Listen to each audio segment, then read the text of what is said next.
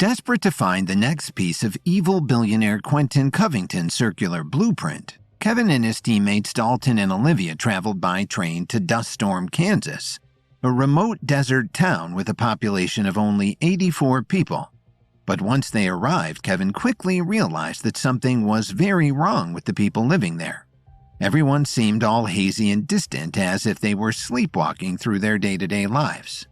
After gathering intelligence from the local mailman, Kevin and his team decided they would have to hike 20 miles to a small barren ranch in the hope of finally getting some answers as to what was actually happening in the town of Dust Storm. The relentless Kansas sun scorched the vast, arid landscape as Kevin, Dalton, and Olivia trudged through the dusty trails on their way to the barren ranch.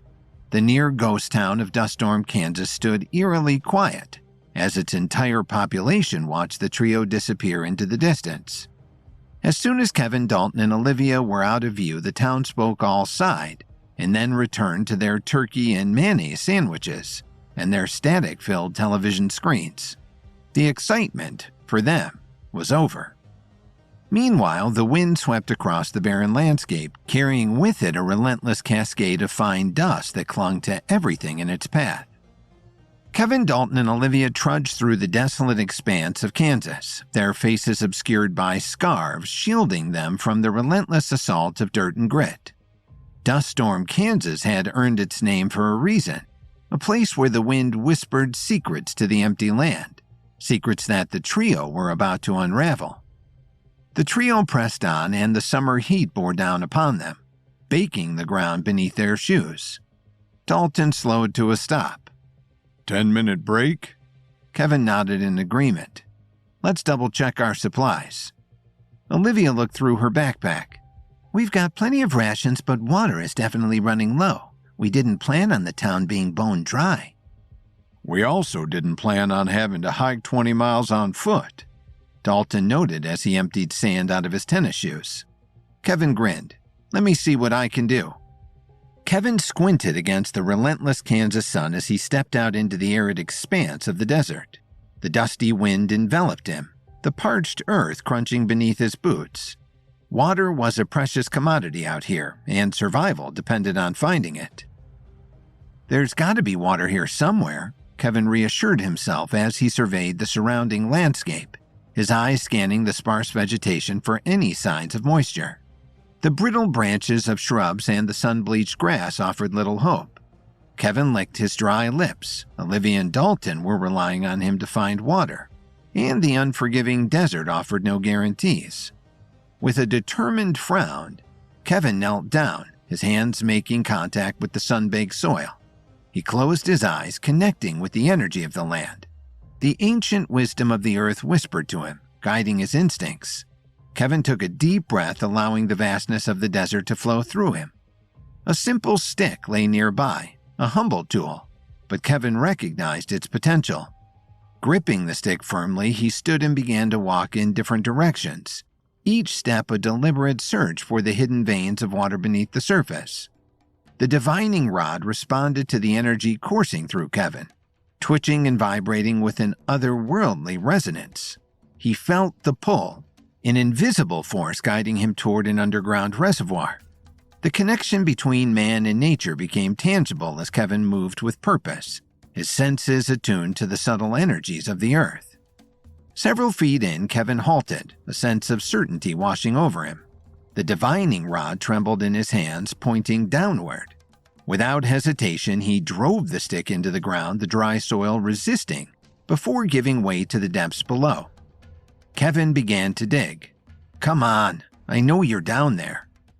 Time seemed to stretch into eternity as he labored against the unyielding ground. Just when doubt threatened to creep in, a gush of water erupted, breaking through the surface like a gift from the desert itself. A triumphant smile spread across Kevin's face as he cupped his hands beneath the flowing water. The cool liquid was a balm to his dry throat, a true victory in the battle against the harsh elements. With newfound strength, he filled his canteen. Kevin made his way back over to Olivia and Dalton, his figure outlined against the backdrop of the relentless desert. He held out his soaked canteen. Fresh water, Kevin announced. Olivia and Dalton's eyes widened in disbelief and gratitude as they eagerly accepted the liquid. Amazing, Olivia announced. We can always count on you, Kevin, Dalton noted. I found an underground spring, Kevin offered. We can fill all our canteens, then keep moving. The sun will start to set soon. As the trio ventured further into the barren nothingness, they encountered a new threat. Rattlesnakes. Dalton pointed forward. The serpents lay coiled in the dusty underbrush, ready to strike.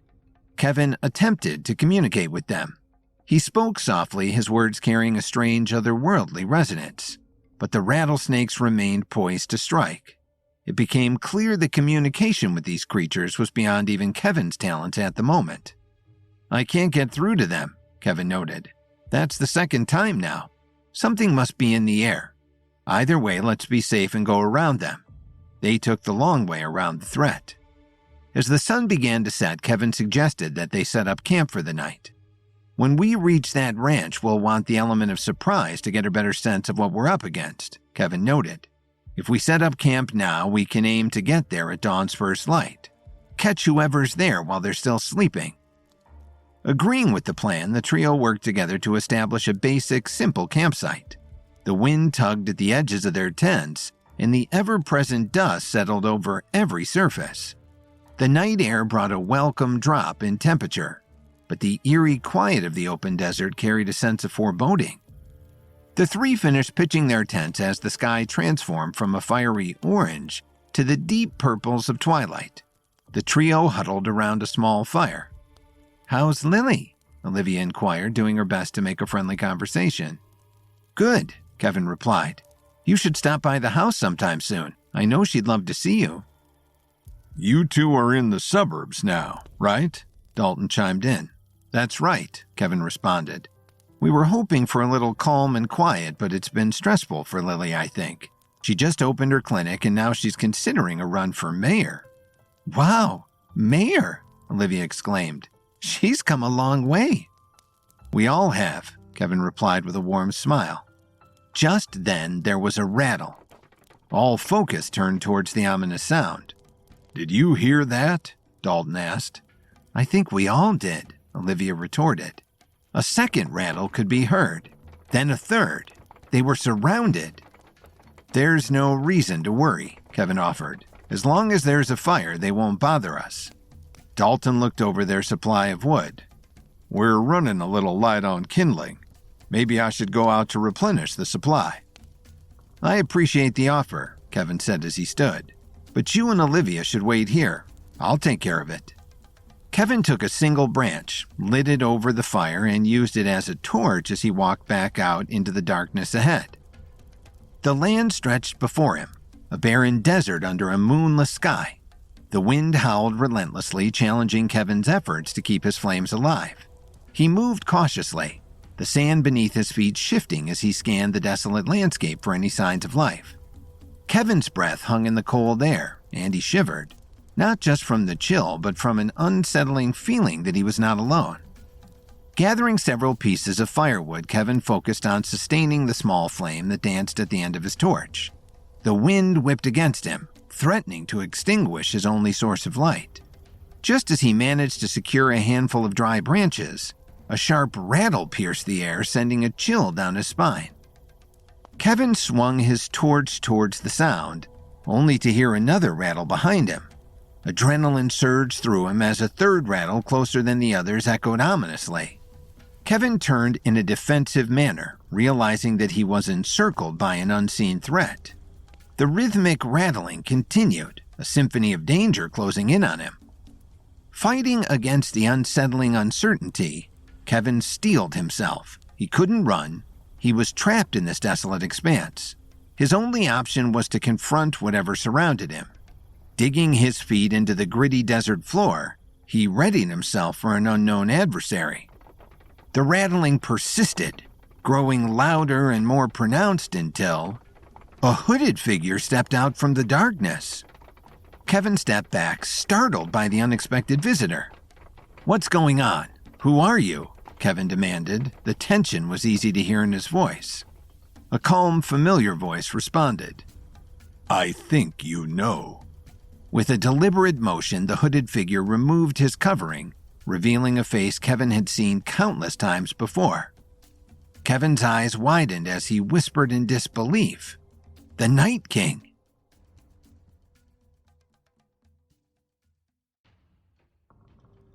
Desperate to find the next piece of evil billionaire Quentin Covington's circular blueprint, Kevin and his team, including good friends Dalton Steele and Olivia Rafferty, traveled by train to Dust Storm, Kansas, a remote desert town with a population of only 84. But once they arrived, Kevin quickly realized that something was very wrong with the people living there. Everyone seemed hazy and distant, as if they were sleepwalking through their day-to-day lives. After gathering intelligence from the local postman, Kevin and his team decided to hike 20 miles to a barren ranch in hopes of finally getting some answers. But as night fell, Kevin found himself visited by a familiar friend. The relentless wind seemed to calm in the presence of the Night King. The air was thick with an otherworldly tension, and the wilderness seemed to hold its breath in anticipation. Kevin held his makeshift torch, the only source of light that could be seen for miles by himself, and surely by the snakes and coyotes and spiders that were on the flatlands at night. "What are you doing here?" Kevin asked plainly. I told you, Kevin, the Night King spoke, his voice carrying a weight of ages. You were to ascend to the upper realm. I warned you of the consequences if you failed to heed my words and make your quest enter there your priority. Kevin, undeterred, stood his ground. "You must help me. I've been unlocking the secrets of the portal and piecing together the puzzle of the upper realm. The clues led me to Van Gogh's painting, The Starry Night, and within it I discovered a set of coordinates. What do they have to do with the upper realm?" The Night King's eyes, deep and ancient and wise, bore into Kevin's soul. Van Gogh unlocked secrets too, and what he found was beyond mortal comprehension. The coordinates you discovered are an invitation, a key that unlocks a door. But you tread on dangerous ground, Kevin. The balance between realms is fragile, and your actions have consequences. As if on cue, a gust of wind swept through the barren expanse, carrying with it a haunting whisper that seemed to echo through the void. Your journey is far from over, the Night King said in a voice so light that it almost betrayed the importance of his words. Kevin considered this. The Night King stepped closer. The upper realm is a tapestry woven with the threads of cosmic energies. Van Gogh was offered a glimpse into that cosmic design. Kevin's mind raced with questions, his curiosity mingling with a growing sense of concern. The Night King, sensing his inner turmoil, turned to him with a somber expression. The upper realm is not to be trifled with, Kevin. It is a place where the laws of physics and the boundaries of existence are fluid. Your journey has consequences not just for you, but for the very fabric of your reality. You must decide to step into the unknown or to turn back. Kevin's thoughts drifted to Beatrice, the crazed woman in the assisted living facility who had attempted to kill Kevin, a man who would have been known to her as a friend had she not been mentally distorted by the upper realm. Her wild eyes and erratic behavior were etched in his memory. She had been a believer, a seeker of the supposed utopia promised by the upper realm. Yet something had gone terribly wrong, and the very fabric of her sanity unraveled in its pursuit. The upper realm, once a beacon of hope and enlightenment, was now shrouded in uncertainty. "What happened to Beatrice?" Kevin inquired, his breath mingling with the wisps of smoke from the fire. "I went to see her, to seek her advice about the upper realm. She was broken, her mind warped. We fought. She said that she couldn't let me go to the upper realm. She couldn't let anyone suffer the way she had suffered. What does that mean?" Everyone's journey is different, and there are no guarantees.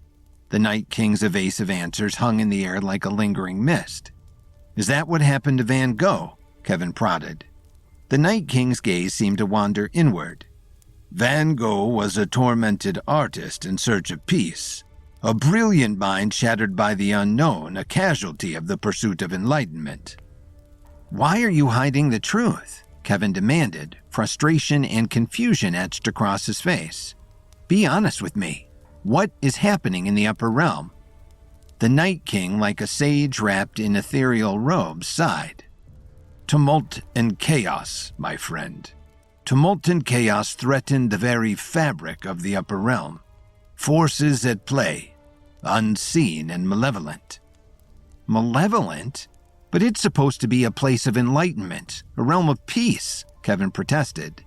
Peace, like light, can cast shadows, the Night King replied cryptically. The pursuit of enlightenment is not without its risks. The path to the upper realm is fraught with challenges, and not all who embark on the journey emerge unharmed. Kevin's frustration boiled over. What about Beatrice? What about Van Gogh? Are they casualties of this so-called enlightenment? The Night King's gaze remained steady. Casualties? Yes. But also warnings. The journey is perilous, Kevin, but the rewards are great. The key is not to stray from the path. Stray? Beatrice didn't stray, she believed. Van Gogh was a genius, not some lost wanderer. Kevin argued, desperation coloring his voice. The Night King's eyes gleamed with ancient wisdom. Belief, my friend, is a double-edged sword. It can illuminate the path, but it can also blind. The upper realm demands discernment, a clarity of purpose that not all possess. Kevin felt a knot tightening in his stomach. And what about Quentin Covington and the Pinnacle? Are they part of this tumult? A solemn nod from the Night King. Covington seeks power, not enlightenment. The Pinnacle is a distortion, a perversion of the true purpose of the upper realm. You, Kevin, must reach it to stand a chance against the impending darkness. The weight of responsibility settled on Kevin's shoulders like an oppressive cloak. Why me? What makes me so special? Destiny, my friend, is often a mysterious tapestry. Your journey is intertwined with forces greater than yourself. The risks are worth the rewards, and you are the linchpin that can tip the scales in favor of light. The Night King explained, his words resonating with a cosmic significance. Is that all you have for me? Riddles and half sentences? Kevin protested. Lily, the Night King whispered. What about Lily? Kevin probed. She seeks power for the purpose of light, but the source of that light should not be trusted, the Night King offered. A sudden realization struck Kevin, a bolt of clarity amidst the confusion. Seeks power? Are you talking about Lily running for mayor? The Night King's eyes flickered with an unspoken truth. Perception is a fragile illusion. The path you tread is fraught with shadows, and not all allies wear virtuous masks. A cold shiver ran down Kevin's spine. What do you mean? Is Lily in danger? The Night King's response was a cryptic smile. The tapestry unravels, Kevin. Trust your instincts and tread carefully. With that, the Night King faded into the shadows, leaving Kevin alone with his thoughts. The wind howled back to life, extinguishing the flame of Kevin's makeshift torch. Perfect, Kevin sighed. The sudden darkness enveloped Kevin like a shroud. He stumbled through the uneven terrain, heading back to the campsite that now seemed more foreboding than ever. His mind echoed with the ominous words of the Night King. Kevin's thoughts raced, attempting to unravel the enigma of the upper realm. And what about Lily? The stakes now seemed higher than Kevin could have ever imagined.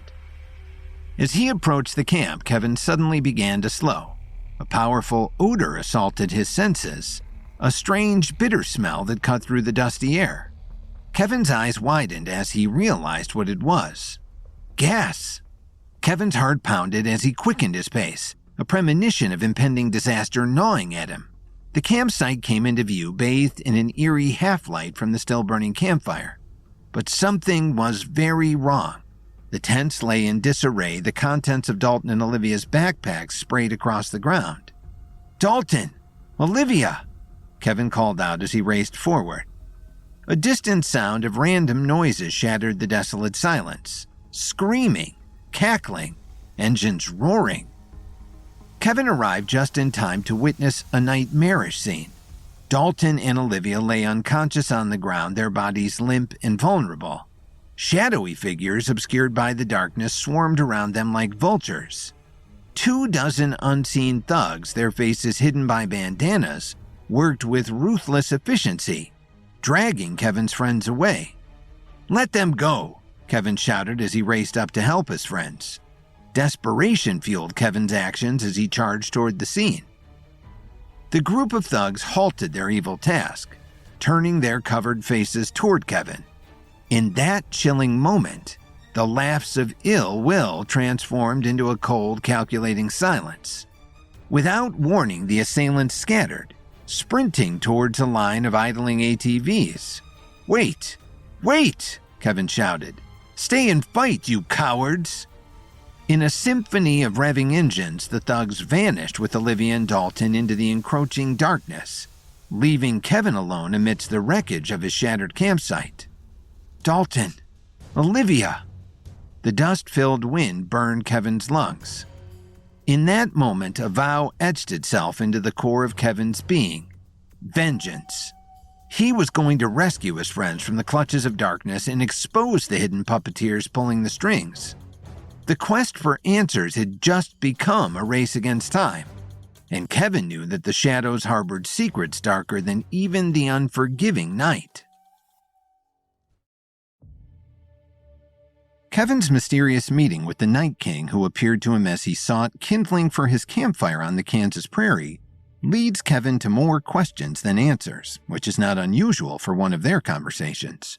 As Kevin thought about his mentor's words and wondered when he would see the Night King again, he returned to his campsite just as a group of mysterious masked invaders took Dalton and Olivia hostage and drove them away from Kevin's grasp on a fleet of ATVs. Kevin scanned the ravaged campsite, his eyes narrowing with fury.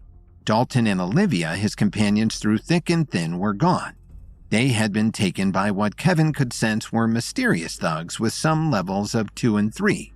While Kevin was off speaking with the Night King. The smoldering embers of the fading campfire revealed multiple ATV tracks leading away from the camp and into the unknown beyond. Kevin's heart pounded in his chest as he realized the urgency of the situation. The trail was fresh, the tracks still warm, and he knew time was of the essence. He couldn't afford to lose a moment, not when the safety of his friends hung in the balance. Gritting his teeth, Kevin made a decision. "I can't track them on foot," Kevin noted to himself. "They're on ATVs and they've got a head start." Kevin's gaze turned to the nearby wilderness. He had an idea.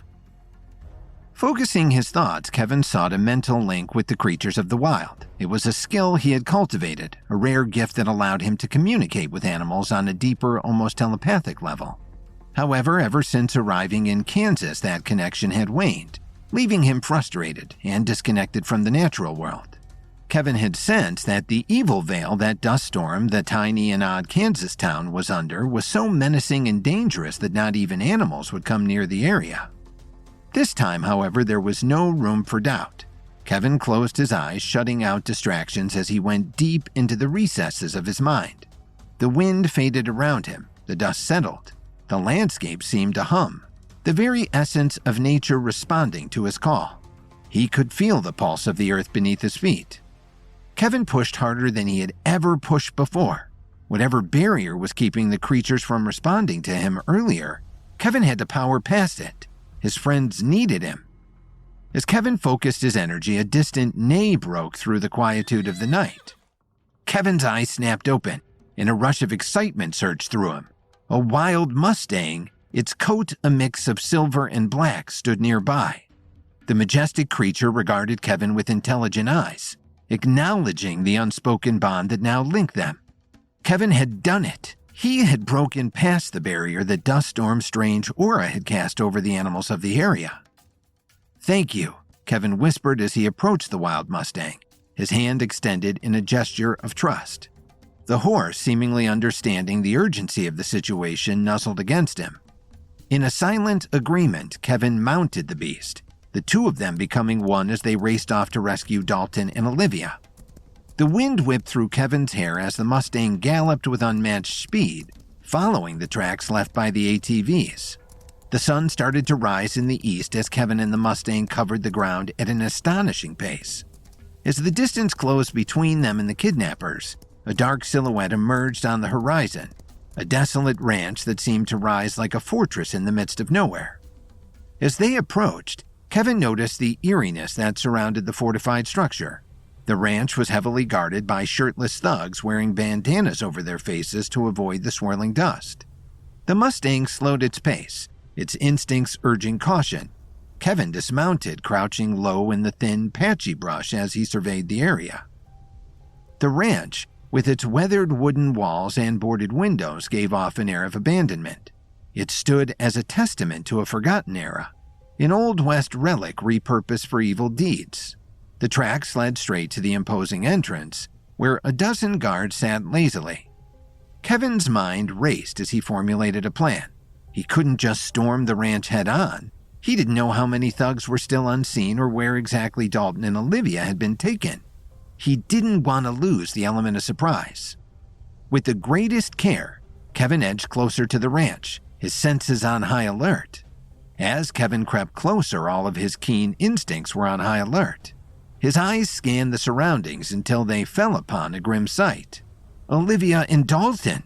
They were caged and shackled, their eyes vacant, lost in a disturbing trance. It was a chilling picture of danger, but one Kevin knew he could overcome. But he also knew he had to figure out the answers to how and why, while also freeing his allies. Confusion knitted Kevin's brow as he observed his friends. What's going on? He wondered aloud to himself. Why aren't they trying to free themselves? Kevin watched as one of the thugs reached his hand into the cage and offered Olivia and Dalton something. It was clearly a turkey sandwich with mayo. "Eat the sandwich," the thug cackled.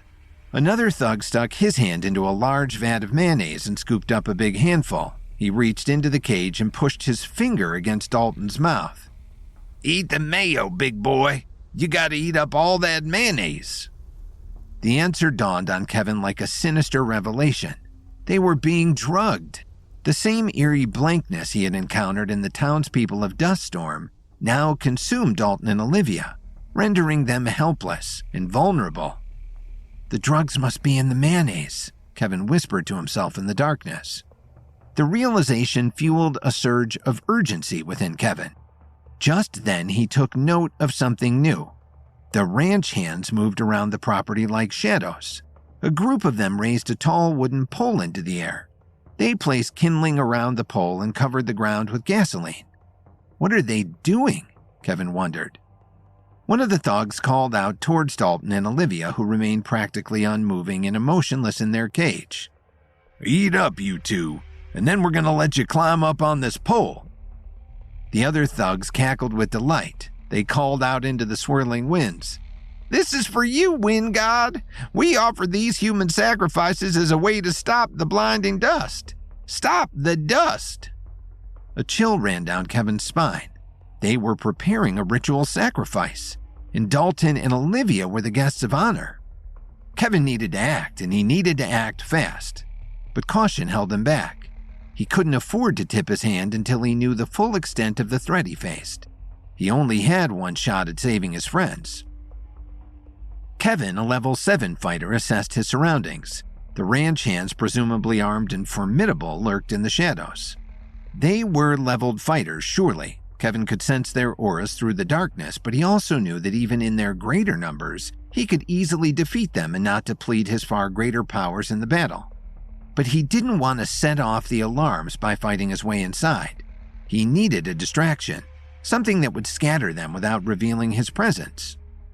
An idea sparked in his mind, and with the skill of a seasoned wizard, he swiftly gathered herbs and elements from the environment.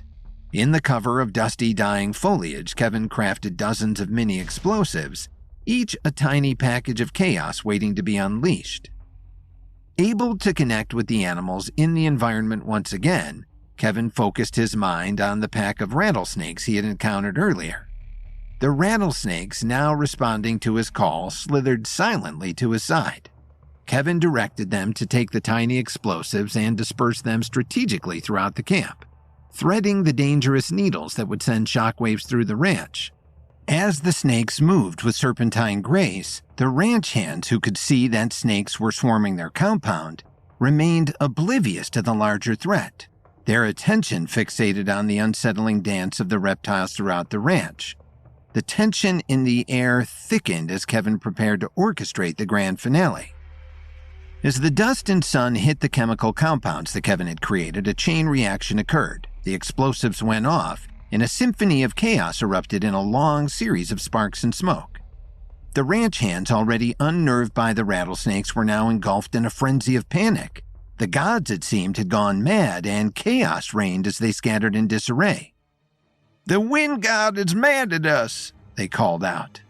Taking the opportunity, Kevin moved like a phantom through the confusion, avoiding the chaos he had created. The Mustang followed his lead, its hooves barely making a sound as they approached the cages where Olivia and Dalton were held captive. As Kevin neared his friends, he jumped off the Mustang and proceeded forward on foot. He was just about to reach the cage when he stopped dead in his tracks. A figure emerged from inside the ranch. It was a grotesquely large man wearing no shirt or shoes. His face was covered in blood, and his eyes were wide with madness. "What are you so afraid of?" the man shouted at the thugs as they scattered. "Why do you run? Is this not fun for you? Do you not all love to play and dance?" Painted in blood, the man's face served as a clear canvas of insanity. "Who is that?" Kevin whispered to himself. "His name's Billy the Kid." Kevin turned as a young boy stepped into view. "He's in charge here. He's killed so many of my friends, and if you don't follow me, he'll kill you too." Kevin uses his connections with animals to call upon a wild Mustang whom he rode toward the barren ranch where Kevin sees that Dalton and Olivia have been drugged and imprisoned, and Kevin suspects are about to become sacrifices in some crazed ritual. He beckons rattlesnakes, who help him to plant explosives throughout the ranch so he can save his friends. But before he can, a wild-eyed man, Billy the Kid, emerges, and Kevin is warned by a boy on the scene to run before he loses his life to this insane man. The small, wiry youngster led Kevin away from the chaotic scene at the ranch. Following the boy, Kevin descended into the depths of a previously unseen hatch, entering a bunker that defied all expectations. Rows of towering vats filled with a swirling sea of mayonnaise greeted them, the air thick with the pungent scent of the oily condiment.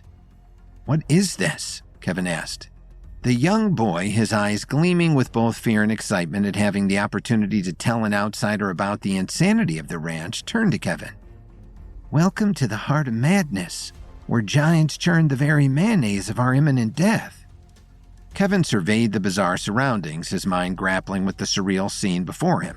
The vats, each rotating with a hypnotic rhythm, made no sense. "My name's Sparrow," the boy said, his voice a whisper in the cavernous bunker. "I used to be one of them, but not anymore. I've gone rogue." "Rogue to what?" Kevin asked curiously.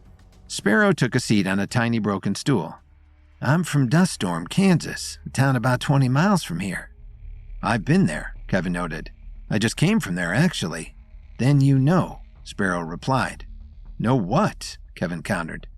"How crazy it's all become." Sparrow stated matter-of-factly. Kevin considered what the young man was saying. Something was very wrong with the people of Duststorm. Kevin had put the pieces together and assumed they were being drugged.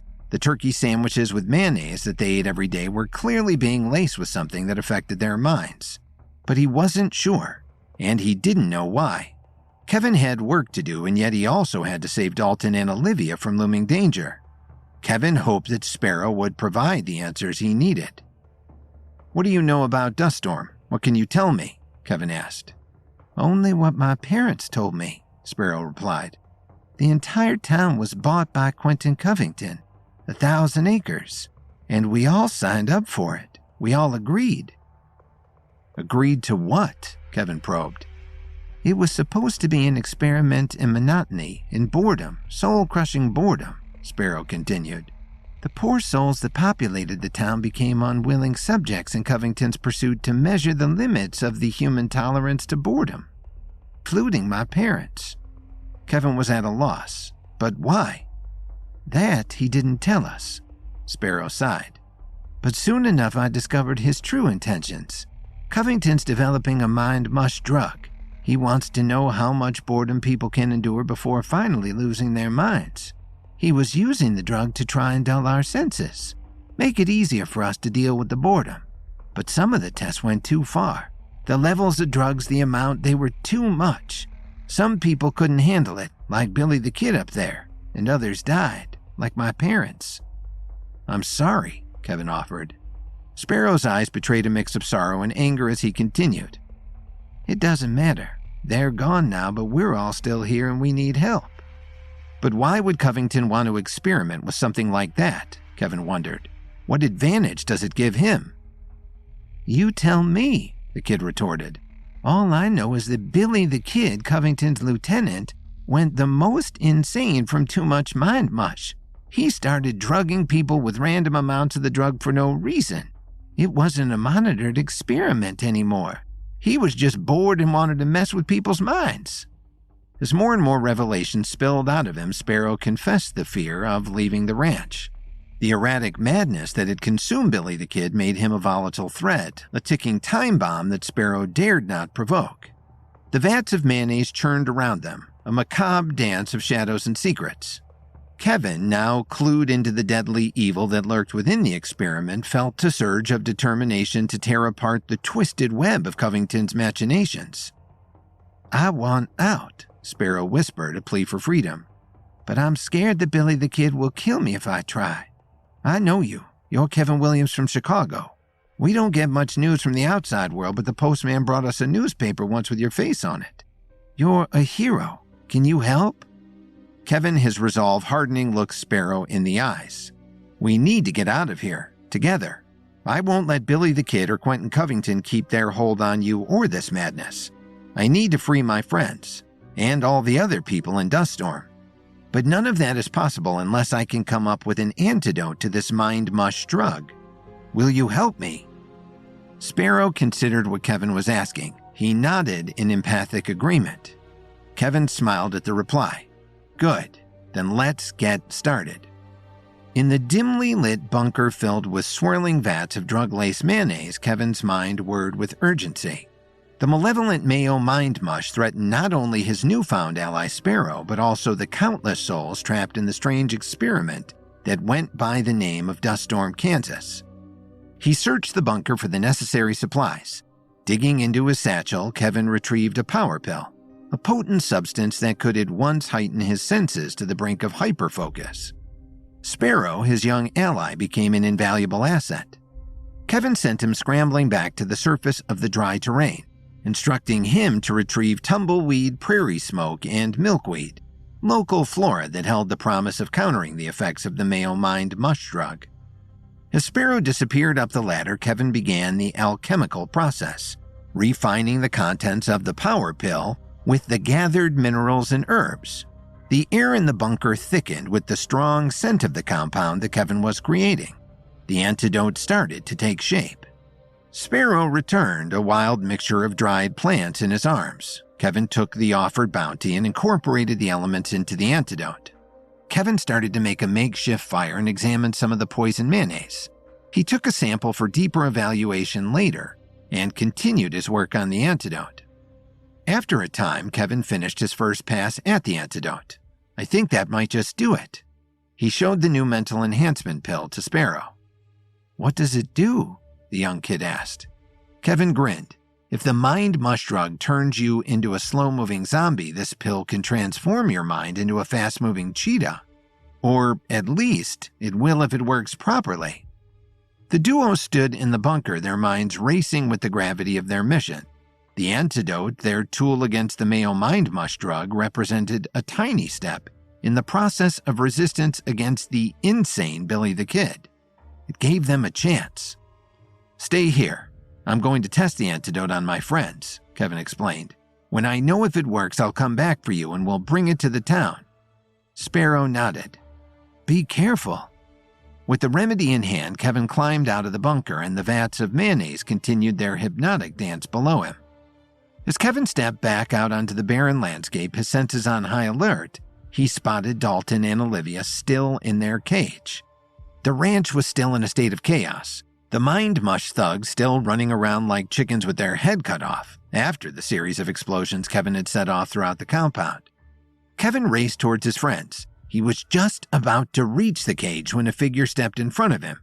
It was a man, his face covered in blood, his eyes wide with madness. "Kevin Williams," the man shouted. Masked in blood, the man's face served as a grotesque canvas of insanity. "I'm so glad we finally get a chance to meet."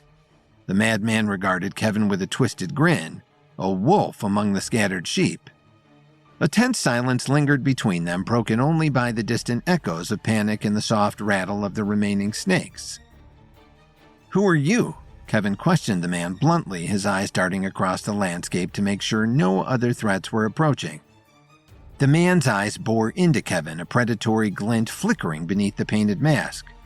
"They call me Billy the Kid, and if you want to leave here with your friends, you'll have to join me in my personal quarters first."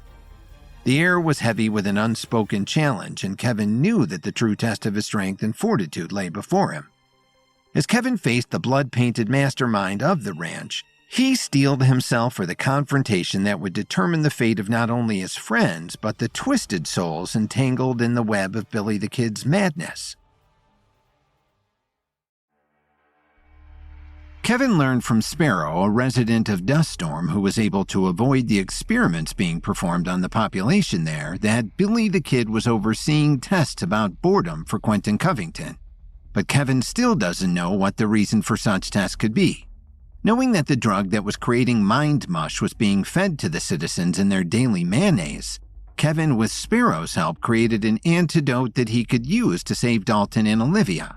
But soon he was confronted by none other than the insane Billy the Kid. The tension hung thick in the air as Kevin and Billy the Kid faced each other amidst the chaos of the barren, dusty ranch.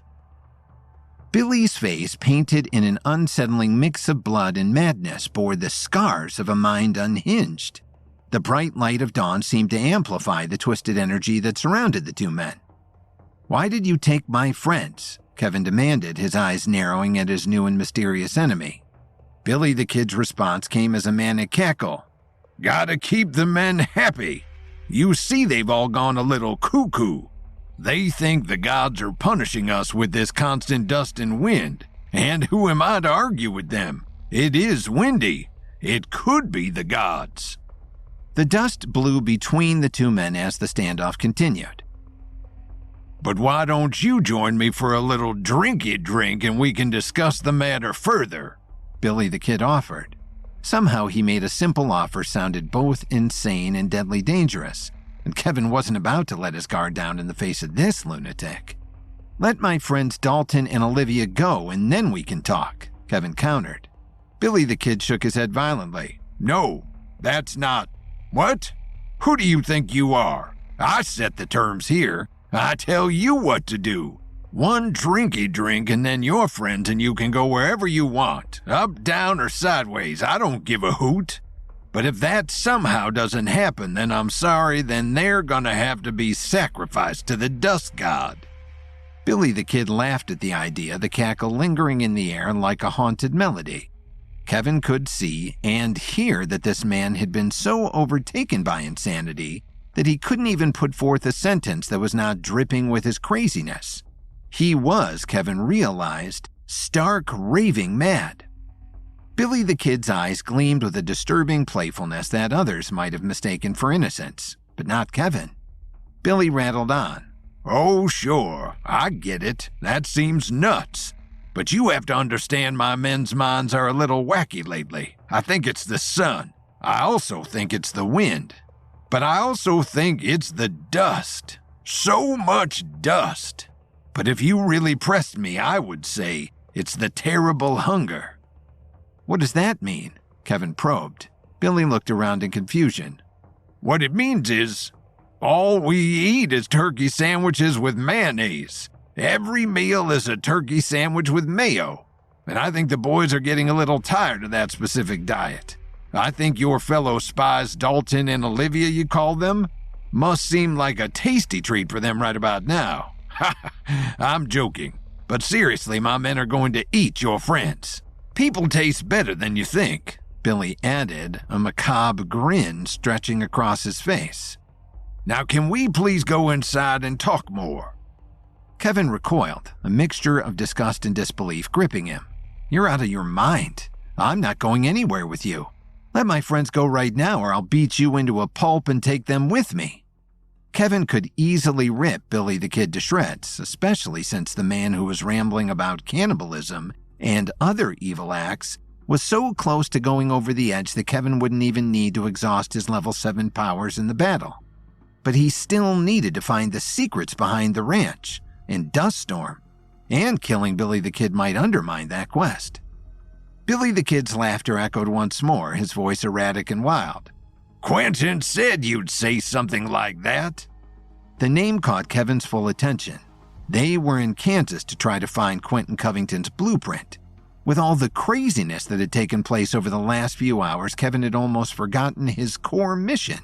But Billy's mention of the evil billionaire was a strong reminder that, as Kevin suspected, Quentin was behind the insanity and the mind mush and the strange events of the ranch and all that he'd seen in the Kansas plains. "What do you know about Quentin Covington? Where's the blueprint?" Kevin probed.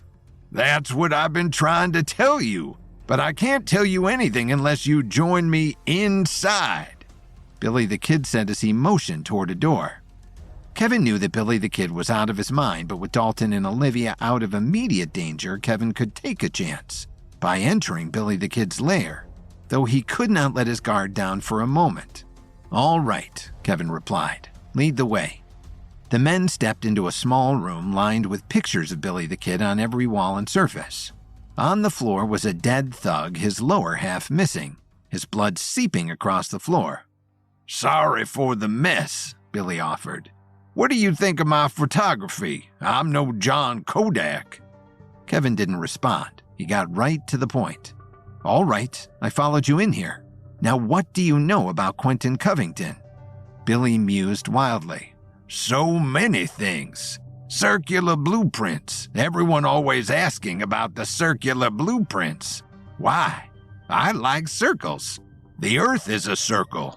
A world that goes round and round just like this ranch." Billy the Kid jogged in a circle as Kevin continued to just stand and stare at this lunatic who was about to tip over into murderous insanity. "He wants power," Billy the Kid cried. "So much power. But what are we supposed to do? He needs to learn how to communicate. Line of sight, he says. Line of sight." Amid the ramblings, Kevin's ears perked up at the mention of the line of sight, the term familiar to astronauts struggling to communicate across the curvature of the Earth. "Wait, why did you say that? Why do you care about line of sight communication?" Kevin asked. Billy the Kid's eyes flickered with a strange lucidity, as if a moment of clarity pierced the madness that enveloped him. "Quentin Covington is up to something beyond the horizon. Line of sight is a problem, you know. Gotta bounce all those genius ideas off something, like a satellite." Kevin's mind raced to connect the dots. Was Billy mad, or was he accidentally leaking something of great importance? What did line of sight communication have to do with Quentin Covington's master plan? Billy the Kid's demeanor suddenly shifted, like a switch had been flipped. He calmed and looked right at Kevin. "Quentin knew you were coming." "What?" Kevin responded. "How?" Billy's voice, now steady and composed, cut through the tension. "You had 4 of the pieces of his blueprint. He knew you'd figure out that the 5th was here. So he told me to wait and set a trap. And when I saw you, he told me to kill you." Kevin suddenly became tense. What had he walked himself into? "But I didn't agree," Billy continued. "I went rogue. Me and my men were sick of listening to him, so we broke away from the town and came here." Kevin eyed Billy suspiciously. "But we don't have to fight," Billy continued. "We could join forces. You can fight. I know all of Covington's secrets. Together we can bring him down to Earth." Kevin, intrigued by the possibility of an alliance against the greater evil, considered Billy's proposal. A fragile trust hung between them, but the lingering doubt ate away at Kevin's instincts. Billy the Kid, with a disarming charm, suggested breaking bread as a symbolic gesture of their newfound alliance. He turned and revealed a massive platter of turkey sandwiches with mayo. Kevin suddenly realized what Billy was plotting.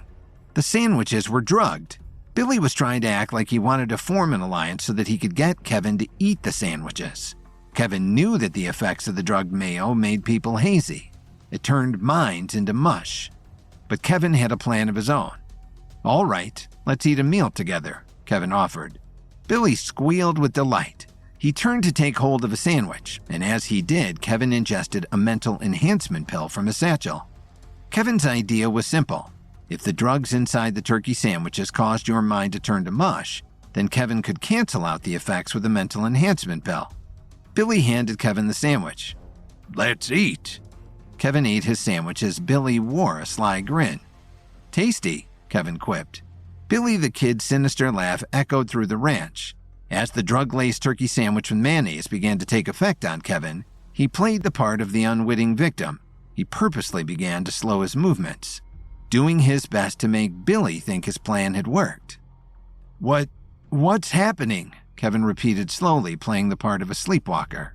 But instead of giving in to the haze, Kevin experienced the opposite, a surge of mental clarity and heightened awareness. Billy the Kid, unaware of Kevin's deception, was observing Kevin with great satisfaction. "You fool! I tricked you! I turned your mind into a dust cloud, and now no one can stop me." As the crazed ranch leader reveled in his perceived victory, an actual wave of panic surged through Kevin. His mental enhancement pill was working, but with unexpected potency. Hyper-focused and mentally heightened, Kevin felt his mind surging with newfound capabilities. It was a double-edged sword, a power that threatened to spiral out of control. The ranch seemed to warp around him as Kevin grappled with his amplified senses. He could hear the distant rustle of wind and feel the rhythm of the Mustang's heartbeat from yards away.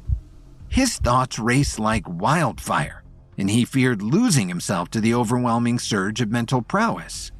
Kevin was in trouble, and now Billy the Kid was starting to attack. Kevin prepared for his visit to Billy the Kid's rooms by swilling one of his newly created mental enhancement pills, which he knew would help him to counteract the brain mush that would overtake him if he ate the turkey sandwiches made with the drug-laced mayonnaise. But Kevin, who was learning bits and pieces of Quentin's crazed plot to grab more power, realized that the mental enhancement pills were working almost too well, as his thoughts became vivid and uncontrollable. A confrontation was unfolding in the cramped personal quarters of Billy the Kid. Billy fought like a man possessed, his style erratic and deadly. Each swing seemed to defy reason, a reflection of the madness that had consumed him. "You want answers?" Billy the Kid taunted Kevin. "Ha! All you'll leave here with is grief." Billy fought with the ferocity of a wounded animal, his style erratic and deadly. He lunged and struck with unpredictable movements, keeping Kevin on the defensive. Kevin was a level 7 fighter, but he was experiencing unexpected side effects from the mind mush antidote he had taken. Kevin found his mental prowess heightened to the extreme. He struggled to control the surge within his own mind to focus and fight. Billy the Kid, not fully understanding why, but sensing the weakness in Kevin, exploited his advantage.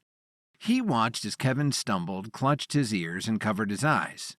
It was obvious that something was wrong with Kevin's senses, and Billy the Kid was going to exploit that rare event in Kevin's powerful life. Billy ran over to his emergency bag and pulled out a foghorn. He blared the horn. The sound, which would have been a jolt for anyone even when not experiencing a physical crisis, was completely overwhelming to Kevin with his new heightened senses. His ears started to bleed. Billy punched at Kevin. He kicked and clawed as Kevin did his best to settle himself. "Look at you," Billy shouted. "You can't handle this. You can't handle any of this. You can't handle me." Billy the Kid ran over to a pile of plastic bags and lit them on fire. The burning plastic gave off a strong, sour odor, and Kevin again had a hard time pushing through the smell. Overwhelmed by the assault on his senses, Kevin staggered by the horrible mixture of sounds and the scent of burning plastic disorienting him. Billy seized the opportunity, lunging with renewed rage and vigor. "Let me make you an offer you can't refuse!" Billy screamed as he kicked Kevin in the face over and over again. As Kevin fell to the floor, he realized he needed to regain control if he had any chance of winning this fight. His mental prowess, once a well-controlled force, now threatened to consume him. His eyes focused on the tray of drugged turkey sandwiches Billy the Kid had offered Kevin earlier. Kevin ran over and quickly chowed down on the sandwiches. "Someone's hungry!" Billy cried out as he cackled with delight. Kevin felt the surge of mental power inside him start to grow weaker. The chaos subsided, and Kevin turned to Billy with renewed focus. The extra amount of the drug-laced mayonnaise counteracted the mental enhancement pill in Kevin that was working in overdrive. He came back to a solid point, where Kevin's skills would once again be in perfect balance. "Okay, now, let's do this," Kevin yelled at his enemy. Billy lunged forward. Kevin dodged with a swift sidestep. His skill returning, Kevin tapped into his level 7 fighting ability with newfound control. Though the Night King had warned him not to deplete all of his powers before he learned how to use them to their best advantage, through his entry into the upper realm, Kevin knew that Billy the Kid had, for the moment, the advantage. Kevin was going to have to use every skill in his arsenal to beat him. Billy the Kid picked up the silver sandwich tray and tried to smash Kevin in the face with it. Kevin retaliated with a quick jab to the throat. Billy sneered, his eyes gleaming with madness. He ran at Kevin as Kevin centered his energy and kicked him in the chest, blasting him back through the wooden wall.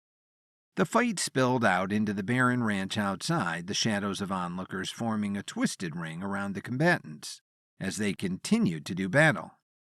Billy the Kid, desperate to maintain control, pulled a rusted metal fence pole from the ground and swung at Kevin wildly. Kevin dodged, then dodged again, and in a moment of reflex seized Billy's pole, turning the tables on his assailant, and thrust it into Billy's heart. The madman's eyes widened in a grotesque revelation as the life drained from him. "The mayo! It was the mayonnaise!" Billy the Kid's eyes turned black. He was gone. The ranch thugs who had once cheered for their oppressor now surrounded Billy's lifeless form, unsure of how to feel. "Ah!" The onlookers suddenly transformed into a frenzied mob. They hoisted Billy's body into the air and carried it around the ranch as they cried out like wild animals. A twisted celebration erupted. The oppressor was now the victim, and they dragged Billy the Kid's lifeless form to the sacrificial pole they had raised for Kevin and his friends earlier. They mounted their former leader, a grotesque tribute to the chaos that had enveloped them. With Billy the Kid defeated, Kevin wasted no time. He rushed over to the cage where Olivia and Dalton were held captive. He used his strength to rip open the door and looked over his friends. Their eyes were distant, their minds fogged by the drugs that Billy had administered. The ritual outside, conducted by the remaining thugs, cast ominous shadows across the ranch. They raised Billy the Kid up into the air on a massive wooden pole and then lit the pole on fire, crying out to the god of wind and dust. "Take our sacrifice," they cried. "No more dust. End the dust." Kevin worked swiftly to free his friends, their eyes glazed and confused. He tipped their heads back and administered the mind mush antidote he'd created, but using only half the strength to avoid overwhelming their recovering minds. "There you go. Nice and easy," Kevin repeated calmly. As the potion took effect, Olivia and Dalton blinked, disoriented, and looked around as if emerging from a horrible nightmare. "What? Where are we?" Olivia murmured, rubbing her temples as if trying to dispel the lingering haze. Dalton, still groggy, echoed her confusion. "Last thing I remember, we were setting up camp in the woods. How did we end up here?" "You were drugged and taken to the ranch," Kevin offered. Kevin explained all the sinister events that had unfolded, the kidnapping, the ranch, and the twisted experiment orchestrated by Quentin Covington. The revelation left Olivia and Dalton stunned, their minds coping with the surreal reality that had nearly taken their lives. "All those poor people," Olivia noted. "We are those poor people," Dalton added. As they absorbed the gravity of the situation, the ranch thugs intensified their wild screaming, terrified that they hadn't satisfied the evil spirits around them. "What is happening with them?" Olivia asked. "Should we fight?" Dalton inquired. Kevin understood that their immediate concern was to find the next piece of the blueprint, a puzzle piece crucial to unraveling the web of shadows. "No," Kevin offered. "That's not why we're here. They're distracted at the moment, so let's use that time the best way we can. Covington's fifth piece of the blueprint. It's got to be here somewhere, and we have to find it." Olivia and Dalton, shaken but resolute, expressed their desire to help. They climbed to their feet as they regained their composure. "Do we have any clues?" Olivia questioned.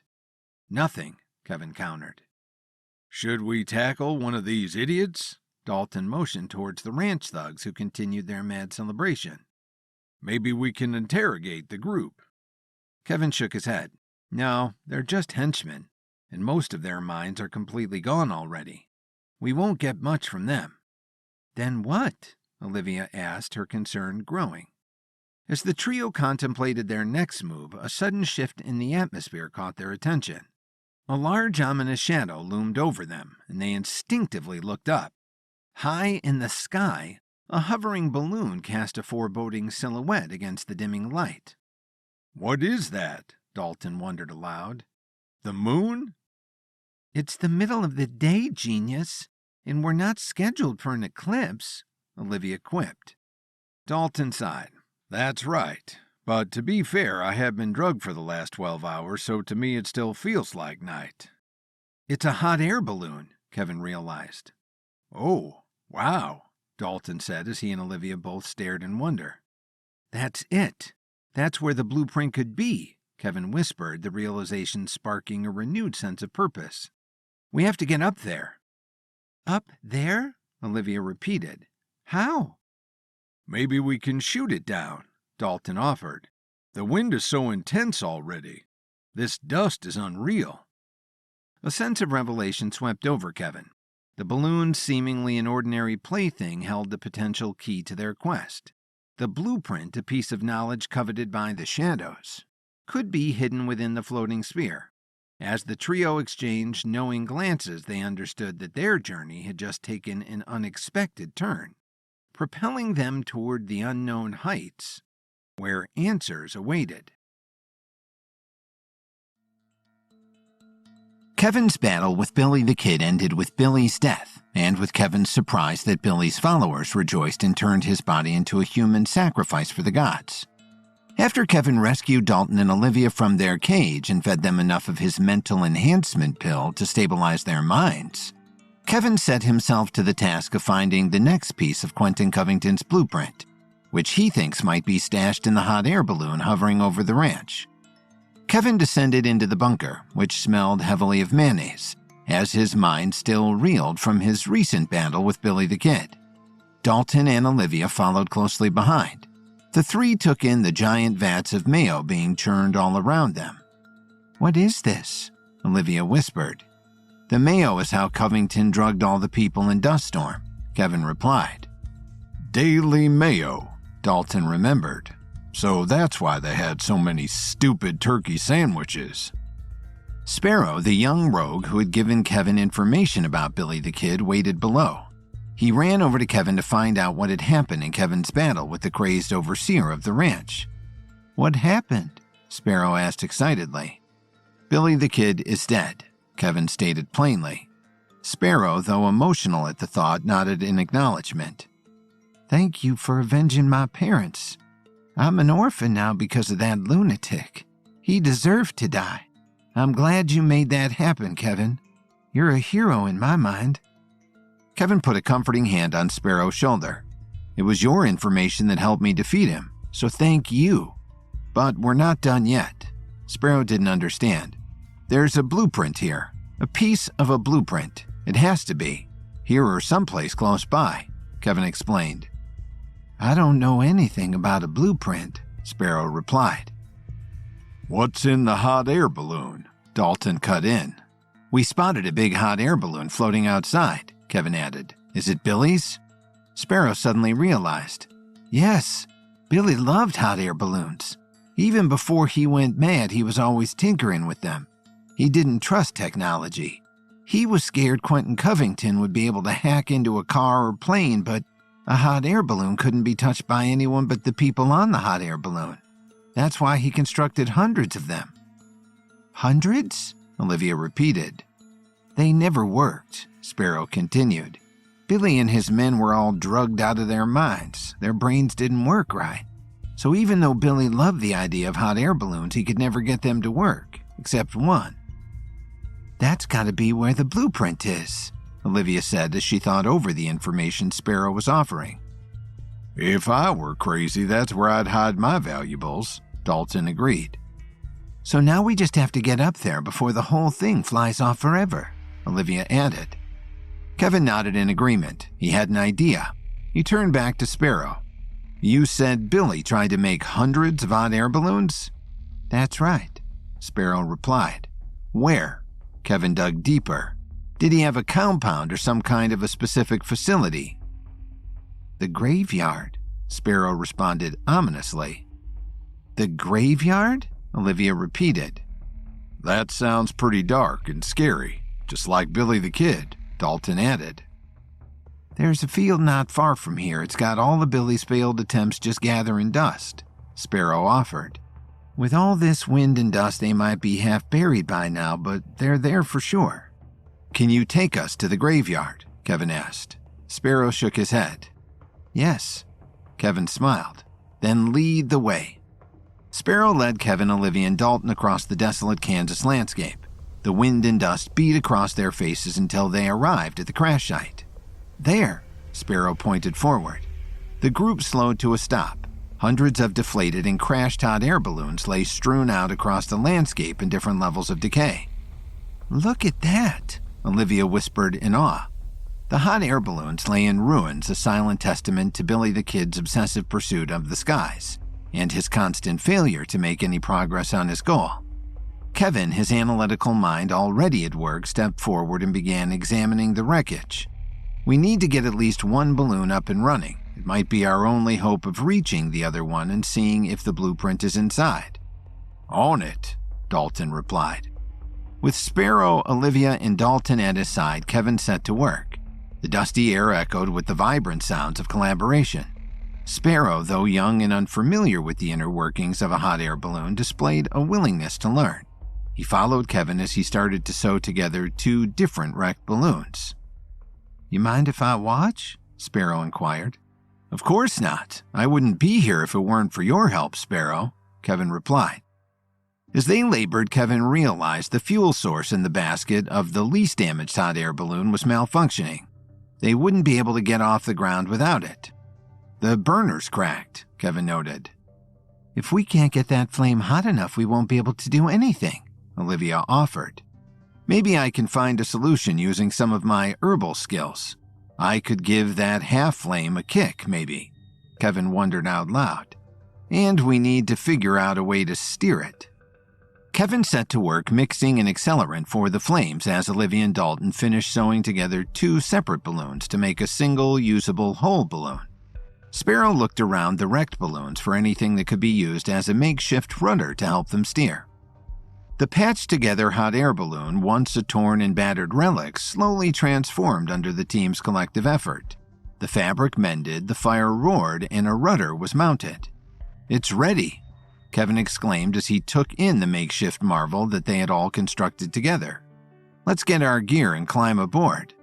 Sparrow turned to Kevin. Can I come too? It might be too dangerous, Kevin replied. And besides, I have a much more important mission for you. A more important mission? Sparrow repeated. That's right, Kevin continued. I need you to go back to the bunker and shut down the vats of mayo. Make sure no one can ever use them to harm anyone ever again. Can you do that? Sparrow's eyes welled with purpose. Absolutely. I won't let you down. Good. Then go, Kevin called out. Sparrow took off running back towards the hidden bunker. Kevin watched him go, happy to give him a sense of purpose in all this madness. Why didn't we just shut down the vats? Dalton inquired. Because the kid needed it more, Kevin replied. I don't get it, Dalton offered. We know you don't, Dalton, Olivia joked.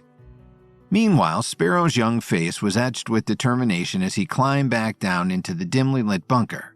The colossal vats of drugged mayonnaise surrounded him.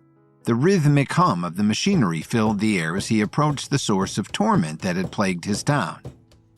As his fingers pulled back on the emergency stop levers, Sparrow's thoughts turned to his family, the ones he had lost, and those still held captive by Quentin Covington's evil schemes, and by Billy the Kid's madness that lingered even after his death. This act of shutting down the vats was a small rebellion, a defiance against the oppressive experiment that had cast its dark veil over Dust Storm, Kansas. But it meant the world to Sparrow. The vats groaned in protest as Sparrow finalized the shutdown. The once swirling mayonnaise gradually stilled, its malevolence dissipating. Whispering softly in the dimly lit space, Sparrow declared, "That's for you, Mom and Dad." His voice carried a weight that belied his youth, as if each word was a step towards reclaiming the dignity stolen by the experiment's veil of evil. With the vats now powered down, a wave of relief washed over Sparrow. The oppressive atmosphere within the bunker gave way to a momentary sanctuary. At the same time, back at the graveyard, Kevin finished filling the newly constructed balloon with hot air. The ship was ready to fly. "Let's do this," Kevin called out. Kevin, Olivia, and Dalton all climbed into the basket. As they boarded the resurrected balloon, Kevin surveyed his crew. They were ready. The whooshing sounds of the air balloon filled the air as they prepared for ascent. "Wait," Dalton called out. "What is that?" He pointed in the distance. They all turned and looked as the sky darkened and a roar echoed through the desert landscape. Kevin's eyes widened in realization. "Tornado!" he shouted, his words barely audible over the growing fury of the wind. The once stiff breeze transformed into a true force of nature, a swirling maelstrom that threatened to engulf them in a powerful twist of wind. "We have to abandon ship," Dalton screamed. "No," Kevin countered. "If we don't do this now, we'll lose the other balloon, maybe forever. We can make it. We just have to stay ahead of that storm." "Agreed," Olivia replied. Dalton hesitated and then gave his partners a thumbs up. Kevin released the anchor and the three lifted into the choppy air. Olivia and Dalton, panic etched across their faces, scrambled to secure themselves within the balloon. Kevin, his mind racing, assessed the situation. The tornado loomed ever closer, a manifestation of the god of wind that Billy the Kid's followers sought to calm. As the tornado approached, its ominous presence casting a shadow over the fragile balloon, Kevin knew they were on the brink of a difficult journey, but they were going to make it. They had to, because whatever scheme Quentin Covington was plotting was surely more dangerous to the fate of the world than a tornado was to Kevin, Dalton, and Olivia. Kevin defeated Billy the Kid and rescued Dalton and Olivia from the effects of Billy's mind-numbing treatments, but Kevin still needed to locate where Billy had hidden Quentin Covington's mysterious blueprint piece. Their informant, Sparrow, told them that Billy had been obsessed with hot air balloons. Kevin was sure that Quentin's blueprint was currently floating several thousand feet above the Kansas prairie in a balloon. Kevin, Dalton, and Olivia patched together their own balloon from the scraps of Billy's other failed balloon missions, knowing they could use it to seek the balloon that holds the blueprint piece. But no sooner did they launch than they were hit by a tornado. Kevin, Dalton, and Olivia clung to the hot air balloon's basket as the tornado whipped them up, around, and into the sky. "Hold on, everybody," Kevin screamed as the ground fell away below them. "I don't think I have a choice," Dalton yelled back. His hands were so tight on the basket that the wicker cracked under his massive fingers. The air turned dark and gray with dust picked up by the twister. Objects flew past them in a dizzying whirl. There were tree branches, loose boards, small pieces of equipment, and even a startled-looking groundhog. Around them, the balloon creaked and groaned. The ropes attaching the basket to the balloon creaked and stretched. They were being pulled in directions they were never meant to travel by forces that they were not designed to withstand. Anything left loose in the basket suddenly became a dangerous missile. Kevin batted away loose tools before they could smack him in the eye. A tangle of ropes broke free from the basket with a terrible crack. The ropes whipped around like a fistful of snakes. Olivia reached for them, hoping to secure the ropes again. She caught them all by their tail ends. The rope snapped around, encircling her throat 3 times and yanking tight. She clutched at the ropes with both hands, desperate to get them free. The ropes knotted themselves into an impossible tangle. "Hang on, Olivia," Kevin yelled. "I'm coming to help you." Kevin lunged across the basket, but before he could reach Olivia, the wind again changed direction. The basket shifted, and Olivia flipped over the side. Kevin caught the tail end of the ropes right before they would have gone out of reach, but then Kevin began to be pulled out of the basket as well. Dalton grabbed Kevin with one arm and held fast to the basket with the other. "Do you think you can pull her in without strangling her to death?" Dalton yelled at Kevin. "I'm going to have to," Kevin yelled back. With Dalton anchoring him, Kevin gave a mighty heave and braced Olivia against the edge of the basket. She clung to it with one hand. With the other, she still tried to free the ropes from around her neck. "Stop moving. I will take care of it," Kevin commanded Olivia. Every instinct in Olivia screamed for her to kick, struggle, and get free from the terrible pressure, cutting off her life by the second. But Kevin's voice was the voice of reason, of trust, of security. Olivia forced her body to be still, trusting in Kevin to save her. Fortunately, Kevin had double secured his herbalist satchel in preparation for the balloon flight before the tornado had begun.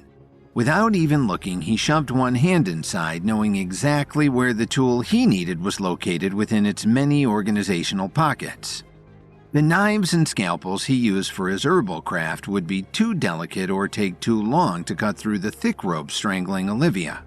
He needed something that was 100% reliable. Something that never lost its edge, something entirely unbreakable. Kevin pulled out a shard of the superglass from Quentin Covington's African refinery. Its edge was razor sharp, and because the glass was unbreakable, it would never get dull. In its own way, the shard was the perfect, if unconventional, tool. The basket shook erratically as the wind picked up. Kevin forced himself to focus. He would only have one shot at this, and he had to be precise down to the millimeter. Too deep a cut and he could open Olivia's jugular. Too shallow and the ropes would strangle the last life out of her. Kevin took a single breath, waited for the wind to drop the tiniest bit, and leaned forward, slashing viciously but with exquisite precision. The ropes fell away from Olivia's throat. Kevin hadn't even nicked her skin.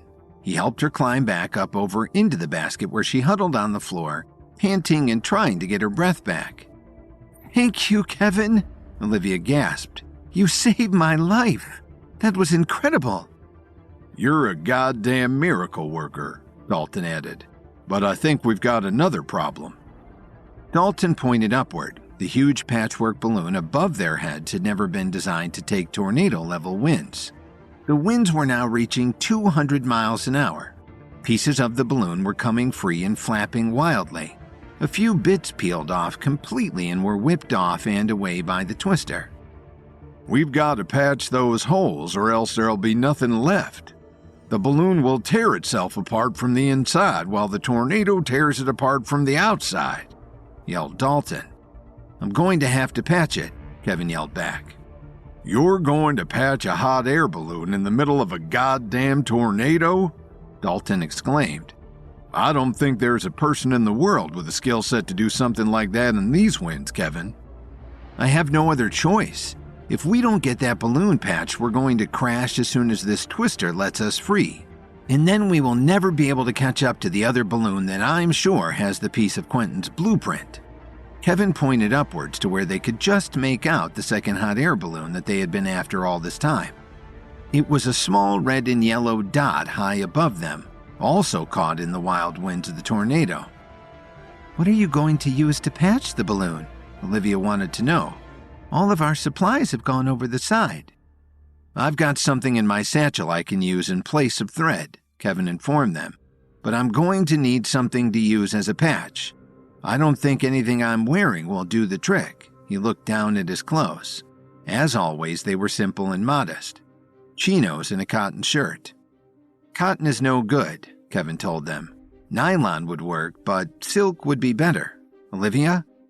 "Don't look at me," Olivia shook her head. "I stopped wearing nylons decades ago." "I can help out," Dalton grumbled. Olivia raised her eyebrows at the big burly man. "You got a secret you want to share with the rest of us, Dalton?" Dalton bit back a growl. "It's my shirt, Miss Smarty Pants. My wife bought it for me, and it's 100% Italian silk." Olivia smiled. Dalton seemed scary and gruff, but he was a big softy when it came to his darling wife Miranda, whom he talked about endlessly. He had nearly lost her once when she ate some poisonous pears while on a camping trip, but Kevin had been there then and he saved her life. Dalton had been forever grateful to Kevin, and though he briefly and wrongly thought that Kevin was working against him, Dalton returned to having undying allegiance to Kevin and faith that he could do just about anything. But climb on top of a hot air balloon in a tornado? Dalton had to believe in his friend. Kevin held on to Dalton while he pulled off his shirt. Kevin tore the shirt into several patches. It was a good thing Dalton was no lightweight. They would need every inch of material to close up the holes. Kevin grabbed onto the ropes connecting the basket to the balloon and began to scale them hand over hand. He reached the first hole. He had the patch, and now he needed something to make sure the patch stayed where Kevin needed it to. He dipped back into his herbal satchel and pulled out another prize from one of Quentin Covington's compounds. This time it was the miracle resin from the ancient Cambodian temple. It was an incredible substance, which created unbreakable yet flexible bonds. Kevin clung to the ropes with his legs, positioned the patch, applied the resin, and dried it using a lighter. If there was ever any doubt of Kevin's virtuosity, it was the simple fact that he was able to keep the lighter lit, even in the middle of a windstorm.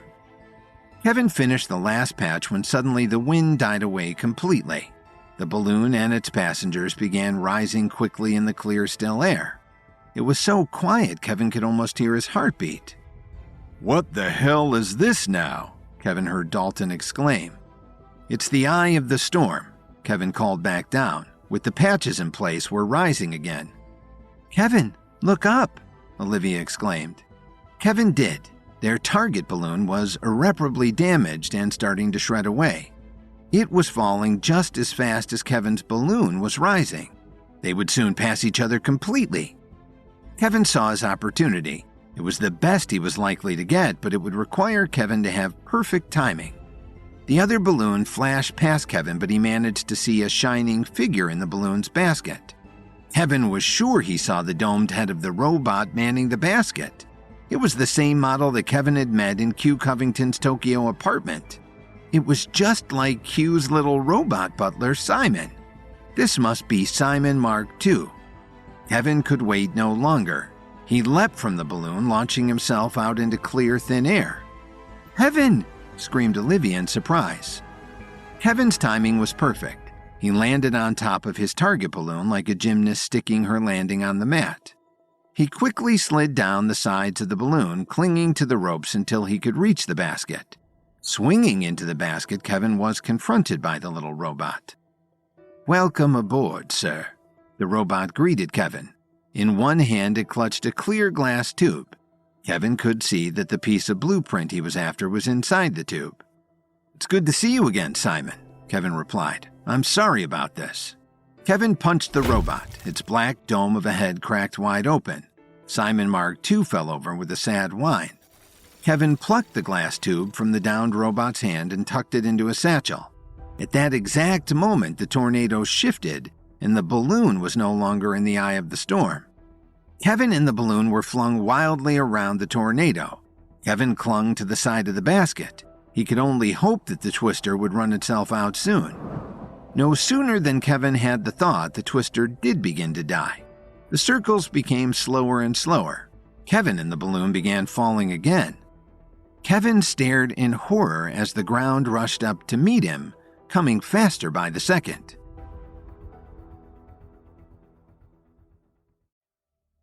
Kevin, Dalton, and Olivia arrived in Dust Storm, Kansas to find the entire town had fallen victim to Billy the Kid's mind-numbing treatments. After defeating Billy the Kid, Kevin, Dalton, and Olivia still needed to obtain the next piece of Quentin Covington's mysterious blueprint, which had been launched in a hot air balloon. Kevin and his team pursued in their own balloon, but a tornado struck both balloons simultaneously. When the first balloon was damaged, Kevin leapt onto it and grabbed the blueprint from its robot guard.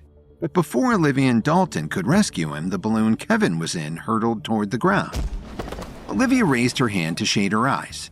The Kansas prairie was flat and featureless under the clear blue skies. It was amazing how the tornado had blown up so suddenly and died out just as quickly, leaving only a path of destruction in its wake. Olivia and Dalton had seen the balloon Kevin was in fly out of the tornado and crash, but it had been several minutes before they could maneuver their own balloon, modified to be more maneuverable by Kevin, out of the twister and safely land. Olivia was sure that the balloon had flown and crashed toward the eastern side of their own balloon, but she and Dalton had been walking for half an hour and they should have seen it by now. Suddenly, Dalton pointed. There, I think I see it. That great big red and yellow balloon is in a pile over there. Olivia and Dalton dashed off to the balloon. It was a tangled heap of red and yellow silk. The basket, along with its robotic inhabitant, lay in a crushed and broken heap a few feet from the balloon itself. There was no sign of Kevin. "Do you think he could have possibly survived this unscathed?" Olivia asked with fear in her voice. The two of them began desperately digging through the massive pile of deflated balloon. "If anybody could survive this, it's Kevin." But Dalton's hands were shaking as he dug faster, throwing swaths of red and yellow silk out of his way. "I don't see him here. Can you find him anywhere?" Olivia knew they had to find Kevin as quickly as possible. He could need emergency medical care. He could even be dead.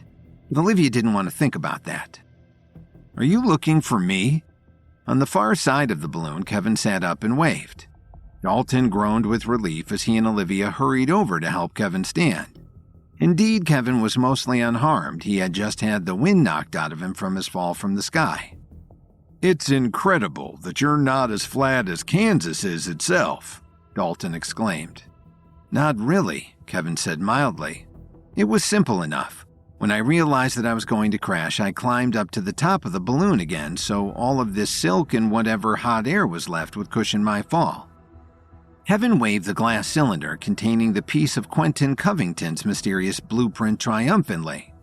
"What's important is that I was able to get a hold of the blueprint before the balloon crashed." Dalton and Olivia shook their heads at each other. Kevin always made things like that sound so simple. He had no idea how truly extraordinary he was, which was part of what made him so great and such a wonderful leader. A rancher had seen the balloon crash from her front porch and came to investigate. She was happy to sell Kevin her old International Harvester pickup truck after Kevin dug around in the bottom of his herbal satchel and found a few loose $100,000 bills. Kevin, Olivia, and Dalton piled into the cab and took off down the road. The rancher turned her attention to the crash balloon and started to make plans to turn it into a tent for her daughter's wedding next month. The rancher wondered if it was too late to switch the wedding colors to ketchup and mustard. In the truck, Olivia checked the time. "With a little luck, we can get back to the town of Dust Storm in time to catch the next train back to Chicago." "We'll make it in time," Kevin agreed, "but we won't have time to catch that train." "Why not?" Dalton wanted to know. "Because all of those poor citizens of Dust Storm are still suffering from the effects of Billy the Kid's experiments with boredom. At best, they've been left with the attention spans of goldfish. I can't leave Kansas until I put things right with them." Dalton and Olivia traded looks. They should have known that Kevin would never leave an area until he had undone all of the evil that people like Billy the Kid and Quentin Covington caused in their greedy quest for money and power. As soon as Kevin pulled into Dust Storm, the citizens poured out of their homes and the shops to stand around the International Harvester truck, oohing and eyeing. "It's a color," one of them exclaimed. "It's a shape," another added with just as much excitement. But as quickly as everyone in town had gathered around the truck, they began to wander off again. "Kevin, How are we going to make sure everybody gets your treatment to undo all of the damage that Billy the Kid did to these people? Asked Dalton. Rounding up these people would be like herding cats. As soon as you got 3 of them together, 2 of them would wander off after a dust mote or a piece of lint. I have a plan, Kevin assured them. In every town there is some place or something that brings people together at least once a day. In some towns that's a central well. In other towns it's a general store or a bar. In Dust Storm, the thing that brings all of the citizens together is simple. It's mayonnaise. Kevin left Dalton and Olivia to make plans so that they could leave on the next train back to Chicago. Fortunately, that train left after the midday meal. That should be just enough time for Kevin to make sure all of the citizens got his miracle cure and turned back into the bright and hardworking people that they had been before Billy the Kid came to the area. Kevin stepped into the kitchen of the town's only cafe.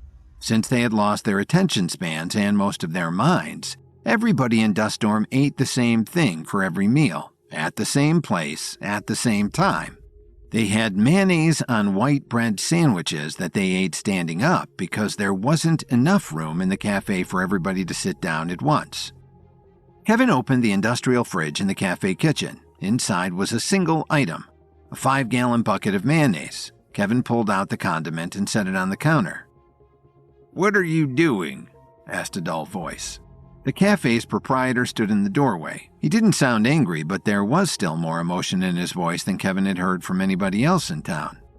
"I'm fixing up the mayonnaise," Kevin said with complete honesty. "I don't think you're supposed to do that." A small frown appeared on the cafe proprietor's brow. He looked pained, as if it was costing him a huge effort to stay focused on the subject at hand. "Can't let mayo go bad. People will get sick." Kevin could easily hold this man off with one hand while he measured, mixed, refined, and added the herbal cure to the mayo. But the poor guy had already been through too much. Kevin decided to take a gentler approach. "It won't make them sick, I promise. What I'm going to put in the mayo will make them better," he explained. "Here, I'll give you a taste so you can see for yourself." Kevin added a bit of the herbal remedy to a few teaspoons of the condiment. He spread it on a piece of white bread and handed it to the proprietor. "What am I supposed to do with this?" the proprietor asked. "Eat it," Kevin instructed. "But it's not lunchtime." The man was clearly confused. Kevin glanced at the microwave. It was several hours before the town's usual lunchtime. Kevin reached over and changed the time on the microwave to noon. "Now it's time for lunch," Kevin told the man. Although Kevin had changed the time in the man's full sight, the man seemed to have no memory of it. He nodded. "It's time for lunch." The proprietor ate the mayo on white bread in 4 equal bites. Kevin waited. Within seconds, the man's eyes took on a new light and his face lost its slack, vacant expression. The proprietor shook himself as if waking from a bad dream. "What the hell?" He rubbed his head. "Why do I feel like I've been asleep for months?" He made an expression like a cat who's eaten a stink bug. "And why was I eating mayo? Ugh, I hate that stuff." "Go outside," Kevin instructed the proprietor. "There's a big guy and a tall lady. They'll explain everything to you." "But I need to get lunch started for the town, don't I?" The man was still somewhat confused. "I'm subbing in for you today. You deserve a day off of work. You haven't had one since Billy the Kid took over this town," Kevin told him. "Really?" the man muttered. "Feels like I've been on the longest vacation of my life. I'd love to have some real work to do." But he followed Kevin's instructions and left. Kevin quickly made up enough of his herbal remedy to cure the whole town and mixed it into the bucket of mayo. Even though it was still not noon, Kevin had Dalton ring the big dinner bell in front of the cafe. Just as always, the townspeople lined up for their mayo and white bread sandwiches. Kevin had them ready to go and handed them out with a smile to each person. Kevin, Olivia, and Dalton stepped back to wait and see if the cure would take effect on everybody.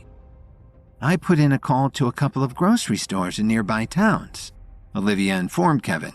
"I ordered fresh groceries, especially fruits and vegetables, to be trucked in on an emergency basis. These people are going to be craving real food once your cure takes effect." "That's right," Dalton added. We want to make sure these people chow down on carrots and celery and not each other." Billy the Kid had met a bloody and cannibalistic end at the hands of his own underlings, whom he had also done boredom experiments on. There was no way to know exactly how all the townspeople would react. Olivia took an uneasy step back. "You don't think another case of cannibalism is going to break out here, do you?" Before Kevin could answer, a scuffle broke out among the crowd of townspeople milling about the cafe. There were a few yelps of pain. Then somebody howled in agony.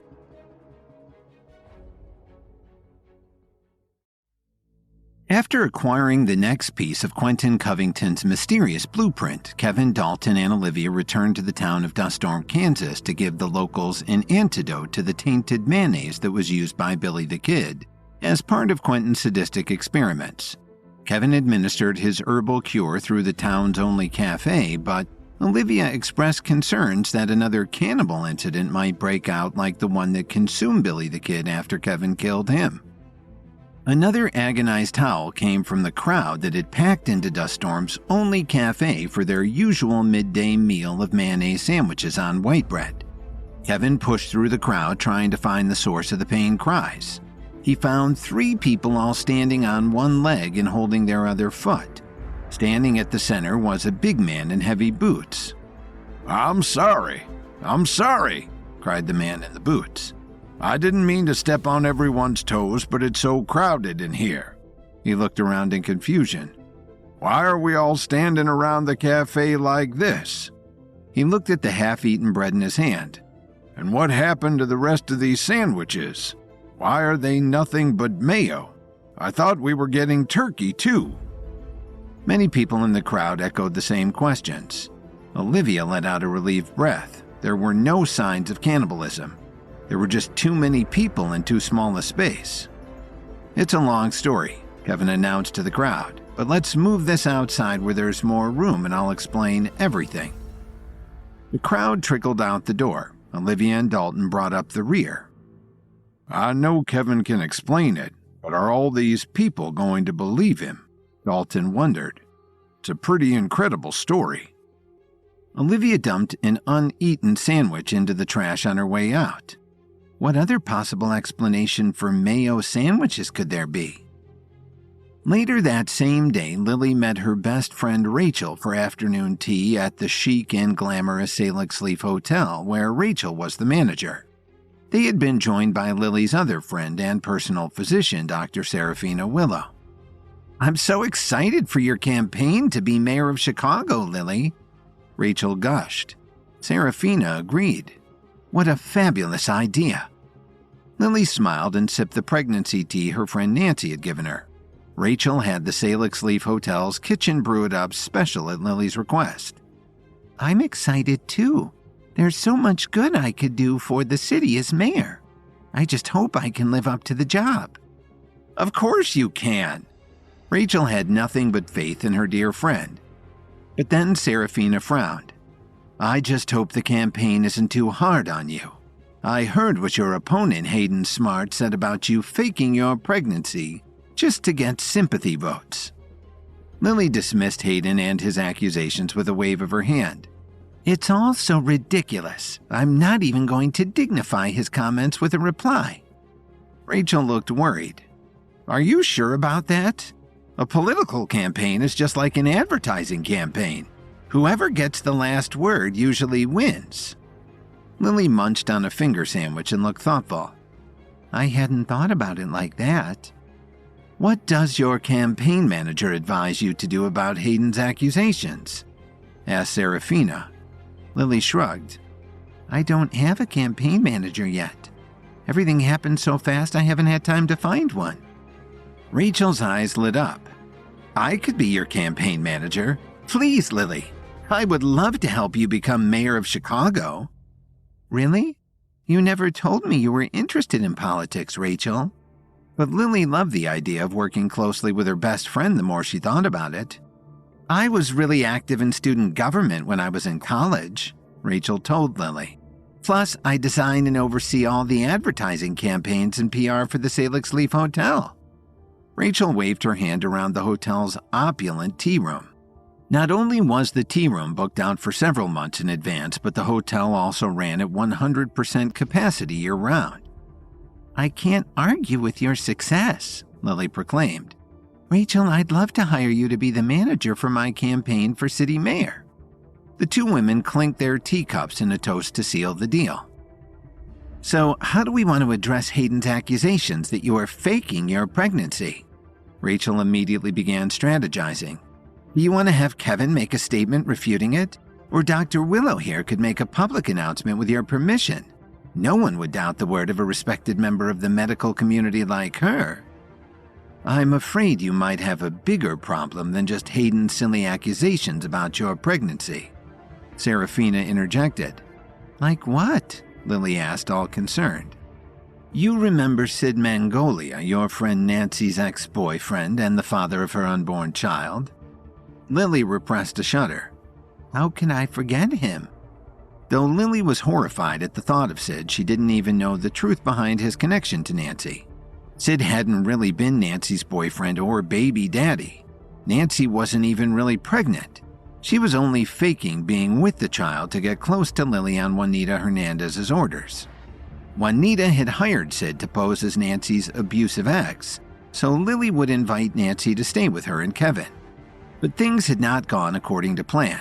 Lily had surprised everyone by beating the living daylights out of Sid when he pretended to menace Nancy. Sid's pride was damaged, and he tried to get revenge on Lily several times. Each time, Sid came out the loser against Lily's newfound fighting abilities and enhanced senses. Lily broke Sid's arm during their last confrontation. Strangely, Sid then immediately dropped dead. Corrupt Chicago police officer Kelly Emmett arrested Lily for Sid's death until Nancy bailed Lily out. But Lily knew little of the actual facts of the strange circumstances surrounding Sid. "I have a friend in the medical examiner's office," Serafina told Lily. "They finally are ready to release Sid's cause of death." Lily tossed her hair back. "I don't have anything to worry about there. There's no way I could have caused Sid's death." "The report isn't going to point to you as the cause of his death," Serafina agreed, "but it's almost as bad. The report claims that Sid's death was caused by a perforated colon due to a lethal amount of Kevin's herbal mental precision pill in his body." "That's a lie," Rachel declared. "It can't be true." Serafina blinked in surprise. "Well, yes, I think so too, but how are you so sure, Rachel? You don't have a medical background too, do you?" "No," Rachel admitted. "But anyone who had taken that much of Kevin's herbal mental precision pill would be smart enough not to get beaten up by Lily 3 times in a row." "You have a point, but I'm not sure the public will agree with you if Hayden decides to bring it up during the mayoral race," Lily said as she put her teacup down and as her heart sank. "The last thing I want is for my political campaign to cause problems for Kevin." "Who's causing problems for Kevin?" asked a familiar voice. Lily turned to see Kevin weaving his way through the crowded tea room. Kevin got plenty of offended looks from the well-dressed ladies having afternoon tea. As usual, Kevin's clothes were plain and inexpensive. He had come directly from the train station to the Salix Leaf Hotel and looked slightly more rumpled than usual. But to Lily, Kevin always looked impossibly handsome and attractive, no matter what he wore. She jumped up to greet him warmly, her love and devotion shining in her eyes. "Kevin, you're back so soon. I'm so glad. How was your trip?" Lily handed him a plate of cakes and poured him a fresh cup of tea. "It was unbelievably boring," Kevin replied. "What's this about something causing me trouble?" Serafina filled Kevin in about the accusations likely to result from Sid's autopsy. "Sounds like I need to take a closer look at Sid's body and find out what really killed him," Kevin declared. "Is there a way you can get me into the morgue to see it, Serafina?" "I don't think so." Serafina paused significantly and shot Rachel a look. "Not legally." Rachel jumped up from the table, her hands out. "Say no more. As Lily's campaign manager, I need as much plausible deniability as possible. I'll just go see about having the kitchen make some real sandwiches for Kevin, instead of all this finger food." "That would be great, Rachel. Thank you. Just nothing with mayonnaise on it, okay?" Kevin didn't need to see even a dollop of mayo again for a very long time. "Sure thing, Kevin. Be back soon. Just not too soon." Rachel hurried away, feeling both useful and glad that she wasn't going to have to overhear any possible illegal schemes. Kevin turned back to Serafina. "I don't want to get you in any trouble either, Serafina. I think I can find my own way into the morgue." Kevin smiled to himself. In fact, he had a surefire plan that was practically untraceable. It was almost the end of the working day when 2 orderlies wheeled a body bag into the city morgue. The medical examiner looked up, annoyed. "I was almost done for today. Where did this body come from?" "Someone called it into the local police precinct," explained one of the orderlies. "They spotted this guy in an alley, and they were sure he was dead. The cops came and checked it out. Sure enough, the guy was dead." "The weird thing is," the other orderly chimed in, "this guy didn't have a scratch on him. Young guy and looks like he was in good health, too." The medical examiner put his hands on his hips. "That's pretty unusual. Don't tell me the cops mistook a passed-out drunk for a corpse again." "Hey, don't look at us," one orderly declared. "We just haul 'em. We don't call 'em." "I better check then." The medical examiner opened the body bag and did a quick examination. The body had no pulse or respiration and had already begun to cool. "Nope, he's dead all right," the medical examiner declared. "There is something funny about this guy, though, besides looking otherwise very healthy, I mean." "What's that?" asked the other orderly. "If I didn't know better," the medical examiner said, "I'd say this corpse was a dead ringer for that genius billionaire, Kevin Williams."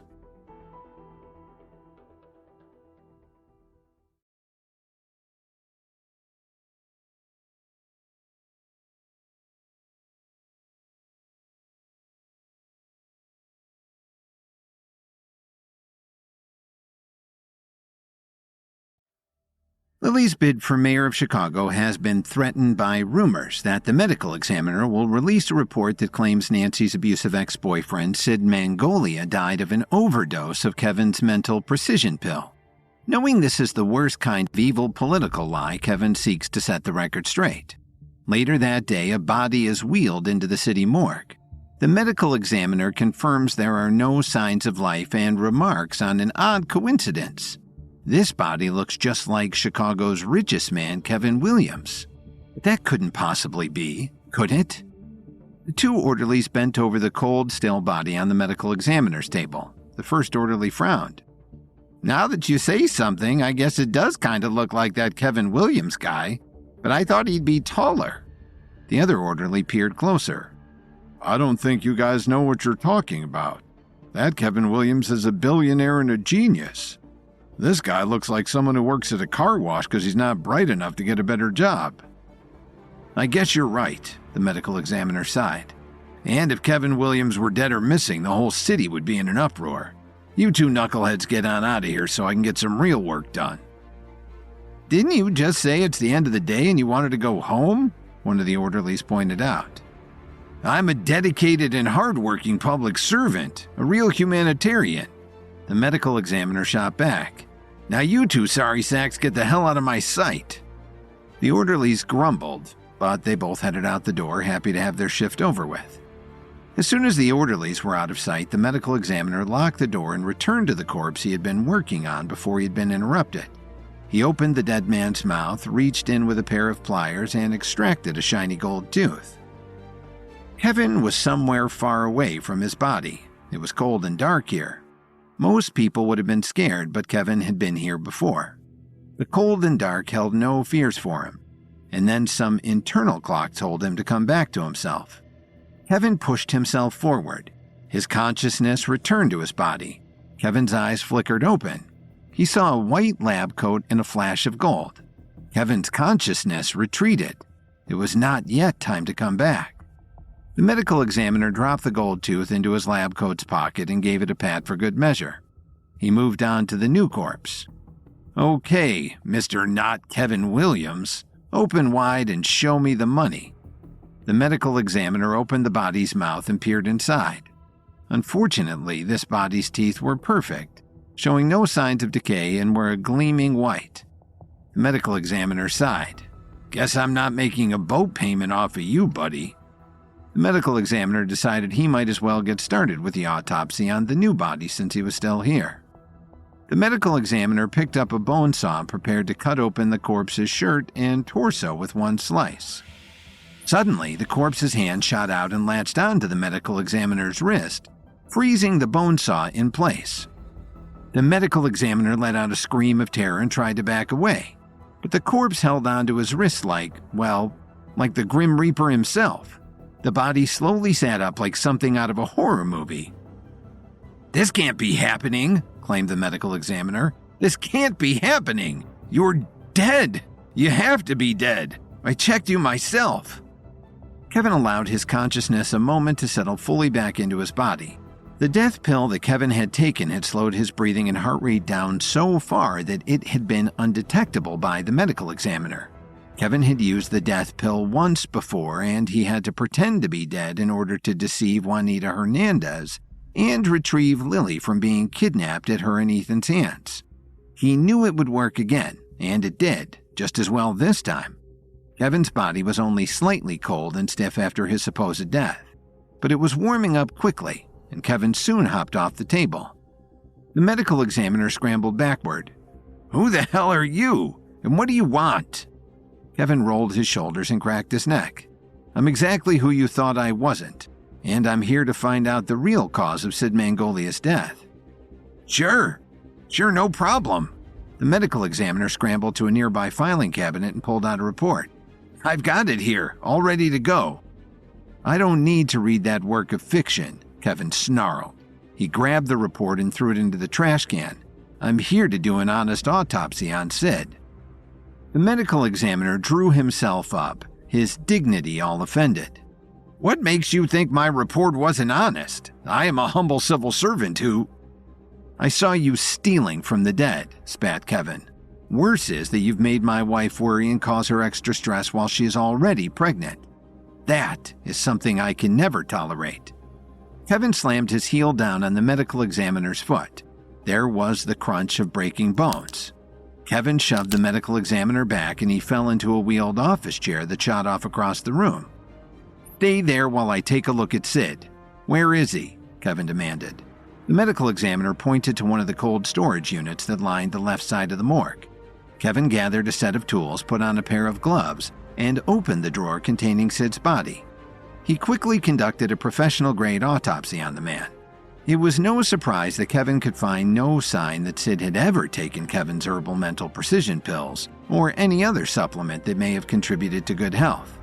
The man's organs showed all the evidence of a poor diet and heavy smoking and drinking, but none of those things would have killed him.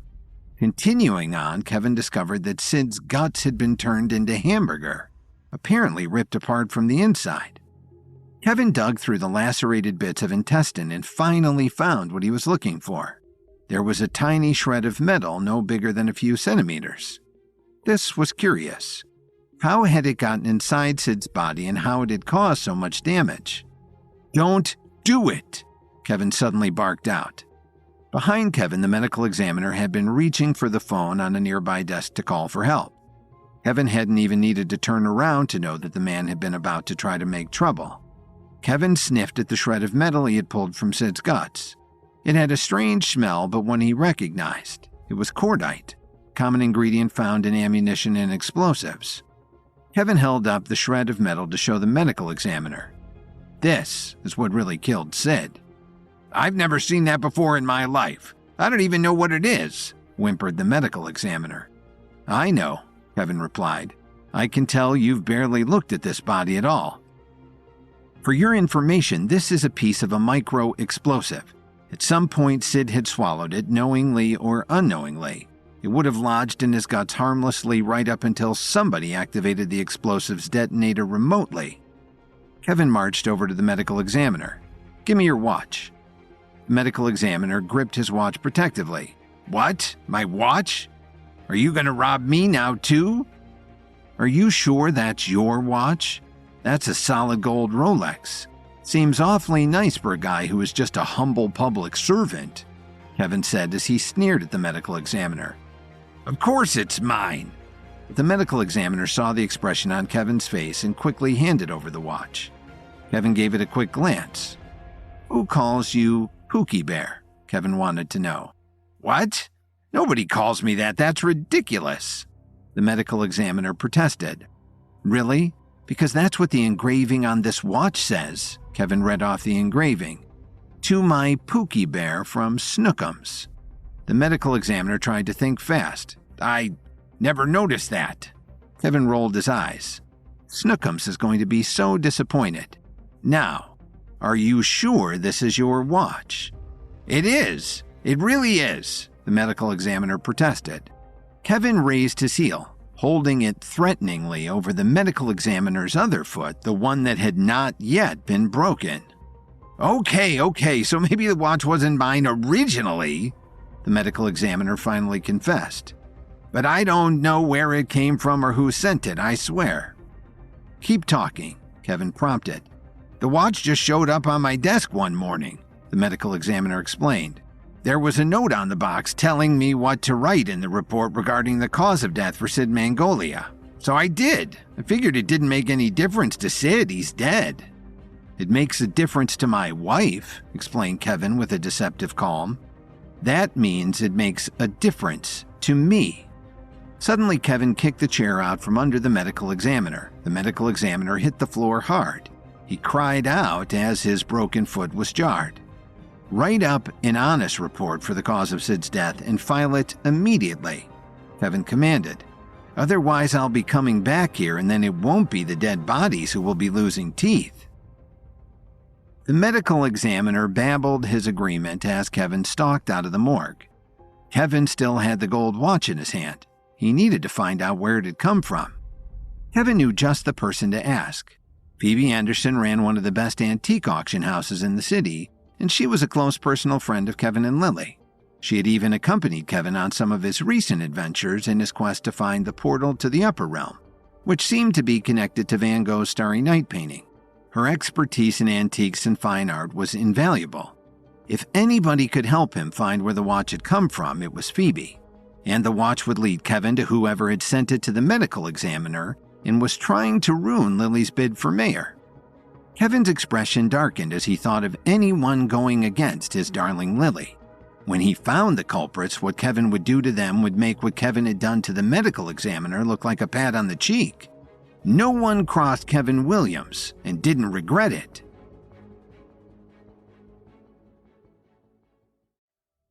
Kevin had used his death pill once again, this time to fake his own demise so he could get into the Chicago morgue and terrorize the crooked medical examiner who had written a false report about the death of Sid Magnolia, which claimed it was due to an overdose of Kevin's own mental precision pill. Kevin did his own autopsy on Sid and found he was blown apart from the inside out by dozens of tiny explosives.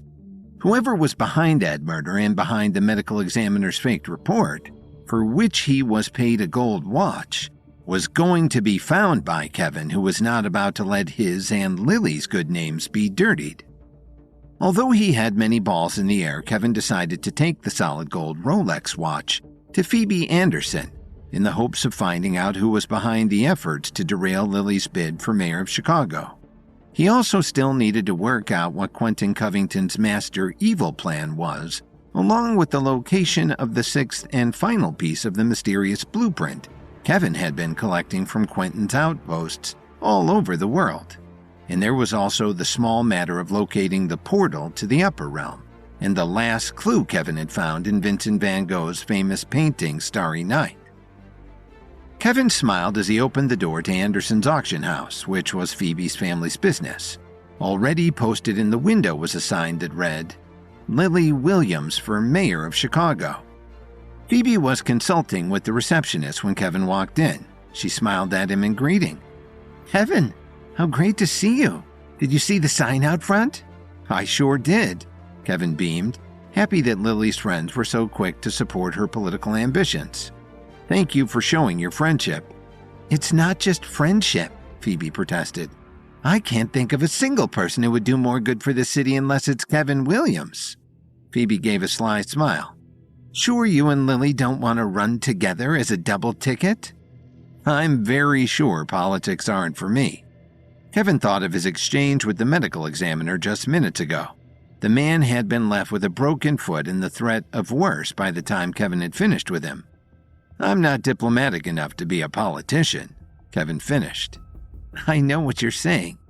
Phoebe kept smiling, but she had seen Kevin in his more violent moments and supposed he did have a point, even though she knew no one would be a better public official than Kevin. How can I help you today, Kevin? I have something I could use your opinion on. Kevin held out the watch. Phoebe glanced at it. Let's take a look at this in my office.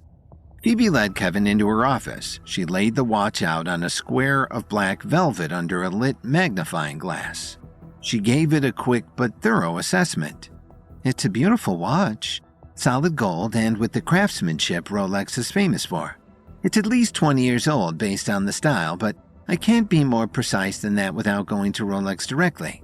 I'm sure they'll be able to trace the serial numbers, Phoebe told Kevin. Kevin nodded. I thought of going to Rolex too, but for now I want to keep this private.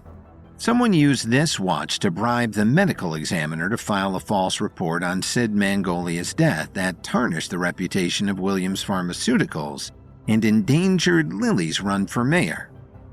That's terrible, Phoebe exclaimed.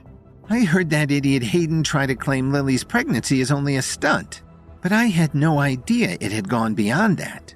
Whoever is behind this must be stopped. I couldn't agree more, Kevin nodded. I was hoping maybe you knew if this watch had recently come up for sale or been through an auction. I know it hasn't, Phoebe replied. I would have remembered something like this watch. The design is a classic, that's why it's hard to pinpoint when it was made. But the engraving is quite unique. To my Pookie Bear from Snookums? Kevin asked, trying to adopt a cynical expression. I know you're the biggest romantic there is, Kevin, so don't go trying to look like a little boy who still thinks girls have cooties. Phoebe teased back. They are unusual names, but also the font they're written in is an unusual one.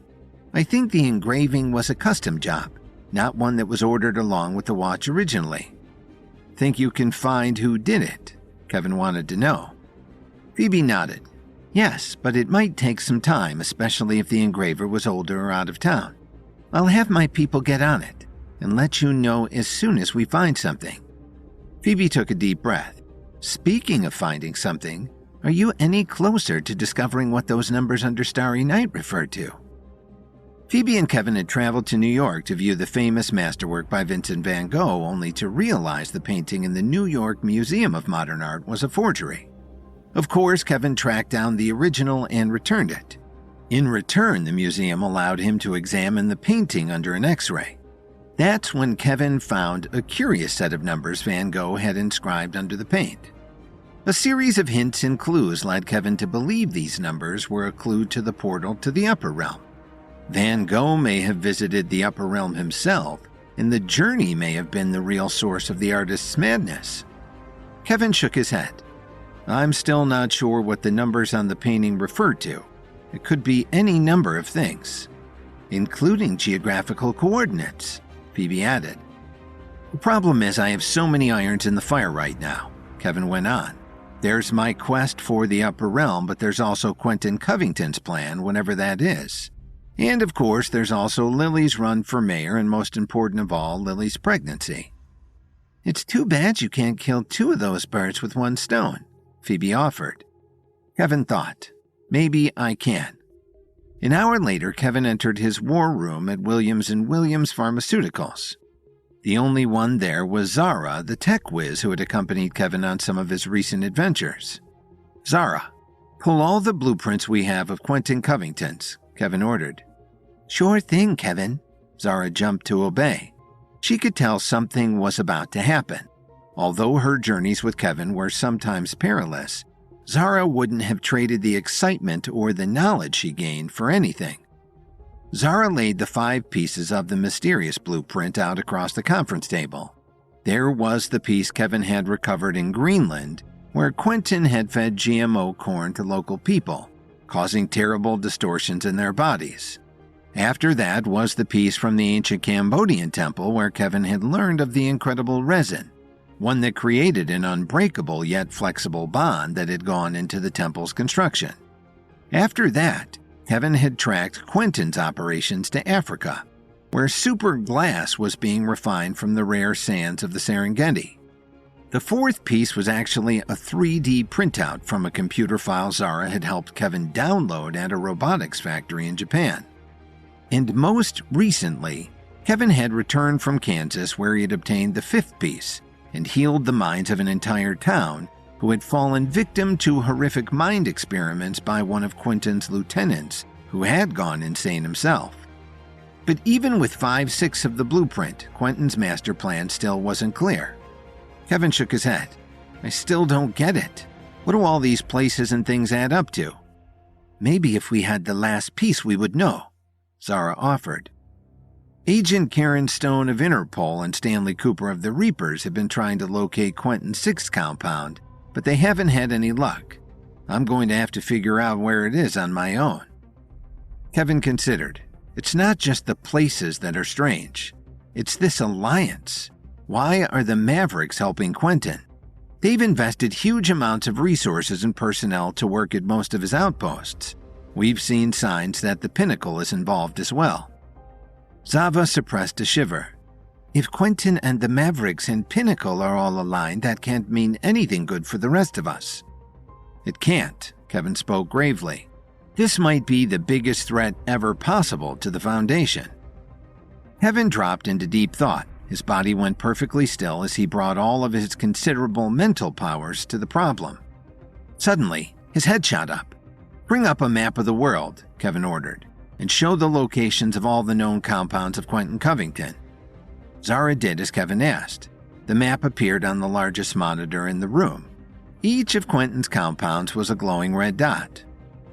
Billy the Kid mentioned something that I haven't been able to get out of my head, Kevin muttered. He was Quentin's lieutenant in Kansas? Zara confirmed. Kevin nodded. That's right. A real Marlon Brando or Colonel Kurtz type. But he was crazy, Zara protested. Yes, Kevin agreed. But like Colonel Kurtz, he still had insights to offer. He said something about the line of sight. What kind of line of sight? Zara wondered. I mean, that term is used in art, the military, even radio transmissions.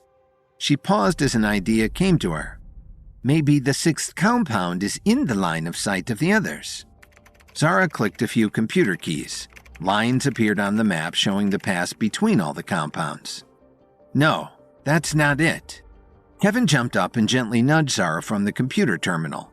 With a few keystrokes, Kevin eliminated all but 5 of the lines on the map. Kevin stared at the result. It makes sense. It all makes sense, especially when I think about the last place we know Quentin was. In Africa? Zara asked. No, that wasn't actually Quentin, Kevin explained. That was just his hologram. The last place anyone saw Quentin Covington for sure was in the Cayman Islands, and he had just blasted off in a rocket. Zara stared at Kevin and then looked back at the map with the 5 lines Kevin had left. Together they formed a glowing star.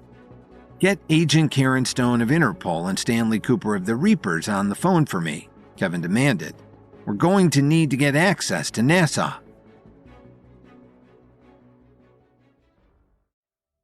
Lily makes plans to push forward with her campaign to become mayor of Chicago with her best friend Rachel acting as her campaign manager. But Lily is not too busy to check in on her pregnancy pal and houseguest Nancy to see how her date with Ethan Williams, Kevin's problematic cousin, went. At the same time, Kevin used a map of Quentin Covington's compounds and a clue from Quentin's insane lieutenant, Billy the Kid, to get the probable location of the 6th and final piece of the mysterious blueprint. While he hasn't divulged the location to his team yet, it involves consulting with NASA. As usual, Agent Karen Stone of Interpol and Stanley Cooper of the Reaper Squad answered Kevin's summons immediately. Their holograms joined Kevin and Zara in Kevin's war room at Williams & Williams Pharmaceuticals. How can we help you today, Kevin? Stanley Cooper asked. I figured out the location of Quentin Covington's 6th compound, Kevin announced. Agent Karen Stone's eyes narrowed.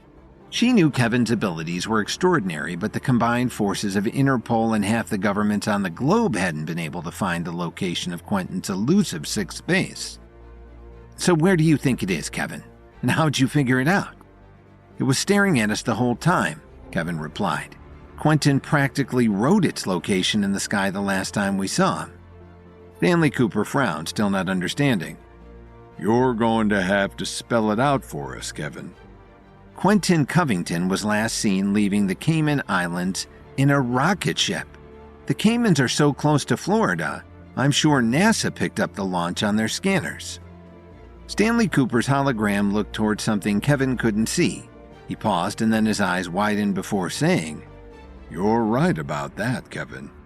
"And I also bet that NASA never recorded that rocket ship coming back down to Earth again," Zara suddenly added. Kevin smiled at Zara. He could tell she was catching on faster than the government agents. Zara was a tech whiz and could often see the implications of actions before others. "Right again," Stanley Cooper confirmed.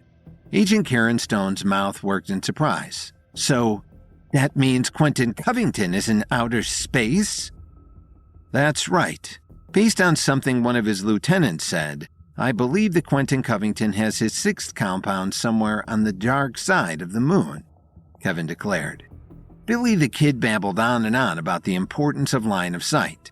As you know, the side of the moon facing away from Earth is largely a mystery. It can't be seen from Earth, and communications to and from that side of the moon pose technological challenges due to line of sight, Zara finished. Agent Karen Stone shook her head. "The moon is out of Interpol's jurisdiction, the same with the Reaper Squad. I don't know how either of us can be of help to you, Kevin." "Good," Kevin declared, "because I'm going after Quentin myself." "I know you're a genius billionaire, Kevin, but I assume even you don't have a spare space shuttle parked in your garage. Do you?" asked Stanley Cooper. "Even I couldn't predict the dark side of the moon is where Quentin would head next," Kevin admitted. "That's where you two come in. I need you to get me full security clearance for everything NASA has." "And for me too," Zara added. "And Zara," Kevin agreed. "I need her technological and computer expertise. NASA will be the fastest way to get to Quentin and find the last piece of the blueprint we need to figure out what he's planning." "I think we can do it, Kevin," Stanley Cooper offered. "NASA clearances are no joke, though. You'll have to come to Washington, D.C. to get the paperwork done ASAP. Kevin didn't want to leave Lily again so soon, but there was nothing else he could do. He'd be going out a lot further away from her than D.C. if his plans all worked out. "Zara and I will fly into D.C. tomorrow morning," Kevin told them. Nancy stood in front of the mirror in the wing of the Williams house that she had been assigned to when she had moved in with Lily and Kevin. At the time, Nancy had pretended to be in danger from an abusive ex-boyfriend. Lily had generously offered to let Nancy stay with her and Kevin so that Nancy could have the protection of the other people around her, as well as the Radiance members who patrolled the suburban compound constantly. Nancy adjusted the pillow she had tucked under her shirt. Nancy wasn't actually pregnant, she was only pretending to be, so she could get close to Lily Williams. Nancy was doing this on the orders of Juanita Hernandez, who still harbored a blazing hatred for Kevin and all the Williamses after Kevin was responsible for the death of her two sons. Or at least that is how Juanita saw the situation. "This doesn't look right," Nancy muttered to herself as she poked at the pillow. Nancy was trying to match the size of her fake baby bump to Lily's real baby bump to keep up the illusion that they were going through their pregnancies at the exact same time. But Nancy had lost her baby bump pillow during a date with Ethan Williams, Kevin's cousin. Not only had the date been a total waste of time, Nancy had to find a replacement pillow. Recently, Nancy bought a series of pillows in different sizes, but the next pillow up looked too big and too lumpy. Nancy grabbed a throw pillow off the sofa and tried it instead. Lily was only 2 months along and her baby bump was still small and cute. This was the smallest pillow Nancy could find. Maybe she could pull it off if she wore baggy clothes over it. Nancy pulled on a sweater, didn't like it, and pulled it back off. Before Nancy could yell at whoever was at the door to go away and leave her alone, the door opened. Lily stuck her head in. "Nancy, I haven't seen you in the past few days and I wanted to check in and see how you're doing." Lily smiled at her friend as she entered. "I'm fine, just fine," Nancy said quickly. "Just trying to figure out what clothes still fit me and—" Before Nancy could finish her sentence, Lily's friend Rachel followed her into the room. Rachel ran the successful Salix Leaf Hotel and had joined Lily's campaign for mayor of Chicago as the new campaign manager. Rachel had been suspicious of Nancy ever since she caught Nancy drinking alcohol during a girls' night out. But Rachel had no real proof that Nancy was lying about her pregnancy and had decided to say nothing to Lily at the time. Rachel's eyes went wide as she looked at Nancy's middle. "Oh, wow. You got huge all of a sudden, didn't you, Nancy?" Nancy glared at Rachel, fearing that Rachel wasn't just making some casual comment about her baby bump. "I'm not all that big, but I know that people who haven't experienced the joys of bringing life into the world like Lily and I are doing don't always understand how magical a process it is." Nancy gave Rachel a condescending smile. "Hopefully someday you'll find out yourself firsthand." And then Nancy muttered so only Rachel could hear, "Assuming you could ever get a man to look at you twice." Rachel pushed her hurt feelings down and turned her attention back to Lily. "Lily, we should get back to planning your announcement of your candidacy for mayor of Chicago. There's still a lot to work out."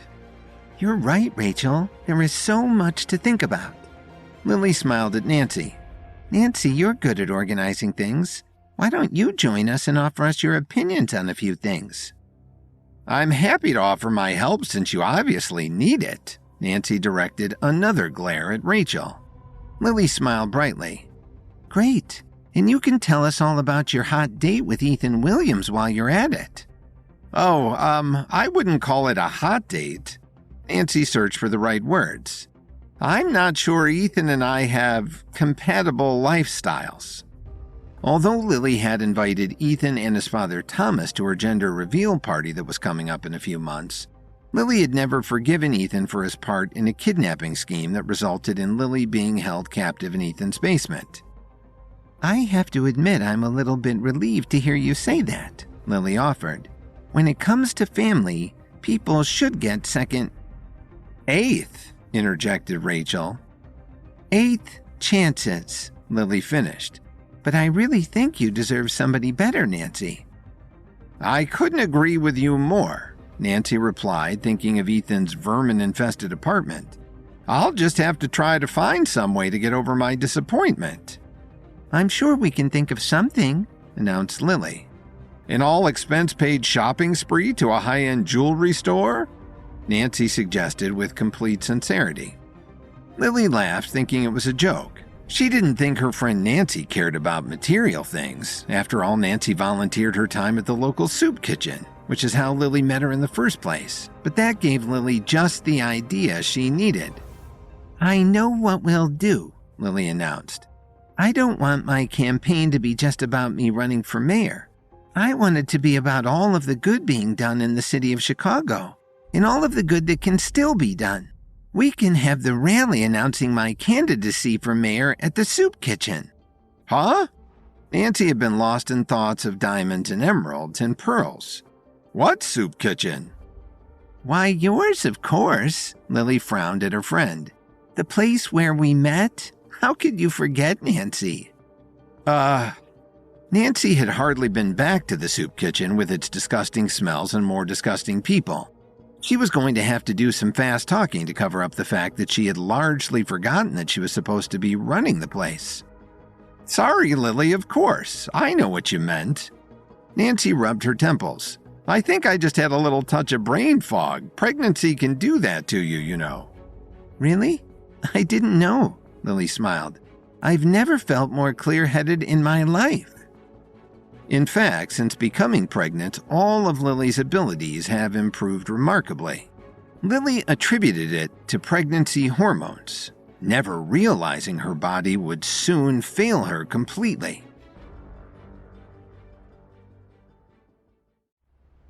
Kevin has deduced that Quentin Covington's sixth compound is on the dark side of the moon. Kevin then asked Agent Karen Stone of Interpol and Stanley Cooper of the Reaper Squad to get him and Zara access to NASA so they can pursue Quentin into space. Meanwhile, Lily has surprised Nancy with the idea of hosting Lily's announcement of her run for mayor at the soup kitchen Nancy oversees. Nancy, who barely remembers the soup kitchen now that she's found a plusher lifestyle and has schemes that might make her rich, has to run defense with her shifting baby bump and with suspicious Rachel, Lily's best friend, always sniffing around Nancy's activities. Kevin entered Lily's office. The big conference table was covered with papers and plans. Lily had just decided she would hold the rally to announce she was running for mayor of Chicago at the soup kitchen Nancy ran.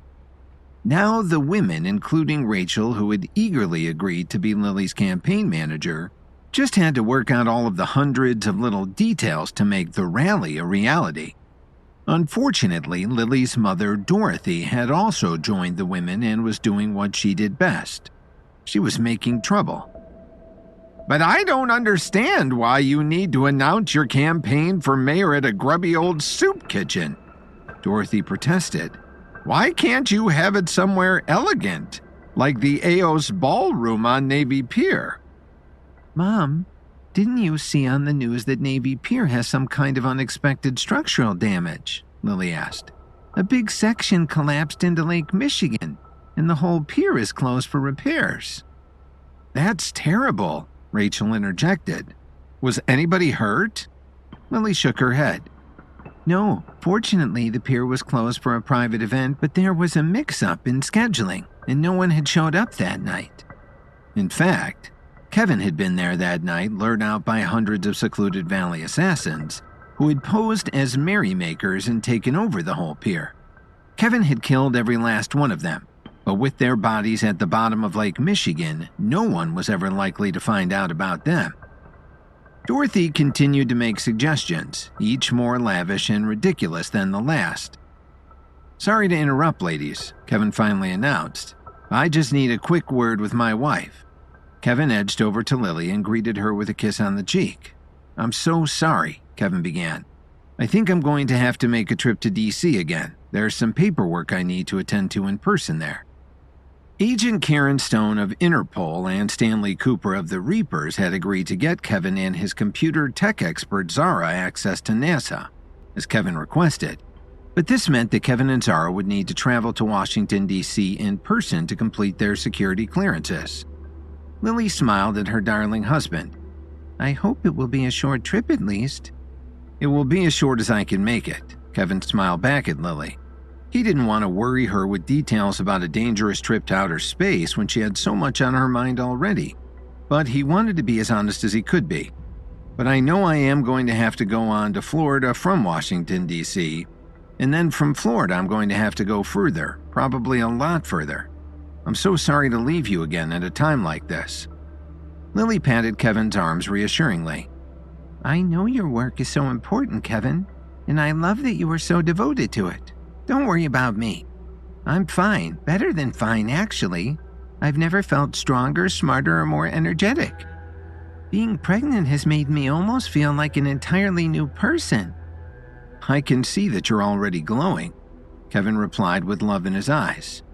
"Of course, that still means that I will miss you terribly while you're away," Lily couldn't help adding. "Do you want any help with packing?" Kevin shook his head. "You know me. I like to travel light. I'll just grab a small suitcase from the box room and throw a few things in it tonight." As Kevin left, he heard Dorothy take up a new line of complaint, though a familiar one. "I don't know why you married that man, Lily. You never know where to find him. If you'd only married the president, you'd always know where he was in that house. What do they call it, in Washington? Why can't I remember its name? It's a house with big pillars out front and it's white." Kevin went to the box room at the back of the house where all of the luggage was stored. For some reason, the small carry-on he usually traveled with had been shuffled to the back of the room. Kevin turned on the small, dim overhead light and reached for his bag. Suddenly, the light flickered and blazed an eerie blue. Kevin got a shivery feeling and turned to see the Night King standing in the shadows. "It's really you this time," Kevin remarked. The Night King did not bother to inquire about Kevin's strange remark, and even Kevin didn't want to tell him that the Secluded Valley assassins had pretended to send a message from the Night King to lure Kevin into their trap on Navy Pier. There was no reason for the Night King to be angered by such deception. "I have come to warn you, Kevin," the Night King intoned. "What about now? The Pinnacle? How I need to get to the Upper Realm faster? Or that the Upper Realm is dangerous and could possibly drive me insane the way it did so many others?" Kevin said hurriedly. The Night King had covered all these topics with Kevin multiple times. Kevin always paid close attention to the mysterious figure's warnings, but in his heart, Kevin wondered if he'd get more done without the Night King's interruptions. Another thought occurred to Kevin, and he dropped any hint of humor. Is it about Lily? Is she in more danger? Should I not leave her? The Night King waved Kevin's concerns away. "Lily's situation is unchanged. You must leave her to find answers and the portal to the Upper Realm. It is the only way to secure her long-term safety and that of your future family. I have come to tell you an old enemy has begun plotting against you." Kevin thought, "You know this enemy of mine well, don't you?" Kevin asked. "And he knows you." The Night King nodded. "That is true. Like you, he once sought enlightenment but stumbled on the path. He fell into greed and hubris. That was the beginning of his fall from power. The end of his fall from power was you, Kevin." Kevin thought he had made a lot of enemies, but the Night King's description was particularly familiar. He thought of the Secluded Valley assassins luring him out with a text, pretending to be the Night King. Of course, the Night King would never do something so straightforward and modern as sending a text, but it meant that whoever had sent the Secluded Valley assassins had also known about the Night King's existence and therefore would have intimate knowledge of the Upper Realm. Kevin sighed. He had a pretty good idea who the Night King had come to warn him about. Kevin spoke a single name from his past. The Night King nodded. "Once again, your superior intellect and wisdom serve you well, Kevin Williams." Kevin and Zara arrived in Washington, D.C. before any of the government offices opened. Kevin sent Zara to rest up in her private suite in the best hotel in the capital city, while Kevin went to answer a summons that had arrived late the night before. After the visit from the Night King, Kevin wasn't surprised that Earl Mathis, head of the Herbalist Society in Washington, D.C., sent him a message asking Kevin to visit him as soon as possible. Kevin met Earl in his office at the Herbalist Society, where they shared a cup of coffee. "You're probably wondering why I asked you out here on such short notice," Earl finally began. "It's about Vincent Reeves, isn't it?" Kevin replied. Earl worked hard to hide his shock, but Kevin's superior senses picked up on the pulse that throbbed in the vein in Earl's temple. That is correct. How did you know?" "Never mind that," Kevin told Earl Mathis. Kevin had known Earl must need to discuss Vincent because it was the name he had spoken to the Night King the evening before, and the Night King had confirmed Kevin's suspicions. Unfortunately, as soon as Kevin had turned his back on the Night King, the mysterious figure had vanished. "I just need to know everything you can tell me about Vincent Reeves," Kevin finished. Kevin needed the intel if he was going to avoid another incident like the one on the Navy Pier. Although Kevin had easily been victorious, he had risked depleting his precious but unstable 11-7 abilities. Kevin had taken no permanent damage from the incredible display of power that had destroyed all the assassins in one fell swoop, but he might not be so lucky next time. Earl got up and began to pace. "As you know, Vincent Reeves was the commissioner here at the Herbalist Society under my leadership. He is one of the very few people who ever got to the Upper Realm. The power he had was incredible." "Until he decided to battle against me," Kevin added, "and lost." Earl nodded. "You not only took most of Vincent's powers, but also his hand." "I had to cut off his hand when he grabbed the Night Dagger," Kevin retorted. "Otherwise, he would have been annihilated completely." "Be that as it may," Earl continued, It's not surprising Vincent bears a grudge against you, Kevin. Vincent can get in line, Kevin shot back. A lot of people bear grudges against me. You're not telling me anything I don't know. So why did you really call me here? Earl pounded his fist on the table. Because I don't want you to become like him, Kevin. Vincent lost his hand. He lost his powers. And I think he's lost his mind. That was new information. Kevin leaned forward, interested finally. Did he lose it because of the upper realm? Quite possibly, Earl confirmed. You must give up your search for the upper realm, Kevin. You could lose as much as Vincent, and more. You have more to lose. You have friends and family. You have Lily and the baby. Kevin leaned back. Earl and the Herbalist Society hadn't always been trustworthy. Earl craved power as much as Vincent ever did and tried to control all the herbal advancements in the country, including the ones that Kevin created and controlled still. I don't know if I can believe what you're telling me, Kevin told Earl. Earl spread his hands in a calming gesture. How can I prove I'm here to help you, Kevin? Kevin thought. The Herbalist Society had extensive archives of all the known herbal lore. If there was a clue that could tell Kevin what the numbers on Starry Night meant, it would be in the Herbalist Society's archives. Normally, they'd be close to Kevin. Even though Kevin's victory in the Herbalist Society's competition had made Kevin the youngest ever board member of the society, he had not been given access to the archives. But this was his chance. Give me an hour in the archives, Kevin demanded. I'll take you there myself, Earl offered. There was a greedy gleam in his eye. Earl couldn't wait to see what interested Kevin so much in the archives. It must be important, and Earl was sure he could use the same information to his own advantage somehow. No, I'm going into the archive alone, Kevin informed him, or else I'm walking out of here now and I'm never coming back.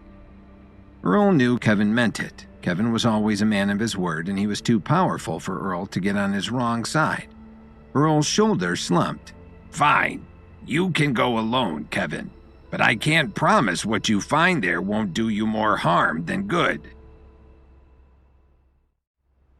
Kevin and Tech Wiz Zara traveled to Washington, D.C. so that Agent Karen Stone of Interpol and Stanley Cooper of the Reaper Squad could get them security clearances to all of NASA. Kevin needs NASA's resources so he can pursue Quentin Covington to the dark side of the moon, where Kevin believes the sixth and final piece of the blueprint is. While in Washington, Earl Mathis summoned Kevin to the Herbalist Society to warn Kevin that Vincent Reeves may again be working against Kevin, and that Kevin's pursuit of the upper realm may end in disaster. Kevin rejected Earl's warnings and demanded access to the Herbalist Society's archives.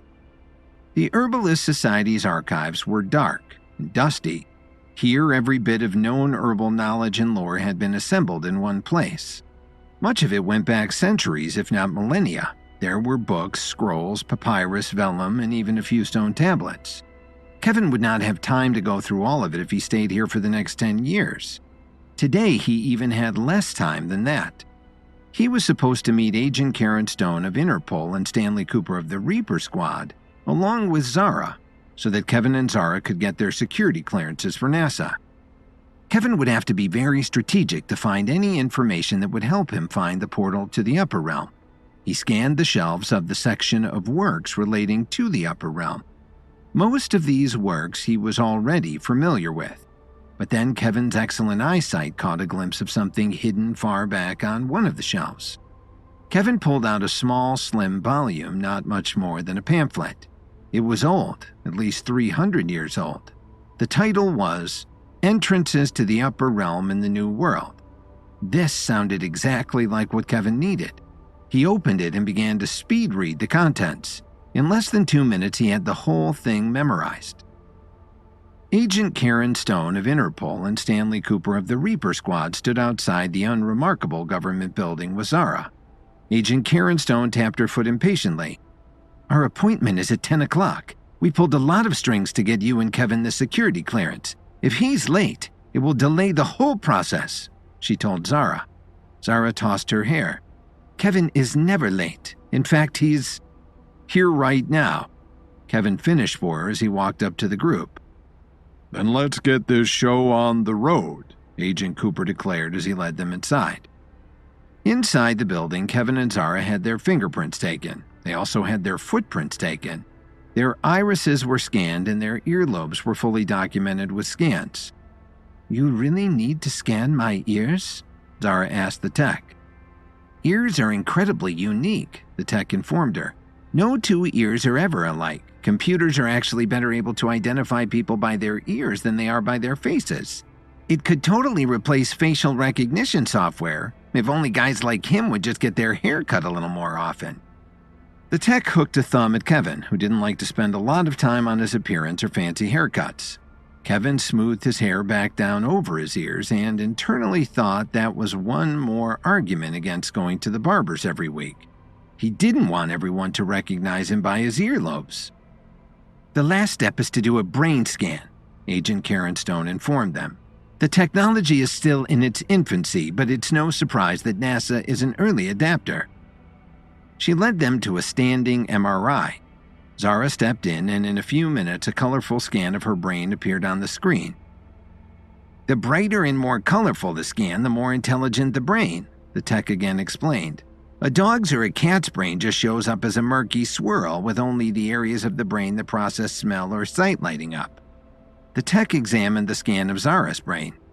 "From this, I can tell the higher functions of your brain are really exceptional, especially in the areas of math, logic, and cognitive thinking. But the right side of your brain isn't as strong." Zara smiled. "It's true. I can barely draw a stick figure and I can't carry a tune in a bucket." It was Kevin's turn. When the tech brought up the scan of Kevin's brain, he had to flinch back from the blazing image that popped up on the monitor. It was so bright and colorful. "My God," the tech exclaimed. "I've never seen a scan like this ever. And I've scanned the brains of all of the top thinkers in government." Kevin only shrugged modestly. He was more interested in moving on to the next phase of this trip, but there was one thing he was curious about. As they left the government building, Kevin turned to Agent Cooper. "Answer me one thing, Agent Cooper. Just recently you allowed me and a known fringe lunatic into Area 52, one of the most secure government bunkers ever built, where all of the most top secret things that the government doesn't want the public to know about are stored. I didn't have to go through any of these security clearances for that. So why all the scans and paperwork now?" Agent Cooper sighed. Area 52 is backdoor black ops stuff.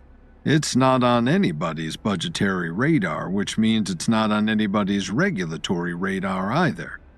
NASA is a whole other story.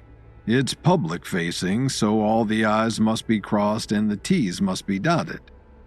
Kevin thought about correcting Agent Cooper, but then he decided to let it go. After all, Kevin was heading on to Florida, and a few mixed-up turns of phrase were surely not the strangest thing he would encounter today. Zara was surprised when the private luxury jet Kevin had chartered for their trip touched down in St. Augustine. "Why are we landing here, Kevin? We're still more than 120 miles from Cape Canaveral." "You are going on to Cape Canaveral," Kevin informed her. "I have something I need to take a quick look at here in St. Augustine." And before the plane had even stopped moving, Kevin had the door open and was jumping clear of the plane. He rolled as he hit the hot asphalt. The private plane didn't even stop taxiing. It just turned around and took off again to take Zara to NASA headquarters at Cape Canaveral. St. Augustine was the oldest city in all of America. Even Kevin had trouble navigating its ancient and twisted streets. But the pamphlet he'd discovered in the Herbalist Society's archives was clear, that a waypoint to the portal to the upper realm was here, and it was the Fountain of Youth. Kevin stopped at a convenience store for a bottle of water and a map of the local area. He came out of the store sipping the water and washing down one of his own herbal remedies. Florida was always hot and muggy, and hydration was always a good idea. A Florida man was waiting for Kevin outside the convenience store. He was old, and his skin showed the effects of spending decades under the hot summer sun. The old Florida man immediately focused on the map in Kevin's hand. "Lost, are you, Sonny? What is it you'd be looking for?" "I'm not lost," Kevin told him, "but I am looking for the Fountain of Youth." "The Fountain of Youth?" the old Florida man cackled. "Oh, yes. I know it well. I drink from it every day." The old Florida man spread his arms wide. He wore nothing but an ancient tourist t-shirt with the arms cut off, and a pair of nylon shorts that ended at the top of his thighs. The outfit displayed every wrinkle that the march of time had stamped all over his body. The old Florida man saw the doubtful look on Kevin's face. "I know what you're thinking. I look pretty damn good for a man who's 450 years old. That's because I drink from the fountain of youth every day." Kevin nodded. "In that case, I have to agree.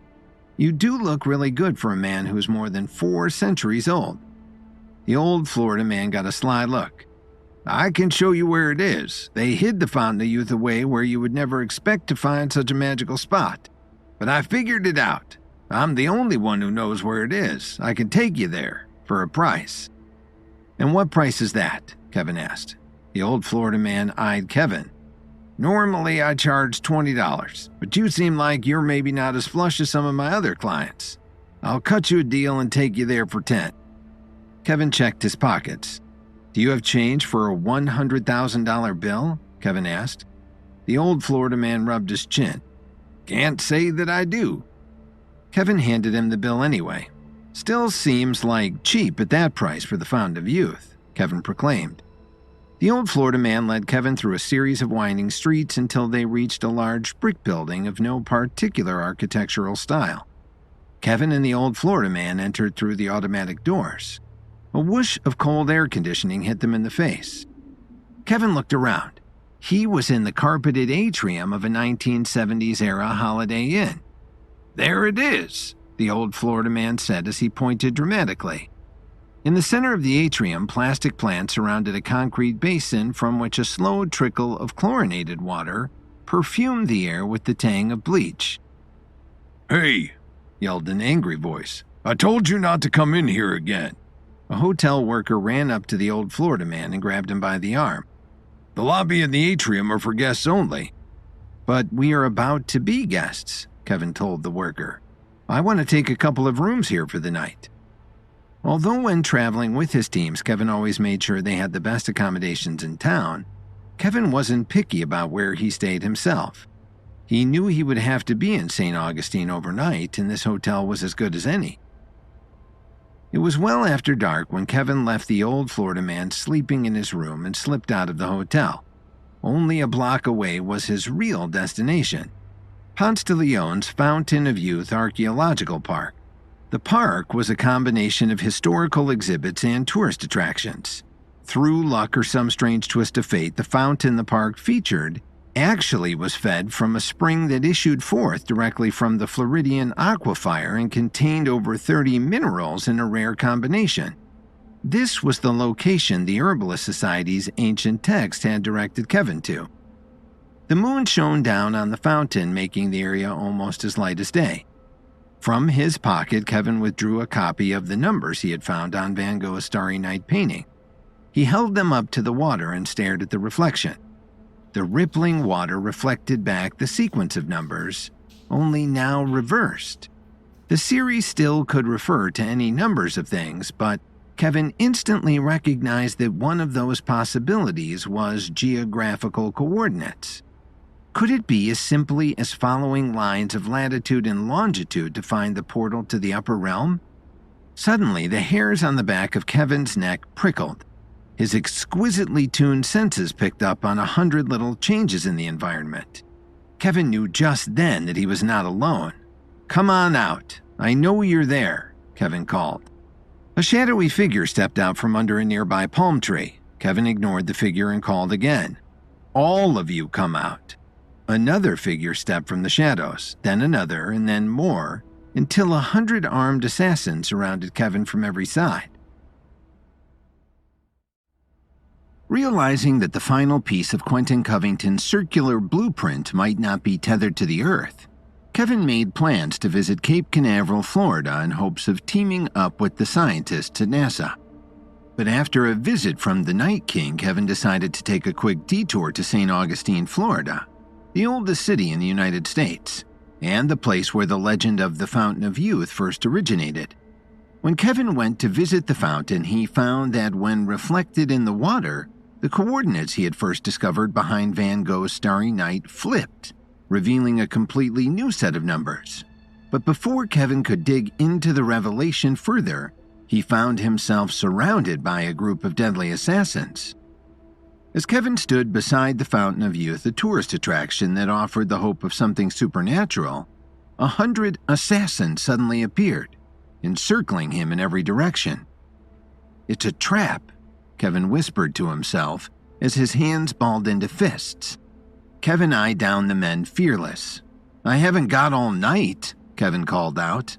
"If you came here to dance, let's dance." Out of nowhere, the night erupted into violence. Kevin's instincts kicked in and he dodged a lethal strike from a blade aimed at his throat. "Close," Kevin quipped, "but not close enough." Kevin struck back, knocking the attacker into the fountain water below.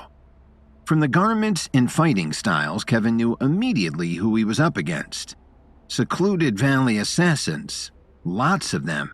He muttered to himself as he continued to swing and kick at the would-be killers. As he took out the first wave of assassins, the moonlight revealed a new group emerging from the darkness. Wave after wave of fierce assailants with one purpose: to finally kill Kevin Williams. "Not today," Kevin shouted as he thrust his fist forward. Kevin had tangled with the secluded Valley assassins in the past, so he knew the gravity of his situation. These were no amateurs, they were trained killers. This group was made up of level 4 and level 5 fighters. Kevin, a level 7 fighter, knew he had the upper hand in skill, but their sheer numbers turned the odds against him.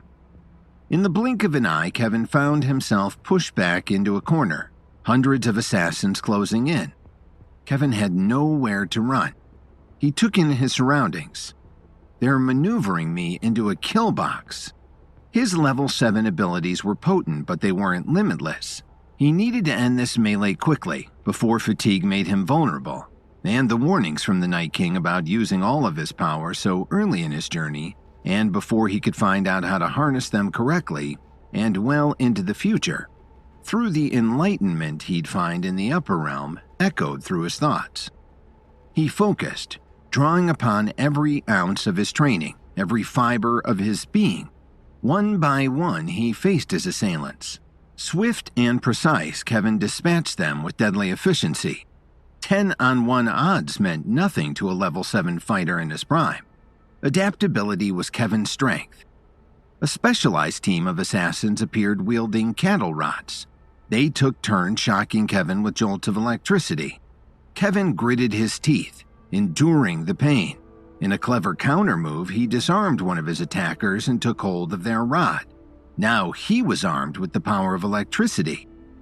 A plan formed in Kevin's mind, a maneuver that might just turn the tables in his favor. Kevin jumped into the middle of the fountain, the water splashing with every step. "You want my blood?" Kevin taunted. "Then come and get it." Luring as many assassins as possible into the Fountain of Youth, Kevin waited for the critical moment. As the group converged, Kevin electrified the water with the stolen cattle rod, sending lethal currents through the water and into each of the assassins' bodies. The night crackled with electricity, and the once silent assassins screamed in agony. Yet victory came at a cost. The mass electrocution left Kevin battered and almost unconscious himself, lying half submerged in the Fountain of Youth. A malevolent cackle cut through the air. "Need a hand?" Kevin looked up just in time to see Vincent Reeves, an old enemy who had lost his right hand in a battle with Kevin long ago, step out from the shadows and into the light. "Because I do." Vincent laughed at his own joke. "Vincent?" Kevin murmured, desperate to regain his strength. "Why?" "Let's not waste time with boring justifications," Vincent replied. "I know you're curious, but in a few moments you'll be dead, so what does it really matter?" Kevin used all of his strength to climb back to his feet. "No," he responded. "I've defeated your mercenaries and you're next on my list." Kevin took a fighting stance. Vincent couldn't help but smile. You cocky fool. I know who you are and I know your powers better than anyone. Do you really think I'd only bring 100 men? Vincent laughed, ominous and cold, as 100 more secluded valley assassins surged out from the darkness in a relentless tide. As the assailants closed in, their movements synchronized like a well-rehearsed ensemble. Kevin's strength waned. Yet, in the face of overwhelming odds, he fought on. Each punch a defiance against the encroaching darkness, echoed through the courtyard like a prayer whispered into the night. He couldn't fail. He wouldn't fail. Kevin never doubted that he would overcome any and all of these attackers. Kevin watched as Vincent Reeves turned and disappeared back into the darkness. Kevin called out as he continued to fight. "Coward, stay and face me." The Fountain of Youth became a battleground, its ancient water bearing witness to the struggle between one man and the shadows that sought to consume him. In the midst of the fray, Kevin's hand grabbed hold of an assassin's throat. He plunged the killer into the cold waters below, drowning him. Kevin fought valiantly, but overwhelming numbers pressed him toward defeat, the assassins closing in like vultures targeting their prey. As the battles raged on, Kevin's energy dwindled further. Kevin's movements became sluggish, and the assassin, sensing the possibility of victory, closed in for the kill. Kevin continued to fight. His limbs moved with a fluidity born from advanced training in karate, mixed martial arts, and basic power boxing. Then, as if choreographed by some unseen force, the assassins abruptly ceased their assault. A collective hush fell over the battlefield, a momentary respite in the storm. Kevin's eyes darted around, unsure of what was happening. "What are you waiting for? What are you waiting for?"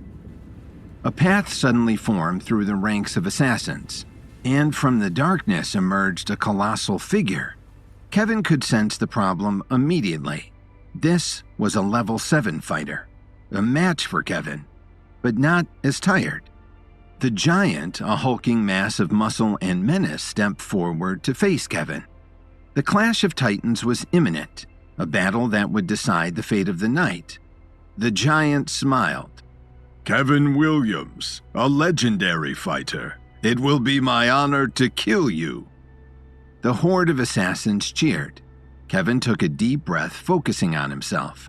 "It's not too late. You can still walk away from this in one piece." Kevin, wearied but undeterred, met the giant with a gaze that burned with determination. "You dare threaten me?" the giant screamed. "I am Gigantor, destroyer of all." The air crackled with tension as the men circled each other. Two warriors engaged in a deadly dance. The giant lunged forward and unleashed powerful blows. Kevin took the beating and countered with the finesse of a seasoned martial artist. Yet the giant's strength was overwhelming. In a moment of miscalculation, Kevin found himself ensnared in the giant's iron grip. "I have you! Now I have you!" The monster screamed with glee.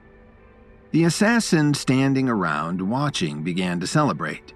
Their champion had, at least momentarily, gotten the better of Kevin Williams. The Colossus, a force of nature, pushed Kevin beneath the water's surface. Bubbles of desperation rose as Kevin fought to break free, his body convulsing against the relentless pressure. The assassins, momentarily spectators, converged, their collective malice focused on holding Kevin down. Kevin's thoughts went to Lily, to his beautiful wife at home, pregnant with their first child. He wanted to get back to her. He wanted to hold her in his arms one last time, but the number of assassins were too many, and he couldn't pull himself back above the water. In his throes of this watery embrace, Kevin's struggle grew feeble. His limbs, once formidable weapons, betrayed him, succumbing to the inevitable pull of the abyss. The battle-weary fighter who had faced countless adversaries and emerged victorious found his final nemesis in the murky depths of the legendary Fountain of Youth. Kevin's body stopped moving. He was dead. The giant pulled his hands off Kevin and took in his lifeless form. The Colossus started screaming, gleeful of his victory. His fellow assassins cheered him on. Evil had won the night. As Kevin's body surrendered to the water's embrace, the once silent air erupted with the distant wail of sirens. The police were coming. The assassins, like shadows dispersing at dawn, scrambled in panic. "Run!" They disappeared back into the night from which they came. The fountain of youth, now tainted with the residue of violence, cradled Kevin's lifeless form. Kevin Williams had failed. Kevin Williams was dead. Kevin's quest to find the meaning of the numbers hidden behind Van Gogh's Starry Night painting leads him to the Fountain of Youth in St. Augustine, Florida. But there he's attacked by hundreds of Secluded Valley assassins. Kevin realizes that his old foe, Vincent Reeves, has created a ruse that would lead Kevin into the ambush, which appears to have been a success. Gigantor, a colossus of an assassin, has left Kevin for dead in the waters, as police sirens scream in the night. A wail of police sirens filled the night air as the lingering assassins rushed off into the darkness. Kevin's body shot up from the water. With a sudden surge, he lifted himself out from the fountain, drawing gasps of air. Left for dead, Kevin Williams was very much alive. But how?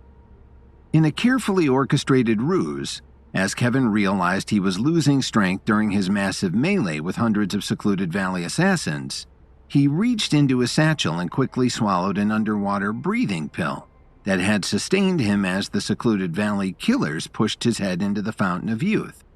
The macabre dance pretending to drown was all part of Kevin's master plan to deceive his enemies and to survive. The sirens grew louder, an ominous symphony. The police were getting closer. Surrounded by dead assassins, Kevin knew he couldn't stay. With the agility of a shadow, Kevin slipped away, leaving behind the carnage from the battle that painted the cobblestone courtyard red with blood. Kevin disappeared down an alley, the darkness of the night concealing his escape. At a safe distance, Kevin observed the unfolding scene. The local police's faces, etched with disbelief and horror, surveyed the assassins' corpses strewn around the Fountain of Youth. Formerly a tourist attraction, the fountain now held the aftermath of an epic battle. The assassins lay defeated in the harsh light of some vigilante justice, or so it seemed.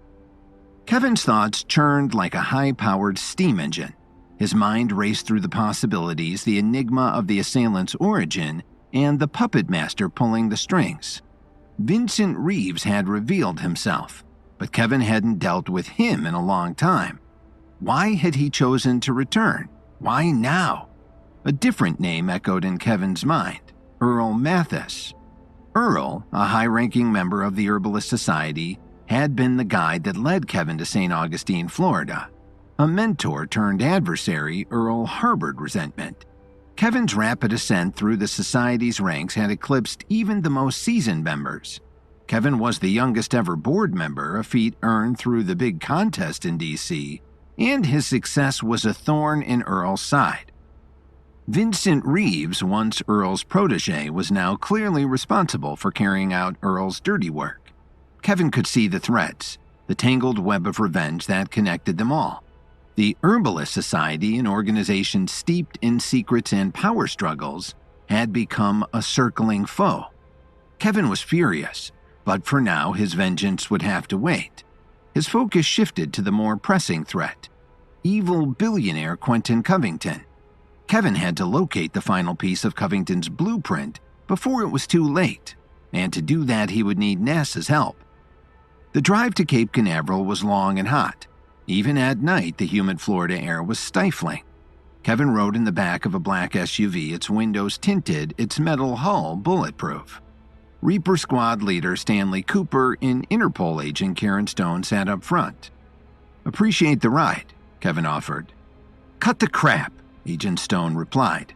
"I don't like being your babysitter any more than you like being babysat. But if the two of us walking you into NASA headquarters gets us where we need to go faster, then I'm willing to waste a Saturday." Kevin shot Stanley a look. Agent Stone was tough. "Loud and clear," Kevin responded. The trio stopped at the Cape Canaveral train station and picked up Zara, A technical whiz kid, Kevin knew Zara's help could be invaluable. "How was the trip?" Kevin asked, helping Zara with her bags.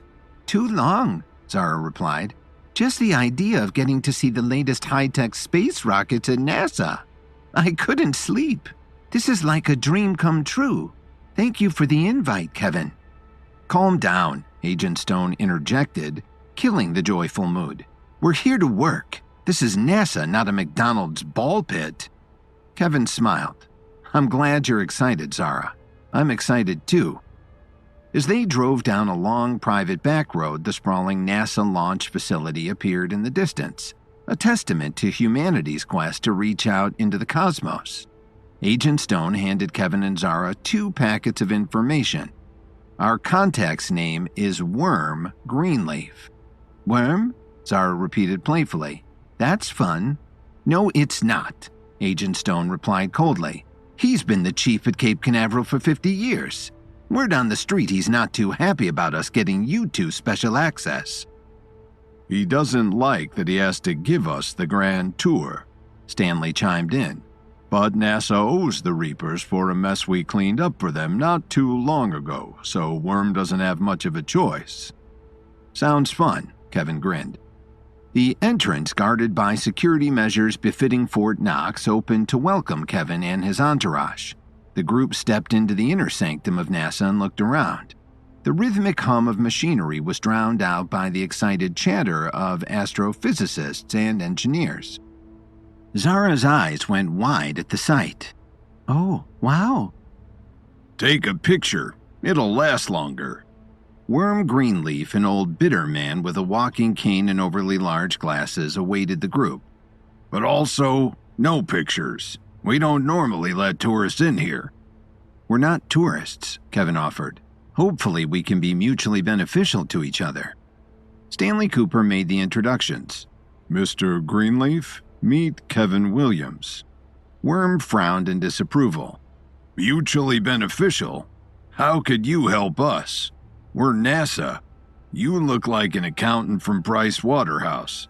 I think our taxes have already been submitted for the year." Agent Stone interjected, her tone diplomatic. "His appearance might not be the most impressive, but it's been my experience that you will want Kevin Williams on your side." Worm begrudgingly accepted Stone's advice. "If you say so. Let me show you all around." Worm led the group through the technological wonder that was NASA. Control rooms hummed with activity as scientists engaged in intricate discussions. In the rocket design room, Kevin and his team were shown the latest in NASA space exploration technology. Kevin observed with keen interest, absorbing information like a sponge. Zara, his tech whiz, nodded knowingly at the array of machines. "That's a TP-7 rocket, right? And that's the Mars Collider?" Worm nodded with mild annoyance, unimpressed. "Someone watches PBS." In a room dominated by a large schematic of a cutting-edge satellite, Worm paused. "This is our latest project," he declared, his eyes glinting with pride. "A revolutionary design in satellite technology that will change the way we're able to perceive black holes. I could try and explain it to you all, but you'd need a master's degree in mechanical engineering just to understand how to power it on. No offense." "None taken." Kevin surveyed the satellite schematics when something caught his eye. "Interesting choice of metal alloy," he remarked, his analytical mind at work. "But if I may, I'd suggest a different composition." Worm's brows furrowed, skepticism etched on his face. "And why would we change what's been carefully calculated and tested by the best minds NASA has to offer?" Kevin stepped closer.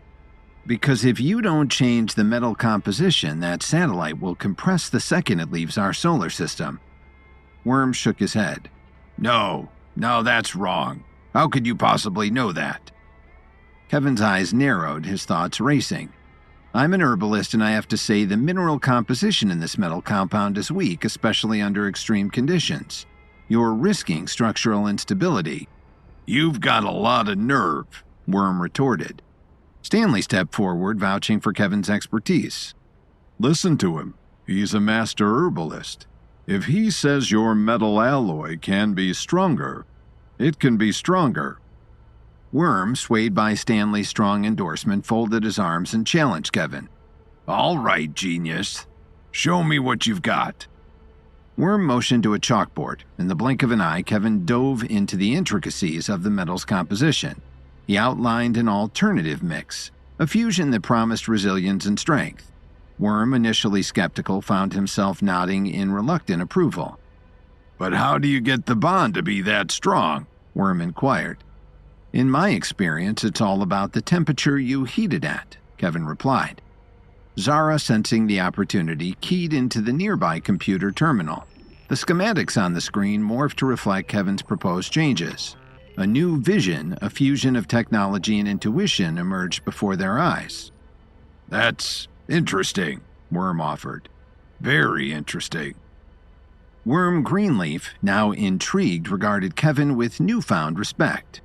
You might not look like a rocket scientist, but maybe I was wrong about you. This alloy composition is something else. I don't know if our best men would have figured this out. Just trying to help, Kevin offered. Sometimes all it takes is a fresh pair of eyes. Worm nodded in agreement. Good point. Worm hesitated, debating with himself. There's actually something we've been looking at. Something strange.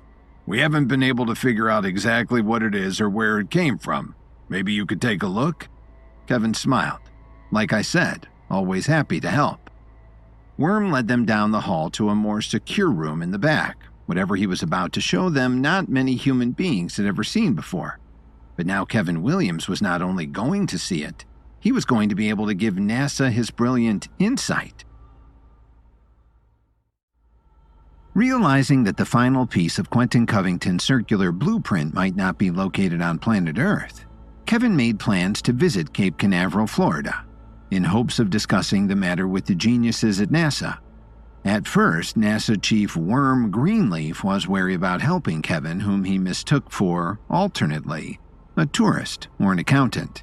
But once he realized Kevin's enormous skill set, Worm's demeanor shifted, and he asked Kevin for help with a looming mystery. The air at NASA headquarters was charged with a sense of urgency as Kevin made his way down a bustling corridor lined with technicians and scientists in various states of deep discussion. Worm Greenleaf, the aging NASA chief, led Kevin and the rest of his team, including Tech Whiz Zara and Reaper Squad head Stanley Cooper and Interpol agent Karen Stone, past the many marvels the NASA facility had to offer. The facility hummed with an electrifying buzz as the group ventured deeper into the colossal complex.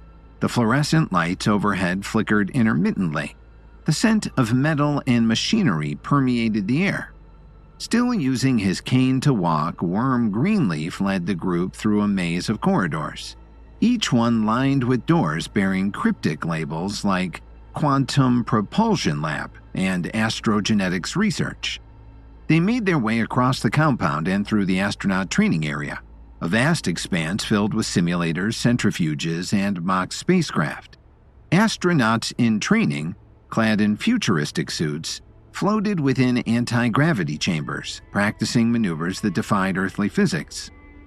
Zara marveled at the technology. "Far out," she whispered. Zara was taking mental notes.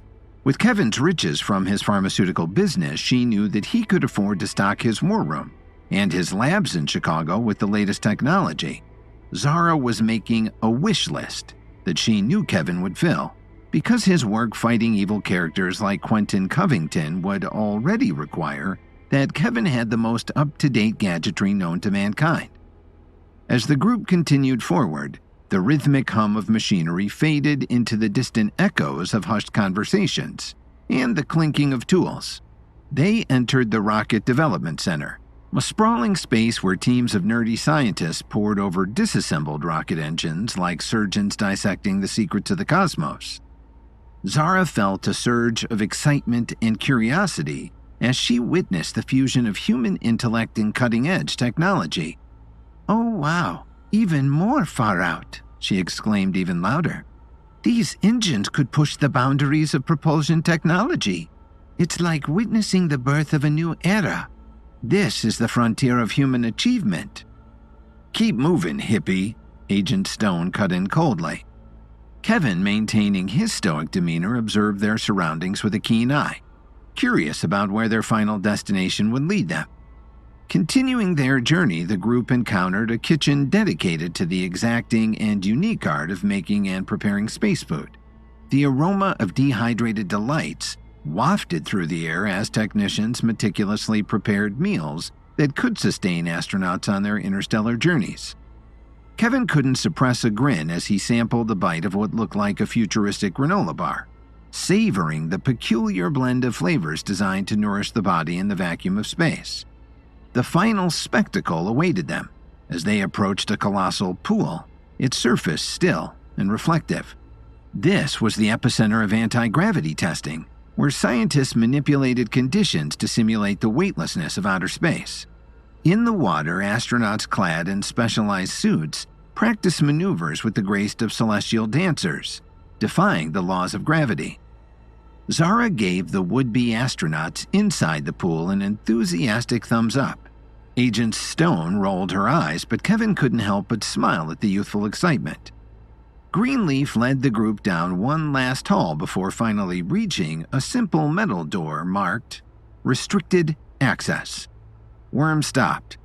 As I'm sure you already understand, everything you're about to see is highly confidential. No one outside of NASA has ever even been in this room. You can trust us, Kevin offered. I hope so, Greenleaf replied. If they say anything, I'll shoot them myself, Agent Stone added. Words like that coming from most people would have been an attempt at humor. Everyone knew that was not the case with Agent Stone.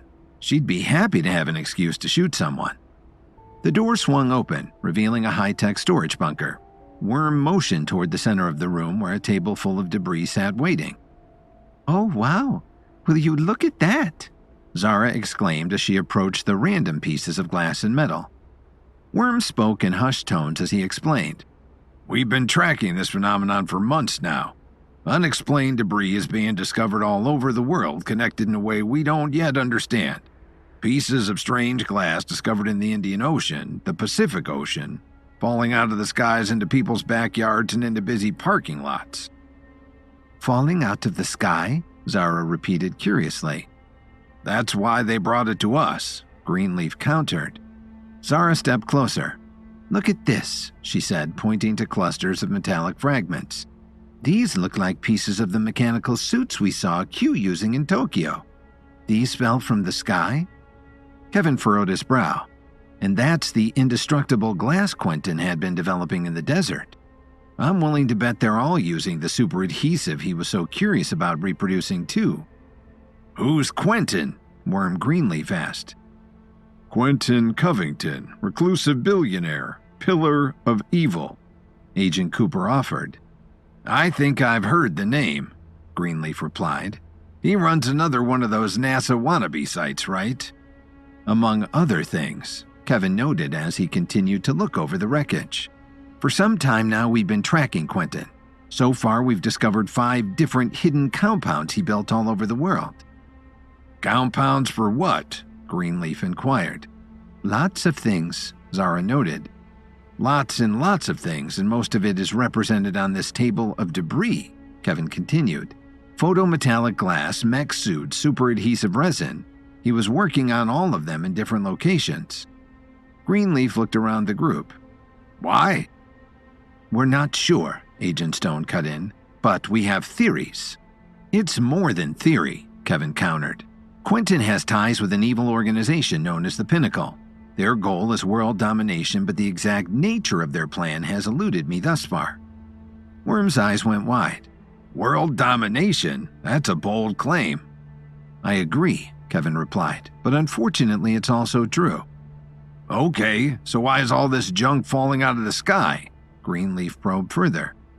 We found 5 compounds, Kevin noted, and at each compound there was one slice of a circular blueprint. 6 slices of 60 degrees each would complete an entire circle, which means there's 1 compound left. What's the blueprint of? Greenleaf asked. We don't know, Agent Cooper responded. You can't see anything until you have every piece. I think the last compound and the last piece of the blueprint is in space. Kevin cut through the chatter. A compound in space? Agent Stone repeated. This isn't Star Wars. Not yet, Zara quipped. It makes sense, Kevin offered. All the different elements Quentin has been producing, their ultimate purpose was to be used in outer space. Unbreakable glass, super adhesives, mech suits with their own air supplies. He's building something up there, and now his trash is falling out of the sky back down to Earth. We're the rich dude's private dump, Zara noted. Sick. But Kevin, Stanley cut in, if he was building something in space, we would have seen it. That kind of construction can't go unnoticed. NASA has telescopes pointed everywhere. We have noticed it, Worm Greenleaf cut in. What did you just say? Agent Stone inquired. Greenleaf carefully considered his next words.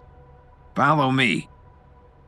A few moments later, Kevin, Zara, Agent Stone, and Cooper found themselves standing in a new room surrounded by multiple NASA higher-ups. As they discussed amongst themselves, Kevin couldn't help but notice furtive exchanges between the men. Whispers and glances that hinted at something more. After a time, Worm stepped forward and addressed the entire room. 4 months NASA has been tracking a strange occurrence in space that we couldn't understand or explain. We've sent satellites to get a closer look but lost contact with every single one we've sent up. At first, this mysterious event was thought to be of a natural origin, but after talking with Kevin and his team, I now believe it to be something else entirely. Kevin and Zara shared a look. A mysterious event, Kevin repeated curiously. Worm pulled up a picture on the largest display. For some time now, we've detected that the moon now has its own smaller moon. Zara gasped at the sight. Hushed whispers filled the room as the image of a small circular something peeking out from just behind the moon could be seen. Well, that's something, Stanley Cooper offered. No kidding, Agent Stone agreed. Worm Greenleaf continued. We thought maybe it was an asteroid or several celestial bodies pulled in by the moon's own gravitational field, but I now think the reason we can't get a satellite close enough to know for sure is because they're being shot down. More fervent whispers filled the room. Greenleaf enhanced the image. Gentlemen, I don't think this moon of the moon is really a moon at all. I think what we're looking at is Quentin Covington's space station. The room exploded in cheers and disagreement. As Kevin grappled with the implications of a moon with its own moon, he realized the danger that lay ahead. The intertwining threads of Quentin Covington's evil plans and the mysterious events in the stars and skies were converging into a web of uncertainty. And the only thing Kevin knew for sure is that sometime very soon, he was going to space. Realizing that the final piece of Quentin Covington's circular blueprint might not be located on planet Earth, Kevin made plans to visit Cape Canaveral, Florida, in hopes of discussing the matter with the top astronautical engineers in the world. But once he arrived at NASA, Kevin and the rest of his team, including tech whiz Zara, were informed that random debris had been falling out of the sky all over the world, and that a new massive object had been spotted circling the moon. Kevin realized that the massive object wasn't a smaller moon, but instead Quentin Covington's secret space station, accidentally dropping pieces onto the Earth in its wake. The revelation of Quentin Covington's secret space station sent shockwaves through NASA. As Kevin stood in a high-security meeting room, the weight of the new information hung in the air. It's a space station, Kevin exclaimed. NASA Chief Worm Greenleaf and a group of high-ranking NASA officials exchanged somber and yet astonished glances. Interpol agent Karen Stone and Reaper agent Stanley Cooper approached.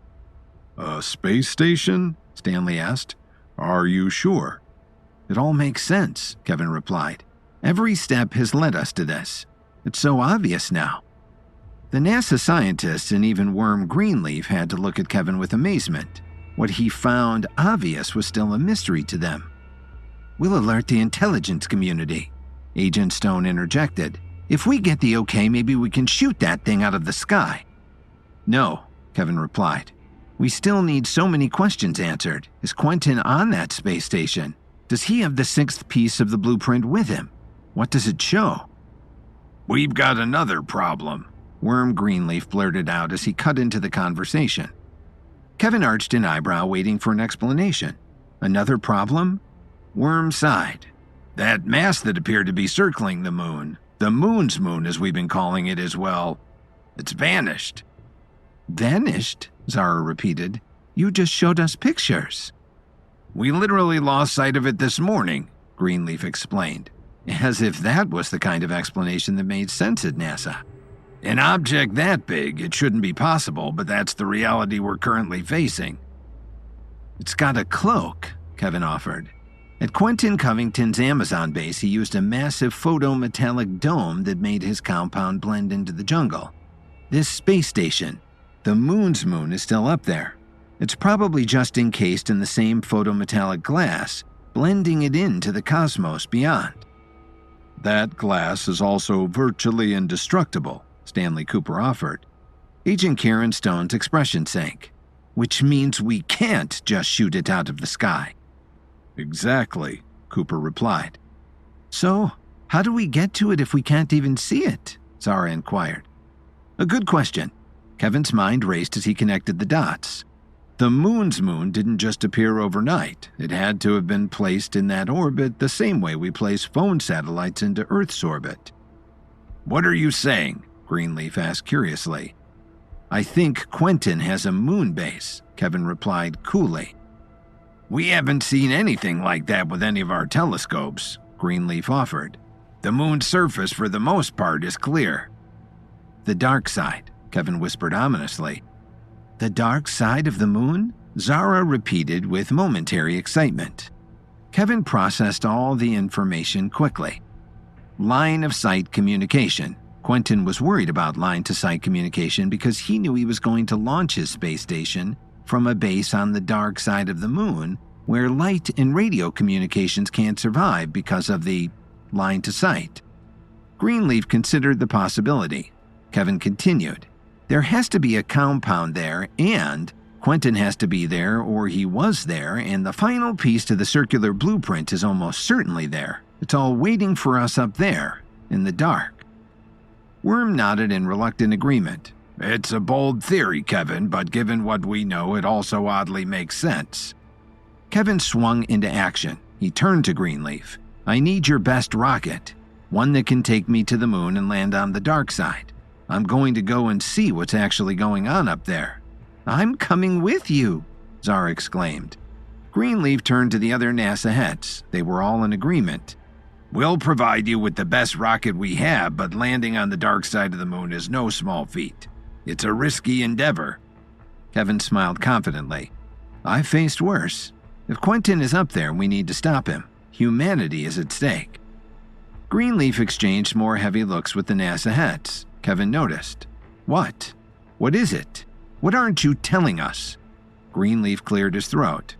There is something else you should know. It's a piece of classified information that only a select few are privy to, but under the circumstances. Kevin raised an eyebrow, intrigued. We lost one of our astronauts on the moon during Apollo 17 back in 1972, Worm offered. He died? Zara exclaimed. No, Greenleaf replied. He's been living there all these years, alone. Kevin's eyes widened in disbelief. Living on the moon since 1972? How was that even possible? Greenleaf looked around. Not here. Let's go talk somewhere else, just you and me. Kevin turned to Zara. She shook her head. I'll see you after. Greenleaf led Kevin into his private office. The room, adorned with mission patches and historic photographs, exuded an aura of pride. NASA Chief Worm Greenleaf, a weathered figure with decades of lunar exploration etched into the lines on his face, took a seat in his chair. Sit down, Kevin, please. Kevin sat. His curiosity was piqued by the gravity of the situation. Greenleaf pulled out an old black and white photo of a man with a big smile. This is Zip Merlot, Greenleaf offered. Astronaut, explorer, and the last human to ever set foot on the moon, at least that NASA knew about. Upon exposure to the moon, Zip contracted a mysterious virus. We couldn't identify it, and we couldn't risk him contaminating the rest of his crew, or even possibly bringing an entirely foreign virus back to Earth. So we asked him to stay and wait he did. He's been surviving on the moon for almost 50 years now. We send him supplies annually, but communication has been difficult." Greenleaf gestured to a screen displaying a live feed from a telescope focused on the moon's surface. In the center, a solitary figure moved gracefully, a silhouette against the desolate lunar landscape. "That's Zip," Greenleaf confirmed. "We've maintained visual contact, and he sends us messages using Morse code over the radio.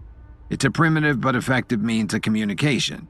But on the plus side, he's been all over the moon, mapping its terrains and studying its mysteries."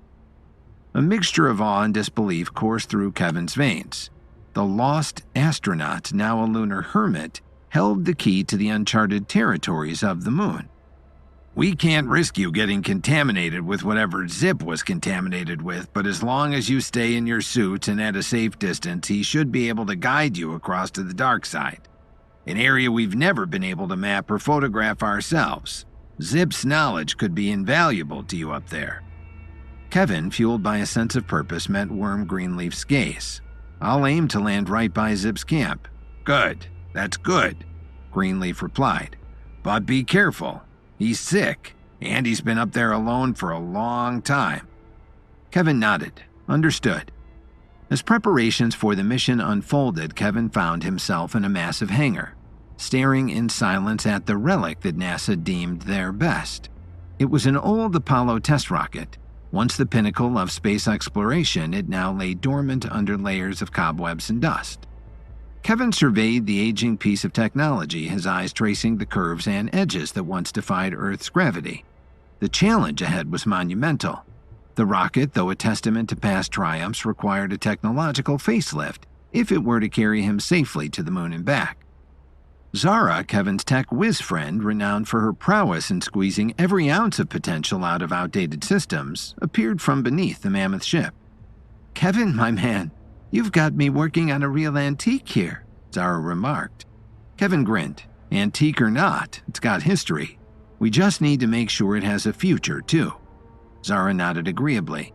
"Good one." Together, the two pored over the rocket's blueprints and schematics, unraveling the intricacies of its outdated systems. The challenge became apparent. The rocket needed more speed, endurance, and a technological leap into the present. Zara, always up for a challenge, cracked her knuckles and dove into the maze of wires and circuits.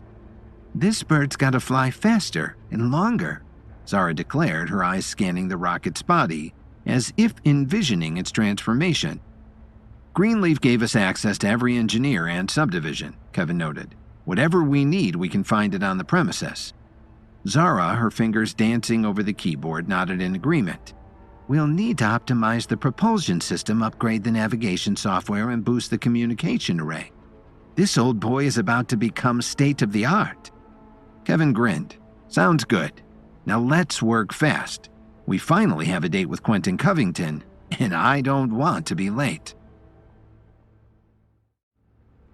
Kevin added up all the information he'd gathered at Quentin's compound and compared it to the various mysteries and findings that NASA was studying, including shards of glass, pieces of metal, a strange moon that peeled off of Earth's own moon, and realized that Quentin Covington had made a space colony on the dark side of the moon and launched it into space.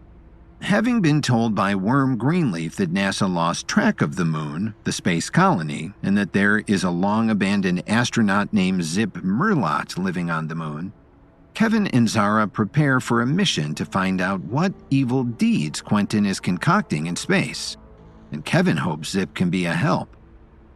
The massive NASA warehouse creaked as Kevin and Zara surveyed the relic of a rocket before them. It was coated in dust and had cobwebs hanging like forgotten memories from its metal shell. This, apparently, was the best NASA had to offer for Kevin's lunar journey, a neglected vessel that seemed more fitting for a museum than a mission to thwart global annihilation. Kevin's brow furrowed. Quentin Covington had, it seemed, teamed with the Pinnacle, and the fate of the world hung in the balance. Though Kevin had to learn more about the evil partnership and the secrets behind the blueprint before he could begin to act to save the Foundation.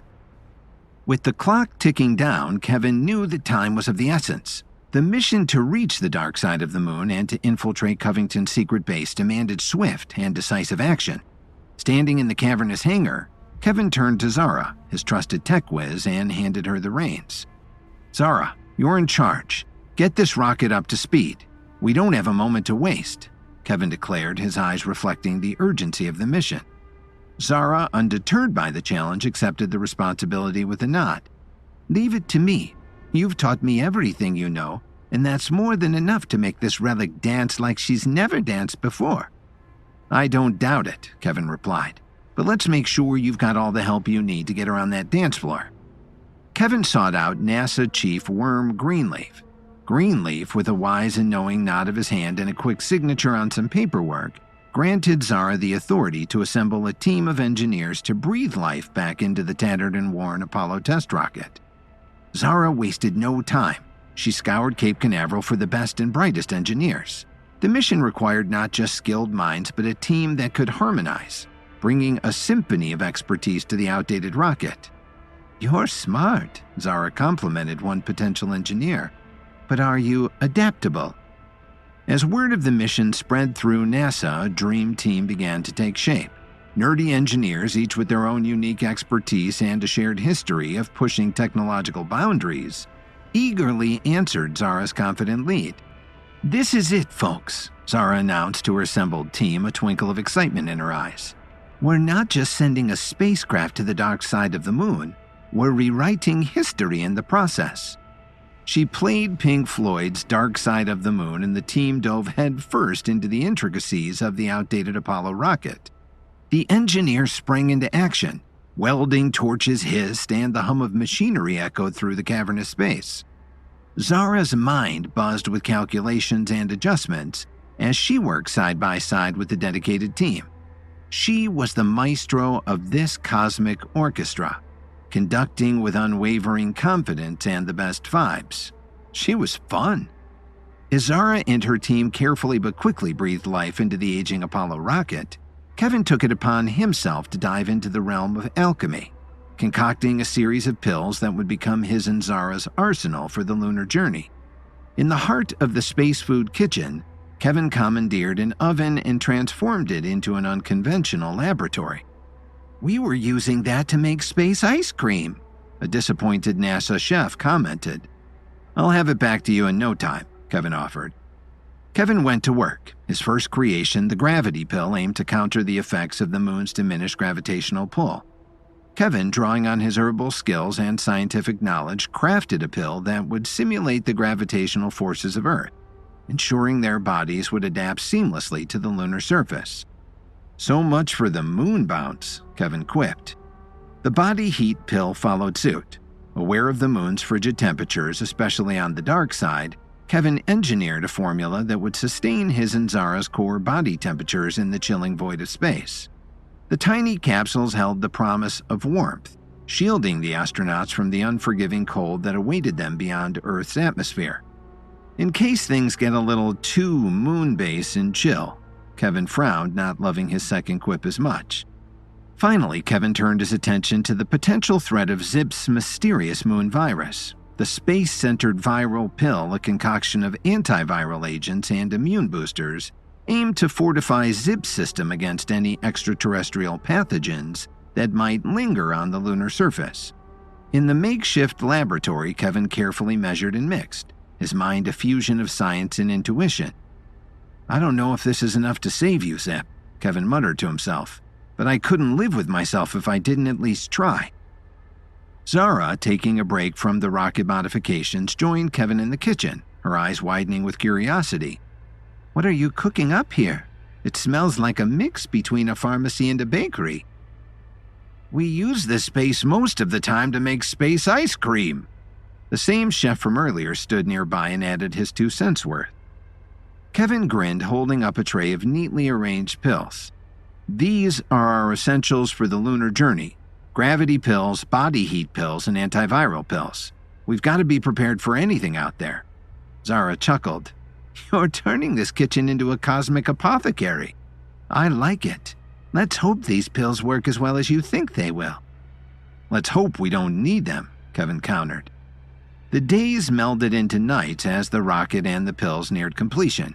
Kevin's alchemical creations rested in his satchel, ready to accompany the astronauts on their celestial voyage. At the same time, NASA prepared Kevin and Zara for their lunar journey in a different way. Space camp became a crash course in survival, navigation, and adapting to the hostile environment of space. Kevin, to the surprise of even seasoned astronauts, aced every test thrown his way. Worm Greenleaf couldn't help but marvel. "Why aren't you already on Mars, Kevin? You're amazing." Later that same day, Greenleaf came to visit Kevin in his makeshift herbal lab. Kevin painstakingly mixed compounds and synthesized concoctions, drawing on his knowledge of chemistry and throwing in some brilliant doses of improvisation. The goal was clear: to fortify the spaceman's fragile bones, allowing him to return to Earth without risking collapse upon re-entry. Worm observed Kevin's work with a mix of curiosity and admiration. "You're like a mad scientist, but I noticed you're working on an antiviral pill. Smart to have one in case anything comes up, but if you were hoping to help poor Zip, well, it's complicated." Kevin grinned, his focus unwavering. "We're gonna save the world, that's the priority, but if I can help Zip get home, that's a pretty great bonus." Greenleaf sighed. "Kevin, we appreciate your efforts, but there's something you need to know about Zip's condition." Kevin looked up, his curiosity piqued. "What is it?" Worm Greenleaf took a deep breath before revealing the harsh reality. "Zip's been on the moon for so long that his blood is thinned, and his bones have become incredibly brittle. The lack of gravity has led to atrophy, and if we were to bring him back to Earth without addressing this, his bones would literally turn to dust upon re-entry." Kevin's face tightened with concern, absorbing the gravity of the revelation. So even if we cure him of the virus, his bones won't withstand the return journey. Greenleaf nodded solemnly. "Exactly. It's a catch-22. Bringing him back could be as fatal as leaving him there." A determined glint flickered in Kevin's eyes. "Then we'll strengthen his bones. I'm not giving up on Zip, Chief." Greenleaf sighed, understanding the depth of Kevin's commitment. "Kevin, it's a formidable challenge. We've never faced anything like this before." "I didn't come this far to back down now," Kevin asserted. "I want to defeat Covington, and now I want to bring Zip home almost as badly. I'm not leaving anyone behind." In the quiet of the makeshift laboratory, Kevin surveyed the array of pills before him. The gravity pills, body heat pills, and antiviral pills were ready, their potential a testament to his ingenuity. Yet there was a lingering challenge, a solution that would transcend the bounds of traditional medicine and address the unique plight of Zip Merlot. As Kevin worked in the lab, Zara continued her work in the hangar. Days turned into nights, and nights into days, as the rocket underwent a transformation. The dust gave way to the gleam of polished metal, and the cobwebs were replaced by the meticulous work of engineers determined to defy the odds. They were getting close, and the dark side of the moon was waiting.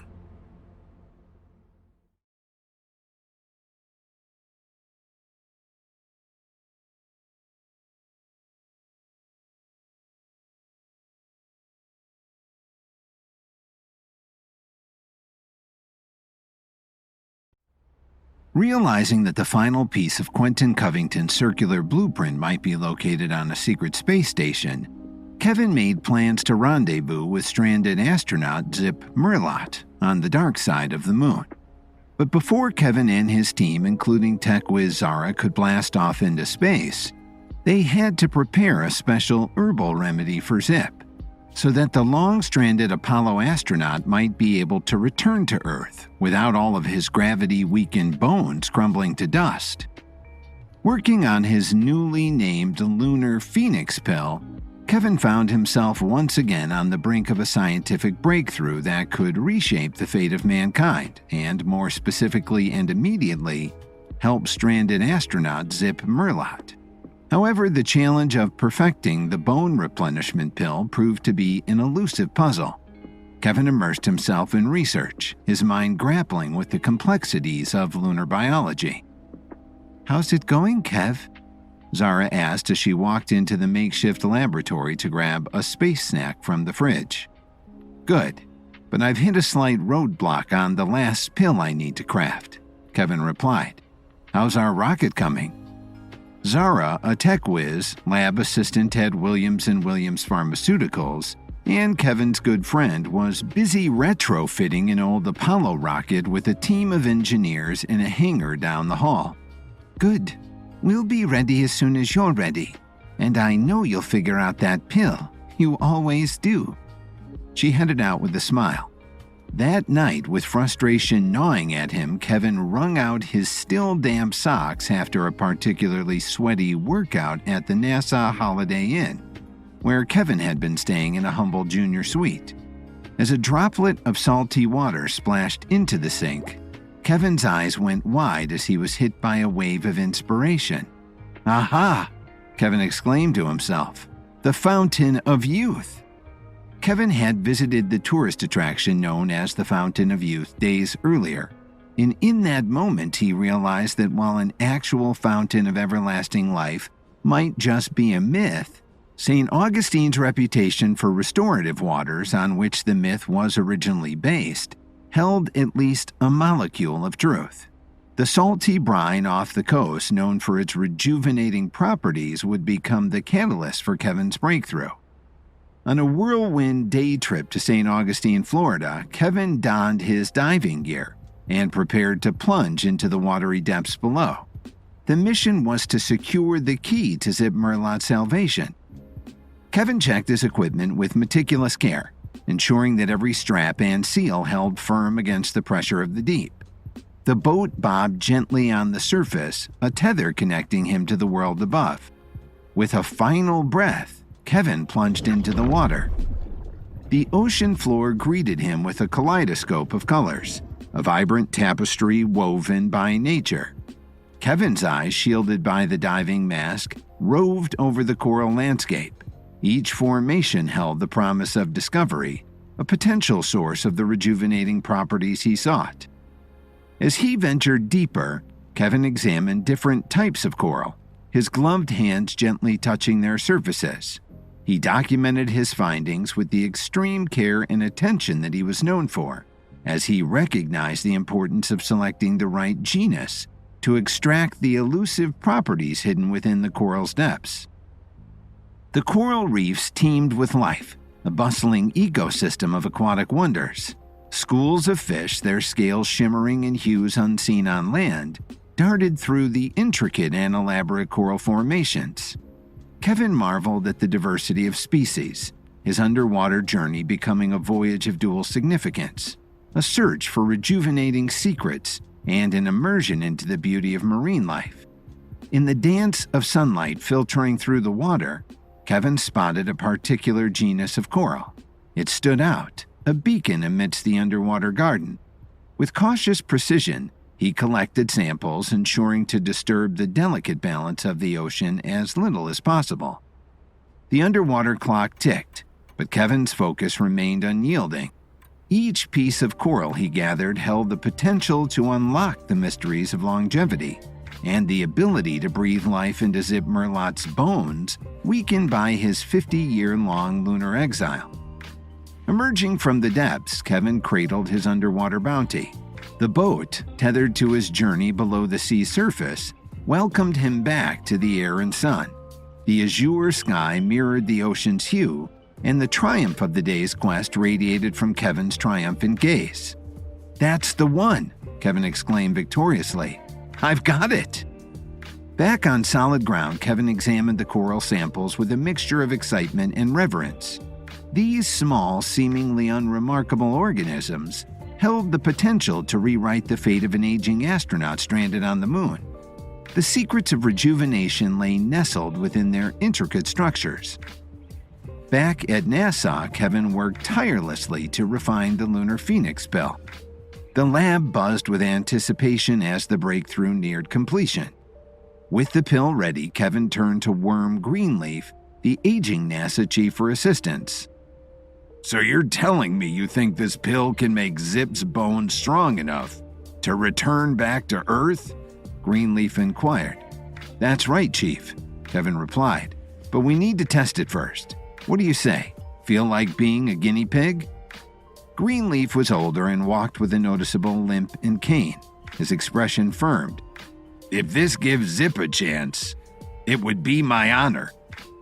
Worm Greenleaf, his posture bent and movements constrained by the passage of time, regarded the pill with a mix of curiosity and skepticism. Kevin, the architect of this groundbreaking endeavor, watched intently, his eyes fixed on the man whose transformation could herald the new era for lunar exploration. "I'm used to exploring space," Greenleaf quipped, "but this will be a true journey inside the depths of my own body." Kevin held his breath as Greenleaf ingested the pill. The two men stood in silence for a prolonged beat. Greenleaf checked the clock. "How long is this supposed to take?" Greenleaf inquired. "Everyone's metabolism is different, so I'm not exactly sure," Kevin replied. "And to be fair, you're the first person to ever try this specific pill, so I guess we'll both find out together." Greenleaf sighed at the reply, discouraged. But then, as if an invisible hand had rewound the clock, a subtle ripple of change coursed through Greenleaf's demeanor. A gasp escaped Worm as the NASA chief's posture suddenly straightened. The weight of his years seemingly lifted. The once sluggish movements transformed into an energetic dance of renewed vitality. The NASA chief, his eyes alight with surprise, took a few tentative steps, testing the newfound strength that surged through his limbs. Kevin witnessed the metamorphosis unfold before him. Greenleaf stood upright with a renewed vigor. The skepticism on his face transformed into wonder as the pain in his joints dissipated. That feels amazing," Greenleaf exclaimed. "My joints, my legs, I feel 30 years younger." Within an hour, Greenleaf canceled his scheduled hip replacement surgery. The rejuvenating effects of the pill worked wonders on the aging NASA chief's bones and ligaments. "This just might make it possible for Zip to return to Earth. For that, Kevin Williams, NASA would be eternally grateful," Greenleaf declared as he shook Kevin's hand in thanks. Kevin, the alchemist of lunar rescue, beamed with pride and relief. His journey from crafting pills for the lunar mission to discovering the rejuvenating properties of coral had culminated in this transformative moment. Kevin had succeeded once again, unlocking the potential for a restorative elixir that defied the passage of time and could finally bring Zip Merlot back to Earth. However, the elation in the room turned to concern as a NASA employee ran into Greenleaf's office. "He's down. Zip Merlot is down, sir." "Down?" Greenleaf repeated. "What does that mean?" Greenleaf ran into the observation room. Kevin followed closely behind. The NASA employee motioned to the main telescope. "We were monitoring Zip like we always do, but he went out for his daily moonwalk and he fell. We kept monitoring him hoping he would get back up, but he hasn't. He's fallen and he hasn't gotten back up." A hush fell over the lab as the reality of the situation sank in. The triumph of the bone replenishment pill was overshadowed by the precarious fate of the stranded astronaut. The clock ticked, and the fate of the mission hung in the balance, as Kevin and the team grappled with the unforeseen challenge that lay ahead. Greenleaf turned to Kevin. "We might be too late." "Don't say that," Kevin replied. "Let's not be negative until we absolutely have to be. We have the Lunar Phoenix pill. Zara's working on refitting that old Apollo rocket. We're so close. We can save him." Greenleaf put a reassuring hand on Kevin's shoulder. "I hope you're right." Kevin rushed into the rocket hangar where Zara and her team continued to work. "How is the retrofit going?" Kevin asked with urgency. "Good," Zara replied. "We've worked through all the calculations and we think we've figured it out. We just need to run a few more tests for safety's sake." "There's no time," Kevin replied. "We have to go now." "What? Now?" Zara pushed back. "That's right," Kevin offered. "Zip Merlot is down, and the only hope he's got is us." Though Kevin's primary mission is to corner Quentin Covington and find out what evil plot he and the Pinnacle are plotting against the Foundation, Kevin also wants to make sure he can bring stranded astronaut Zip Merlot back from the moon after his confrontation with Quentin. Kevin worked to create a pill, using restorative coral from the coast near the mythical Fountain of Youth, that will rejuvenate bones. But just as he perfects the pill, NASA's monitors catch Zip falling on the moon, and he has not gotten back up. The NASA launch bay hummed with urgency as Kevin, Zara, and a team of NASA engineers rallied to prepare the modified Apollo rocket for launch. Time was a scarce commodity, and the urgency to rescue stranded astronaut Zip Merlot and uncover Quentin Covington's hidden space station had everyone working at double speed. Despite the uncertainty surrounding the rocket's condition, Kevin insisted that it was their only chance to reach the truth. "We can't guarantee that you'll make it there and back," newly rejuvenated NASA Chief Worm Greenleaf warned Kevin. Worm was feeling like a young man again thanks to Kevin's lunar phoenix bill, but his worries and concerns were that of a man who had led NASA for decades. "The rocket hasn't been properly tested." "It just needs to get us there," Kevin replied with determination. "We can figure out the rest once we land. We can't wait."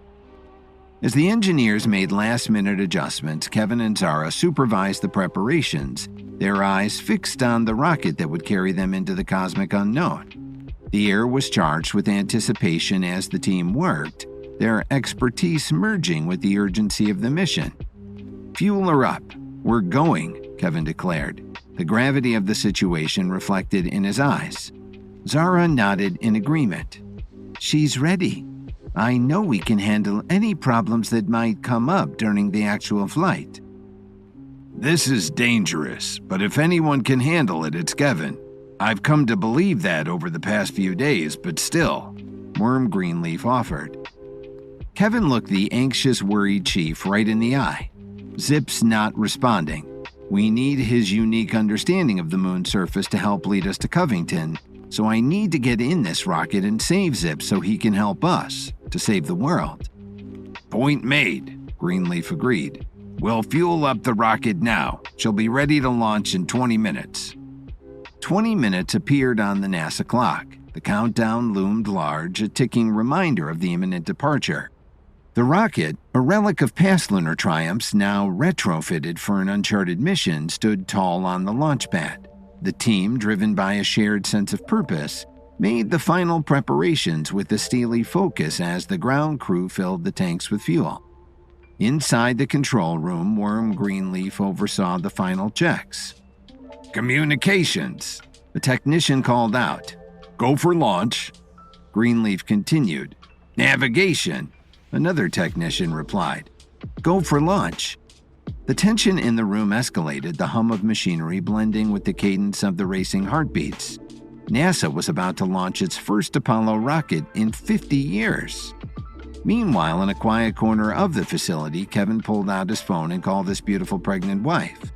Lily answered excitedly. "Kevin, my love, how are you? How's Cape Canaveral?" "Hello, beautiful," Kevin responded, his voice tinged with a mixture of love and longing. "The Cape has been eventful. I just needed to tell you I have to go away for a bit." Lily didn't understand. "Go away? Kevin, you're already away." Kevin nodded. This was going to be tough. "Further away. Lily, I have to go to space." "Space?" Lily replied with an equal dose of shock and concern. "You will always be my top priority," Kevin spoke calmly, doing his best to reassure her. "And I need you to know that I wouldn't be risking this if I didn't think I had to in order to protect you and the baby." Lily's eyes shimmered with pride. "I never doubt you, Kevin Williams, and I know your intentions are always true. Just promise me something." "Anything," Kevin replied. "Come back to us. Come back to me and your baby," Lily offered in an emotional whisper. Kevin reached up and touched the phone, a digital connection that bridged the physical distance between them. "I promise, Lily. I'll do whatever it takes to come back to you. It'll be okay. This is our chance to make the world a safer place for our family." The smallest of smiles appeared on Lily's nervous lips. "We'll be waiting for you." Kevin felt like he was holding Lily.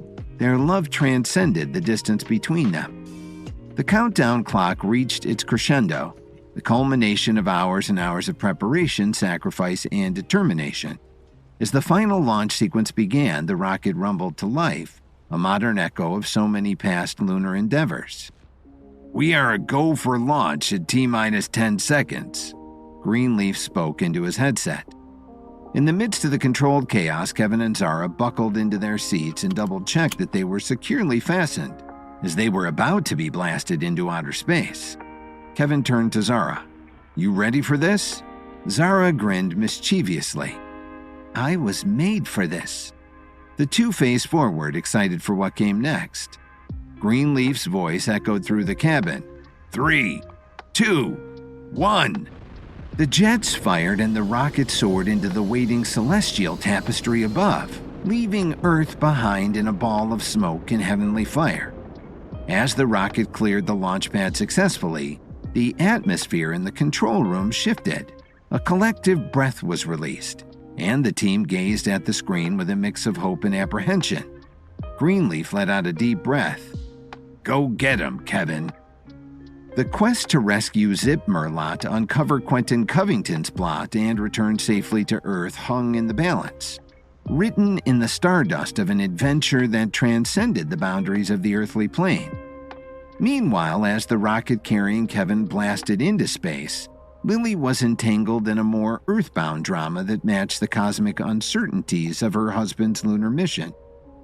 The media circus surrounding Hayden Smart's scandalous insinuations that Lily wasn't really pregnant became a relentless storm, threatening to overshadow Lily's budding mayoral campaign entirely. Lily got off the phone with Kevin and walked back into the living room of her cozy suburban home where a good friend and eager campaign manager, Rachel, sat waiting. "How's Kevin?" Rachel inquired.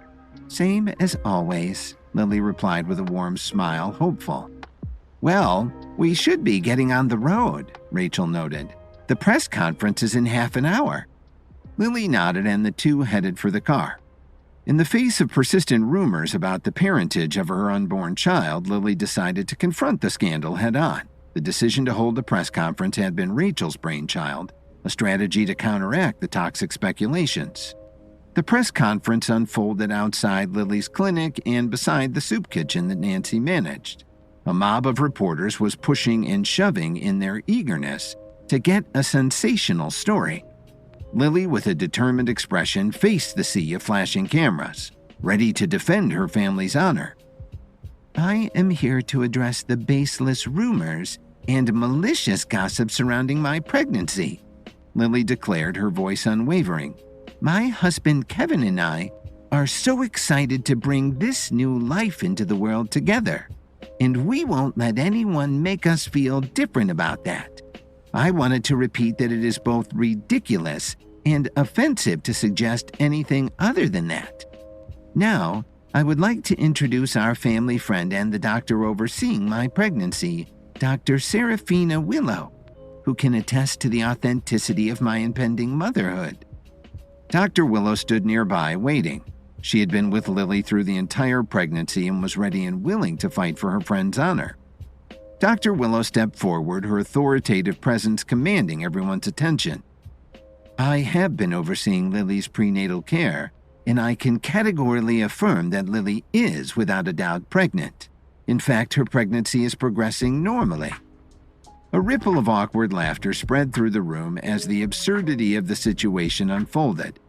Lily maintained her composure, trusting that the truth would prevail. However, the relentless scrutiny of the media, coupled with Hayden Smart's dogged persistence, weighed heavily on her. She suddenly grasped at her stomach. Rachel took note. "You okay?" Lily shook her head. "Just a crazy day." As she refocused on the press conference, a sudden wave of cramps seized Lily. She collapsed to the ground. "Lily!" Rachel screamed. Dr. Willow immediately intervened, suspending the proceedings to attend to Lily's well-being. Hayden Smart, not one to pass up an opportunity for sensationalism, watched the chaotic scene from a distance. Spotting a moment to grab the spotlight, he stepped up to the microphone. "Looks like Lily's flopping like Lionel Messi out there. Is this a stunt to garner sympathy? The timing seems awfully suspicious to me." The accusation lingered as Dr. Willow focused on Lily, concern etched across her face. The sudden crisis overshadowed the press conference, leaving the media scrambling to capture the unfolding drama and to record Hayden Smart's continued remarks. At the same time, Kevin's rocket continued its journey into the great unknown. Unaware of the turmoil transpiring on Earth, Kevin hurtled through space. He had not a clue that the woman he loved faced a crisis that transcended the reaches of his lunar voyage. The intertwined destinies of Lily and Kevin unfolded on separate stages. One in the vastness of the cosmos, the other on a sidewalk in Chicago where Lily had collapsed as her pregnancy lay in the balance. Fearing that Zip Merlot might be dying, Kevin decides to board the rocket with Zara and head to the moon immediately. Zip's knowledge of the terrain will be necessary for Kevin to track down Quentin Covington and figure out his evil plot. Kevin also has mated his grail to bring Zip back to Earth alive. Meanwhile, the stress of the mayoral campaign and opponent Hayden Smart's accusations have Lily collapsing at a press conference. The outdated Apollo rocket, now retrofitted for its modern mission, surged clear of the Earth's atmosphere. Kevin and Zara buckled securely into their seats and felt the exhilarating force of the main engines propelling them into the vast darkness beyond. As the rocket soared into the inky, endless galaxy, the roar of the engines gradually subsided, giving way to an eerie silence. Kevin and Zara shared a curious look. Main takeoff engines fading, Kevin noted. That means we're clear of the Earth's atmosphere. Space, Zara whispered with a sense of awe. We're in space.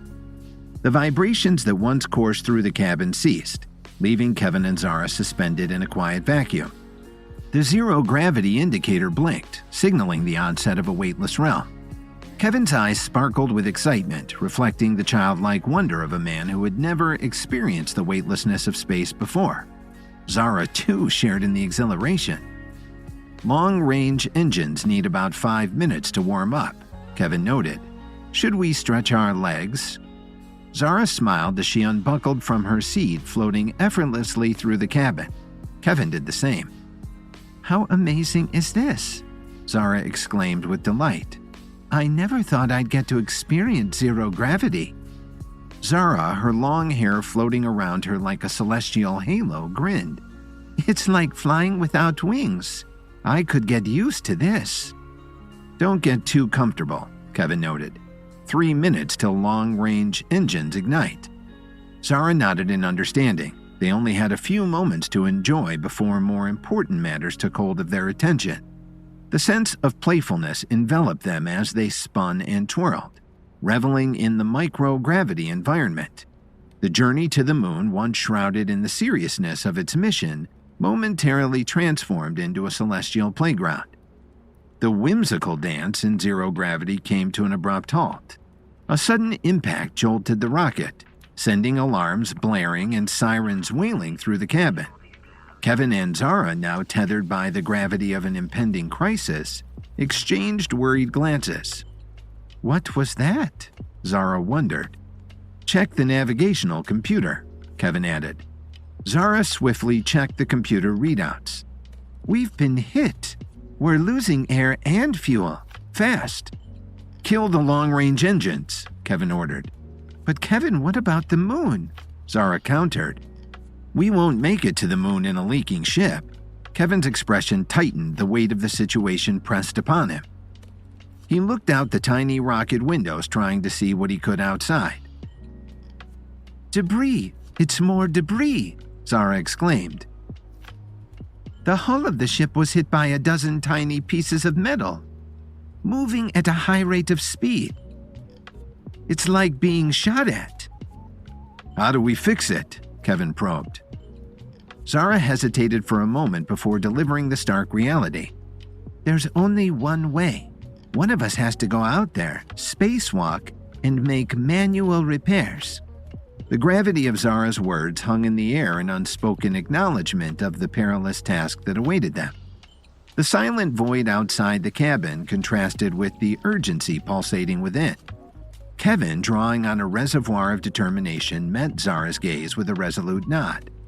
I'll suit up, Kevin declared, the weight of responsibility settling upon his shoulders. As the cabin echoed with the urgency of their actions, the Apollo rocket, wounded but holding together for now, floated lifeless through space. The dance of weightlessness had given way to a desperate struggle for survival, where the endless darkness became both friend and enemy in the quest to reach the lunar surface. The silence within the Apollo rocket was shattered as the radio crackled to life, transmitting the stern voice of NASA Chief Worm Greenleaf. Kevin, we're detecting anomalies in your flight plan. You haven't fired your long-range rockets yet. What's happening up there? Chief, we have a problem, Kevin responded, his voice steady despite the urgency that reverberated through the cabin. As Kevin explained the situation, Greenleaf's measured voice relayed the gravity of their predicament. I think we have to cancel the mission, make nominal repairs, then turn back towards Earth. We can't risk your lives with the already outdated rocket not in perfect shape. A palpable tension hung in the air as Kevin hesitated. He glanced at Zara, her eyes full of determination. What do you think? Kevin asked the young tech whiz. You lead and I'll follow, Zara replied. Kevin refocused on the radio. We can't stop now, Chief, Kevin asserted, a resolve tightening his jaw. I'm heading outside to begin repairs. A stunned silence followed Kevin's revelation. Outside in the cold and unforgiving void of space where the laws of gravity held no sway, Kevin intended to attempt a manual repair. It was a daring move, a cosmic gamble that defied the boundaries of conventional space travel. Kevin, are you out of your mind? Greenleaf's voice crackled over the radio. You've never been to space before, let alone spacewalked. This is a suicide mission. We can't turn back now, Kevin explained. The mission is too important. Greenleaf sighed audibly. Good luck. The gravity of Greenleaf's words hung in the air as Kevin prepared to undertake the death-defying journey into the cosmic unknown. Strapped into his spacesuit, Kevin braced himself for the imminent spacewalk. Kevin stepped into the airlock and sealed himself inside. He punched in the code and the main hatch creaked open. The abyss of space beckoned. The void of space stretched out before Kevin as he stepped onto the Apollo rocket's hull, the vastness of the cosmos unfurling around him. His suit-clad figure became a lone silhouette against the backdrop of distant stars, a solitary figure tasked with the impossible challenge of repairing the damaged rocket in the darkness of space. With each careful movement, Kevin surveyed the damage. The harsh reality of the compromised hull became apparent, and the weight of the mission bore down on him. He radioed to Zara. I see multiple holes in the hull, Kevin conveyed calmly. I'm going to try to patch them. There's another problem, Zara's voice crackled with fear. You only have 10 minutes. 10 minutes? Kevin repeated. Why?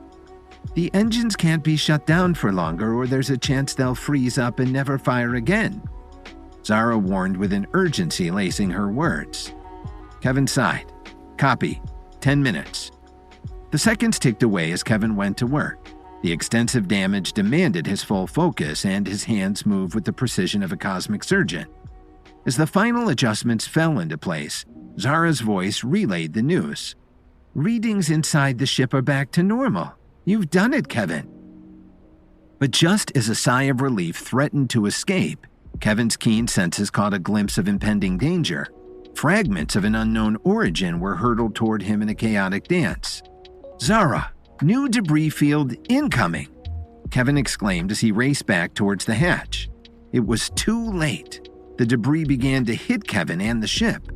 The rocket took the hits, but the hull remained intact. Kevin was not as lucky. A sharp impact reverberated through Kevin's suit, and a momentary panic set in. His punctured suit began leaking precious air into the abyss of space. My suit's been hit, Kevin radioed to Zara. I'm losing air. Get back on the ship, Zara shouted. There's a bigger wave of debris on its way. We have to go. With the clock ticking down and a second larger wave of debris looming, Kevin propelled himself back towards the ship. The seconds felt like an eternity as he re-entered the cabin, his suit compromised but the mission intact. Zara, I'm inside the airlock. Punch it, Kevin shouted, his voice strained. "Get us out of here!" Zara, quick on the controls, powered up the long-range engines just as the debris field closed in. The rocket surged forward, narrowly escaping the cosmic storm. "Clear! We're clear!" Zara declared. They were safe for now, with the debris field retreating into the vastness of space. As the silence settled within the cabin, Kevin caught his breath. The weight of the near catastrophe lingered in the air. He decompressed, removing his spacesuit with a sense of relief and exhaustion. The extensive damage to the suit caught his attention, a testament to the perilous dance with debris in the unforgiving expanse of space. Surveying the holes that riddled the suit, Kevin felt a rush of gratitude for being alive. However, amid the post-crisis assessment, something caught Kevin's eye. A piece of debris stuck out from the chest area of the spacesuit. Curious, Kevin plucked it from the fabric and examined it closely. To his astonishment, Kevin held in his hand the driver's license of Mario Kessler, his old nemesis. What the? The realization hung in the air, leaving Kevin stunned. When he last saw Mario, he had shot himself into space when Mario tried to kill Kevin during the last stages of the epic clash, but turned the space gun the wrong way and blasted himself. But how could his license be part of the debris field from Covington Space Station? Kevin's mind raced, trying to piece together the cosmic puzzle. The unexpected connection to Mario, a dark figure from his past, added a layer of intrigue to the already tumultuous mission. Questions swirled in Kevin's mind, each one leading to another, like a trail of stardust in the cosmic vastness.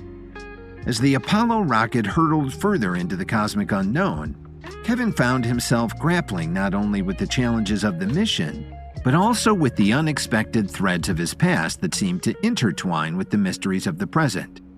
The journey of the moon, once a quest for answers, had now taken an unforeseen turn, one that, somehow, some way, involved Mario Kessler. Kevin and Zara's mission to the moon, where Kevin hopes to get answers about Quentin Covington's evil plots, while he also hopes to rescue long-stranded astronaut Zib Merlot, goes wrong very quickly. Their rocket is battered by metallic space debris. Kevin embarks on a spacewalk to make the repairs, but his spacesuit is shredded by more strange items whipping through the empty skies, including, strangely and ominously, the driver's license of Kevin's longtime enemy, Mario Kessler. With the immediate threat of the debris field behind them, Kevin and Zara resumed their long journey toward the moon. The temporary repairs held, and the refit Apollo rocket, scarred but resilient, hurtled through the cosmic expanse. A 2-day flight lay in front of them, a silent traverse through the vastness of space. Kevin and Zara, aware of the potential for further encounters with celestial debris, took turns staying vigilant, each keeping watch for any signs of impending danger while the other slept. As the hours unfolded, the cosmic ballet outside the ship continued, the stars and celestial bodies performing an intricate dance against the backdrop of infinity. Kevin and Zara, confined within the metal cocoon of the rocket, navigated the silence of space with a shared determination to reach their lunar destination. As they were about to switch shifts, Zara took note of something. "Our oxygen levels are high." "Oxygen?" Kevin repeated. "Do we know the cause?" "Computer says we're leaking air," Zara repeated, "but not out into space, into the main cabin." Kevin, though obsessive in his efforts to salvage the damaged hull, unintentionally created a new challenge. Too much oxygen was slowly seeping into the ship, a consequence of his thorough repair work. The delicate balance within the confined space now demanded their attention. Zara, ever the tech whiz, accessed the ship's monitoring systems. "We're okay for now, but we need to monitor it closely. Too much oxygen can be as problematic as too little." "But for now, breathe it in," Kevin quipped. The two astronauts, bound by the shared goal of reaching the moon and uncovering the mysteries that awaited them, settled into a routine of celestial vigilance. They took turns monitoring for debris and monitoring the ship's systems, ensuring that the delicate equilibrium within the cabin remained intact and that they were not overcome by an overdose of oxygen. The silence of space enveloped them, broken only by the occasional hum of machinery and quiet sounds of eating. "Space food is rad," Zara offered. Kevin nodded in agreement. "More freeze-dried ice cream?" "Please," Zara responded with delight. As the rocket hurtled toward the lunar surface, the cosmic expanse unfolded before them, a canvas of wonder and uncertainty. The two astronauts, intertwined in the dance of celestial navigation, forged ahead, their eyes fixed on the lunar horizon. Late one night in the quiet solitude of the rocket's cabin, with Zara peacefully asleep, Kevin found himself drawn to the communication console. He checked in with Mission Control. "NASA, this is Kevin Williams. It is 0800 hours. The ship's hull remains intact. Oxygen levels remain at a high but breathable level." The transmission cackled to life and Greenleaf's familiar voice filled the cabin. "Copy that, Kevin. How are you feeling?" "Feeling?" Kevin replied. "That's right," Greenleaf repeated. "You've been through a lot up there already. You're not a robot. How are you feeling?" "I miss my wife, Lily," Kevin offered with a certain romantic sadness in his voice. "Understandable," Greenleaf noted. "Are you married, Chief?" Kevin asked, curious. Greenleaf hesitated. "I was, almost 20 years. Best years of my life. That was a long time ago now." "I'm sorry." Kevin wanted to say more, but knew that they were broadcasting across all of space. He held back. He changed the subject. "I've been thinking, Chief," Kevin began, his voice a low murmur so as not to disturb Zara's slumber. "Space is truly incredible. Every moment is like witnessing a miracle." Greenleaf chuckled warmly. "Agreed. That's why I dedicated my life to it. It's all pretty awe-inspiring, isn't it?" "Absolutely," Kevin agreed. "I never thought I'd get to experience it. I was in a simulation once before that made me believe that I was in space, but it was all virtual reality. It was part of a contest." "Yes, the Epic Clash, which you won, Kevin. Don't be so modest," Worm Greenleaf said. He had clearly been doing his research on Kevin. Kevin still didn't want to talk about his accomplishments. He wanted to talk about space. "But this is something else. It's just different. Have you ever been to space yourself, Chief?" Kevin asked. There was a pause on the other end of the line before Greenleaf responded, his voice carrying a wistful note. "No, Kevin. I was never able to pass the physical tests required for astronauts. I wish I had those pills you gave me back in the day when I could have qualified for missions. I would have made it to Pluto by now." The revelation lingered in the air, a shared acknowledgement of missed opportunities and untapped potential. Despite this somewhat sad admission by the Chief, which almost embarrassed him, a camaraderie began to form between Kevin and Greenleaf, forged by their mutual appreciation for the cosmos. "I can't promise you a direct line," Greenleaf continued, "but I can get a message to your wife. What would you like me to say?" Kevin thought for a beat. He hesitated, then refocused on the radio. Tell her I'm all right. I'm flying through space, but she's my North Star." "Smooth," Greenleaf joked. Kevin smiled. "Tell me, Kevin, between me and you, what are you seeing out there?" Greenleaf inquired, a genuine interest in his voice. Kevin, leaning closer to the communication console, described the celestial wonders unfolding beyond the ship. He spoke of the vastness of space, the shimmering constellations, and the ethereal beauty of Earth from a cosmic perspective. Greenleaf listened, appreciating the vivid imagery painted by Kevin's words. As Kevin shared his experiences, a connection deepened between the two men. The boundaries of their roles as astronauts and chiefs dissolved, giving way to a shared appreciation for the majesty of the cosmos. "Thanks for sharing that, Kevin," Greenleaf said. "I may not have made it to space, but having you describe it is the next best thing." The bond between the two men solidified, and it transcended the distance between Earth and the rocket hurtling through space. In the silent embrace of the cosmic expanse, Kevin and Greenleaf had become friends. The rocket continued to surge forward towards its ultimate destination. As Kevin and Zara finally approached the moon, the excitement of the impending lunar landing filled the cabin. Their destination was Zib Merlot's campsite, strategically located not too far from the edge of the dark side of the moon. The coordinates were set, and the anticipation of discovery hung in the air. "We should be landing right by Zip's camp," Kevin offered. "We still haven't had any communication with him, so let's hope he's all right." Landing on the moon was no easy feat, but Kevin's skills as a pilot reassured Zara. As they began their descent, the moon's desolate surface loomed closer, a stark contrast to the cosmic splendor they had left behind. "Touchdown in T-minus 2 minutes, Kevin called out. "Strap in." Zara climbed back into her seat and buckled up. "T-minus 1 minute, Kevin continued. "Landing looking good." Just then, the descent took an unforeseen turn. A random spark in the electrical system ignited a massive fire within the cabin. Zara spotted the flames first. "Fire! Kevin, fire in the main cabin!" The additional oxygen, a consequence of Kevin's thorough repairs, turned the flames into an almost instant inferno. Kevin processed. He had to act fast. "Zara, take the controls. I'll try to cut off the fire," Kevin commanded, urgency lacing his words. Zara assumed control as Kevin turned his attention to the flames, which were growing larger and hotter by the second. Kevin moved across the cabin, closing hatches wherever possible, in an attempt to suffocate the flames. But the fire resisted, growing with the voracity that threatened to consume the entire spacecraft. Kevin fought valiantly, using every resource available to kill the inferno. The flames retreated, but not completely. The situation teetered on the edge of disaster.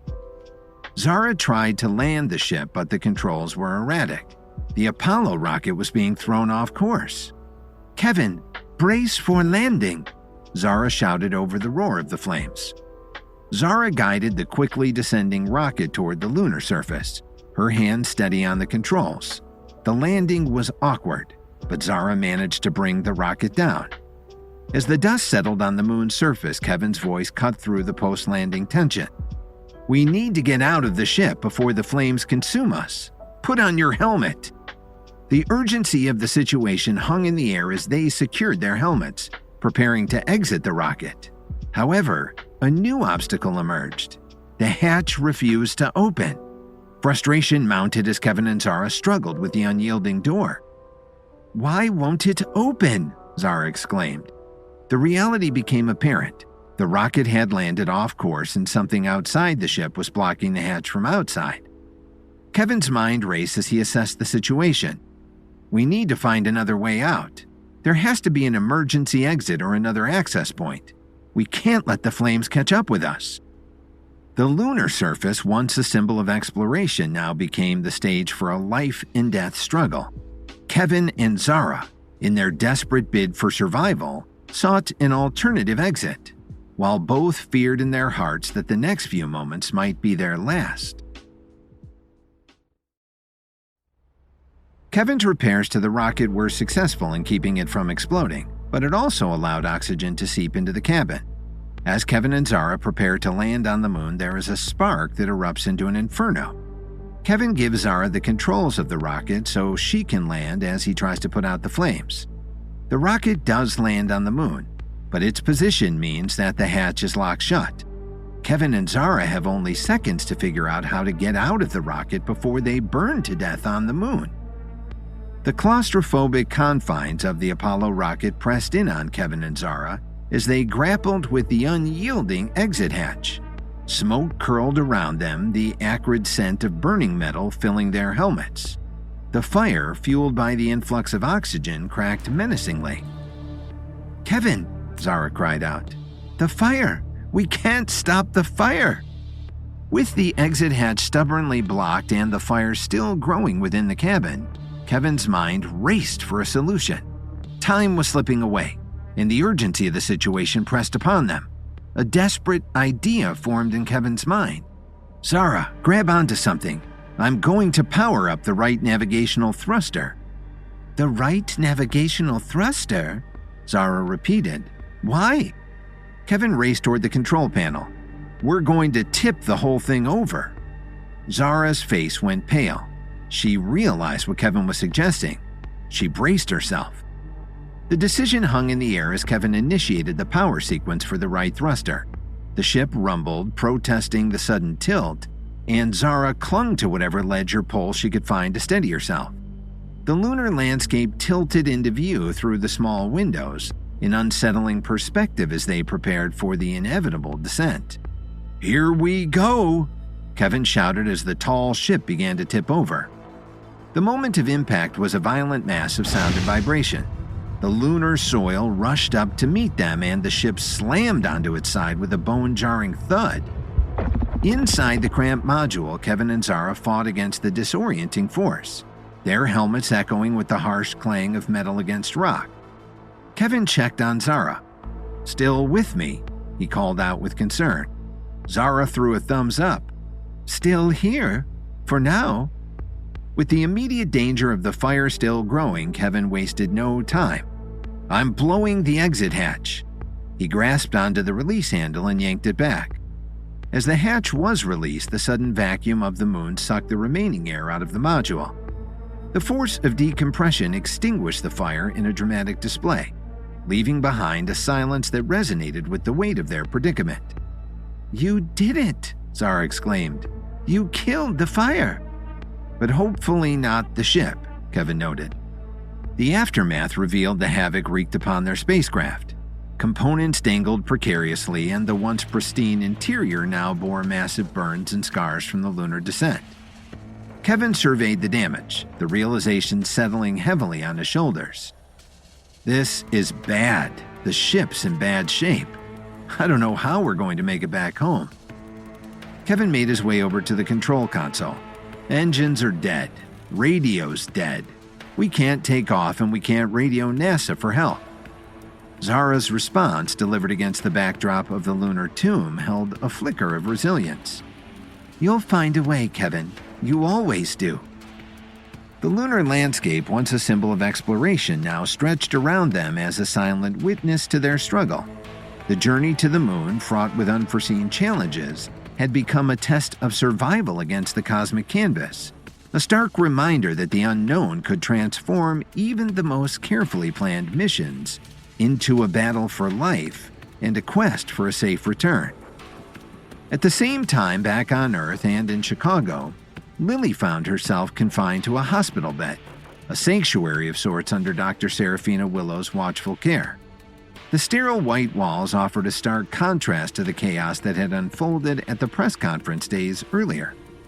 While trying to defend her name and the legitimacy of her pregnancy against her rival Hayden Smart, Lily suffered sudden sharp pains in her stomach and collapsed to the ground. As Rachel, her ever-vigilant campaign manager, turned the pages of several recent newspapers, Lily couldn't escape the scrutiny of the public eye. Rachel, her eyes scanning headlines and articles, looked up with a mixture of relief and concern. "Most publications are giving you the benefit of the doubt, Lily. They see through Hayden's manipulative tactics. Finally." Lily sighed, grateful for the support but burdened by the weight of the public opinion. The hospital room, now transformed into a makeshift war room, echoed with the whispers of strategy and counteraction against the smear campaign led by Hayden Smart. "That's good news. Thank you. But let's see what the talking heads are saying," Lily said with a disheartened sigh. With a reluctant hand, Lily picked up the remote and turned on the television. Hayden Smart's smug face filled the screen, his words a venomous assault on Lily's character during a one-on-one review. "I wasn't the first person to question Lily Williams' pregnancy," Hayden declared as a way of defending himself while continuing to spread the rumor he had started. "I was just bringing to the surface questions other ordinary people I've met along the campaign trail have brought up to me, which is exactly what you want from your elected officials." The reporter continued her questioning. "So what are you saying, Mr. Smart? Do you still have reservations about the Williams baby?" "I have so many questions about Lily Williams.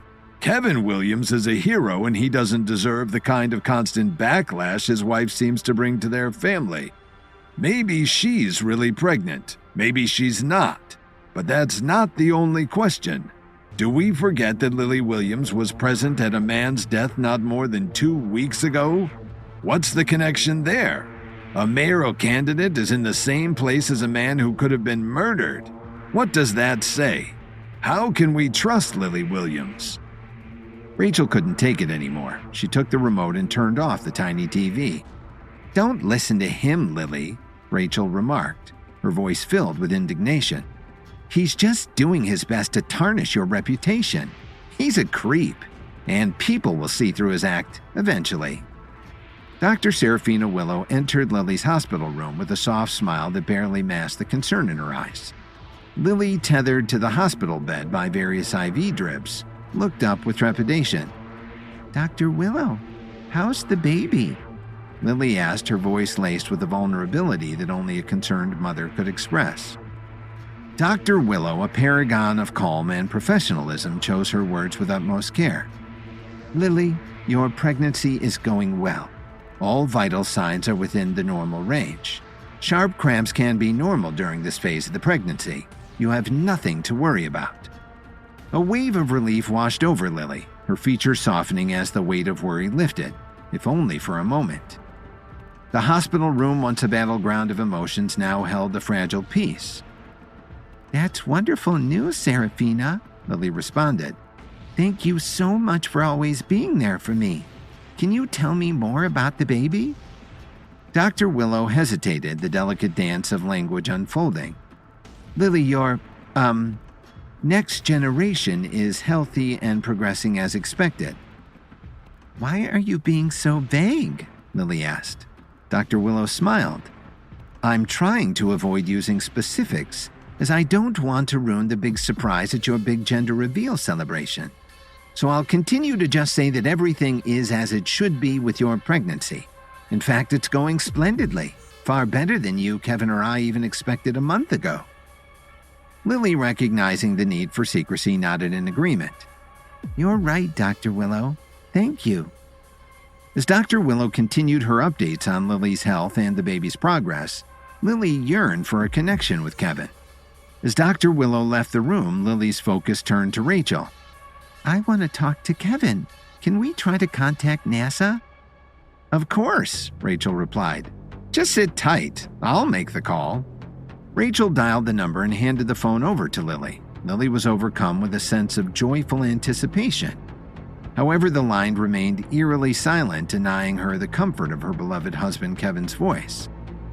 "No one's answering," Lily commented. "Let's try Stanley Cooper at the Reaper Squad headquarters in Washington." Rachel nodded and made the call. Frustration crept into Lily's tone as Stanley Cooper, the Reaper agent and longtime ally of Kevin's, picked up the phone. "Stanley, it's Lily Williams. I've been trying to reach NASA but haven't gotten a response.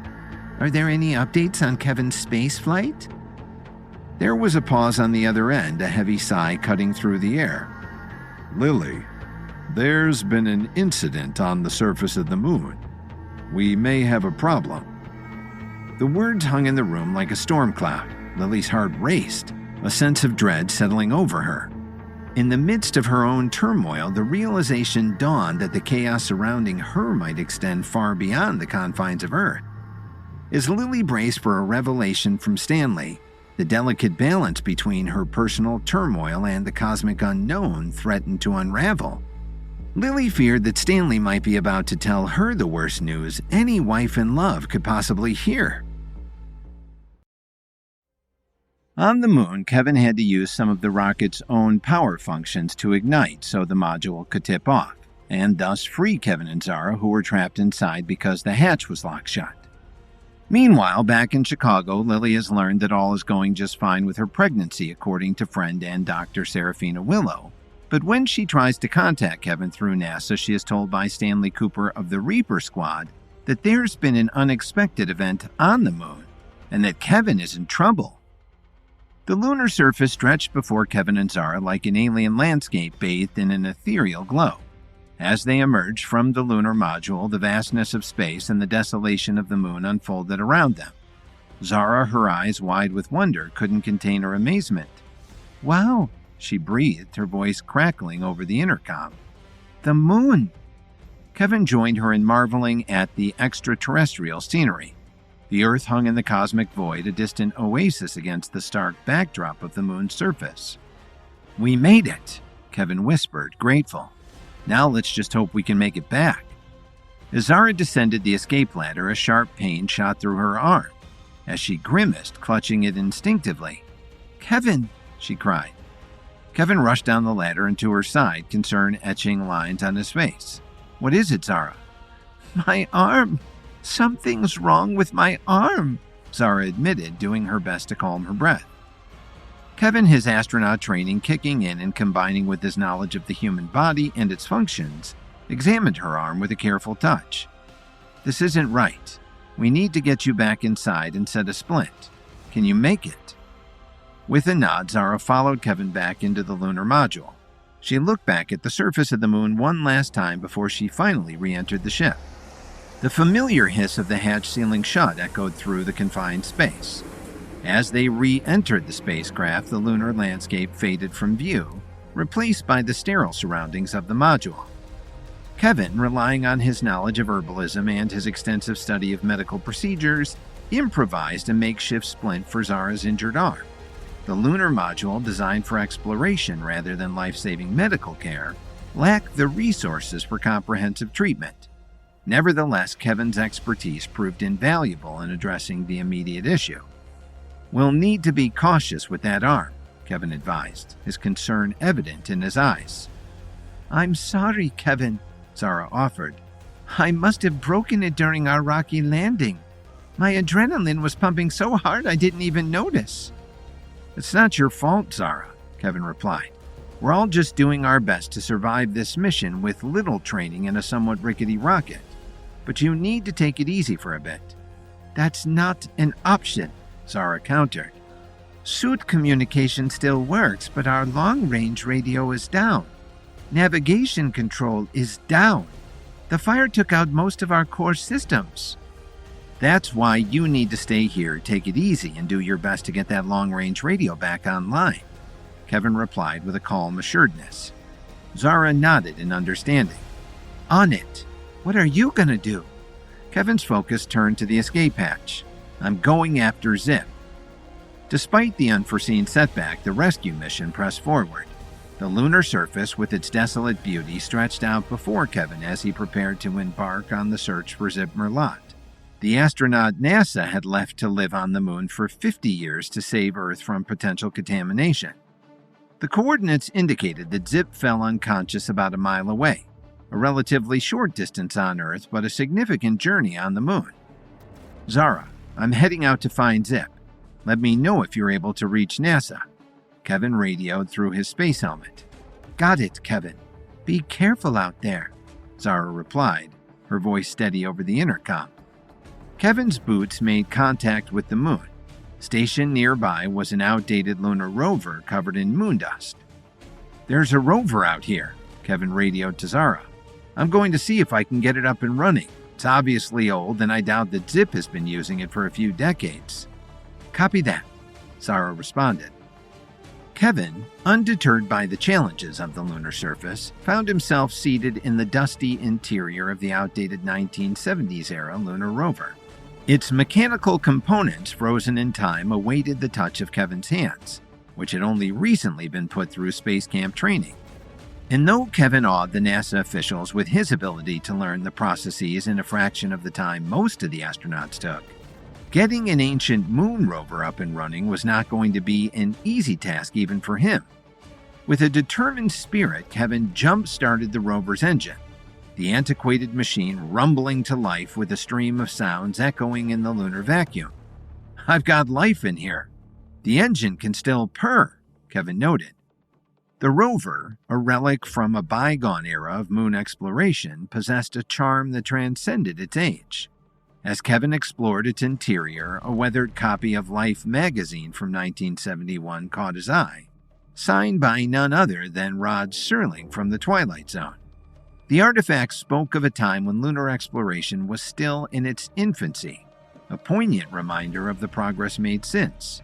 "Next stop, the Twilight Zone," Kevin quipped as he powered the rover forward. It amused Kevin to feel as though he was both making great progress in his quest and crawling over the moon's surface in a 50-year-old dust-covered rover that was moving at the pace of about 80 miles per hour. The pace gave Kevin time to think, and to think about the odd journey behind him, and the difficulties that lay ahead. He had to find Quentin Covington and bring down whatever evil plot he had concocted. And despite all that Kevin had learned, he still didn't know the extent of what Quentin's scheme was and how it would affect the Earth and the Foundation. As Kevin ventured further into the lunar landscape, his eyes scanned the horizon for any sign of Zip Merlot's presence.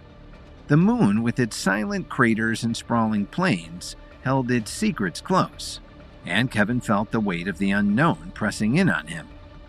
Meanwhile, Zara worked inside the old Apollo rocket. The confined space transformed into a makeshift workshop as she assessed the damage to the ship. Her first priority was the radio, a lifeline to Earth and NASA.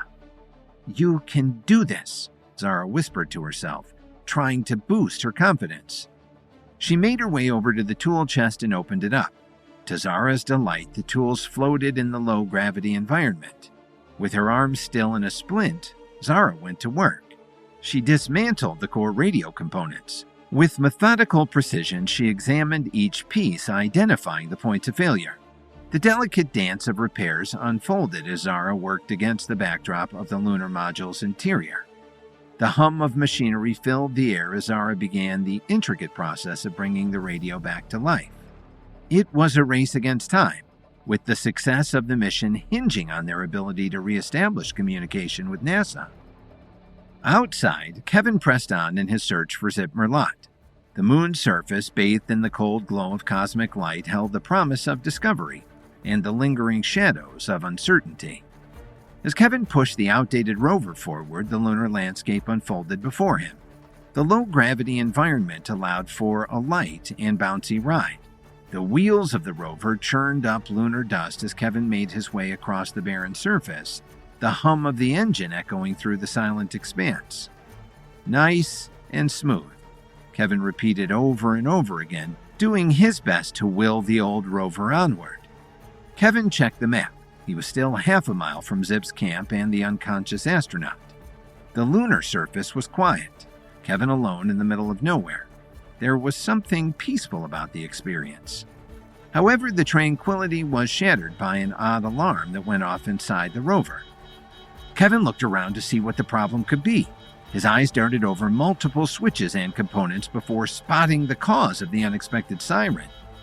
"Proximity alert," Kevin read on the flashing alert button. Kevin suddenly realized what it meant. Something was coming.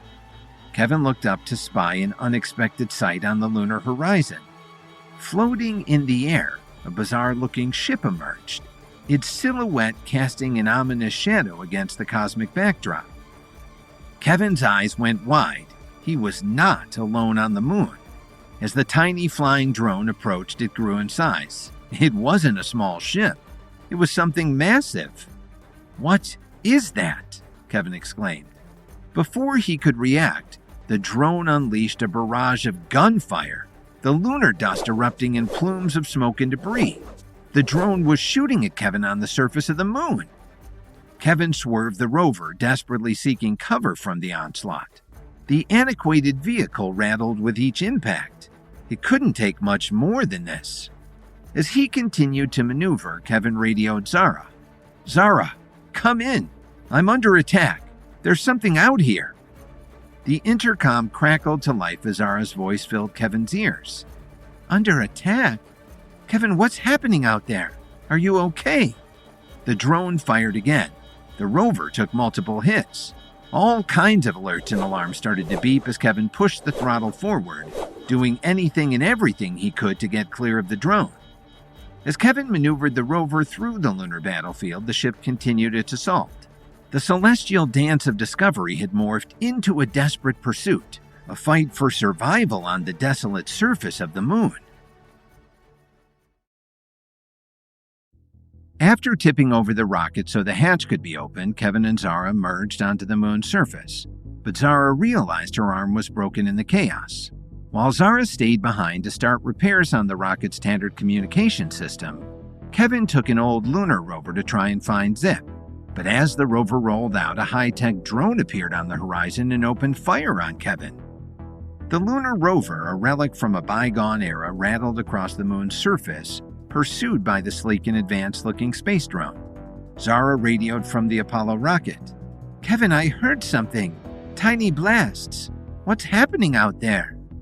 "I'm being chased by some kind of drone. It's already opened fire," Kevin replied. "I'm going to try to lose it." Kevin attempted evasive maneuvers, weaving through the lunar landscape, around moon rocks, and into and out of various craters. The advanced capabilities of the drone far surpassed the outdated rover. It effortlessly matched each move, closing the distance with little effort, considering that the moon rover was moving almost as slowly as a turtle could walk. "No good," Kevin radioed. "Whatever this thing is, it's fast." As Kevin's mind raced for a solution, a spark of ingenuity lit within him. "Zara, I'm going to try something," he called out into his helmet. "Be careful," Zara replied, her concern growing. In a daring move, Kevin unscrewed the bottom hatch of the rover and pushed it down, causing it to scrape the moon's surface. The lunar dirt stirred in the rover's wake, creating a trail of moon dust. "Good luck seeing through that," Kevin called out as he continued to power the rover forward. The drone, equipped with superior navigational sensors, effortlessly avoided the cloud of moon dust. Kevin's expression sank. "Shoot!" Realizing he needed a more cunning plan, Kevin began steering the rover in tight circles, creating a swirling cloud of lunar dust. The fine particles filled the low-gravity air, obscuring both the rover and the drone from view. The drone, unable to navigate through the thickening dust, hovered in a holding pattern, waiting for a clear visual. The lunar rover, now an indistinct silhouette in the swirling mist, became a phantom in the lunar expanse. The intercom crackled with Zara's anxious voice. "Are you all right?" Kevin, maintaining his circular trajectory within the lunar dust halo, replied with cautious optimism. "I've created a dust cloud. The drone can't see me. I'm going to try to lose it in the haze." As the drone circled the cloud of moon dust, the rover made a daring break for freedom. The drone, momentarily disoriented, adjusted its course and resumed the pursuit. As the rover sped across the moon's surface, the drone recalibrated its strategy. It deployed a new weapon, a massive magnet on a long chain. The first shot, a formidable attempt to ensnare the rover, narrowly missed as Kevin deftly swerved at the last possible moment. Undeterred, the drone persisted in its magnetic assault, firing the magnet repeatedly. The lunar landscape echoed with the metallic clanks as the magnet shot toward the rover. Kevin, acutely aware of the threat, skillfully dodged each attempt. With precise timing, the drone's magnet finally found its mark, attaching to the rover with a resounding thud. The lunar rover, now tethered to the drone by the unyielding force of the magnet, was at the mercy of its pursuer. "It's got me!" Kevin radioed Zara. The drone, slowing its pace, exerted a forceful tug, attempting to bring the lunar rover to a complete stop. "I'm hooked by a massive magnet," Kevin continued to relay into his helmet radio. "The drone is trying to pull me in." "What are you going to do?" Zara replied, panicked. Kevin, determined to break free, upped the rover's throttle. The magnet held firm as the drone continued to pull the rover to a complete stop. As the drone continued to exert its control, a sinister revelation unfolded. With a mechanical whir, the drone's chest compartment opened, revealing a horrifying sight. 1,000,000 deadly saws. The lunar vacuum echoed with the ominous hum of the drone's concealed arsenal. Kevin, gripping the rover's controls with determination, assessed the dire situation. The saws, gleaming with evil intent, waited to shred the rover to pieces. With a surge of adrenaline, Kevin sought a solution. "It's trying to pull the rover into a maze of razor-sharp saws," Kevin radioed to Zara. "It's going to tear the rover into scrap." The lunar landscape bore witness to a dangerous dance of destruction as the drone, relentless in its pursuit, pulled the lunar rover closer to its lethal array of saws. The 1,000,000 gleaming blades grew larger and larger, ready to tear through the rover's metallic shell and through its solitary occupant. The intercom crackled with Zara's desperate plea. "Kevin, get out of there!" Zara's cry gave Kevin an idea. In the face of imminent danger, Kevin had one option. The lunar rover, tethered by the unyielding force of the massive magnet, edged closer to the drone's malevolent saws. With the drone saws mere inches away, Kevin activated the rover's self-destruct mechanism. The clock began ticking. 10, 9, 8, 7. The drone, unaware of the imminent danger, continued its relentless pull. At the last possible moment, Kevin blew the rover's escape hatch and jumped out onto the lunar floor. The drone sucked the rover into its saw just as the self-destruct hit zero. With a resounding boom that echoed across the lunar expanse, the rover detonated in a spectacular burst of debris. The force of the explosion rippled through the low-gravity environment, sending shockwaves across the silent surface.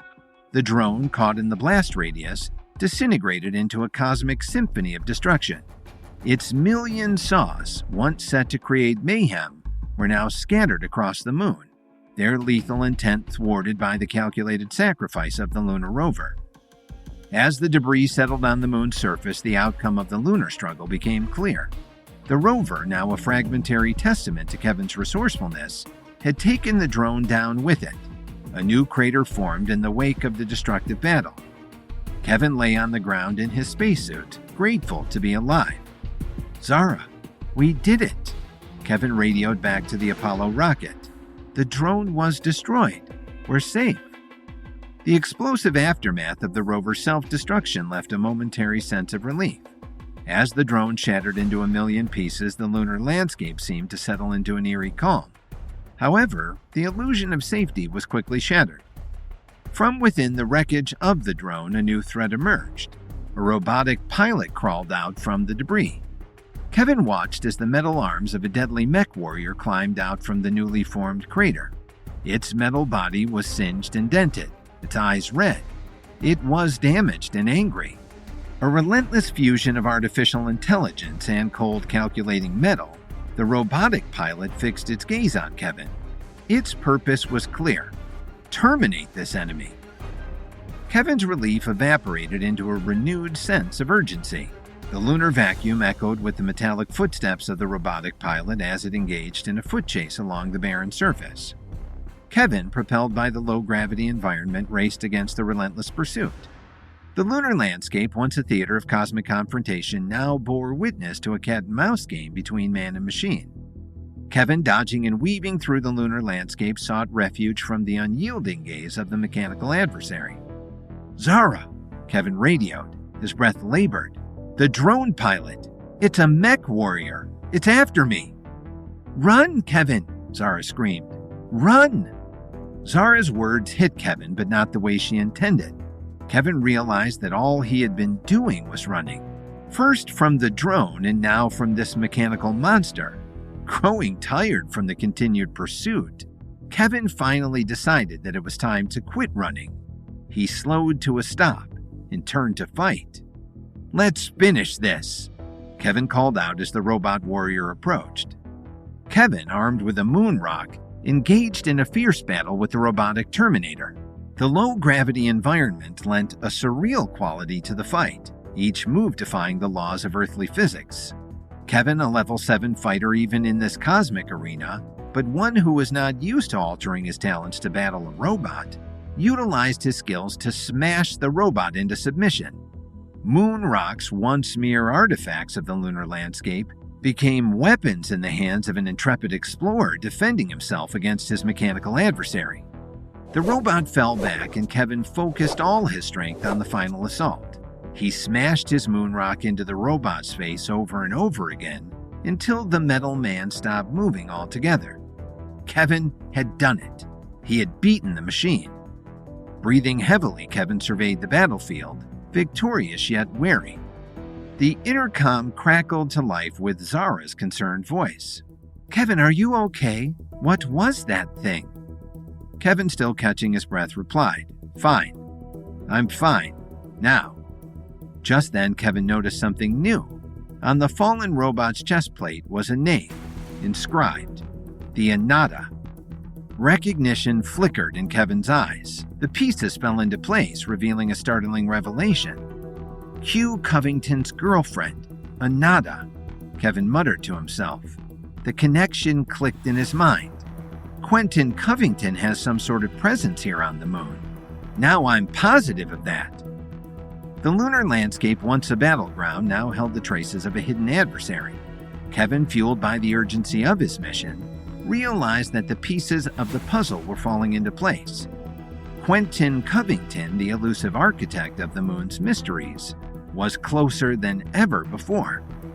As Kevin prepared to continue his lunar journey, the revelation lingered in the air like a question waiting to be answered.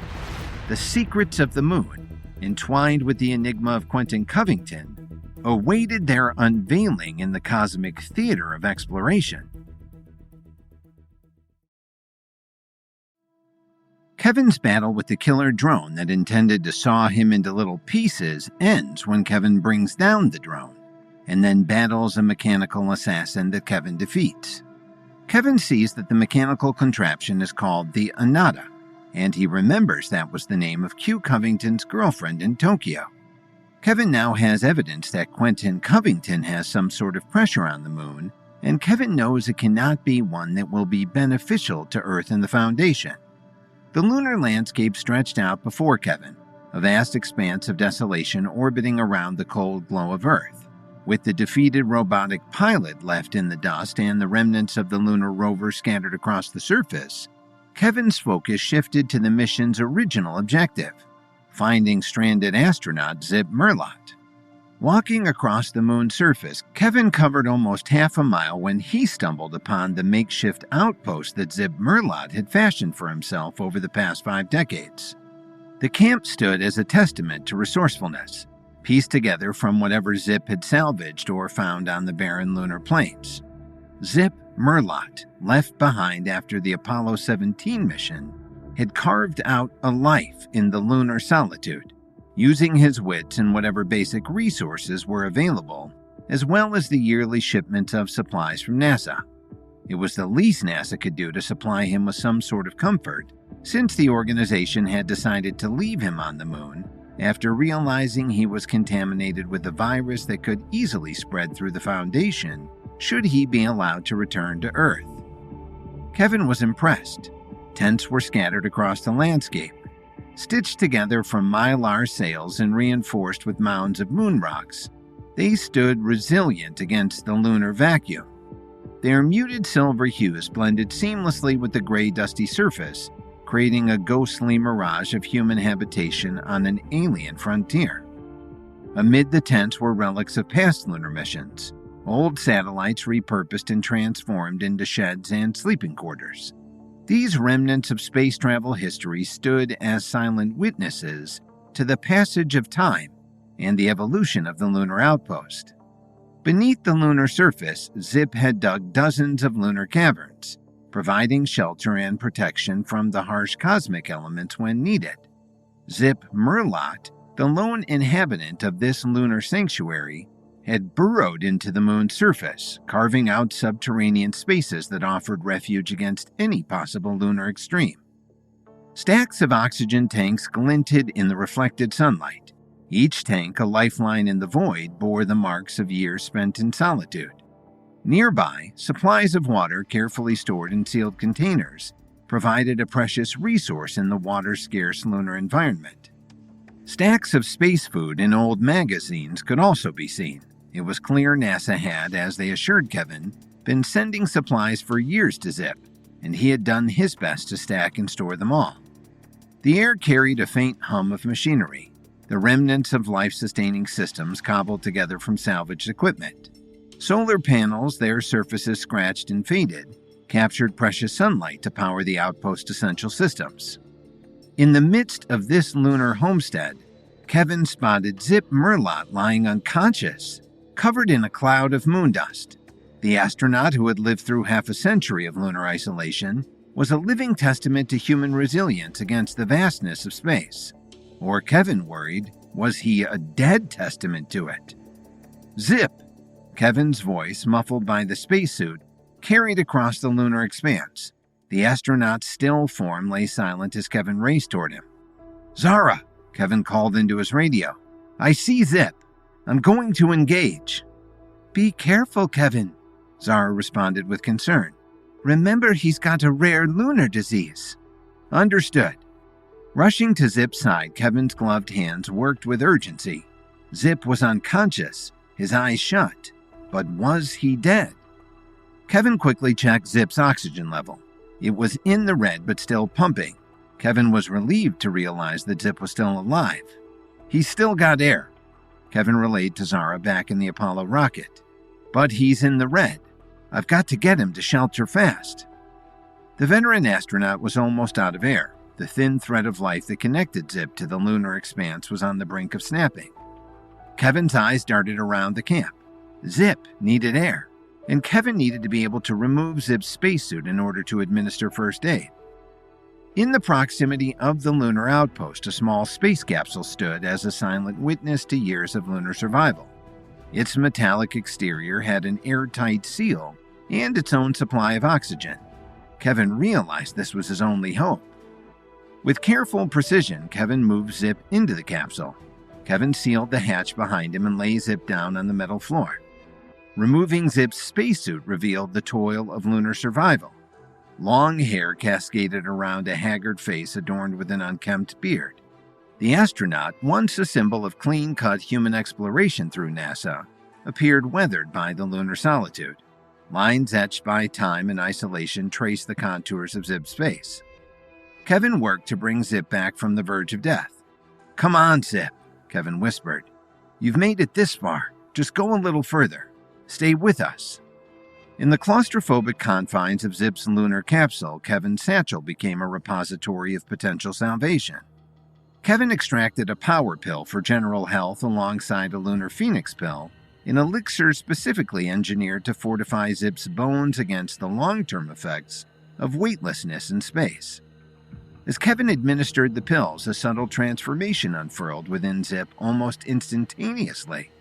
The blood began to flow back into his veins, and his cheeks regained some of their color. He was still unconscious, but his breathing became less labored. The pills were working. It was then that Kevin took note of the bigger problem. Zip's skin was green and bubbly, horrific in appearance. NASA Chief Warren Greenleaf had warned Kevin that the reason they left Zip behind in the first place, back in 1972, was because Zip had contracted a deadly moon disease, the likes of which had never been seen before or since. "Let me see if I can help you," Kevin muttered to himself, hopeful and focused.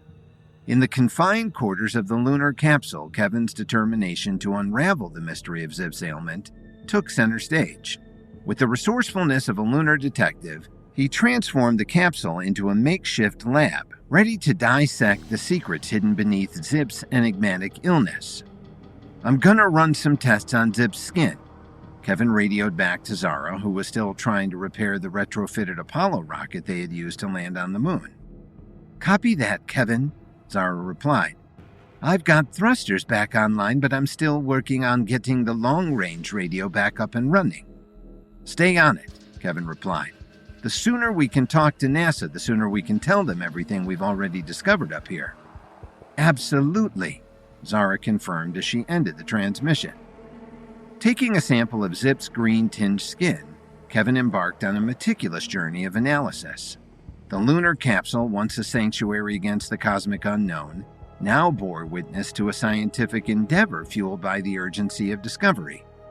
Under the sterile light of improvised equipment, Kevin subjected the sample to a battery of chemical analyses, desperate to decode the cosmic puzzle concealed within Zip's affliction. As the results materialized, Kevin's brow furrowed in contemplation.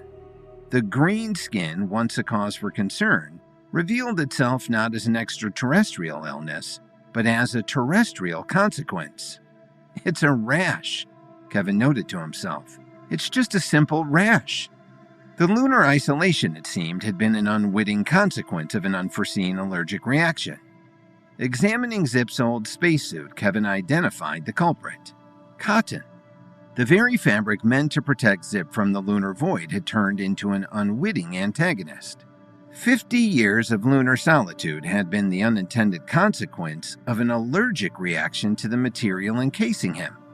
"He's not sick," Kevin relayed to Zara. "He just had a bad reaction to cotton. This was 50 years ago, and I'm sure everything seems scarier because it was happening on the surface of the moon. But Zip's skin issue could be cured with a simple cream from any local pharmacy." "That poor man," Zara replied. 50 years alone on the moon just because they didn't know, because they were scared." In the lunar capsule, the revelation hung in the air like a cosmic exhale. Zip's predicament, initially shrouded in lunar mystery, now lay exposed as a consequence of a simple earthly allergy. The lunar landscape, vast and indifferent, had played host to a human drama shaped by unforeseen terrestrial factors. "Well," Kevin offered, "we're here now, and hopefully once Zip is back up on his feet and has helped us find Quentin Covington's secret base, we can help him do the one thing I'm sure he wants to do the most: finally return to Earth." With this newfound understanding, Kevin's mission acquired a renewed sense of purpose.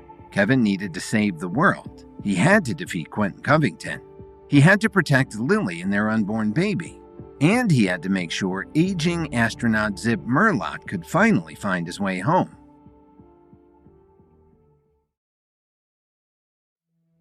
After their moon landing didn't go quite as planned, Kevin patched up Zara, who had a broken arm. He then left her with the rocket to make repairs while Kevin continued on in his quest to find Zip Murlot. Zip was the astronaut NASA had to leave on the moon more than 50 years ago because he was suspected of contracting a highly contagious space disease. Kevin recognized Zip's disease as nothing more than an allergic reaction to a spacesuit. Using his herbal knowledge, Kevin cured Zip of his rash, and now hopes to continue on to the dark side of the moon to locate Quentin Covington's sixth and final outpost and the last piece to the mysterious blueprint. Zip Murlot lay unconscious on the floor of his tiny, cramped space capsule. Kevin gently patted his cheeks. Although the old astronaut looked like he might be dead, Kevin knew he had only passed out. For 50 years, Zip had been suffering from terrible itching all over most of his body.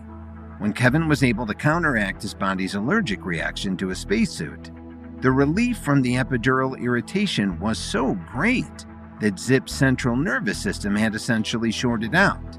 And he was again unconscious, though this time not from the constant pain of his itching, but from relief. After a few more gentle pats, Zip shook his head and sat up. "Those are some far-out pills you concocted for me, man," Zip told Kevin. "I feel like I'm 68 again without all that infernal itching driving me up the wall. Who are you, dude?" "I'm so happy I could help you," Kevin replied. "And now I'm hoping that you'll be able to help me as well. My name is Kevin Williams. The NASA chief, Worm Greenleaf, helped me to come here in an old Apollo rocket, so I could find the outpost on the dark side of the moon where I think an evil genius is creating something that might threaten the existence of the Earth and the Foundation. I think you're the man who can help me to find out what that is." "Yeah, man. That would be groovy to be able to help someone again. I'll make groceries while you and I share more deets." Kevin took that to mean that Zip would make them something to eat while Kevin asked questions and got details from Zip. Zip puttered around the small space. He opened compartments built into the side of the craft and took out packets and powders. "I'm interested in anything you can tell me about the activity coming from the dark side of the moon," Kevin began. "I don't know much about what happens over there on the flip side." Zip turned a small faucet, and then steaming hot water poured into the valve on a sealed plastic pouch. Dehydrated rice and some bright orange fuzzy powder began floating inside. Zip gave the pouch a hard shake. "When all this space junk started turning up, I figured that NASA had started doing manned missions to this rock again." "But if you thought that there were other humans on the moon," Kevin began, "why didn't you go to them for help?" "It was the itching, you see." Zip took another sealed plastic pouch and added water. More orange powder could be seen floating in the pouch. The seal must have been compromised, though, because the smell of chemical oranges filled the tiny space capsule. As long as I thought I might be contagious, I tried to steer clear of any other humans. I didn't want anybody else to wind up stranded out here on this rock. Not that I would have minded the company." Zip's expression got sad and far away. Kevin felt for the lonely old astronaut and admired his integrity. Must have been difficult being alone for so long, so far from home. But Zip still tried to keep his fellow astronaut safe. Just that made him a hero in Kevin's book. "So you really had no idea what was going on the other side of the moon?" Kevin pushed.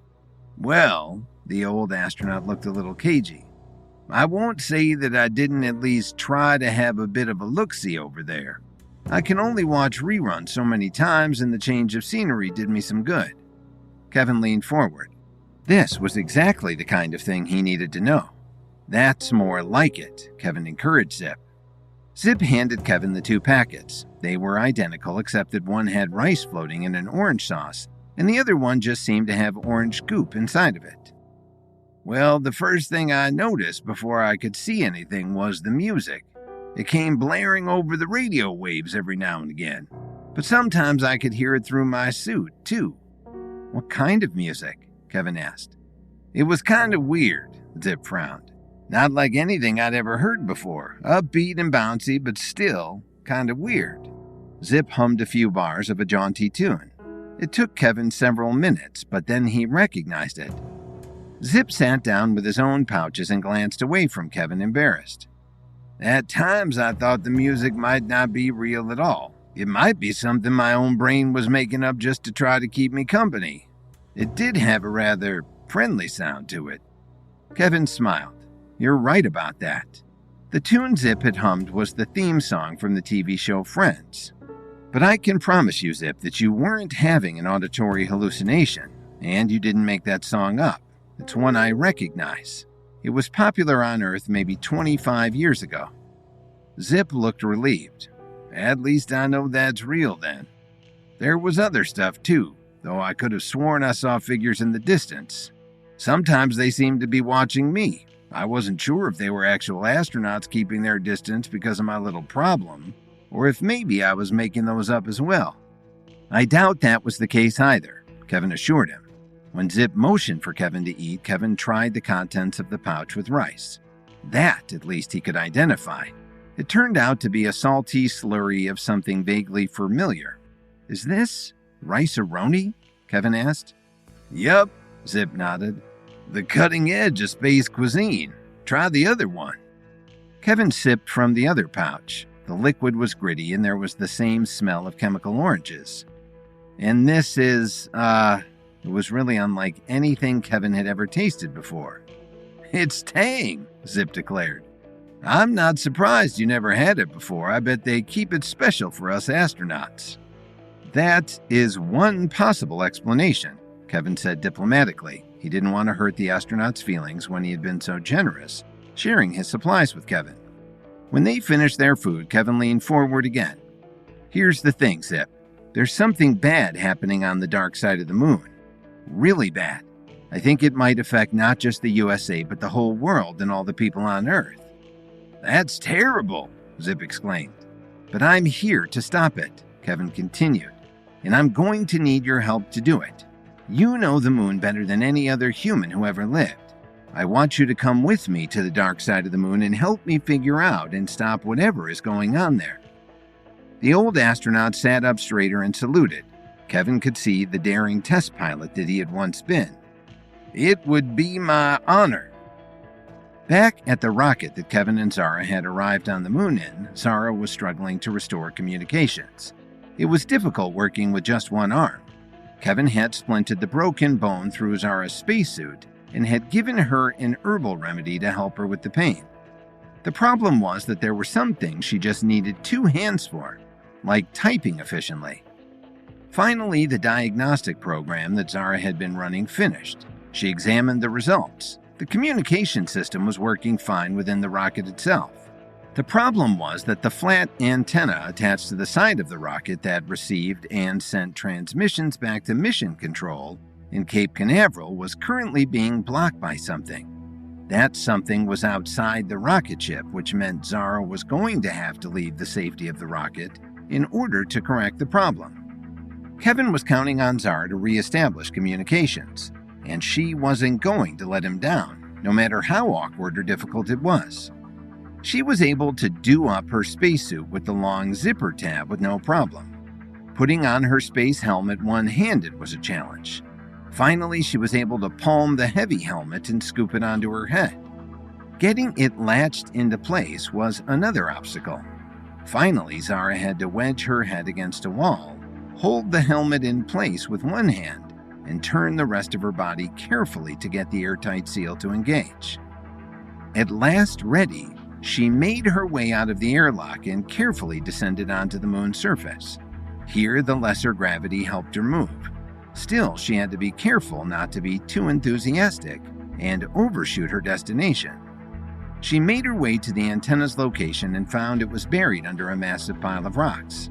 No wonder they weren't able to send or receive any signals.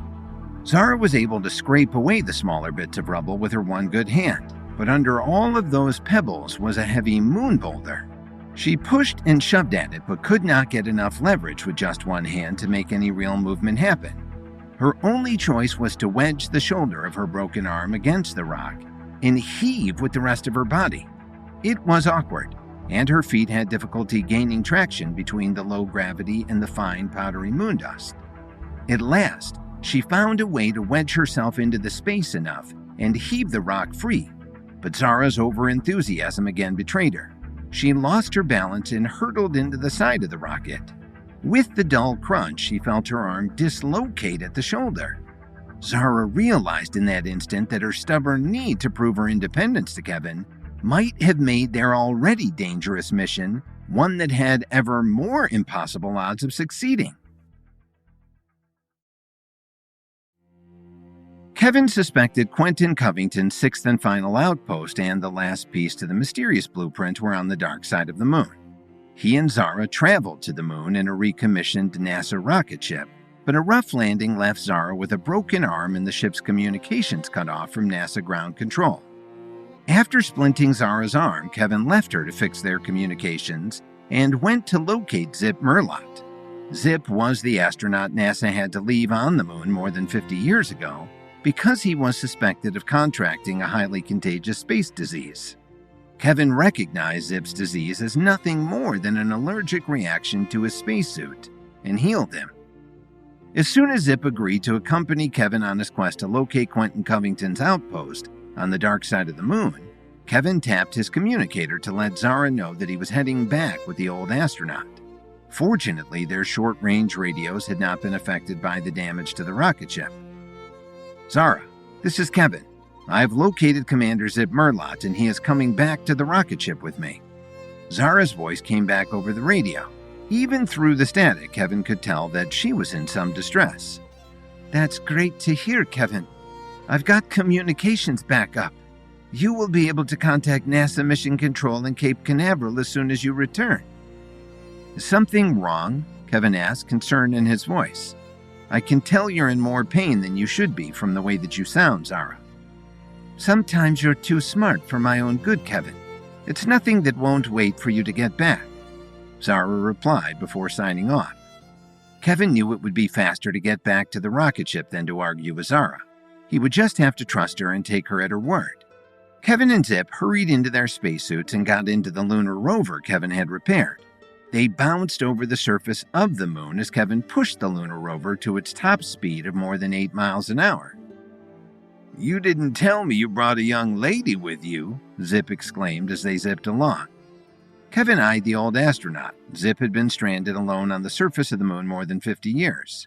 "I know you've been alone for a long time, Zip, but I hope you're not going to show Zara any disrespect." Zip looked offended. "I'm able to appreciate youth, beauty, and brains as much as the next guy, Kevin, but I'm still an officer and a gentleman." "That's what I like to hear," Kevin replied. They made record time back to the rocket ship. Kevin quickly ran through the protocols that allowed them to enter through the airlock and into the rocket ship's command center. There he found Zara sitting at a command station, still in her full spacesuit. The rocket allowed for the circulation of oxygen through the main parts of the cabin, so she didn't need to be wearing the cumbersome suit. Kevin hurried to Zara. What are you doing in your suit, Zara? I had to go outside to clear the radio antenna, Zara explained. I could get into the suit with one hand, but I can't get back out of it now, especially since I just hurt my shoulder. You didn't have to moonwalk by yourself, Kevin scolded her. You could have waited for me to come back.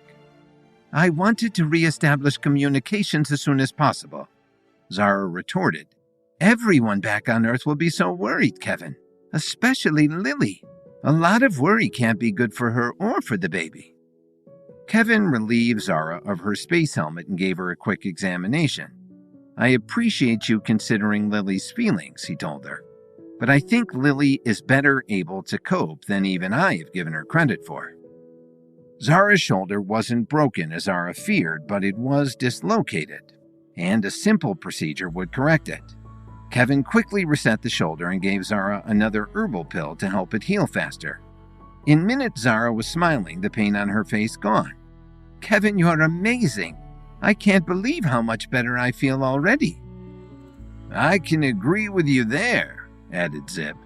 It had been a scant hour since Kevin had cured the allergic reaction that had caused Zip to suffer a terrible, itchy rash for 50 years.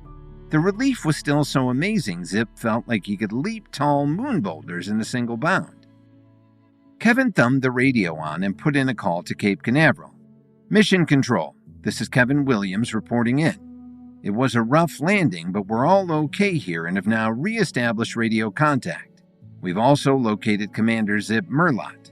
I'm happy to report his space virus was just an allergic reaction. Roger, Kevin Williams. The reply came back. Kevin recognized the voice. It was Stanley Cooper of the Reaper Squad. That's great news about Commander Merlot. Hold on for a minute while we patch you through to Chicago. There's a lady there who's very anxious to hear from you. Lily paced her hospital room.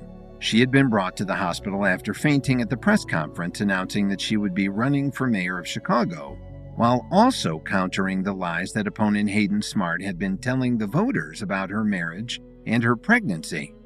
She had felt fine as soon as she had come into the hospital and gotten the all clear from friend and medic Dr. Serafina Willow. Lily had immediately gotten to work trying to combat the rumors that were plaguing her candidacy. Not only did Hayden Smart accuse her of not being pregnant at all, there were also whispers that either she or Kevin had been involved in the death of her friend Nancy's abusive ex-boyfriend and baby daddy, Sid Mangolia. From there, the rumors continued to spin out into more and more ludicrous tales. Lily had just begun to feel like she had everything under control until she had gotten word from Agent Stanley Cooper that something had gone terribly wrong with Kevin's spaceship. Since then, Lily hadn't been able to sit still for more than a minute. Suddenly, her friend and campaign manager Rachel rushed into the room, her cell phone in her hand. Lily, it's Kevin.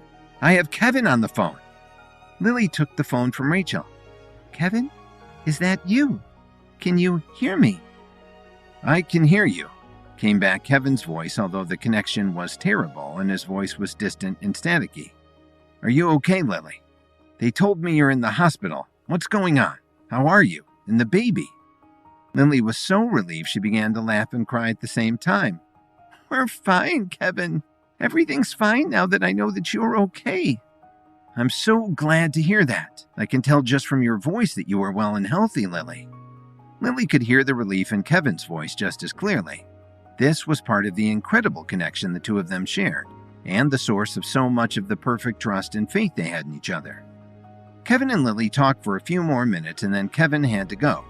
Lily felt 1,000 times better when she hung up. She turned to Rachel. Now, let's get to work.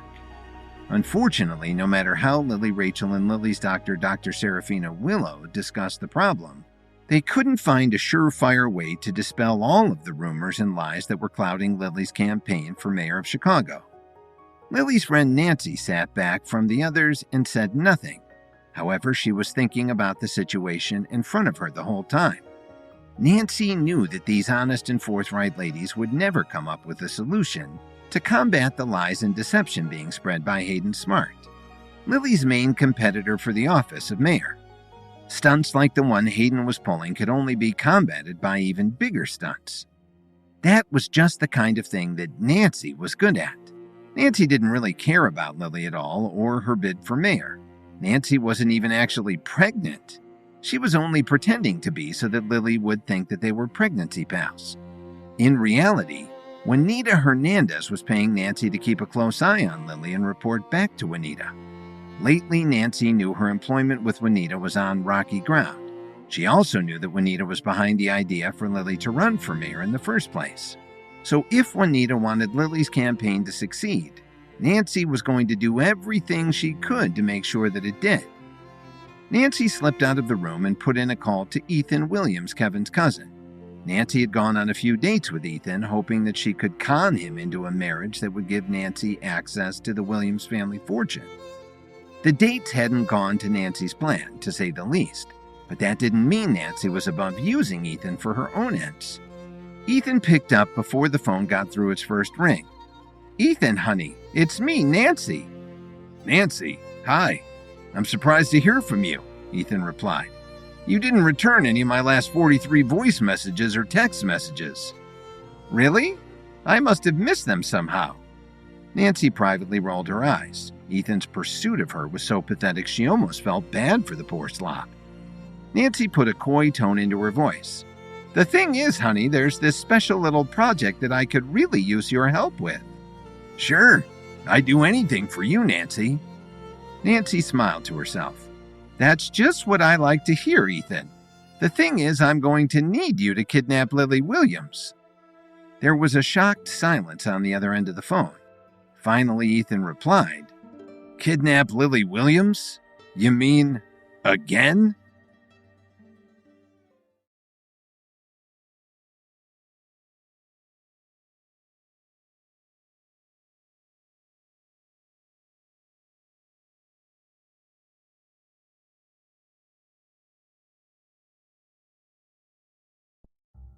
Lily was relieved to get a phone call from Kevin, whose adventures on the moon were somewhat chaotic to the point that Lily had been alerted by Stanley Cooper that Kevin was in danger. While Kevin cures and enlists Zip Merlot as his aide in trekking to the dark side of the moon, Lily deals with her mayoral campaign while being unaware of the various plots that are rising against her, such as supposed pal Nancy's idea to have Ethan Williams kidnap Lily yet again. Kevin felt great happiness in his heart after his short moon-to-earth telephone call with Lily, who assured him that she and the baby were doing fine and that her campaign was moving into high gear. With no worries about Lily's activities in Chicago, Kevin resumed his quest to find Quentin Covington's compound on the dark side of the moon with the help of stranded astronaut Zip Merlot. Kevin gripped the lunar rover's T-shaped hand controller tighter as he aimed the buggy directly into the void that was the dark side of the moon. Zara was in the seat beside him. The arm of her spacesuit was still in the splint Kevin had applied to hold her broken arm in place. Zip stood behind them, holding on to the back of the seats as the rover was not designed for more than 2 people. Zip pointed ahead. "There's where I saw those last figures, the ones that had me bugging out, thinking my brain might have been making them up," he said over his radio.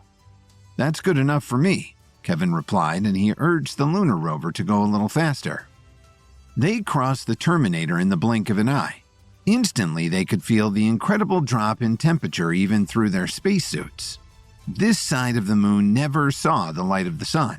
It was utterly and completely dark, except for the dim pinpricks of stars shining far out in the galaxy. Kevin thumbed on the lunar rover's lights. Now they could see 40 feet ahead of them, but that was all. "You never came to this side of the moon at all?" Zara asked Zip. "Once or twice I came when I heard those tunes coming from this direction, but I didn't have any lights powerful enough to see more than a few feet ahead of me, so there didn't seem to be much point," Zip replied. "Besides, you know how it is, young blood. Seen one moon rock, you've seen them all."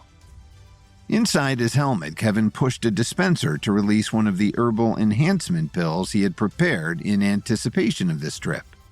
This one was to enhance his already finely attuned senses. As soon as the herbal concoction hit his bloodstream, Kevin felt his eyesight sharpen, his hearing grew more acute, and even his sense of smell improved tenfold. His pupils expanded until his irises were no more than thin rings as they tried to take in any available light.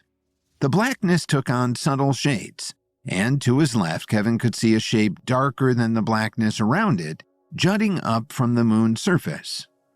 "Over there," Kevin pointed. "I can see some kind of human-made structure just above the horizon." Kevin turned the lunar rover in that direction. 15 minutes later, they crested the rim of a crater and could see down into the giant hole that had been carved into the surface of the moon. Along one edge of the crater, lights glowed out from the remains of something that looked a little bit like the largest oil field in history. "What in holy heaven happened here?" Zip breathed into his radio. The crater was enormous, as if some hungry god had taken an ice cream scoop to the lunar surface. "I think we found where the moon's moon came from," Kevin replied. Kevin parked up against a loading bay door. "Zara, stay with the rover. I have a pretty good idea of what we're about to encounter, and I don't want you in the middle of it, especially with your broken arm." Zara gave a salute with her good arm. "I hear you, Kevin. I'll stay here and crew our getaway vehicle in case we need it." She gave the lunar rover an affectionate pat. Kevin and Zip entered the structure. They seemed to be on the floor of a giant assembly line. Conveyor belts crisscrossed the massive space in a tangled maze that seemed to go in every direction at once. "How could I not know this was here?" Zip wondered. "How could NASA and all the astronomers on Earth be out to lunch and miss it?" Quentin Covington developed a special kind of superglass that was entirely reflective, Kevin explained. He noticed a small piece of superglass no bigger than his palm that had been discarded on the floor. He picked it up and showed it to Zip. Even if someone did get a look on this side of the moon, they would have only seen the reflection in the glass of more moonscape. "I'm not trying to call you out, Kevin." Zip looked around the huge space with concern. "But how are you going to find one little piece of blueprint in such a huge space?" "We need to look for an office or the personnel quarters of whoever was running this place," Kevin replied. "That's the most likely." Kevin cut off his own words because his enhanced senses were suddenly crackling with warnings. Kevin pointed to a catwalk high above the assembly line floor. "Think you can get up there fast?" he asked Zip. "No problem. In low gravity, anybody can climb like a monkey," Zip replied. "Good. Then get climbing. There's going to be a battle." Zip looked offended. "I may be old, but there's still some fight left in these fists." "This isn't going to be an ordinary fight. Now move," Kevin warned. He could sense the presence of warriors with levels in the building.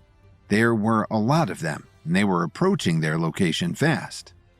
The command in Kevin's voice was undeniable. Zip bounded for one of the catwalk's support beams and scaled it hand over hand easily. Just then, 200 warriors burst into the room. Kevin could sense they all had levels between 3 and 5. Their spacesuits showed the Maverick insignia. Kevin's helmet radio crackled to life as the Mavericks found his frequency.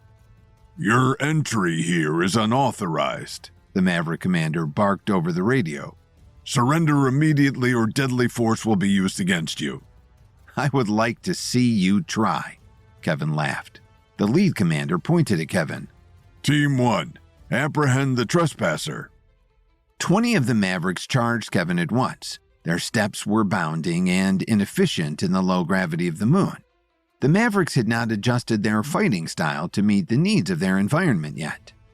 Kevin reached deep within himself to where his level 7 abilities lay. Although he had only been on the moon a short time, Kevin had been thinking about the most efficient way to utilize his abilities since he had first begun to plan this trip.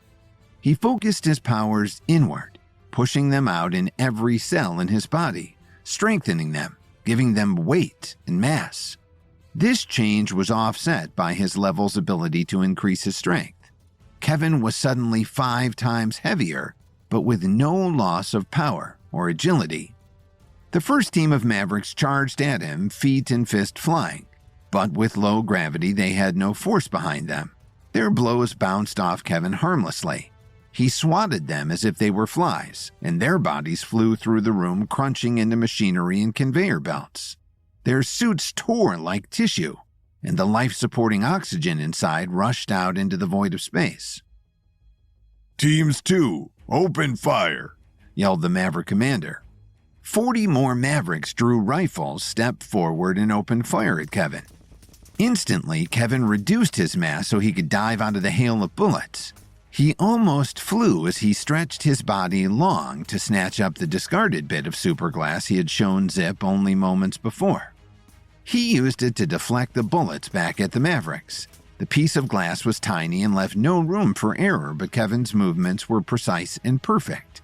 Every deflected bullet found its secondary target, and half the remaining Mavericks were wiped out in seconds. "He can't fight us all," the Maverick leader screamed with delusional optimism. "All teams, charge!" He was at least a commander who led from the front. Kevin once again increased his mass, grabbed the commander, and swung him bodily at the rest of his men, using him as a combination shield and bludgeon. "Help! I need help over here!" yelled Zip through the radio. Kevin saw a figure without a Maverick insignia on his spacesuit hacking through the catwalk supports. Zip was too far away from the walls or other sections to get off the narrow walk he clung to. Before Kevin could answer, Zara yelled back over the radio, "On my way!" Suddenly, the lunar rover burst through the door with Zara at the controls. She spun the rover in a wide arc. The not Maverick jumped away barely in time to avoid getting smashed between the rover and the last support strut of the catwalk. "Get in!" Zara yelled to Zip. Zip slid down the support strut, landing lightly in the back of the rover. "That's some fine driving, Foxy Mama. When we get back Earthside, you'll have to take a spin in my LT-1 Corvette." "Unless it's an automatic, I should wait for my arm to heal." Zara spun the lunar rover in a wide circle as several of the Mavericks left off fighting Kevin and tried to grab her and Zip. Kevin knew they wouldn't be able to dodge the Mavericks forever. The crowded assembly line floor didn't leave enough room to maneuver. He reached again deep into himself to where his level 7 powers lay. "Why is his helmet glowing?" screamed one of the Mavericks in fear. Indeed, eerie blue light blasted from the faceplate of Kevin's helmet. He unleashed his powers in a controlled burst at the remaining Mavericks. They were blasted back by the power. It hadn't been enough to kill the Mavericks, but the concussive force inside their helmets was sufficient to knock them all unconscious. Zip had retrieved a heavy wrench from the lunar rover's toolbox and took out the last of the remaining Mavericks harassing the rover. Zip waved the wrench in triumph. "Stellar teamwork. You two can join my crew and—" He was cut off when the figure without the Maverick insignia dropped from an overhanging beam onto the back of the rover. The figure grabbed Zip and put a gun to the old astronaut's worn and fragile spacesuit. "Freeze, Kevin Williams," the figure ordered over the radios. "And none of your level 7 tricks. One hint of blue from your helmet, and Robinson Cosmos here gets it." Kevin slowly put his hands in the air. He knew that voice. He'd been expecting it every minute since he landed on the moon. "Mario Kessler," Kevin proclaimed. "We meet again." Kevin and his tech whiz Zara traveled to the moon, believing Quentin Covington's sixth and final outpost and the last piece to the mysterious blueprint were on the dark side of the moon. Kevin, Zara, and Commander Zip Merlot, an astronaut who had been stranded on the moon for the last 50 years, trekked to the dark side of the moon in spacesuits in a lunar rover. They found Quentin's moon base and battled against the Mavericks that had been left to guard the defunct factory. But just as victory was in sight, Zara and Zip were taken captive by an old and unexpected enemy of Kevin's, Mario Kessler. "Wait, Mario who?" Zara asked. She was in the driver's seat of the lunar rover that Kevin had hotwired. Behind her, the strange man held Zip hostage, threatening to tear open the old astronaut's ancient spacesuit. A few feet away, Kevin held his hands up in surrender, unwilling to risk Zip's life. "Mario Kessler," the man hissed over their radios. scion of the great and powerful Kessler family, the man who was going to win the epic clash. Until you pointed a laser gun the wrong way and accidentally blasted yourself into space, Kevin added. Mario's voice took on an ethereal tone. And in space I found my true powers. Powers beyond levels, beyond anything you could ever even dream of, Kevin Williams. He put a hand dramatically to his chest. I became a god in the space between the stars. Zara frowned. Except that part of the epic clash wasn't really in space. It was all just a virtual reality simulation. How'd you get any mystical powers when you were just inside a standard issue VR program? It was a really good simulation, yelled Mario. Kevin shook his head. I don't buy it. The Herbalist Society who were running the epic clash are good, but even they aren't that good. What really happened after you blasted yourself into VR space? Mario pouted. I don't know what happened to me, he finally admitted.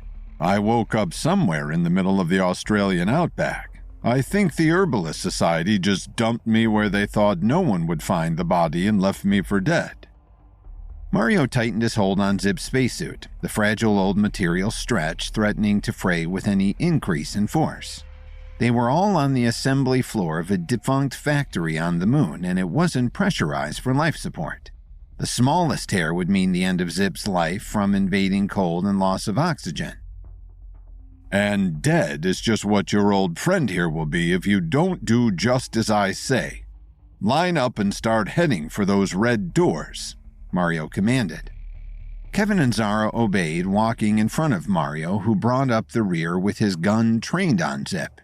Since Mario couldn't see their faces, Kevin toggled his radio to a private channel so he could speak to Zip and Zara without Mario overhearing. Whatever happens, go along with what I say, Kevin told them. The best way to get information out of Mario is to let him think he's got the upper hand. You got it, Kevin, Zara replied. 10-4, Zip muttered, turning his head so Mario wouldn't see his lips move. Mario marched them through the factory. Kevin kept a sharp eye out, memorizing the layout and noting anything that might come in handy later. He saw a lot of the technology he had found in Quentin's other compounds, massive robots, GMO food, and piles of the superglass. Eventually, Mario brought them to the staff quarters through a series of airlocks until they reached a lavishly decorated executive living suite. It was decorated in soft gray with a huge window overlooking part of the factory, the massive crater on the moon's surface, and the twinkling stars far beyond. Take your helmets off, Mario ordered, taking off his own. This apartment has its own life support. He nudged the gun into Zip's ribs. But don't try anything cute, Kevin. I've got your little moon man hostage, and I have no problems with killing him if you make trouble. You may not be able to outrun my bullets up here in zero gravity. Kevin wasn't so sure that he could avoid any bullet that Mario might shoot at him on the moon, but he also wasn't going to bet Zip's life on it. Not at close range, anyway. So you wound up in the Australian outback, Kevin prompted. He needed to get Mario talking and distracted again so Kevin could scan the room for possible hiding places for the sixth piece of Quentin Covington's mysterious blueprint. The executive living quarters were exactly the kind of place it might be hidden. Is that where you and Quentin Covington joined forces? Quentin Covington? Join forces with me? Mario laughed bitterly. Once upon a time, Quentin Covington would have begged just to get a job interview with my family. Mario turned to Zip in a blatant attempt for sympathy. But that was before the so-called great Kevin Williams destroyed my entire family and left me a penniless orphan alone in the world. Zip crossed his arms. The old astronaut had faced death too many times to be frightened by it now, especially at the hands of someone like Mario Kessler. Sorry, man. I'm not buying that jive you're talking about. Actually, I did have to take down the Kessler family, Kevin admitted. But in my defense, they were using an orphanage to funnel children to training as secluded valley assassins.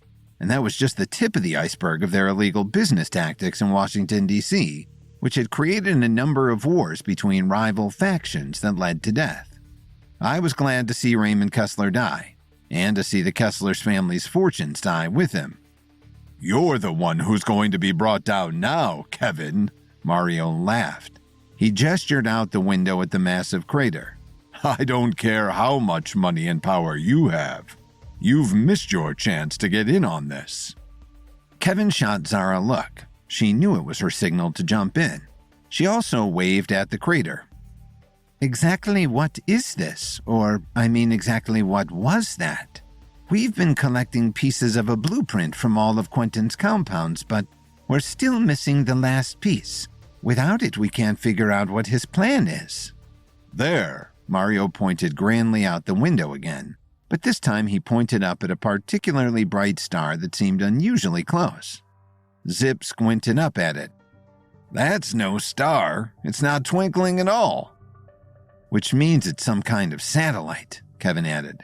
Some kind of satellite, or a space station. Mario couldn't help interrupting. The biggest, most luxurious, most expensive space station ever conceived. Oh my God, Zara exclaimed. That's what NASA has been calling the moon's new moon. That's what made the giant crater? That's the Covington Industries Luxury Condos Incorporated, Mario crowed.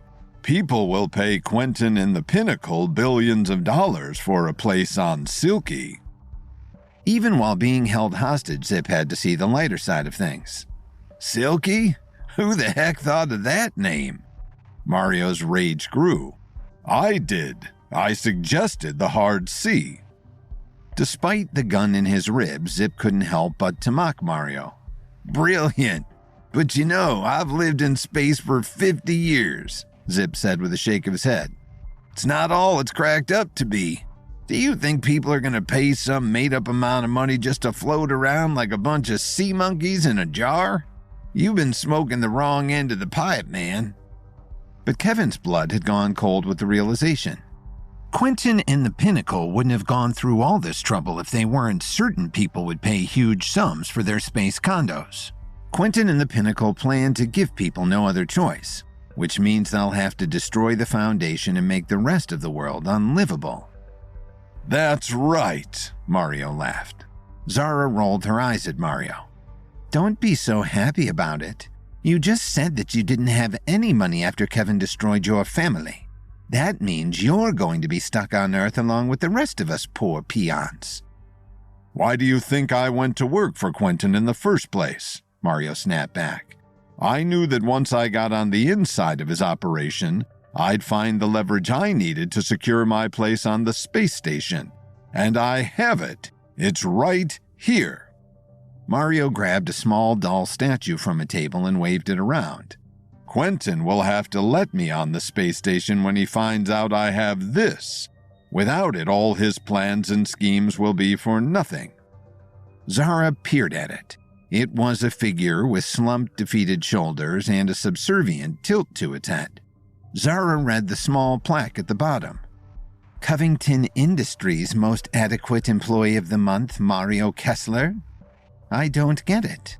Why would Quentin care about some lame... But Kevin suddenly dove for Mario, tackling him to the ground. The statue fell from his hand. Mario roared with surprise and outrage. He aimed the gun at Kevin and fired. In less than a heartbeat, Kevin lightened his mass, easily dodging out of the way of the speeding bullet, which shot past him and shattered the huge picture window. The vacuum of space instantly sucked the oxygen from the room. Anything not nailed down was also sucked out, including Zara and Zip. They flew through the departing air, arms and legs flailing for purchase on anything. But there was nothing they could grab onto that would save them. At the last second, Kevin grabbed hold of both of them, increasing his mass with his level 7 power so he acted like an anchor. Zara and Zip were safe, but flying debris sliced into their suits, tearing several holes. While Kevin was saving Zara and Zip, Mario managed to grab the statue. He wedged himself behind a desk which was anchored to the floor. He popped his helmet back on and clawed his way along the floor to the apartment's airlock. Right before he slammed the airlock closed, Mario screamed into his radio. Goodbye, Kevin. This time it's you who's being left to die in space.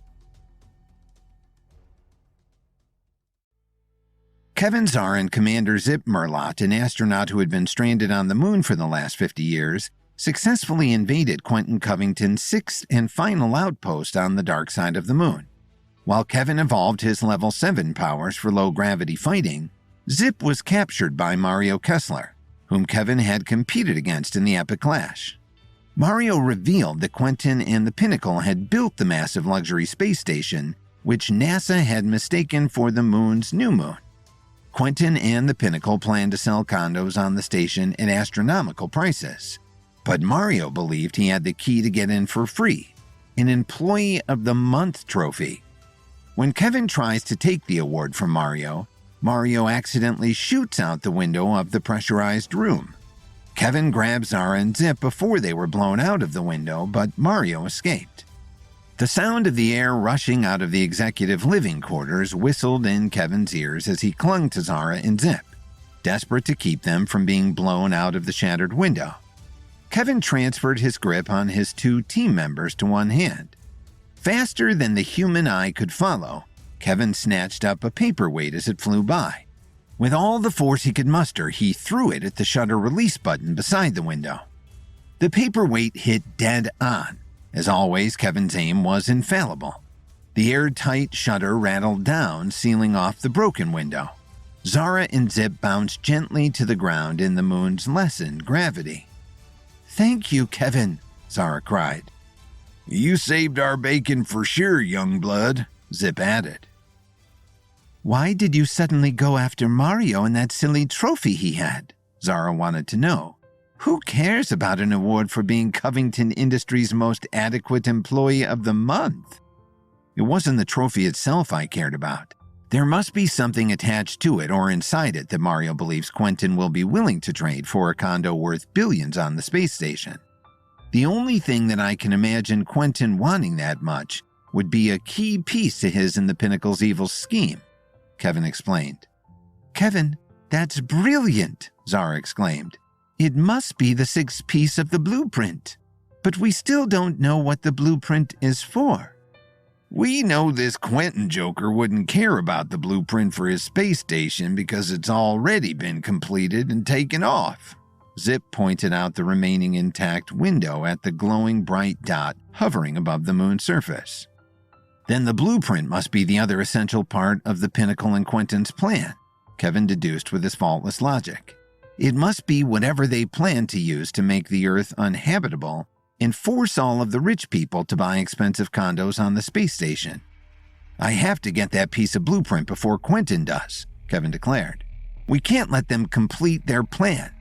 Also, I need to know what this doomsday device is so that I know how to stop them, just in case there's a copy of that blueprint somewhere else." Right then, the entire moon base shook with a terrible force. Through the window, the 3 of them could see a bright explosion as a single passenger space shuttle launched itself from the far end of the compound. I bet that's Mario heading for the space station now, Zip guessed. "Kevin, you can't let him get away," Zara exclaimed. "Go after him. We'll be fine here." Kevin was faster and stronger than Zara, who was a tech whiz but not a martial artist, or Zip, who was in his 8th decade.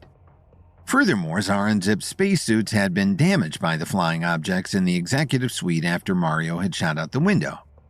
Only the executive suite had life support. Suddenly, a loud warning klaxon sounded and a computerized voice rang out through the room. "Oxygen supplies have reached critical limits.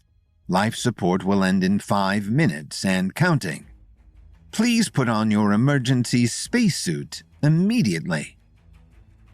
Zip ran to the closet marked emergency supplies and flung the door open. It was empty inside. "Looks like the cupboard is bare," he remarked with admirable calm. "Stay here," Kevin ordered. "I'll find something to repair your spacesuits." "Like what?" "Kevin, these suits are the only things that will keep us alive outside this room. This isn't something you can fix with superglue and duct tape," Zara exclaimed. Kevin was already at the airlock door. "If my guess is right, exactly what I need is already in this factory." Kevin dashed out the airlock, making sure to close it securely behind him. The alarm continued to sound and the computer voice continued its countdown. Life support will end in 4 minutes and 30 seconds and counting, it chanted. Kevin raced through the factory. While Mario had marched them to the executive suite, Kevin had kept an eye out and noticed many of the inventions he had found in Quentin's compounds on Earth were also in use on his moon base. He just had to find the right one. Kevin bypassed sealed 55-gallon drums labeled GMO corn, not for human consumption. He darted around rocks holding giant panes of the superglass and hooked a laugh around a giant robotic worker that had toppled onto its side. Beyond the robot, he found what he was looking for. There was a door labeled Resin Storage Center. Kevin dashed inside and then stopped. The room was empty. Kevin's heart sank. The resin was his only chance to save Zara and Zip. But as he turned to go out the door, he noticed something in a corner. It was a small piece of leftover resin no bigger than the palm of his hand. If Kevin had turned the other way when he was exiting, he would have missed it entirely. Kevin scooped it up, his mind racing. He needed a way to cure the resin once it had been applied to the holes in Zara and Zip's suits. On another adventure, he used a lighter and heat to create the seal, holding the resin in place on a hot air balloon. He couldn't count on something similar working here on the moon.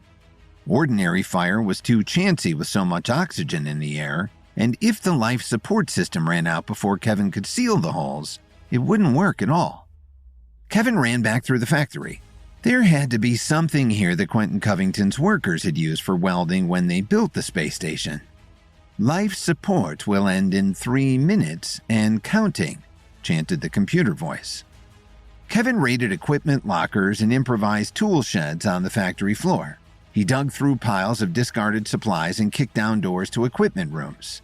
He could find nothing that could be used to create intense heat in the vacuum of space. Had the space crew taken all the welding equipment with them when the space station had launched itself off the moon? Life support will end in 1 minute and 30 seconds. The computer voice reminded Kevin. And then Kevin spotted what he needed. There was a large crate strangely labeled scuba equipment. Kevin kicked off the lid. Inside, he found everything needed for underwater welding.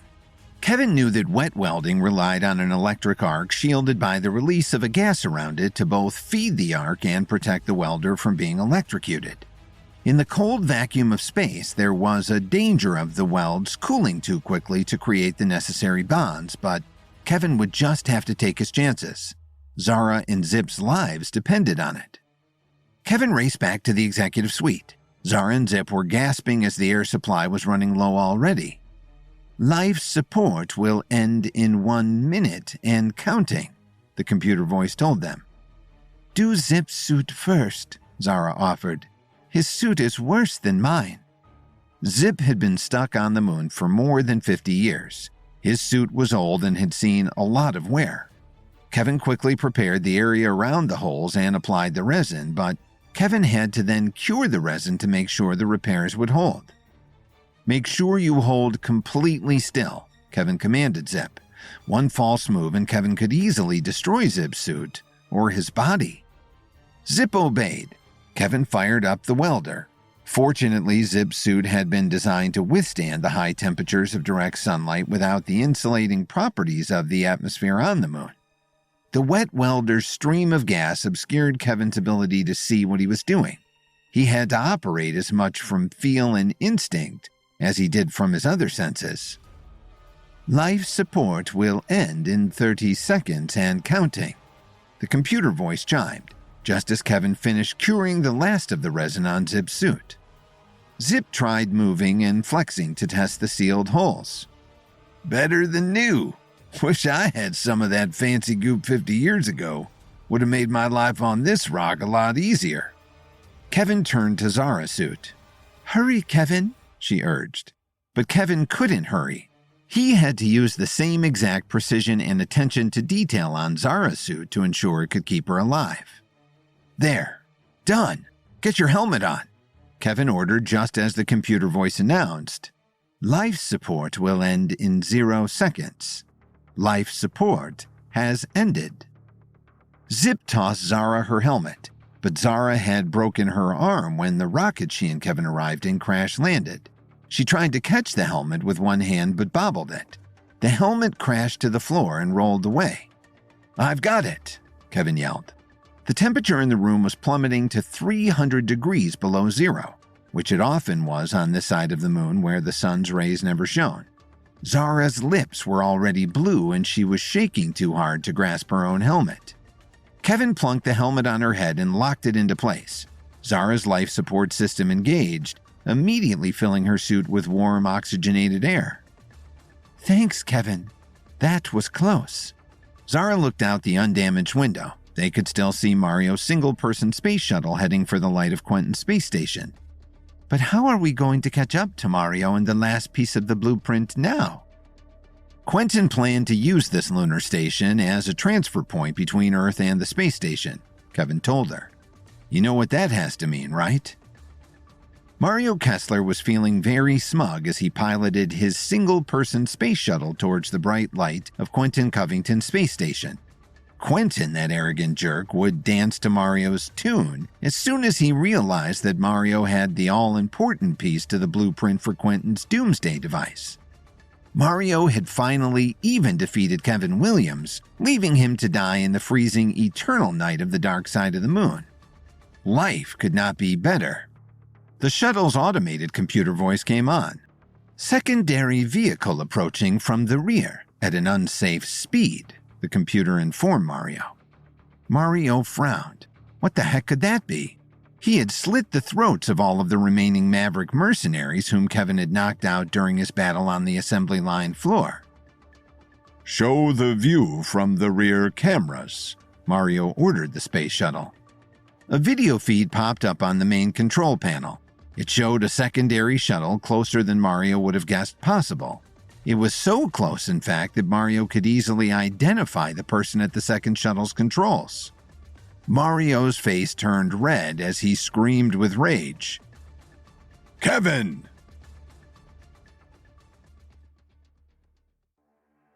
Kevin, Zara, and Commander Zip Merlot, an astronaut who had been stranded on the moon for the last 50 years, successfully invaded Quentin Covington's sixth and final outpost on the dark side of the moon. There, Kevin encountered Mario Kessler, an old enemy. Mario turned off the compound life support and fled the compound with the final piece of the mysterious blueprint in a one-man space shuttle. Kevin had to scramble to repair Zara's and Zip's damaged spacesuits before they could pursue Mario in a shuttle of their own. The shuttle that Kevin had taken from Quentin Covington's compound on the dark side of the moon was much larger than Mario's one-man space shuttle. However, the inside was not nearly as comfortable. Zip, the old astronaut, gripped his bench seat as the shuttle shook. Kevin had pushed the shuttle to its top speed in an effort to catch up to Mario's fleeing rocket. "I feel like we're the last three peas in a tin can," Zip exclaimed. Through the window at the front of the shuttle, they could see Mario's shuttle just ahead. Mario was heading for the bright dot in the sky that was Quentin's luxury space station, Silky. Kevin could tell his bigger craft wasn't built for speed, but it was very powerful. Kevin pushed the shuttle harder but couldn't gain on Mario. "Zara, run diagnostics on this shuttle. Why isn't all this power translating into more speed?" Kevin commanded. "I'm on it." Zara was hampered by a broken arm, so her typing wasn't up to its usual lightning speed. She had another concern. "Kevin, how are we going to stop Mario, even if we can catch up to him? We can't risk crashing his shuttle and then having the sixth piece of the blueprint destroyed." "I'll let you know once we catch up to him," Kevin replied. In truth, Kevin was still formulating his plan, but he had perfect faith in his own abilities and those of his team. The shuttle's computer beeped, indicating the diagnosis report was ready. Zara skimmed it. "Here's the problem, Kevin. This shuttle is carrying several tons of cargo. That's what's slowing us down." "That explains why they didn't send any bread on the accommodations," Zip added. "This here's nothing but a space freighter." "I'd better check out the cargo hold. Maybe we can lighten the load," Kevin decided. Zip, can you take the controls? It had been 50 years since Zip had the chance to pilot a spacecraft. He had come to the moon on a NASA mission, but had then been suspected of contracting a space virus that had given him a terrible rash. Rather than risk infecting the entire planet, Zip had stayed alone on the moon. Kevin realized the rash was only an allergic reaction and had cured Zip. Ever since, the aged astronaut had been game for whatever Kevin needed. 10-4, good buddy. Zip hopped into the pilot seat. If she's got wings, I can fly her. Kevin left Zip and Zara to keep on Mario's tail while he hurried to the cargo hold. Half the cargo was ridiculous luxury items from Quentin Covington's space station, like solid gold toilets with seats covered in baby seal skin, designer space boots with magnetized soles, and bejeweled Monopoly board games. But the other half of the cargo made Kevin smile. This was exactly what he needed to stop Mario. While still at Quentin Covington's 6th compound on the dark side of the moon, Kevin had needed to repair Zip and Zara's damaged spacesuits. He knew Quentin was using an amazing kind of resin that had been used to build an ancient Cambodian temple in the construction of his space station. But when Kevin searched the moon base compound, he found only a tiny sliver of the resin left. Now Kevin knew why that was. The rest of the resin had been packed into this shuttle's cargo hold. It was probably about to be sent to Quentin's space station, but Kevin had a much better use for it. Zara's voice came over Kevin's radio. "How's it going back there, Kevin? Did you find what's slowing us down?" "I did," Kevin replied. "I'm going to start tossing some of this useless cargo so we can catch up to Mario." Kevin worked at super speed, blowing the crates of ridiculous luxuries out of the airlocks. He could feel the shuttle's engines increase in speed. "Kevin, it's working," Zip called back over the radio. "We're right up on that chump's butt." "Great," Kevin radioed back. "Now I need you to get us in front of him, but just barely. You understand?" "Whatever you say, young blood," Zip replied. "I'll let you know as soon as we're in position." In his one-man shuttle, Mario Kessler watched in horror as the larger spacecraft looked like it was going to ram him. Mario couldn't believe it. Everyone on both shuttles could be killed if Kevin crashed the shuttles. But just as the bigger shuttle would have made contact, it zipped around Mario's shuttle. Mario couldn't figure out what Kevin had planned. Was he trying to get to Quentin's space station before Mario? But Quentin would never let an enemy like Kevin on his precious space station. Mario leaned forward in his seat, trying to see if the other shuttle was still gaining speed. Suddenly, a goopy mass of some stringy substance slammed into Mario's windscreen with a splat. Meanwhile, back on Earth, Kevin's cousin Ethan Williams was plotting to kidnap Kevin's wife, Lily, again. Once more, kidnapping Lily hadn't really been Ethan's idea. Lily's friend and pregnancy pal, Nancy, had proposed the idea to Ethan. "Here's the problem," Nancy explained over the phone. "Lily is trying to run for mayor of Chicago, right? But there's all these rumors about her going around. Her opponent, Hayden Smart, claims she isn't even really pregnant. Some people claim she killed that guy Sid when he tried to carjack us. Other people think Sid died from an overdose of Williams & Williams pharmaceutical pills. The stories are all over the place, and none of them are good." "And kidnapping Lily is going to help all that?" Ethan added, though he couldn't really see how and didn't like to ask. He and Nancy had gone on a couple of dates, and Ethan was already head over heels in love with Nancy. The last thing he wanted was to look stupid in her eyes. Fortunately, Nancy continued to explain. "That's right. Suddenly, instead of a bunch of stories about Lily, there'll just be one story. One that we control, and it's one that makes Lily look absolutely sympathetic. Then she'll have no trouble winning the election for mayor." But Ethan had another concern. "I don't want to get in trouble with Kevin again. The last time that happened, it didn't go so well for me. Yes, he's my mortal enemy who has ruined my life, but every time I try to get revenge on him, it seems that I get further behind." "Don't worry about Kevin," Nancy assured him. "He's off in outer space doing something with NASA. It'll all be over and done with by the time he gets back." They talked for a few more minutes. and Nancy gave Ethan all the information he needed to know to make the kidnapping happen. But after Ethan hung up, he started to have second thoughts. He really didn't want to fall afoul again of Kevin's highly developed protective instincts when it came to Lily. Also, Lily knew what Ethan looked like, so she'd be sure to know Ethan was involved. Ethan pondered the problem until he hit upon the perfect solution.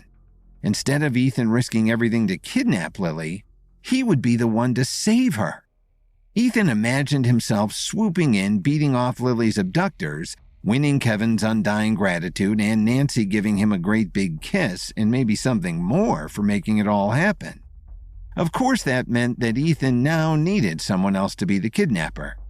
Fortunately, he knew just the person. Ethan made a short trip down his grungy apartment building's hallway and knocked on his neighbor's door. Nancy hurried into the free clinic Lily's charity, the Lily Pad, had recently opened on Chicago's South Side. Nancy made sure the back door was unlocked. In a few minutes, Ethan would sneak in through that door in order to kidnap Lily, just as Nancy had planned. Nancy checked the sight lines from the back door to Lily's office, where she would be working as usual this time of day. It was perfect. Ethan could be in and out of the clinic without anyone seeing him. Nancy passed by the office, planning to give Lily a quick wave before standing guard at the far end of the hall, just in case any of the staff wanted to ask Lily a question or something. But when Nancy passed the office, she didn't see Lily, and Nancy knew that could be a problem. "Lily?" Nancy called as she stepped inside. There was no sign of Lily anywhere. Nancy checked her watch. Ethan would be here any minute. She pulled out her phone to call him to tell him to hold off until Nancy could find Lily. But the movement jostled the pillow Nancy had stuffed under her shirt. Nancy wasn't really pregnant. She was only faking in order to get close to Lily on Juanita Hernandez's orders. Nancy put down her phone to quickly readjust the pillow. The darn thing never stayed in place. Nancy was going to have to devise some kind of harness for it now, or some way to secure it. Perhaps a glue. Nancy was patting her shirt smooth again when her world suddenly went dark. Someone had thrown a blanket over her head. Nancy opened her mouth to scream, but a hand clamped over her mouth and she felt herself being picked up and carried away.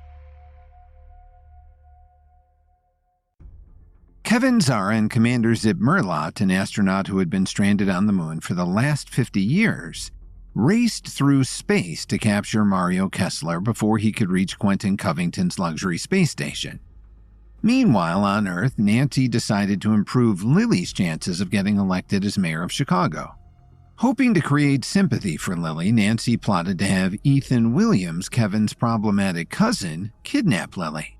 But when Ethan decided to improve the kidnapping plan, Nancy found herself getting abducted instead. Nancy kicked and fought against the smothering blanket over her head as she was carried out the back door of Lily's community health clinic. It was no use. Her captor was too strong.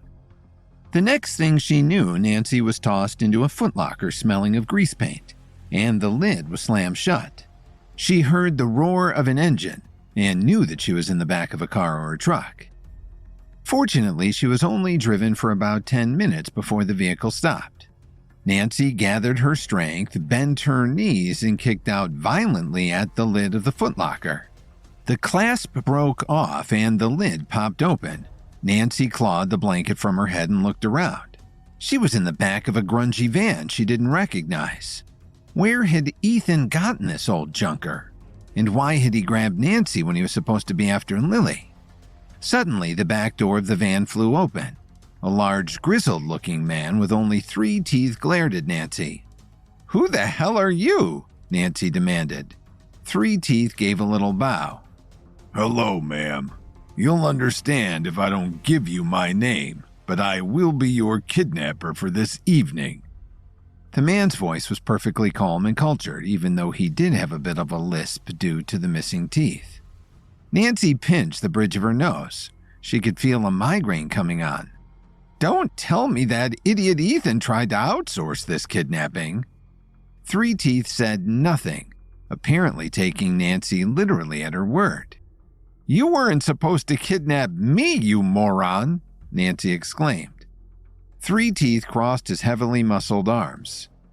My instructions were to enter the free community clinic at exactly 5 p.m. through the back door, proceed to the first office on the left, and abduct the woman there who matched the description I was given. But I look nothing like the woman you were supposed to kidnap. Nancy rolled her eyes and tried to get up out of the trunk she was still sitting in. Three Teeth gave her a gentle yet firm shove back down. You match the description perfectly. You're pregnant. Nancy waited, but apparently pregnant was all the description Ethan had bothered to give this strange man. I have to call Ethan and make him stop this farce, Nancy muttered to herself. She patted her pockets, but then remembered she had left her phone in Lily's office. Look, however much money Ethan promised you, I can pay you more, Nancy offered. She had been milking Juanita Hernandez for every penny Nancy could get, and even scooping up what Lily and Kevin referred to as loose change around the Williams house. Nancy was delighted that the Williamses' idea of loose change consisted of everything from gold coins to treasury bills to certificates of stock. Three Teeth looked offended. Ma'am, once he has accepted a role, one continues for the run of the performance. After all, the show must go on. Before Nancy could utter another word, he squashed her head back down into the footlocker, slammed the lid, and sat on it. Ethan peered around the corner of the building to where his neighbor's van had been parked. He would hear a woman's yells and screams for help even from here. Everything was going to plan. Ethan would storm the van, call out to Lily that he had come to save her, and then defeat his neighbor in a staged sword fight. Fortunately, Ethan's neighbor was a former Shakespearean actor and trained in stage combat. The poor fellow had been set to have a brilliant career treading the boards, until an overhead stage light had broken loose and smashed into his head. The man had lost most of his teeth and higher executive functions, but he was brilliant at following simple instructions. Better yet, he had agreed to kidnap Lily Williams for only $50, a case of beer, and a promise from Ethan to come see his one-man production of Henry V. Ethan had only taken a single step forward when he saw someone else running to the van. It was the last person he expected, Lily Williams. But how could that be? She was supposed to be kidnapped. But if Lily was free, who was in the van? Ethan tried to get a better look, but just then an open-top bus full of tourists pulled up beside the van and blocked his view entirely. At the same time, somewhere between the moon and Quentin Covington's newly launched luxury space station, Kevin, Zara, and Zip were in a cargo space shuttle and had just pulled ahead of Mario Kessler's one-man spacecraft. Kevin knew in his mind that he had to stop Mario from reaching Quentin's space station. Mario had the sixth piece of the mysterious blueprint that was most likely a part of Quentin and the Pinnacle's plan to destroy the Foundation. Not only did Kevin have to stop Mario from getting Quentin the plan that would destroy the Earth, he had to retrieve that piece of the blueprint for himself. So Kevin devised an ingenious way to capture Mario and his spacecraft without injury to either. The cargo space shuttle had been carrying a huge load of the amazing resin that had been used to build an ancient Cambodian temple. Once it was cured by heat, the resin became incredibly flexible, yet impossible to break.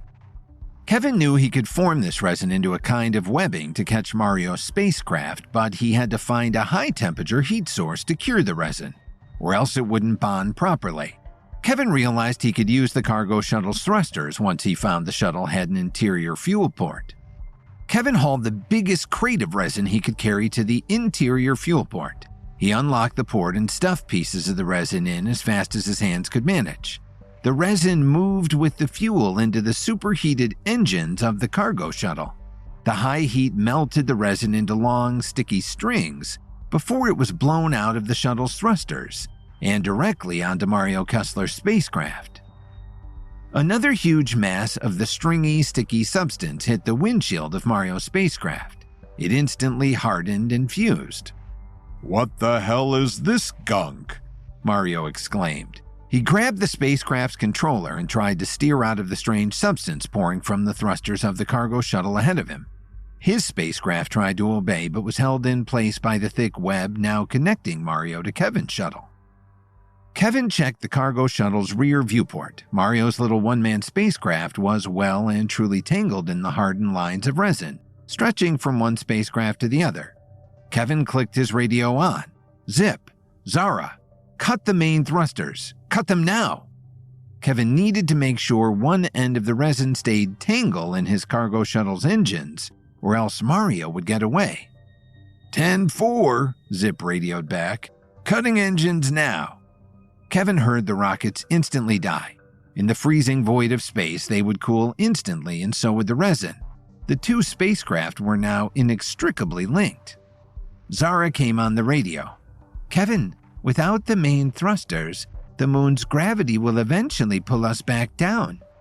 That's okay, Kevin assured her. He explained how he captured Mario's spacecraft with the resin. We can't use the main thrusters again without possibly losing Mario. Can you land us safely without them, Zip? No problemo, good buddy. We still have the auxiliary thrusters. I can put us down light as a feather, Zip assured Kevin. Our present trajectory has us landing almost exactly where you and the young lady here first landed on the moon. Kevin smiled. That would be perfect. True to his word, Zip landed the connected spacecraft perfectly, sending up only the tiniest puffs of moon dust. Kevin had Zip and Zara stay safely in the cargo shuttle while he handled Mario. But Mario was already outside his one-man spacecraft. In one hand, he held the sad little trophy proclaiming him Covington Industries' most adequate employee of the month. But Kevin knew inside the statuette was the sixth precious piece of the blueprint that was the key to Quentin's evil scheme.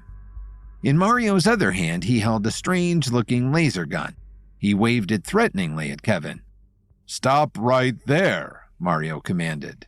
Why does that gun look so familiar? Kevin asked, not intimidated in the least. Recognize it, do you? It's the same super laser gun from the Epic Clash, Mario proclaimed. I know that, Kevin said, but there's something you don't know. I know everything, Kevin, Mario interrupted. I know the part of the Epic Clash that took place in space was only a highly advanced VR projection. I know that I was never really sent flying into the great void after I misfired this gun. I know I woke up in the Australian outback only because the Herbalist Society didn't want anyone finding my body. Right, Kevin agreed. But you don't know. I know that I'm about to kill you, Mario interrupted again. I know this gun is real. He pointed it at Kevin's heart. I know this will be the last time I ever see you alive.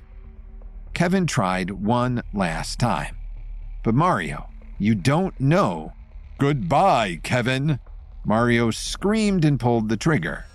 The gun fired directly into Mario's chest. Kevin had a split second to see Mario's eyes go wide as the force of the blast launched his body off the surface of the moon and out into space. Mario soared off and away, getting smaller and smaller until he disappeared. Kevin picked up the trophy from where it had fallen from Mario's hand. What you don't know, Mario, Kevin finally finished, is that you're still pointing that laser gun the wrong way. Kevin called Zara and Zip from the cargo shuttle and explained what happened. It was past time for them to go home. Although Lily had assured Kevin that she was fine, he was anxious to get home and see for himself. They could easily return to Earth in the same rocket that Kevin and Zara had arrived in now that it was repaired. It's been one far-out adventure with you two, Zip told them. I'm glad I got one last space flight in with you, but I'm sad to have to say so long. Zara was surprised. But Kevin cured your rash, Zip, and it was only an allergic reaction. You don't have a space virus at all. You can come home without worrying about infecting anyone. It's not that, young blood, Zip explained. I've been on this rock too long. The lower gravity has weakened my muscles and bones. I'd collapse like a marionette under the full strain of the pull of the Earth. The brave old astronaut sighed.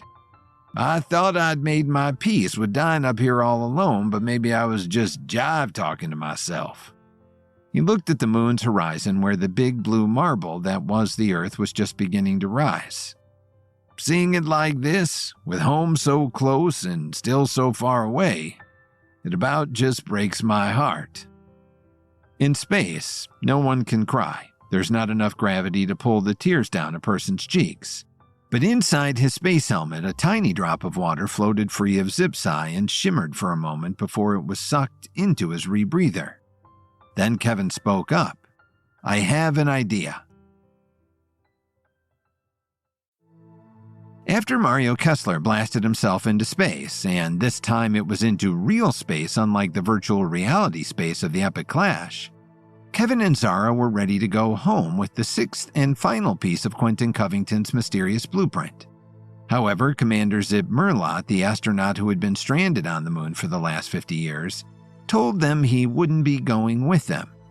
Zip feared that his time on the moon had weakened his body so much that he wouldn't survive under the greater gravity on the Earth. However, Kevin had an idea. "Actually," Kevin went on, "it's not much an idea as the plan I already had in place." Zara grinned. "That's right. Kevin already had all this worked out, Zip. I think you're going to be really amazed." The three of them retreated to the comfort of the rocket ship that Kevin and Zara had arrived in. There they could remove their spacesuits in the pressurized cabin and talk comfortably. "You see, Zip, NASA is well aware of the effect of living in space on the human body. They knew that after 50 years on the moon it would be almost impossible for your body to survive returning to Earth," Kevin explained. "They have all kinds of programs and protocols for astronauts returning after long stays in space," Zara added. "Normally it involves float tanks, nutritional therapy, and a whole bunch of strengthening exercises. But they've never had to combat the effects of more than a year or two in space." "That would take too long anyway," Kevin declared.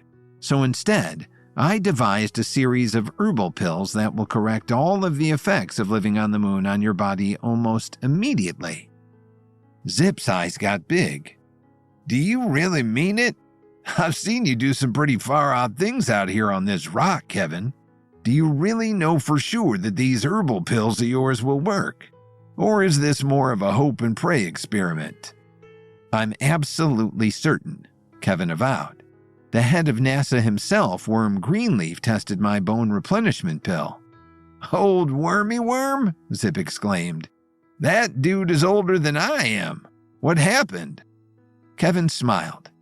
Within hours, Greenleaf canceled his hip replacement and took up Samba lessons. "But the choice has to be yours, Zip." Kevin met the old astronaut's eyes and held them. "I'll understand if you don't want to risk it and choose to stay here on the moon instead." Zip considered thoughtfully. Then he broke into a wide grin. "I'm willing to trust you, Kevin. I'd rather die with friends like you than all by myself on this cold rock if that's what's meant to be. But I have a feeling your pills will work just the way you say they will." Kevin carefully passed Zip one of his newly named Lunar Phoenix pills. Zip popped it into his mouth and swallowed. Zara and Kevin watched carefully to see what would happen. After a few minutes, Zip suddenly hunched over. "Oh no," Zara exclaimed.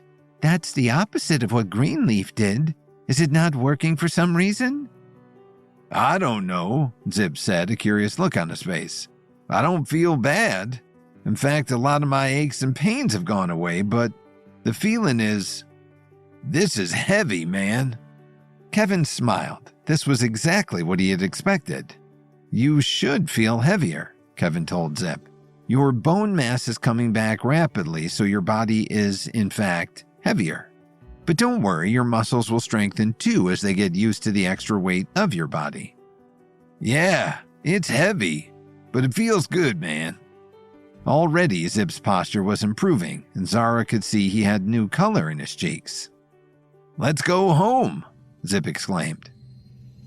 Meanwhile, back in Chicago, Lily cautiously approached a beat-up van. She had been working at the free community health clinic her charity, the Lily Pad, had recently opened on the south side. She had just stepped away from her desk for a quick bathroom break, something that seemed to be happening more frequently as her pregnancy progressed. She had returned to her office just in time to see somebody disappear out of the clinic's back door with something large and bulky thrown over his shoulder. Lily had thought it was strange. Things got stranger when Lily found her dear friend and pregnancy pal Nancy's cell phone left abandoned on her desk. Nancy's purse had also been dropped on the floor and the contents were scattered everywhere. Some new sense that Lily had been developing throughout her pregnancy told her that something was very wrong here. She rushed out of her office calling Nancy's name. There was no sign of Nancy and none of the staff had seen her.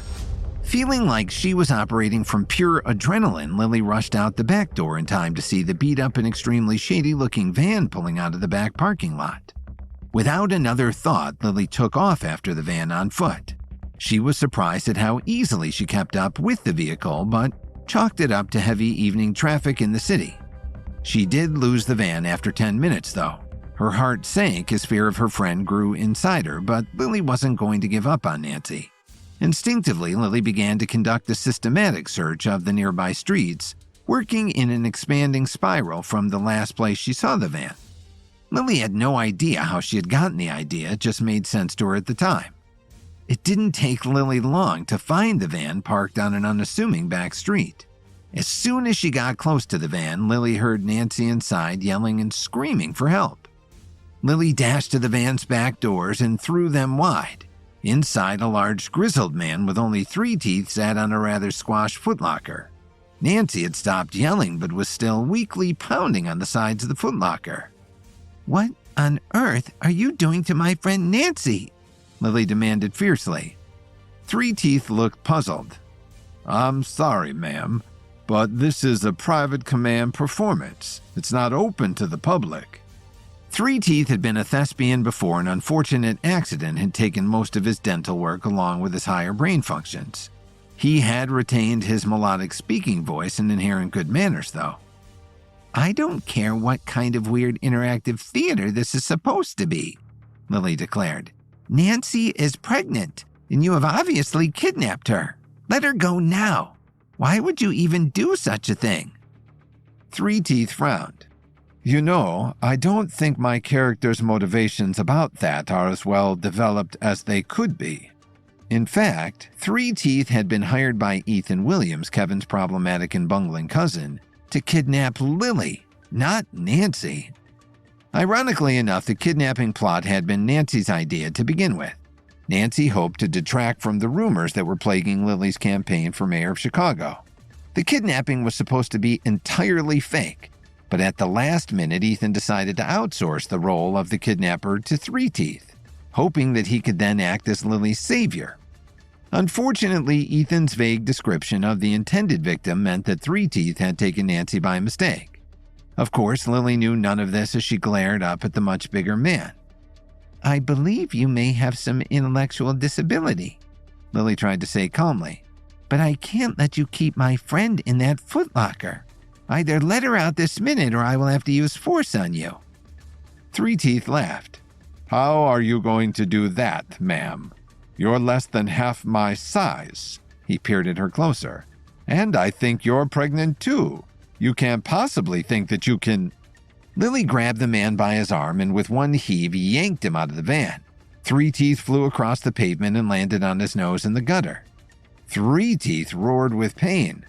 "You little shard-born giglet!" He screamed at Lily, who was not up on Shakespearean insults, but understood the gist. 3 teeth pulled a dagger from his coat and lunged at Lily. Lily ducked under the dagger, grabbed his wrist, and easily flipped him over her back to land back in the gutter on his nose. A collective gasp went up from nearby. Lily looked up to see an open-top bus full of tourists pulled up next to the van. Dozens of sightseers were watching her with interest, their cameras up and recording everything. "That pregnant lady just beat up the big man with only 3 teeth," one tourist yelled. "I had to do it," Lily explained. "This man kidnapped my friend. She's pregnant too, and I had to—" Lily cut herself off because some sixth sense told her that 3 teeth was rising from the gutter again. He still clutched his dagger. He stabbed Lily, who dodged out of the way, jumping up into the back of the van. 3 teeth sliced at Lily again and again. Each time she backed up further into the van. Her foot hit something, and she immediately scooped it up, hoping for a weapon, perhaps a tire iron or a baseball bat. What she actually found was a razor-sharp broadsword. Good enough, Lily thought. She slashed back at Three Teeth, driving him backward as she fought her way free of the van. Three Teeth still had the advantage of height and strength. Lily leapt up, turned a triple somersault in the air, and landed lightly on her feet behind Three Teeth. "Whoa, how'd you do that?" exclaimed Three Teeth as he whirled around to face her. Lily didn't answer. She saw her opening and plunged the sword into Three Teeth's heart. Blood spurted everywhere. Three Teeth looked surprised for a moment, and then he grasped his chest and fell over, muttering something about the challenges of improvisation for classically trained thespians. Now that the danger was over, the tourists poured from the bus, eager to help the poor pregnant lady who had been battling the giant brute single-handedly. Lily ignored them and rushed back into the van. The footlocker had been severely damaged by Three Teeth sitting on it, and it was now jammed shut. Inside, Nancy's kicks and struggles were becoming even weaker. With one easy heave, Lily wrenched the lid of the footlocker up, using so much force that it broke free of its hinges. Lily reached down and gently helped her friend stand. Nancy looked dazed but still had the presence of mind to make sure that her fake baby bump was in place. Lily gently led Nancy out of the van. Nancy stared at the hordes of tourists still taking pictures and video of the bloody body of Three Teeth. "Oh, Lily," she said, "this is going to change your campaign for mayor entirely." And then Nancy began to smile. After vanquishing Mario Kessler, Kevin is ready to go home with the sixth and final piece of Quentin Covington's mysterious blueprint. He flies back to Earth with Zara and Commander Zip Merlot, the astronaut who had been stranded on the moon for the last 50 years. As they hurtled through space back to Earth, Kevin had no idea what news was waiting for him regarding Lily's campaign to become mayor of Chicago. The recommissioned Apollo rocket ship hurtled toward space on a collision course with the Atlantic Ocean. The tiny capsule was cramped with Kevin, computer expert Zara, and Commander Zip Merlot, who had been stranded on the moon. The capsule had only been built for 2 astronauts. Kevin had improvised a harness system behind the 2 main seats for Zip. "How are you doing back there?" Kevin asked Zip. "Doing great," Zip exclaimed. "Those last 2 miracle pills you gave me are really making a difference. My bones feel stronger than ever after all that time on the moon with lessened gravity. But my strength is better than it was when I left the Earth 50 years ago." There was a jolt as the Apollo capsule hit the heavier atmosphere of the Earth. Zara checked the controls. "Impact in the Atlantic Ocean in less than 2 minutes," she informed Kevin and Zip, opening a channel to Mission Control at Cape Canaveral to confirm they'll be there to give us a ride back to the mainland. "Mission Control, please confirm pickup time and location. We are sending our estimated point of arrival via computer transmission." Zara spoke into her mic. What came back was a squeal of interspace static. Kevin frowned and tapped the radio controller. "Mission Control, please confirm pickup and location. Mission Control, please come in." Again, the only response they got was another squeal of static. Zara looked worried. "Maybe they didn't hear us. The antenna on the space capsule was damaged in our landing. I thought I fixed it, but it may have come loose upon re-entry to Earth's atmosphere." "You mean we're going to be splashing down in the middle of the Atlantic, possibly hundreds of miles from dry land, with no way to call for help?" Zip questioned. "Yeah, but that's only the worst-case scenario," Kevin assured Zip. "Sure. When I was at NASA, we never ran scenarios about what was the worst that could happen, but..." Zip could not continue as the multiple G-forces of their re-entry threw them all back in their harnesses. For the moment, it was all any of them could do to breathe. Minutes later, Kevin mustered all his considerable strength to call out, "Brace for impact in 3, 2, 1. Even through the thick layers of the space capsule, Kevin and the others heard the massive splash as the spacecraft hit the waters of the Atlantic. They felt the capsule sinking and then rising as their bodies readjusted to the familiar gravity of Earth. The capsule found its balance, gently bobbing on the Atlantic's waves. "Guess we better open the hatch and see if our ride is here," Kevin declared. But before he could move, there was the screech of heavy machinery on the hatch bolts. Within seconds, the hatch door had been removed, and a familiar face poked itself into the space capsule. Worm Greenleaf, the head of NASA, smiled at Kevin Czar and his old friend Zip. "Did somebody call for a cab?" He joked with a smile. "Wormy Worm!" exclaimed Zip, using his old friend's NASA nickname. "Zippy Zip," Worm replied. "Welcome back to the Big Blue Marble. It's been too long." Kevin Czar and Zip climbed onto the capsule and onto the Coast Guard cutter that Worm had brought for them. "We were worried our last transmission didn't get through to you," Zara said. "Your transmission came through just fine, but we weren't sure if you were able to receive our reply, so we just decided to come out here and wait for you," Greenleaf explained. Agent Stanley Cooper of the Reaper Squad was also on board the cutter to greet Kevin. However, his manner was not nearly as jolly as Worm's. Kevin instantly sensed that something was amiss. "What is it?" Kevin demanded. "Something about Lily, isn't it?" "In a manner of speaking," Stanley Cooper told Kevin. "It's a long story. I'll tell you everything that's been going on with Lily on the way back to the mainland." Rumors were again flying about Lily and her campaign to become mayor of Chicago. An entire double-decker bus of tourists had caught Lily on film killing a large, brutal man as he swung around a sword. As Lily had explained to the tourists, and then later to the police, the big man with only 3 teeth had kidnapped her good friend and pregnancy pal, Nancy. Lily had spotted the van that 3 Teeth had taken off in and tracked it. When she confronted 3 Teeth, he then attacked Lily, who was forced to defend herself. Nancy was surprisingly unshaken given the situation, but what Lily didn't know was that Nancy had orchestrated the kidnapping plot to begin with. It had just gone terribly wrong. Nancy had convinced Kevin's scheming cousin Ethan Williams to kidnap Lily in order to distract from the other negative rumors surrounding Lily's campaign. As usual, Ethan had messed things up. Ethan had decided that instead of being the kidnapper, he wanted to impress everyone by being the hero and saving Lily. So Ethan hired his neighbor, a former thespian with significant brain damage and few teeth after an unfortunate stage accident, to act as the bad guy.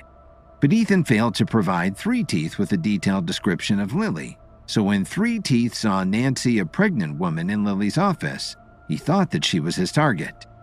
Nancy was relieved to realize that this comedy of errors had accomplished her original goal in the end. Lily was hailed as a hero by the tourists, the press, and even the responding police officers. "This publicity couldn't be better for your campaign for mayor of Chicago if we had planned it this way, Lily," Rachel declared. Rachel, who was Lily's best friend, was also acting as her campaign manager. The women had all gathered in Lily's office in the suburban estate that she, Kevin, and their extended family and friends shared. This was the base of operations for Lily's campaign. Rachel held up a series of newspapers, each with a large, bold headline screaming the news: "Mama Bears United, Pregnant Lady Saves Pregnant Lady," and "Hayden Smart Falls in Polls to Pregnant Savior," and "Mother-to-be equals Mayor-to-be." "Yeah, funny how it turned out that way," Nancy added, feeling smug about how everything worked out in her favor. She might even give Ethan another date, even though he had failed to show up at the scene of the kidnapping as they'd planned. "I don't care about the publicity at all," Lily announced. "I'm just glad that Nancy and her baby are safe and sound. Your doctor gave you a clean bill of health, Nancy?" "Couldn't be healthier," Nancy assured Lily, patting the pillow that was stuffed under her shirt. Nancy wasn't really pregnant, she was only pretending to be to get close to Lily on Juanita Hernandez's orders. "What could your opponent Hayden Smart possibly do to regain his place in the polls now?" Rachel wondered aloud. Lily's attention was drawn to the TV, which had been playing with the sound off. "I think we're about to find out," she told the other ladies. Lily turned up the volume. Hayden Smart stood outside his family's pharmaceutical company's headquarters, where a podium and microphones had been set up. He was in the middle of giving a press conference. "There could not possibly be a worse mayor for Chicago than Lily Williams," Hayden ranted. What kind of mayor kills her own citizens in the street in front of dozens of sightseers? This is nothing more than vigilante justice and a blow to Chicago's tourism industry. Angry by Hayden's words, one of the reporters yelled back, "It wasn't vigilante justice. She was defending another woman who was pregnant." Another reporter yelled, "Lily Williams was one mother defending another mother. What have you got against mothers, candidate Smart?" "Yeah," a third reporter called out. "What did your mother ever do to you?" The questions continued to come hot and heavy. Hayden stammered out responses that only garnered him more booze and several rotten tomatoes. Eventually, Hayden stumbled from the podium and back into Smart Pharmaceuticals headquarters. Unfortunately, what was waiting for him was much worse than the angry reporters. Hayden's angry brother, Wilhelm Smart. Wilhelm immediately smacked the top of his younger brother's head. "You said you knew how to handle the press." "I don't understand it," Hayden whined. "They all seem to actually like their own mothers. What I don't understand is how a tiny woman in a delicate condition like Lily Williams was able to take out that giant hulking man with the bad dental work," Wilhelm declared. "It shouldn't be possible. I think that Williams & Williams Pharmaceuticals had to have been involved in some way. And if they're not, we can always bribe the medical examiner to claim Williams & Williams Pharmaceuticals is at the bottom of it anyway," Hayden added. "Perhaps," Wilhelm replied. But his last attempts to bribe the medical examiner to render a verdict of death by overdose of a Williams & Williams Pharmaceuticals product hadn't worked in the slightest.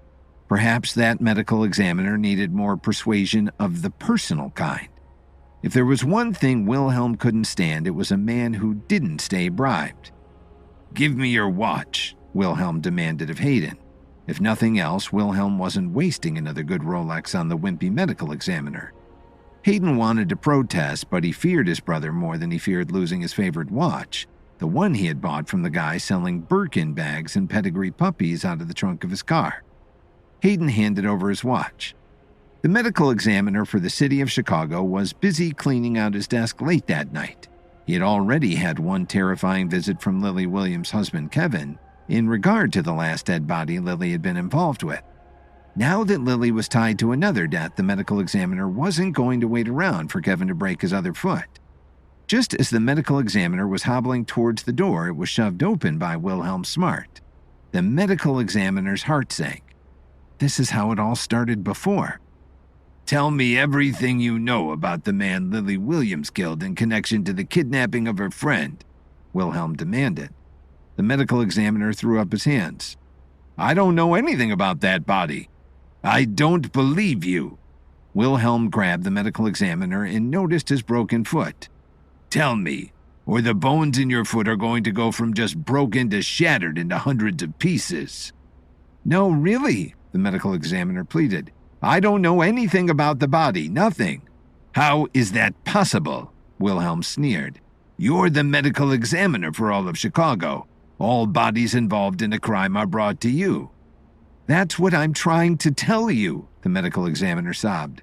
"The body of the guy Lily Williams killed never even arrived at the morgue."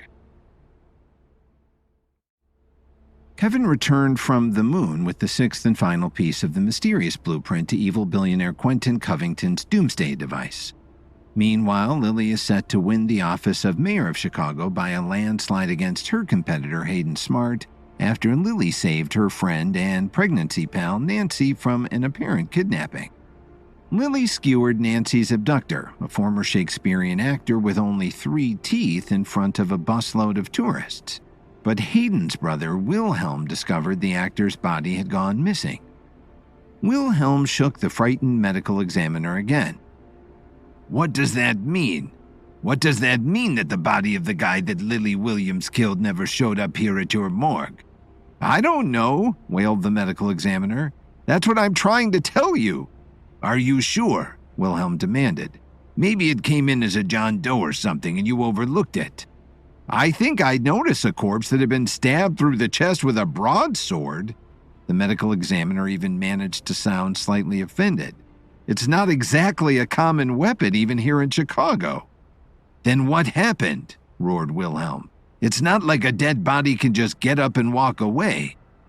A new idea occurred to him. Unless it did exactly that. Kevin didn't even bother going through a formal debriefing with Worm Greenleaf and the rest of NASA's leadership. He chartered the first private jet available and immediately flew from Cape Canaveral, Florida, home to Chicago.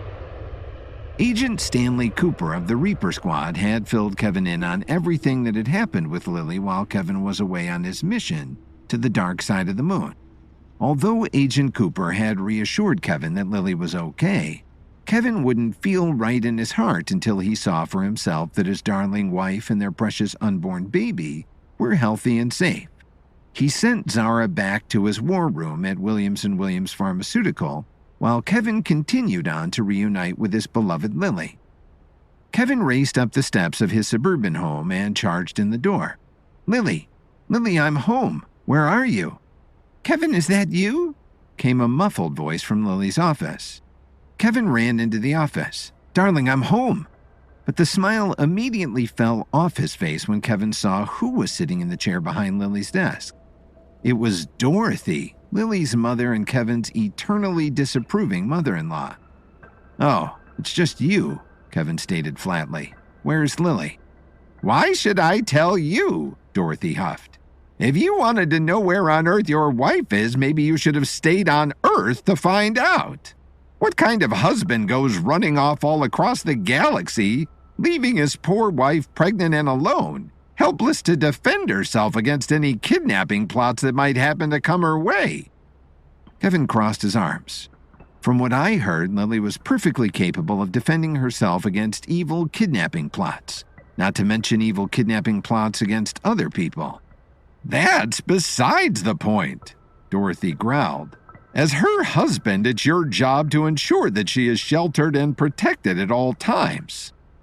In fact, Kevin's mission to the dark side of the moon was purely motivated by a need to protect Lily and their future children from Quentin Covington's fiendish plan to make the Earth uninhabitable, so every billionaire on the planet would pay him top dollar for a luxury condo on his silky space station. But of course, it was no use trying to tell Dorothy that. Instead, Kevin told Dorothy, "I'm back now, and I'm happy to be by Lily's side to protect her from any kidnapping plots, assassination attempts, or uneven sidewalks.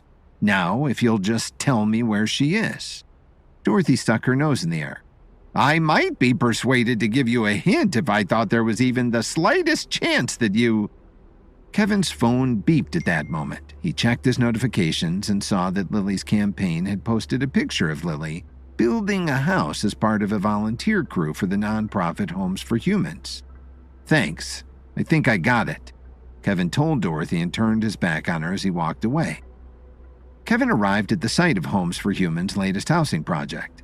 Oddly enough, a group of volunteers were standing around in what would become the yard of the new house. Kevin noticed that the frame of the new house was almost complete. "Wow," Kevin said to the nearest volunteer. "You got a lot done in just a short time." The volunteer shook her head. "We've hardly touched a 2x4 all day. Everything you see here was done by that one woman who's running for mayor. I've never seen anybody frame out a house that fast, and she's not even using a nail gun." Kevin ventured into the house and found Lily securing a load-bearing beam by driving nails into the crossbeams. Lily picked up a nail, set it in place with a short tap, and then slammed the entire nail home in a single blow.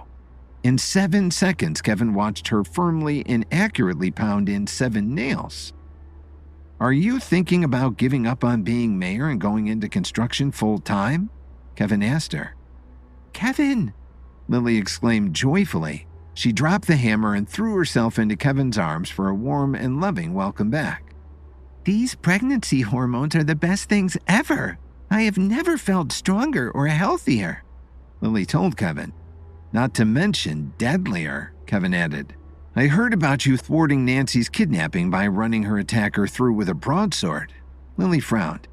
"I didn't mean to run a sword straight through the man. I think he had some legitimate intellectual issues. I was only trying to hold him off, but the sword slid through him like butter. It was the strangest thing. I know I'm not an expert at fighting, but I didn't even feel any resistance from his bones or muscles." In his heart, Kevin was beginning to formulate a hunch as to why Lily was suddenly so much stronger and faster, but he wasn't ready to share it with her yet. He didn't want to frighten her. So all he said instead was, "It's possible that you haven't adjusted to your own strength. It might be a good idea to take it easy for a few days while you get used to how much you can do now." Lily shook her head. "I can't slow down now. There's so much good I can do, and I have so much energy I don't know what to do with it all. The community clinic that my nonprofit, the Lily Pad, opened, and the campaign for mayor that I'm running just isn't enough to keep me occupied. But you're right that I should be more careful until I really find the limits of my strength." Kevin stayed with Lily long enough to finish the frame of the house and put up the exterior walls. Between the two of them, they got it up in record time.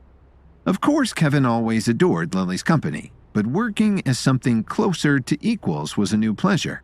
Kevin found himself smiling all afternoon despite the looming threat of Quentin Covington's evil plans. The other volunteers continued to enjoy their extended all-day coffee break. Then Kevin left Lily with a kiss on the cheek to join Zara and the rest of his team at his war room at Williams & Williams Pharmaceuticals. It was time to put the pieces of the blueprint together and formulate a plan to stop Quentin Covington once and for all. The war room was crowded when Kevin arrived. On Kevin's orders, Zara, the computer expert, had called in many of the other people who had served on Kevin's teams while he had traveled all over the world to Quentin Covington's compounds, acquiring the 6 pieces of the mysterious blueprint. All of them deserved to see what Quentin's evil plan was and help Kevin thwart it. In the war room, Olivia, Marcus, Kyle, Zara, Dalton, and Sasha waited for Kevin. Agent Karen Stone of Interpol and Agent Stanley Cooper of the Reaper Squad had also joined them in their hologram forms. Kevin recapped everything that had happened on the moon so that everyone would be up to date. Upon reaching the dark side of the moon, Kevin discovered that Quentin had been building a massive luxury space station that he had dubbed Silky. The station was so large that when it launched, it scooped an enormous crater out of the moon, and NASA had mistaken its initial launch for the moon suddenly generating a moon of its own. Plotting to sell luxury condos on Silky to billionaires fleeing Earth wasn't the most evil part of Quentin's plot. The truly evil part came in when Quentin planned to make the Earth uninhabitable, using some unknown doomsday device, thereby making his space luxury condos all that more necessary for potential buyers. Kevin could think of several dozen doomsday devices that would do the job without even trying, but he needed to know exactly what Quentin had planned in order to figure out how to stop it. That is what he hoped the blueprint would tell him. "Zara, bring out all the pieces of the blueprint," Kevin announced. "It's time that we put them together and see what Quentin's doomsday device really is." Zara laid all of the pieces out on the table, and Kevin assembled them together like a puzzle. The last piece he added was the 6th and final piece that he had recovered on the dark side of the moon. Dalton Steele frowned when he saw it as a whole. "Why does this jumble of stuff look so darn familiar?" "Because Quentin Covington may be an evil billionaire, but he's certainly not a genius," Kevin scoffed. "This looks familiar because Quentin Covington used this exact same device before." Kyle shook his head. "He might have used it before, but he's improved it beyond all measure. Kevin, I don't know how we could stop him." Kevin didn't share Kyle's worries. He knew he could stop Quentin Covington's scheme, but he couldn't waste a second in doing so, or Quentin might just be successful in destroying the entire Foundation. While Wilhelm Smart discovered that the body of the man Lily had killed had somehow never made it to the city morgue, Kevin assembled his crack team of Olivia, Marcus, Kyle, Zara, Sasha, and Dalton in his war room at Williams & Williams Pharmaceuticals to put all 6 pieces of Quentin Covington's mysterious blueprint together. While Agent Stone of Interpol and Agent Stanley Cooper of the Reaper Squad looked on via hologram, Kevin realized the blueprint was for a familiar yet new and improved invention that was the ultimate doomsday device. The The hologram of Stanley Cooper appeared to lean forward and to try and get a better view of the blueprint. Maybe it's a transmission problem, Kevin, but I can't make out what this blueprint is for. Dalton scratched his head. Yeah, sorry. You're gonna have to spell it out for me too, Kevin. Like I said, it looks familiar, but I can't quite place it. That's because you never saw it up close, Dalton. But this device is similar to the one that Quentin Covington was using to turn large parts of the Serengeti in Africa into a desert wasteland. Except it's much, much bigger, Zara added. Bigger than I'd think it would have to be even if Quentin Covington wanted to try something similar in other parts of the world. That's because Quentin is planning not just to dry out parts of the Earth over a period of time. Kevin shook his head at Quentin's dastardly plan. That wouldn't be enough to encourage every billionaire on the planet to start forking over their fortune to Quentin in exchange for a condo on his luxury space station. Olivia gave a sharp gasp. You're right, Kevin. Quentin is going to need to really make a statement if he's going to get that many wealthy people to part with so much money. Rich people can be way more tight-fisted than you'd ever think. Believe me, I know. My father's that way. Olivia's father was Michael Rafferty, a wealthy resident of Washington, D.C., the head of one of Kevin's rival pharmaceutical companies, and a man who hated Kevin because his power and influence kept growing while Michael's lessened. Olivia feared this was exactly the kind of scheme that her father would fall for. You guys need to spell this out for me, Dalton demanded.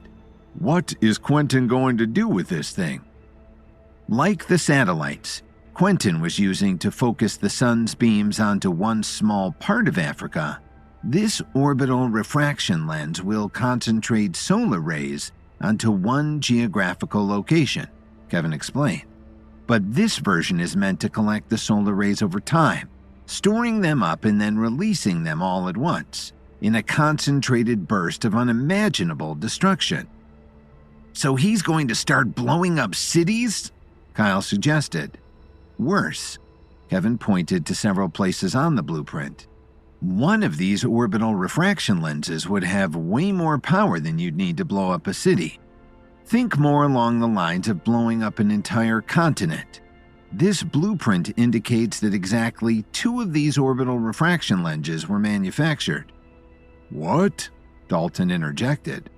Blowing up continents one at a time was going to take too long for him? He wanted to tag team the destruction of the Earth? Kevin took a deep breath. This was going to be difficult news to break to his team. No, Quentin isn't going to take out the continents one at a time. He's going to take them all out at once, simply by aiming all this destructive power at 2 specific places on the planet at the same time. The polar ice caps, Zara whispered. That's what he's going to do. He's going to aim all that solar power at the ice caps and melt them in a matter of minutes. Agent Karen Stone of Interpol's hologram spoke up for the first time. But that's insane. Melting both polar ice caps at once would cause worldwide flooding. There wouldn't be a spot on the entire Earth that was not covered by hundreds of feet of water. A few of the highest mountain peaks would stay dry, Kevin had to add for accuracy's sake.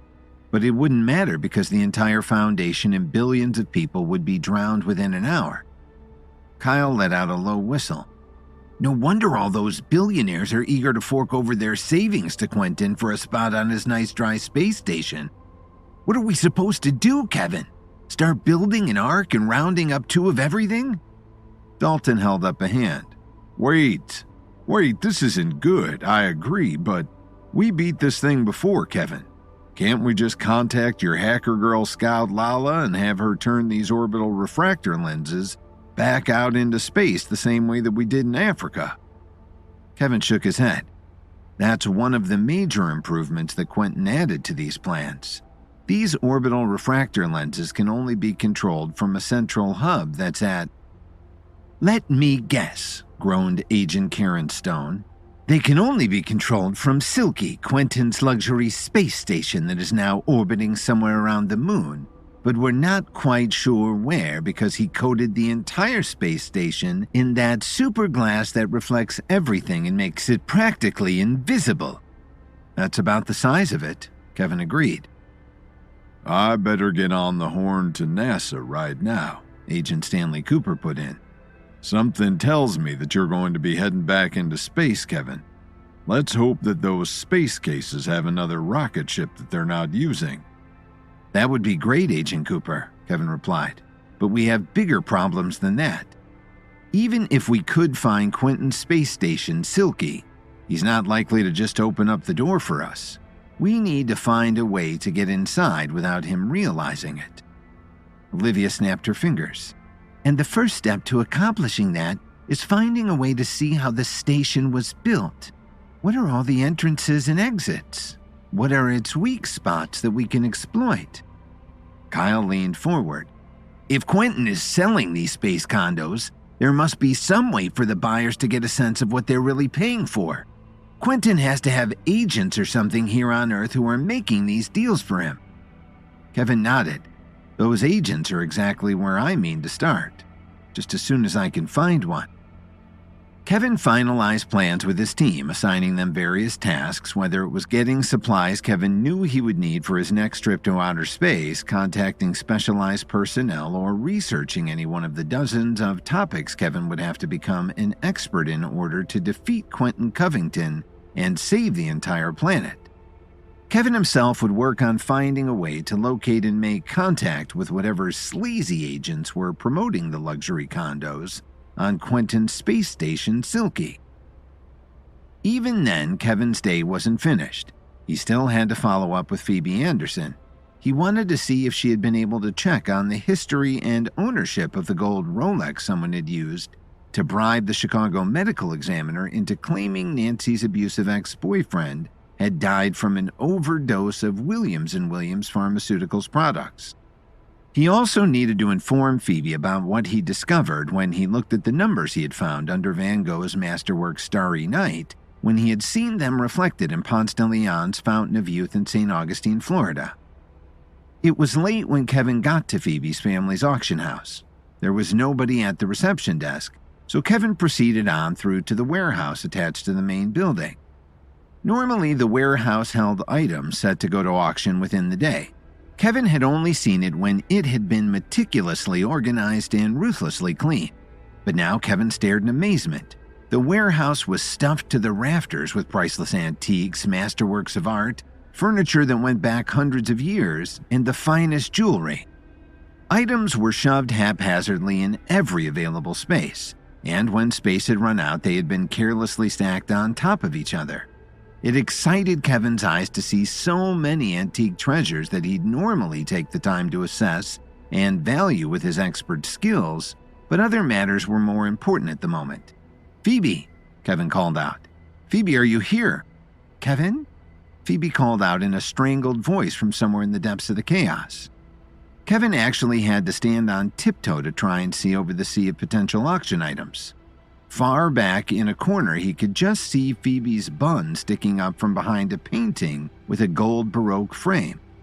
"Sorry to bother you when you have so much work on your hands," Kevin told her. "But I have an update for you about Starry Night, and I wanted to see if you had any more information on that gold Rolex watch." "That's okay," Phoebe called back. "I'm glad you came along, Kevin. I think I'm kind of trapped. I was digging around back here and somehow the route back closed up behind me. Can you come save me?" "Of course. I'll clear a path from this end and you can work your way towards me as we go," Kevin replied. Kevin shifted items out of the way. He worked at high speed but with incredible delicacy. Kevin had the utmost respect and admiration for antiques and craftsmanship. He wouldn't want to risk damaging any of these precious items. Within minutes, he only had 10 more feet to clear. Phoebe was also clearing items from her side, although at a much slower pace than Kevin. But just then, there was a squeak of alarm from Phoebe and a series of crashes as a pile of large paintings suddenly toppled forward, taking Phoebe down with them as they went. "Hold on, Phoebe," Kevin yelled. "I'm on my way." Kevin leapt up and forward, clearing several tall mahogany wardrobes in a single bound. He landed lightly beside the pile of paintings and cleared them away from Phoebe, who had been knocked onto the floor, one by one. Kevin noticed that all of the paintings were by the Renaissance master Sandro Botticelli. Any one of them was worth hundreds of millions of dollars. It was inconceivable that so many rare masterworks would come on the market at once. Finally, Kevin uncovered Phoebe. He helped her to her feet and was happy to see that she was unharmed. "Thanks, Kevin," Phoebe said, brushing dust from her tailored suit. "I wasn't sure how I was going to get all those paintings off of me without damaging any of them." "What on earth is going on here?" Kevin wanted to know. "I know that your auction house is world famous, but this is ridiculous. You were literally just buried in Botticelli's." "I know," Phoebe agreed. "I've never seen anything like it. Everyone and his billionaire brother have been bringing me entire family collections to sell this week. I'd be happy to have the business be so booming if it wasn't so unexpected and, well, bizarre." When Phoebe said the word billionaire, Kevin suddenly realized what was going on. He was sure he was right. Every billionaire in the country, on the planet, was suddenly trying to liquidate as many of their assets as possible. And there was only one thing Kevin could think of that they could all suddenly want to buy with such desperation: the luxury condos on Quentin Covington's space station Silky. After finally assembling all the pieces of Quentin Covington's mysterious blueprint, Kevin and his team realized that Quentin's doomsday device was an orbital solar refractor, capable of instantly melting both polar ice caps and drowning anybody who hadn't bought one of his luxury space station condos. The orbital solar refractors were hardwired into Quentin's space station Silky. That meant that Kevin and his team had to find a way to infiltrate the space station without Quentin knowing. While his team searched for solutions, Kevin paid a visit to Phoebe Anderson's auction house to update her on what he had discovered about the numbers from the Starry Night painting. But when he arrived, Kevin found the auction house glutted with priceless antiques, artworks, and jewelry. Kevin and Phoebe left the auction company's overstuffed warehouse where Phoebe had almost been buried under Botticelli's. Unfortunately, Phoebe's office was just as crowded as the warehouse had been. Phoebe shifted piles of first editions, more artworks, and even an ancient-looking French camera so that they had places to sit. "I think I know why your business is suddenly booming," Kevin informed Phoebe. Phoebe gave a wry smile. "You mean it's not just because everyone suddenly realized my family's auction house is the best in the business?" "Oh, your auction house is definitely the best," Kevin assured her. "But I think something else is going on here. I think the reason why so many people suddenly want to sell their priceless antiques, artworks, and jewelry is because they suddenly need cash. A lot of cash." Phoebe frowned. What could so many people suddenly need so much cash for? The one thing that people are always willing to pay for: survival. Kevin leaned forward in his seat. "I finally assembled all the pieces of Quentin Covington's blueprint. You know how we could never quite figure out what it was for, right?" Phoebe nodded. She had been with Kevin during his adventures in Africa and had even been instrumental in Kevin acquiring one of the pieces of that blueprint. "Now we know what the blueprint is for. It's for the ultimate doomsday device," Kevin declared. Phoebe's eyes went wide. "Quentin Covington is planning to blow up the Earth or something?" "Not exactly," Kevin replied. "Actually, he's planning to melt the polar ice caps and drown the Foundation and anyone who hasn't paid him billions for one of his luxury condos on his space station Silky." Kevin waved a hand around Phoebe's crowded office. "Quentin's hardly the kind to take credit. I think that's why so many people are suddenly trying to get cash for their priceless items. I wouldn't be surprised if there is soon a run on the stock market too, as everyone tries to sell off stocks and bonds." "This could be the biggest financial disaster since the Great Depression," Phoebe said. She suddenly thought of something and gave a little gasp. "Oh my God! Last night I found my father going over his finances. He kept shaking his head and running the numbers over and over again. If I didn't know better, I would have thought he was going to burst into tears at any moment." Kevin looked grim. He must have gotten word about Quentin's plan as well.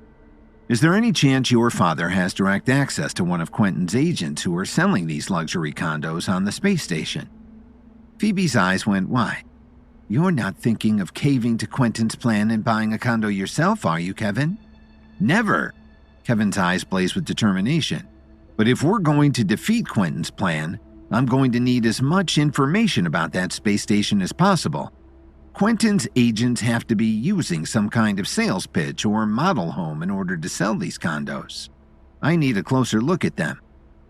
I would love to help you, Kevin. You know I'd do anything to help you stop Quentin. Phoebe looked distressed. But when I questioned my father about why he was going over our finances, he only talked about an investment that a friend of a business associate or something like that had told him about. I don't think he has direct access to whoever Quentin's agents are. Kevin hid his disappointment. He didn't want Phoebe to feel like she was letting him down. That's okay, Phoebe. I've got the team working on it.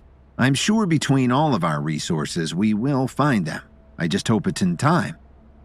What about getting to the upper realm as a way to stop Quentin and his doomsday devices? Phoebe suggested. Have you found out anything new about the numbers from Starry Night? Kevin had been advised over and over again by his mysterious mentor, the Night King, that Kevin must concentrate on reaching the upper realm in order to defeat the Pinnacle once and for all. Kevin knew that the Pinnacle was helping Quentin with his evil plan. That was clear enough from the number of Maverick agents Kevin had encountered while looking for the pieces of Quentin's mysterious blueprint. The Mavericks had aligned with the Pinnacle long before Kevin knew of Quentin Covington, but he was sure that they were all now working together in a plot so evil and so vast that it could bring an end to the world. When Kevin won the epic clash, he received a blank sheet of paper which was his first clue to the portal to the upper realm. However, that clue only led him to more questions and then finally on to Van Gogh's Starry Night. Kevin and Phoebe had traveled to New York's Museum of Modern Art in order to get a closer look at the masterwork, only to discover the one the museum held was a forgery. After Kevin located and recovered the original Starry Night, the museum's director had allowed Kevin to use their X-ray machine to get a better look at what was under the thick layers of Van Gogh's painting. There, Kevin had found a long string of numbers, apparently the next clue to finding the portal to the upper realm. A clue in the Herbalist Society archives had then directed Kevin to St. Augustine, Florida, the oldest city in the United States. Kevin had visited Ponce de Leon's Fountain of Youth.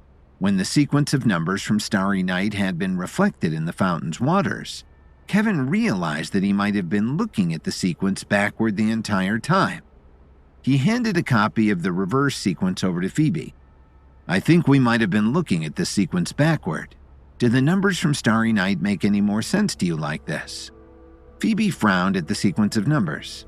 They look familiar, but I can't say quite why.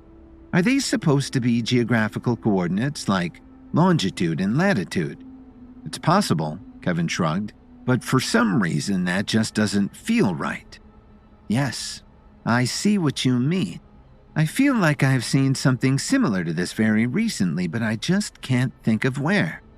Phoebe closed her eyes and rubbed her forehead. I've looked at so many things lately, my head is just one big jumble. Perhaps I have something that can help. Kevin dipped into his ever-present satchel of herbal ingredients and remedies.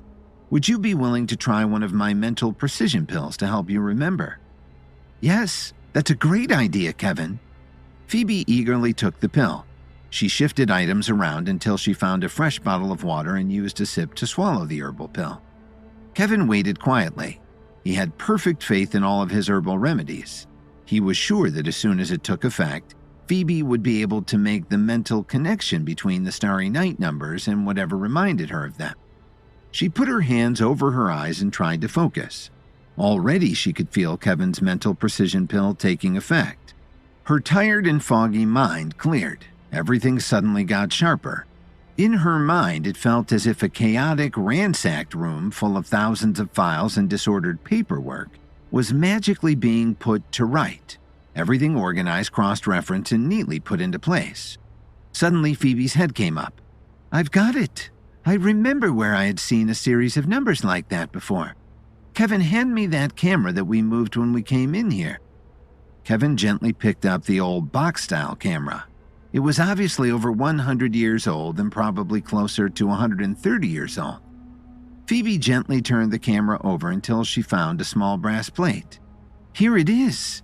This camera just came in from the Jack Warner estate. His great-great-great-grandson said it was one of the few things he held on to after his relatives sold off everything for a song in the 1970s. Here's where I last saw a series of numbers like that one. Kevin leaned to take a closer look. The plate was in French and read, Cinématographe Aman, fabrique à Lyon par les frères Lumière. With his facility for languages, Kevin easily translated the simple words. Hand cinema camera, made in Lyon by the Lumière brothers. Following it was a string of digits designated as the patent number. See, the first set of digits in this patent number are the same, Phoebe explained. And so is this set in the middle, Kevin noted. And this set at the end could be the date the patent was filed. So do you think it's possible that, Phoebe began and then she and Kevin finished together, the numbers behind Starry Night have something to do with the French film industry?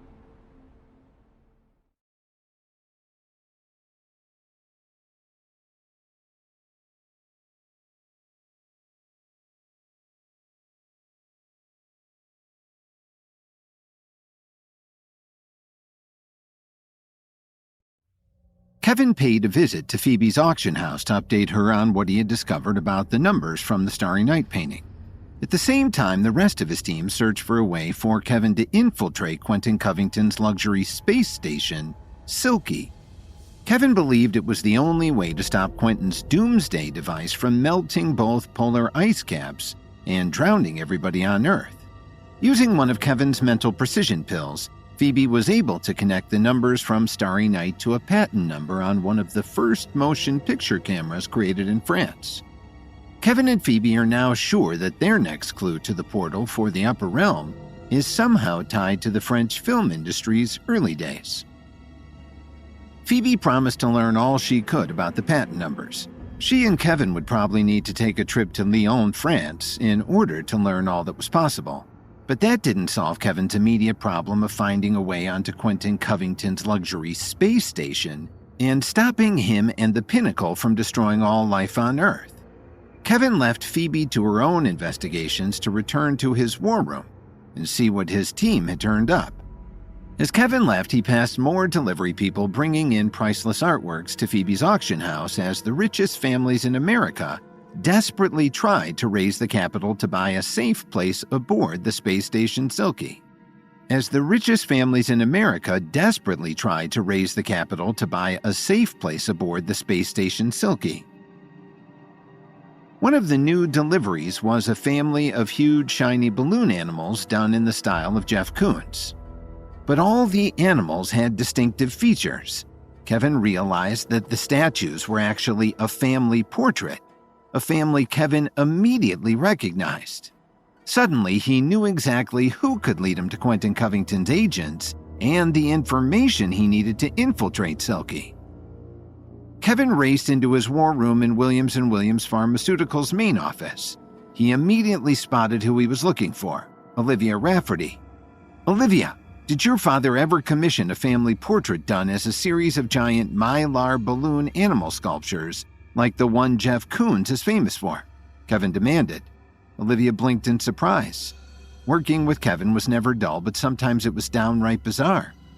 Actually, he did. I never liked them myself. I thought my balloon poodle didn't look anything like me, though my sister Katja's balloon bunny did bear a strong resemblance to her. Olivia and her sister Katja came from a very wealthy family in Washington, D.C., led by their father, Michael Rafferty. Although Michael saw Kevin as a competitor and an enemy, both his daughters had come around to admire and respect Kevin. They both now worked for him in different capacities, with Olivia an important part of Kevin's William & Williams Pharmaceuticals team, and Katja overseeing Kevin's school in Washington. Dalton Steele looked up from where he had been calling various contacts in Chicago's criminal underground.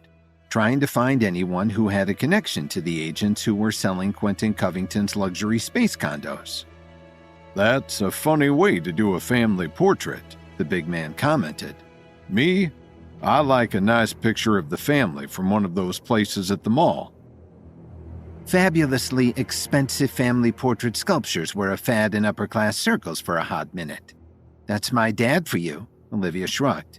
"He only wants something if it's popular and it costs so much money his rivals will be shocked."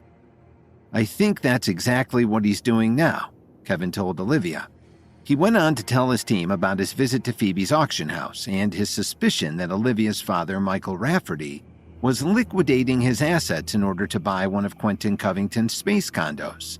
Michael was their best hope for making contact with Quentin's agents quickly. By the time Kevin's private jet landed in Washington, D.C., Olivia had made plans to meet with her father near the Washington Monument. Olivia sat primly on the bench where Michael had promised to meet her and allowed her father to walk right up to her. Michael Rafferty was dressed in a business suit that cost more than most people's homes and carried a briefcase made out of rare and exotic leather with solid gold accents. "What's this all about, daughter?" Michael Rafferty demanded. "I'm a busy man, very busy right now, and I don't have time to waste on my traitorous children." "I heard that you were selling our family portrait statues." Olivia allowed him to hear just a hint of disappointment in her voice. She had tried to be a good daughter to Michael, but Olivia had not been able to side with him against her conscience. That, more than anything, had prompted her to join Kevin. "That's right."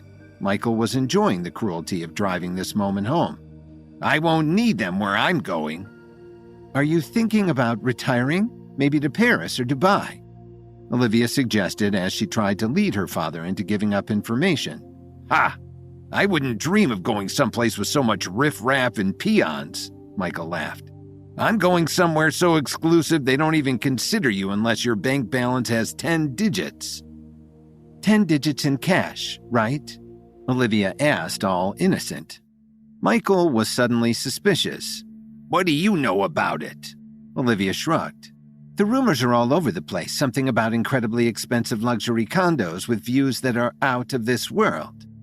Michael smiled. "So the word is out, is it? Is that why you have suddenly come crawling back to me?" "Well, I was hoping to get a look at the new family home before we move there." She batted her eyes at Michael. It had always worked to convince Michael to give Olivia her way when she was a little girl, but she hadn't tried this game on her father for many years, ever since he made it clear that he preferred Katja over her and thought that Olivia was an embarrassment to the family name.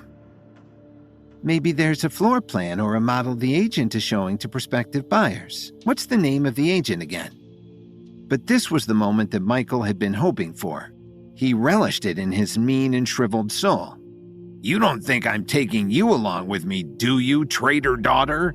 Not after all the times that you've disobeyed me and thwarted my plans in favor of that upstart nobody, Kevin Williams." "But father, don't you realize that Quentin Covington plans to use his doomsday devices to melt the polar ice caps and drown everybody left here on Earth? Is that really what you want for your own child?" In her heart, Olivia was a little hurt that Michael seemed not to have even considered saving his children. "Of course, that's not what I want for my daughter," Michael told her. But then he smiled and Olivia knew he was about to unleash some particularly nasty piece of cruelty. "What I want is to see my daughter die before my very eyes," Michael declared. Michael gave a signal. Suddenly, Olivia was surrounded by a platoon of leveled fighters. Olivia reached out with her own leveled powers and realized that most of these fighters were also level 5s. One-on-one, her superior training under Kevin would probably allow her to defeat any one of them. But here she was outnumbered and about to die by her own father's orders. Olivia jumped up onto the bench to take the higher ground as the first 3 fighters dove for her. She used her level 5 powers to anticipate what their first moves would be. She could tell one would go low and try to grab her, and she leapt high into the air to avoid him. She timed her descent perfectly to land on the head of the second attacker, who had lunged higher. The force of her landing drove the second attacker into the first, and they both cracked their heads on the marble bench. They dropped to the ground, out cold. A flying roundhouse kick that split the side of Olivia's skirt to her hip took out 2 more fighters, but 5 others drove her back off the bench. Olivia decided to make a run for it as the last 10 fighters closed in. She had lost the high ground and the element of surprise. Olivia ducked and dodged as she wove through the attackers, moving almost too fast for the human eye to follow. She snatched up the blanket from a family of picnickers and used it to blind 2 fighters who tried to get her in a pincher maneuver. But that brought her to the Lincoln Memorial reflecting pool, and here Olivia was trapped. Fighters lunged in from every side. Olivia used every skill and trick Kevin had taught her, but the numbers were too great. They dragged Olivia, kicking and thrashing into the shadow of the Washington Monument, where her father Michael was waiting for her. They shoved her back onto the bench and held her there. "What are you going to do?" demanded Olivia. "Kill me in front of everybody on the Washington Mall?" Michael looked around and smiled. Olivia's battle with his leveled fighters had attracted very little attention. It had been blindingly fast and so quiet that most of the milling tourists had no idea what had happened and weren't even alarmed. "That's exactly what I'm going to do," Michael replied. "But no one is going to know it was me." He pulled a remote from his expensive briefcase and hit a button. Suddenly, steel straps and restraints popped out of the marble bench Olivia was sitting on and clamped down around her wrists and ankles. Rafferty's fighters backed off, no longer needing to hold her in place. Michael waved the remote in Olivia's face. "Do you know that there is no cement or concrete holding the Washington Monument together?" he asked her. Olivia looked at the white marble structure modeled after Egyptian obelisks that towered over her. "It's an incredible feat of engineering," Michael went on. "Until now.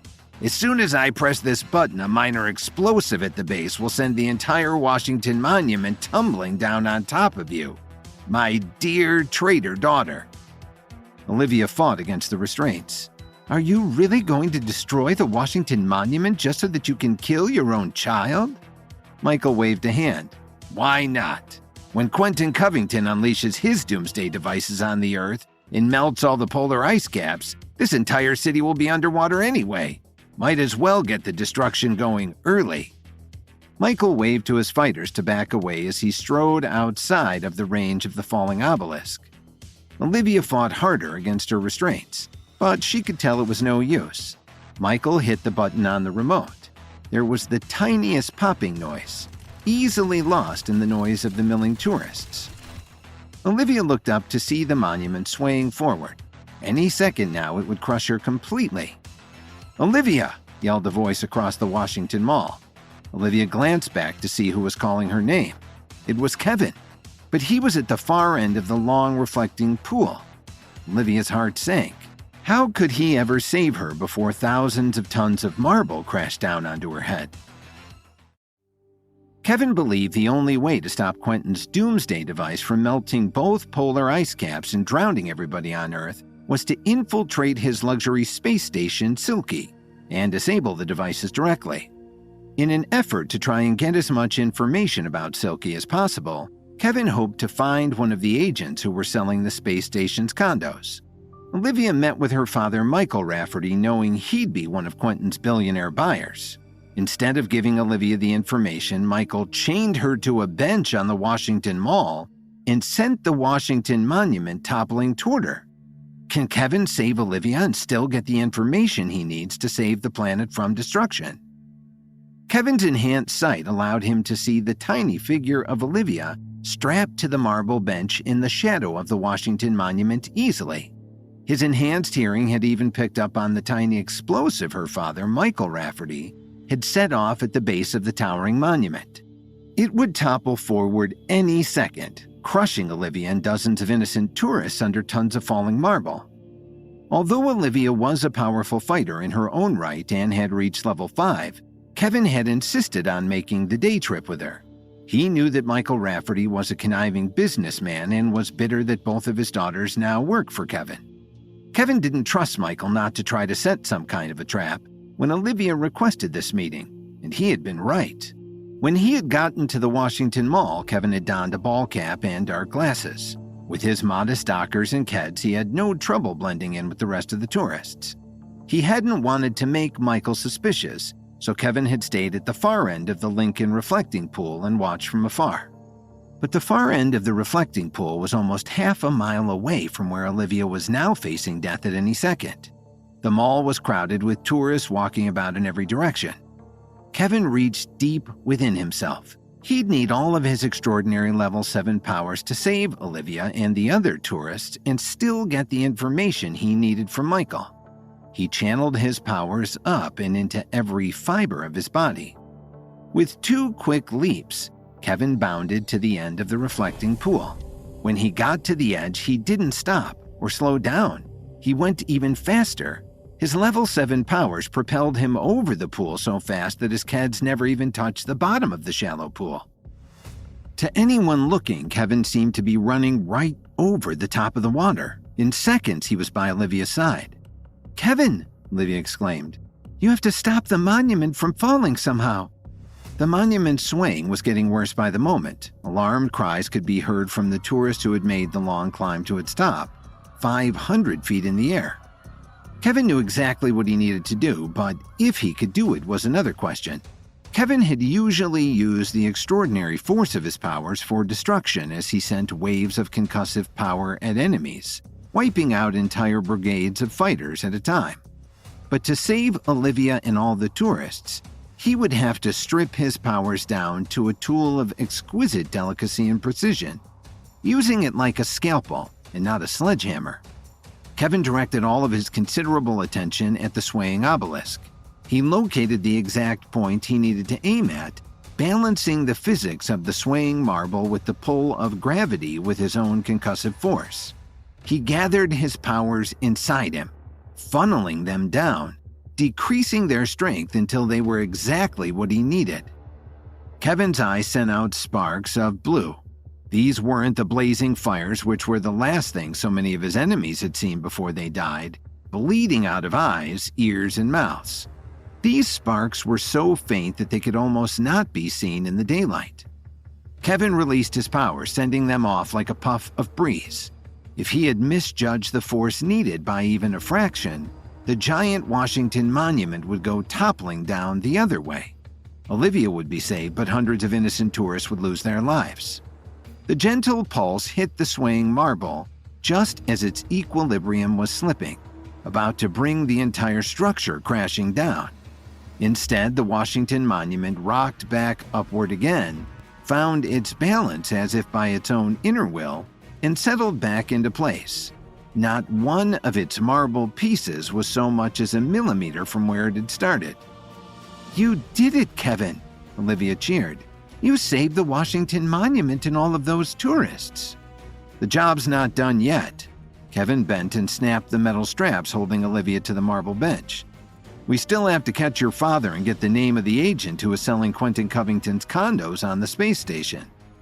Olivia smiled. "And I think I know just where he's keeping that information." Michael Rafferty hustled with the remaining leveled warriors to the end of the Washington Mall. A limo was waiting for him there with the back door already standing open. Michael ordered the fighters to disperse. They were too noticeable like this, and any moment now, the Washington Mall would be swarming with police, the National Guard, and first responders once the Washington Monument finally fell. He ducked into the limo and the door shut behind him. "Hello, Michael," Kevin said from where he waited on the far side of the limo. Michael couldn't hide his jolt of surprise. "Kevin, how did you?" But before Michael could finish the sentence, Kevin snatched the expensive leather and gold briefcase from his hand. Kevin smashed it across Michael's head. "That's for being an unpatriotic jerk and almost destroying the Washington Monument." Michael reeled, stunned by the blow with blood already dripping from his nose. Kevin smashed the briefcase back across the other way. "And that's for trying to abandon your children when you thought the world was ending. Parents should always try to protect their children no matter what. You don't deserve to have an amazing, brilliant daughter like Olivia." And with that, Kevin left the limo, taking the briefcase with him. Kevin had rented the presidential suite in the Ambassador Hotel as their temporary base of operations in Washington. There, Kevin easily popped the lock on Michael Rafferty's expensive briefcase. Olivia rifled through the papers inside. "I was right," she told Kevin.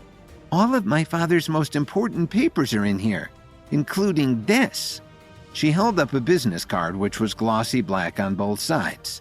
Gold gilding spelled out the name of Alistair Gemini. It listed his occupation as real estate agent to the stars, with a phone number to contact. Kevin nodded. That phone number isn't for Los Angeles, where stars live. This has to be the guy selling Quentin's luxury condos on the space station Silky. Olivia smiled. "I'm sure Quentin Covington warned him about anybody named Kevin Williams coming around, wanting a look at whatever information he has. You know what that means." "That it's time for Kenneth Wilkinson to make an appearance," Kevin sighed. It wasn't that Kevin resented the need to occasionally need an alter ego to take his place as a billionaire of some renown. But the eye patch that went along with the persona did occasionally itch. Fortunately, Kevin had the foresight to always keep several spare $1 billion in accounts under Kenneth's name. Olivia posed as Kenneth's assistant and made a call to Alistair Gemini, claiming the near-trillionaire playboy wanted VIP access to the space condos. Alistair checked Kenneth's financial records and was happy to schedule the meeting the same day.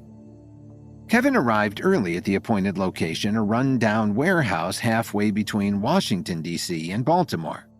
As soon as he and Olivia stepped from the stretch Hummer that Kevin had bought for the occasion, Alistair stepped from the warehouse door to meet them. He looked like a used car salesman in a $100,000 suit. "Mr. Wilkinson, we were so happy to hear that you were interested in our very special housing options." Alistair practically purred, already thinking of how to spend his next fat commission check. Kevin put on a snotty and entitled demeanor. It was difficult to go against his natural unassuming modesty, but he was willing to do whatever it took to get the job done. "You better not have dragged me all the way to this dung heap of a warehouse for nothing. I expect to be able to get all of my questions answered if I'm going to put down the billions that your client is asking for." Alistair Gemini smiled wider. "I'm sure you'll be very impressed with the walkthrough that we have planned for you today. It's perfect and exact in every detail, and I'll be happy to answer any additional questions you have. However, due to security concerns, I'm only able to allow prospective buyers into our facility. Your assistant will have to remain here. So sorry, very sorry." Olivia wanted to protest, but Kevin gave her a tiny signal to stand down. Olivia decided to hold her tongue. She was sure that Kevin could manage to get all the information he needed out of this greasy little man. "I don't like to take my work home with me anyway," Kevin said, tilting his nose higher in the air. Very good. Right this way, right this way." Kevin noted the man had the odd habit of saying things twice. Alistair Gemini held open the door and ushered Kevin inside. The warehouse was very dark. "Just one moment, muttered Alistair Gemini. He fumbled in the gloom until he found a light switch. He flicked it on. Suddenly, Kevin found himself standing in a luxurious sunken living room, complete with a roaring gas fireplace, crystal chandelier, antique furniture, and a huge picture window. Outside, the window showed the cold blankness of space, and far off in the distance, the glowing blue orb of the Earth. Welcome to the Silky Space Station luxury condos," Alistair announced. "The most expensive, exclusive gated community in the universe." Kevin needed to infiltrate Quentin Covington's luxury space station, Silky, in order to disable the doomsday devices that threatened to melt the polar ice caps. Posing as his alter ego, Kenneth Wilkinson, Kevin arranged to meet with the real estate agent selling Quentin's luxury condos, Alistair Gemini, who has the peculiar habit of saying things twice. Kevin must gather as much information as he can get from Alistair to formulate a plan to get into the space station without revealing his true identity or alerting Quentin to his mission.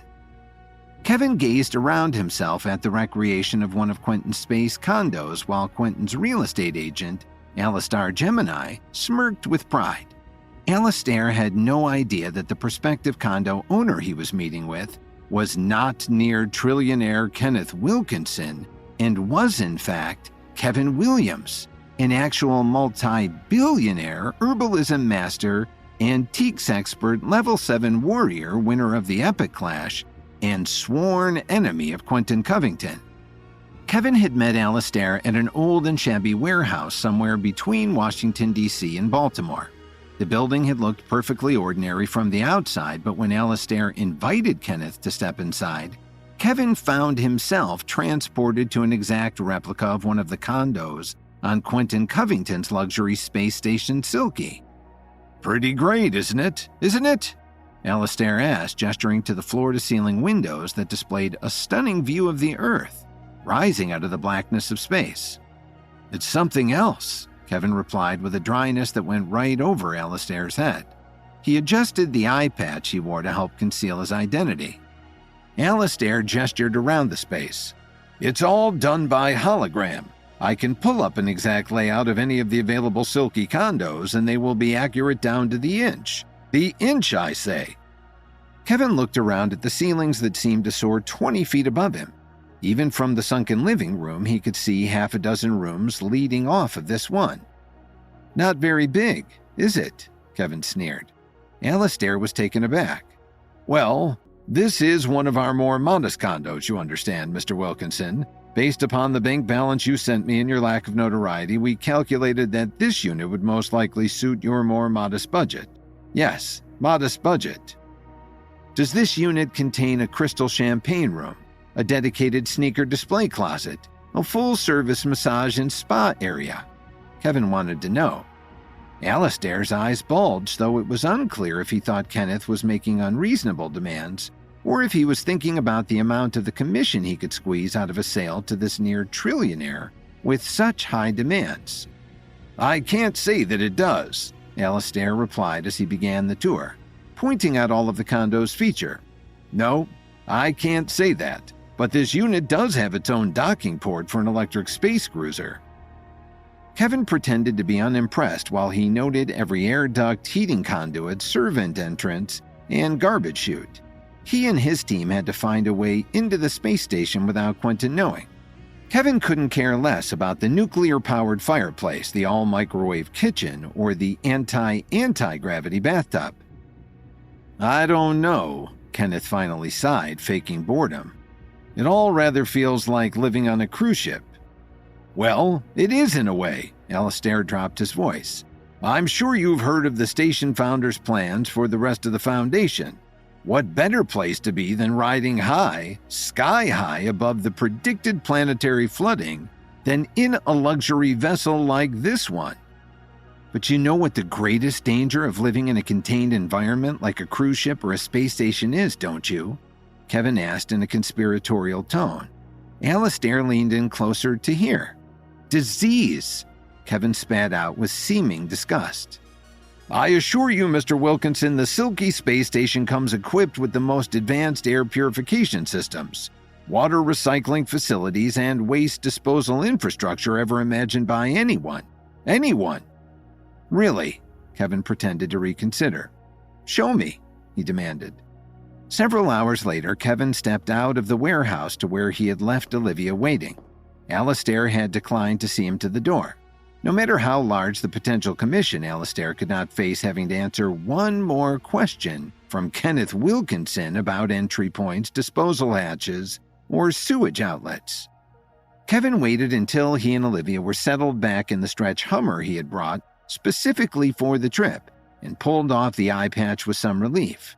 There was a lot to be said for using both eyes to see. "Did you learn what you needed to?" Olivia asked with some worry, though she also knew she should never really worry about Kevin achieving his mission. It was just that this mission had the entire fate of humanity at stake. "Absolutely," Kevin asserted. "In fact, I learned so much that I think I need to contact Worm Greenleaf, the head of NASA, immediately." Less than a day later, a black luxury coach bus pulled up on the tarmac of NASA's main launch pad at Cape Canaveral. Waiting for it was Worm Greenleaf, the head of NASA, and Commander Zip Murlot, the astronaut who had been stranded on the moon for 50 years before Kevin had rescued him. Kevin stepped out of the bus, followed by the team he had assembled for his mission, to infiltrate Quentin Covington's space station. The and put an end to his evil plot to destroy the Foundation and the rest of life on Earth. With Kevin was Olivia, his computer expert Zara, Dalton Steele, Troy Evans of the Radiants, the bounty hunter Zane Barlow, Kyle Thompson, and Myriad's leader Brett Stewart, along with several of Brett's Myriad's members. Kevin had them all flown to Cape Canaveral by special luxury charter. It was the largest group Kevin had used for a mission in a long time, but it was impossible to know exactly who Kevin would need on this trip. The stakes were far too high to risk making any mistakes. Worm Greenleaf greeted Kevin with a warm handshake. Kevin had developed the lunar phoenix pill that had given the octogenarian a new lease on life, but also Kevin had explained his mission and the danger that the entire planet was in.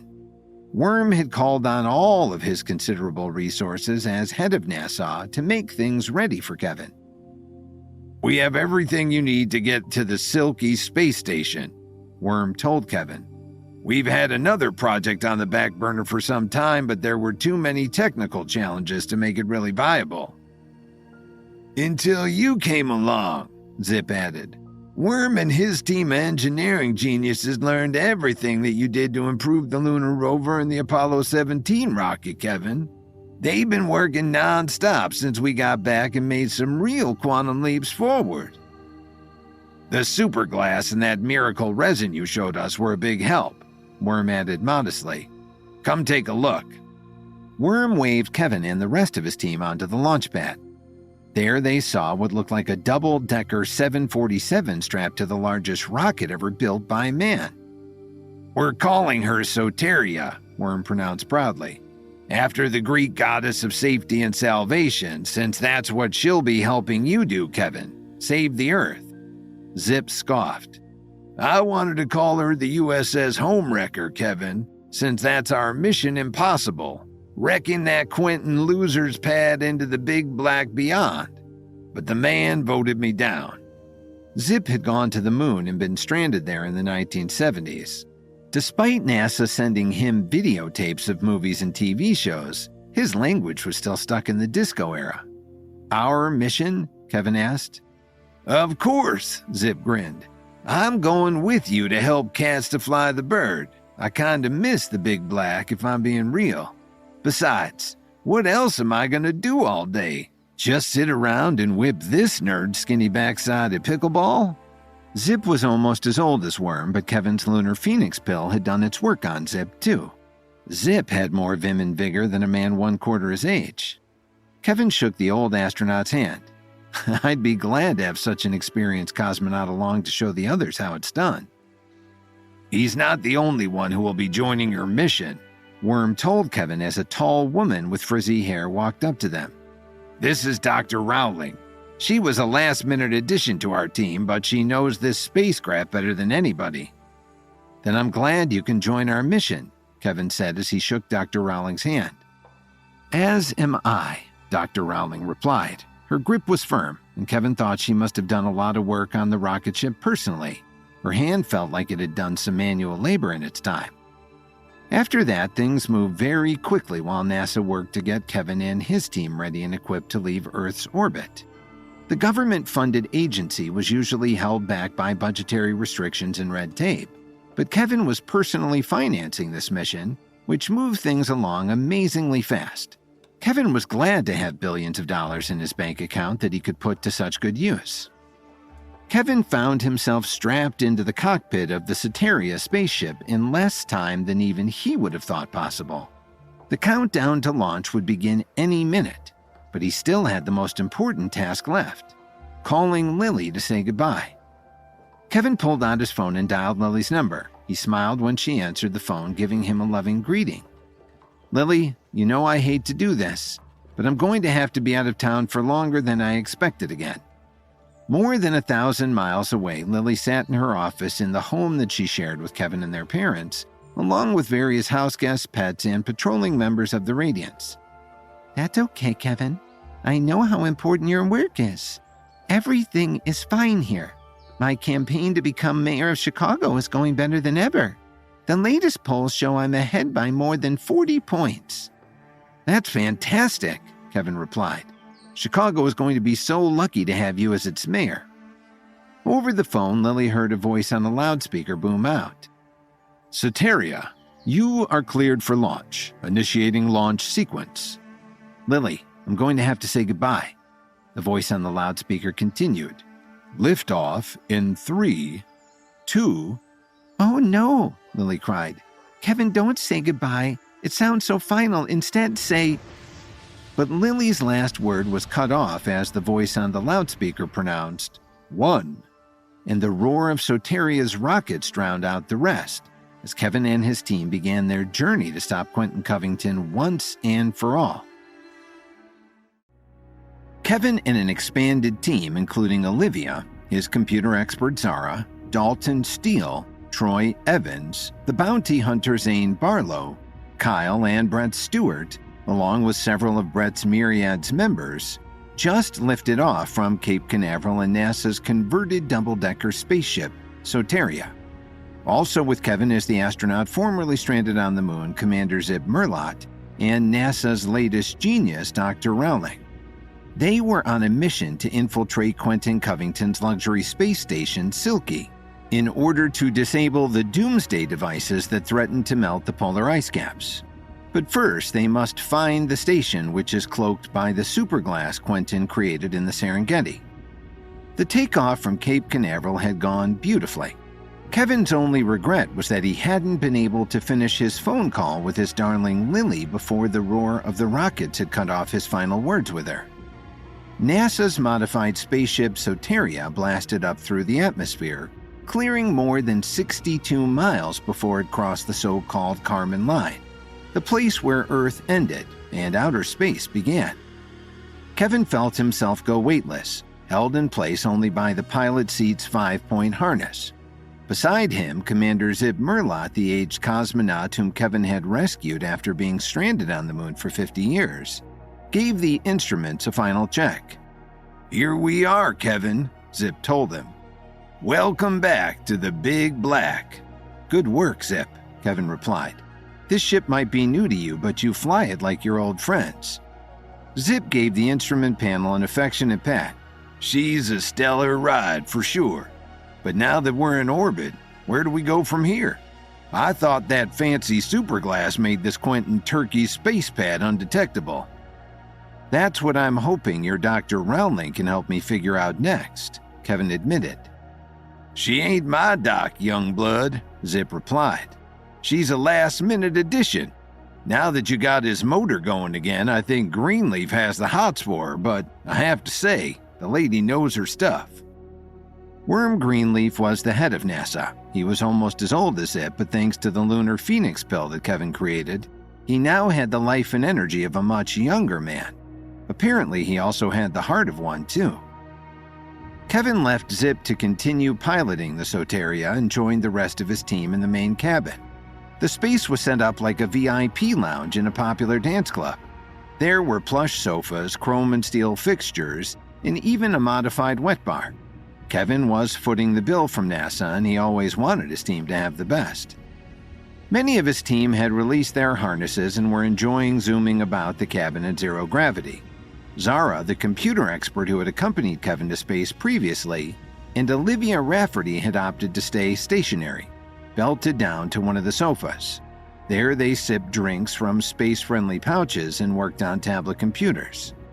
As soon as they saw Kevin, the team immediately settled down, taking their places on the various couches. Okay, team, Kevin began. Our first challenge now that we're up here is going to be locating Quentin Covington's space station Silky. As you all learned in our pre-flight briefing, Quentin has covered the station with the highly reflective superglass that some of you are already familiar with. Kevin turned to the newest member of the team, Dr. Rowling. Doctor, I was hoping that NASA had been working on this problem prior to our takeoff. Dr. Rowling frowned. She was a tall woman with fuzzy hair currently held back in a tight bun. Sorry, Mr. Williams, but I was only part of the team working on getting the Soteria ready to launch. I would need several days to study the problem before I could. Excuse me, Dr. Rowling, Zara politely interrupted. I think we may already have a solution to this problem. Zara held up her tablet. It showed a diagram of an object in space covered in the superglass. Arrows indicated which way light would strike the object and then be deflected by the superglass. Because the superglass deflects all incoming light, Zara explained, we can look for areas that have higher than normal changes in the wave particle frequency of light beams. We do have several instruments that could detect just that, Dr. Rowling admitted, but we would have to make sure that they were very precisely calibrated to pick up on the slightest variation in wave particle frequency. It could take days, even weeks, to get it just right. Dalton Steele scratched his head. I hope you understood any part of that, Kevin, because I think me and some of the other boys here are kinda lost.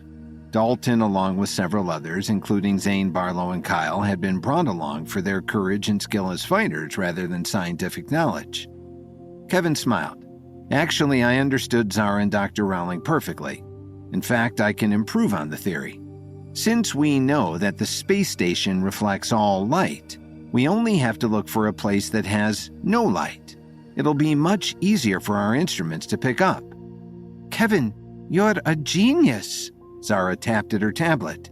I'm recalibrating our instruments and we should have an answer right now. Zara held up the tablet, which showed a view of space in which there was an unusually large blank spot between the stars. Kevin checked the coordinates. Silky has already moved significantly beyond its original lunar orbit.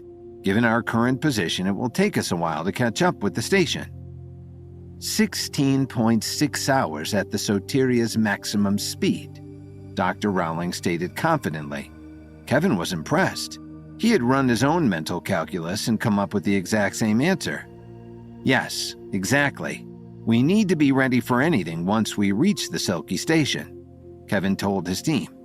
Enjoy the Soteria's facilities for R&R as much as you like, but make sure that you're rested and ready to go by 0600 Earth hours. Kevin's team voiced a chorus of affirmations. Kevin knew that they would be ready whenever he needed them. Kevin himself went immediately to the crew's luxurious sleeping pods behind the main cabin. He would rest himself, but he would also be able to monitor all of the ship's systems from there. 10 hours later, even Zip had been persuaded to take a break while Dr. Rowling manned the controls to keep an eye on the autopilot. The rest of the team had also retired to their own pods. Everyone was sleeping peacefully, perhaps too peacefully. Even deep in sleep, Kevin's superior instincts remained alert for danger and tried to wake his sleeping brain. It was harder than it should have been, and Kevin struggled to regain consciousness. More than anything else, this told Kevin something had gone terribly wrong. He reached deep into his level 7 powers trying to figure out what the problem was. There it was. His brain was struggling to function due to a lack of oxygen, and the rest of his body was already shutting down. There was an emergency oxygen tank in his sleeping pod, but for some reason, the auto-deploy had failed. Kevin would have to engage it manually. Each one of his limbs seemed to weigh several thousand tons. Kevin called upon his immense strength and focus. He would only have energy from the remaining oxygen in his body to try this once. He brought one arm up in a slow and painful arc, knocking the oxygen mask from where it hung on the pod's wall. It landed inches from his face, too far for the oxygen to begin flowing automatically. Simply lowering his head to the mask took every ounce of Kevin's remaining strength. The oxygen flowed sluggishly, and then Kevin passed out entirely. But within moments, the oxygen revived Kevin's starved tissues. He fought against the grogginess, knowing that the lives of all of his team members depended on him fixing whatever had gone wrong with the ventilation system immediately. Kevin forced himself up and out of his sleeping pod, taking the portable oxygen tank with him. The weightlessness of space was a help to his weakened muscles, but without his finer motor skills, he careened wildly off the walls, floor, and ceiling. His vision, usually so sharp, was fuzzy. Kevin grabbed at the panel that automatically opened all the pods at once. The nearest pod was unoccupied. Kevin managed to get the emergency oxygen for that pod flowing. It would slowly fill all the pods. Kevin hoped it would be enough to keep his team alive while he tried to find the source of the problem. There wasn't time to deploy the manual masks for everyone. Kevin left the sleeping area and entered the main cabin. The environmental controls were in an alcove between the main cabin and the cockpit. Kevin felt his way across the cabin using sofas and tables to anchor his floating body.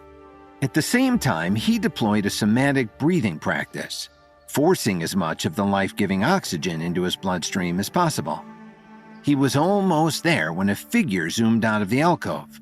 The figure wore a black hooded flight suit and an oxygen mask which made its identity unknowable. Kevin shook his head. Was he hallucinating? Did they have a stowaway? Then the figure slammed into Kevin and ripped the oxygen mask from his face. Kevin grabbed for it, desperate for the life-giving air, but the figure tore the portable oxygen tank from his body, and it went flying across the room. Kevin wheezed and gasped as his lungs fought to take in what wasn't there. The figure wrapped work-hardened hands around Kevin's throat and began to squeeze. In his weakened state, it wouldn't take long. Kevin drew from deep within himself, focused all his level 7 abilities, and shoved the figure away. The attacker careened across the cabin, slamming into a sofa. The enemy's mask stayed in place, but the flight suit's hood slipped free, revealing a corona of frizzy hair. The figure attacking Kevin was Dr. Rowling.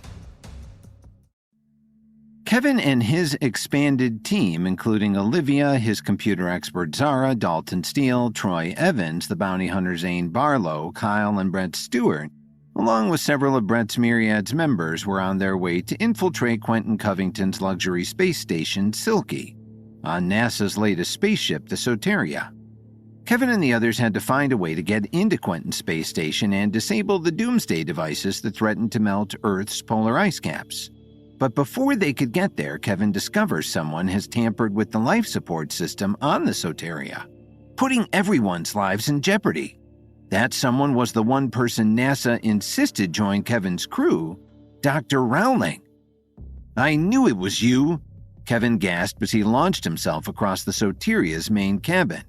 In zero gravity, he soared across space, smashing into where the doctor already lay against one of the plush crew sofas. Kevin snatched the oxygen mask from Dr. Rowling's face and placed it on his own. Life-giving oxygen filled his lungs, and Kevin felt his strength returning. It was only due to his superior instincts that Kevin had awakened in time to realize that the spaceship's life support system was no longer pumping oxygen into the crew's sleeping pods. He had been struggling to reach the alcove with the ship's life support systems when Dr. Rowling, disguised in a hooded flight suit and oxygen mask of her own, had attacked him. Dr. Rowling clawed for the air mask Kevin had taken from her, but her movement slowed as her body burned through the oxygen already in her system. With new strength, Kevin wrapped one of the sofa's safety harnesses around Dr. Rowling and then broke the buckle so she wouldn't be able to free herself. Then he scrambled for the alcove with the ship's systems. In an instant, Kevin understood that Dr. Rowling had tried to murder Kevin and his entire crew through the simple act of turning off the oxygen. Kevin dialed the oxygen back up, letting it return to normal levels gradually to prevent any injury to his still sleeping crew. Kevin returned to Dr. Rowling, who was wheezing in the still thin air. "How did you know it was me?" she wanted to know. First, you don't have the hands of a scientist who spends more time working with her brain than with her fingers, Kevin told her. Second, for someone who had no idea how to find Quentin's space station shielded by superglass, you had a pretty exact idea of where it was already located. Kevin leaned forward. "What I really want to know is, who sold me out to Quentin Covington? He had you planted in NASA before I called Worm Greenleaf to say I needed to return to outer space." Dr. Rowling laughed weakly. "Nobody sold you out. Not that Quentin didn't try. The loyalty that you command from your people makes Quentin green with envy, by the way." "If Quentin didn't buy somebody off, then how did he know?" Kevin demanded. Dr. Rowling felt strong enough to sit up. "As soon as you met with his realtor, Alastair Gemini, to see the hologram of the luxury condos on Silky, Quentin knew that you'd be heading for the space station." "Interesting," Kevin said without rancor. Alastair Gemini struck me as something of an idiot." "Oh, he is," Dr. Rowling laughed weakly. "But Quentin has been tracking your Kenneth Wilkinson persona for quite some time. This isn't the first time you've tried to get one over on him using it, you know." "Are you really a scientist with NASA then?" Kevin wanted to know. "Me? Not hardly. I just memorized enough to impress that old fool Worm Greenleaf." Rowling, who was obviously not any kind of doctor at all, dropped her voice and beckoned Kevin closer. "But can you guess who I really am?" And with one swift motion, she tore the heavy 5-point harness free of the sofa, freeing herself. Kevin's eyes went wide as he suddenly understood. "You have levels." Kevin reached out with his senses, trying to find out how high her levels were, but something was strange. He was still trying to get a gauge on them when Rowling ripped a table free of its moorings and swung it at Kevin's head. Kevin easily got up an arm to block the blow, but in zero gravity, the force of it sent him flying backward. Kevin twisted in the air so his feet hit the opposite wall first. He sprang back across the cabin at Rowling, who raised the table for another blow. But at the last second, Kevin grabbed onto the overhead light fixture, and his momentum swung him around to land behind Rowling. Kevin braced himself against the modified wet bar and struck the back of her knees. Rowling went careening sideways, losing her grip on the table as she flailed to right herself again. Kevin grabbed the table as it flew by. He snapped each of the legs off short, each no more than 6 or 7 inches. Rowling was scrambling for the life support alcove. Kevin knew that she was going to try to turn off the oxygen again, despite the fact that she no longer had her personal tank. Kevin zoomed across the room, holding the table and into the short hallway. Just before Rowling could reach the alcove, he brought the table up and around, pinning Rowling between it and the wall. Kevin wedged himself against the opposite wall to hold the table in place. Rowling kicked and struggled but could not budge the table, held with Kevin's superior strength. Kevin felt her gathering her leveled abilities for a burst of energy and braced himself to resist it. But the burst of energy never came. Strangely, Rowling's leveled energy fizzled out before she could release it. She tried again, only to have the same thing happen. Finally, she slumped against the table, her energy completely depleted. She was now as weak as a kitten. Kevin allowed her to slide down the wall until she was sitting on the floor as much as possible in zero gravity. He didn't remove the table, though. Her unreliable powers might make a sudden comeback. "Is this why the Mavericks kicked you out of their ranks?" Kevin asked, not unkindly. "Because something has gone wrong with your levels and you can't use them reliably?" Rowling nodded, the picture of defeat. "Once they kicked me out, there was no way for me to earn a safe place on Quentin's space station for my mom and me. I thought we were both doomed to drown like everyone else when Quentin succeeded in melting the ice caps with his orbital solar refractors, until he offered me this job." Kevin noticed a trickle of blood seeping from her ear. He offered her a handkerchief to stop it, knowing that this too was related to her unreliable levels. "Thanks," she said begrudgingly. "Quentin offered me and my mom a small condo if I made sure you never got inside Silky. It's not much more than a closet, really, but it was more than I could ever afford, and I knew it was a safe bet, even if I failed to turn off the life support system." "You sound pretty sure of yourself," Kevin noted. "I am," Rowling replied. "There's something that Quentin's real estate agent Alastair Gemini didn't tell you." "How can you be sure of that?" Kevin asked. Rowling gave a wry smile. "Because he doesn't know. Every main port, every servant entrance, every garbage chute, and every sewage outlet require a breath ID from an authorized employee of Covington Industries before it opens." Suddenly, Kevin understood. That's why Covington needed so many human workers for the station. They're not just for white-glove service for the smug bastards making Covington rich. Rowling agreed. They're his best security measure. "And are you one of these authorized employees of Covington Industries?" Rowling shrugged, but then nodded. "That was still a pretty big chance you're taking," Kevin noted. "You had to know you were risking death if we discovered who you are." "It doesn't matter if I die along the way," Rowling checked the handkerchief, but the bleeding was just getting worse. Kevin realized what she was saying. Because you're already dying. That's right, Rowling nodded. A genetic mutation to one of my lymph nodes. She tapped behind her ear to show which one. It's sending out chemicals that disrupt the entire electrical system in my body. Which is why your levels are now so erratic, Kevin pronounced. Rowling's eyes went wide. In here I thought I was just unlucky, but you're right. My levels became unreliable right after I got my diagnosis. Her body gave a shudder. The strain of liftoff and her last attempts to use her levels had weakened her greatly. Kevin considered his options.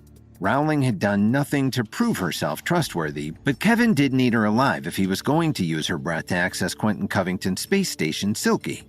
At the same time, she was obviously motivated by a daughter's love for her mother. Kevin could understand that. Even though he kept much of his life from his parents for their protection, he loved them dearly.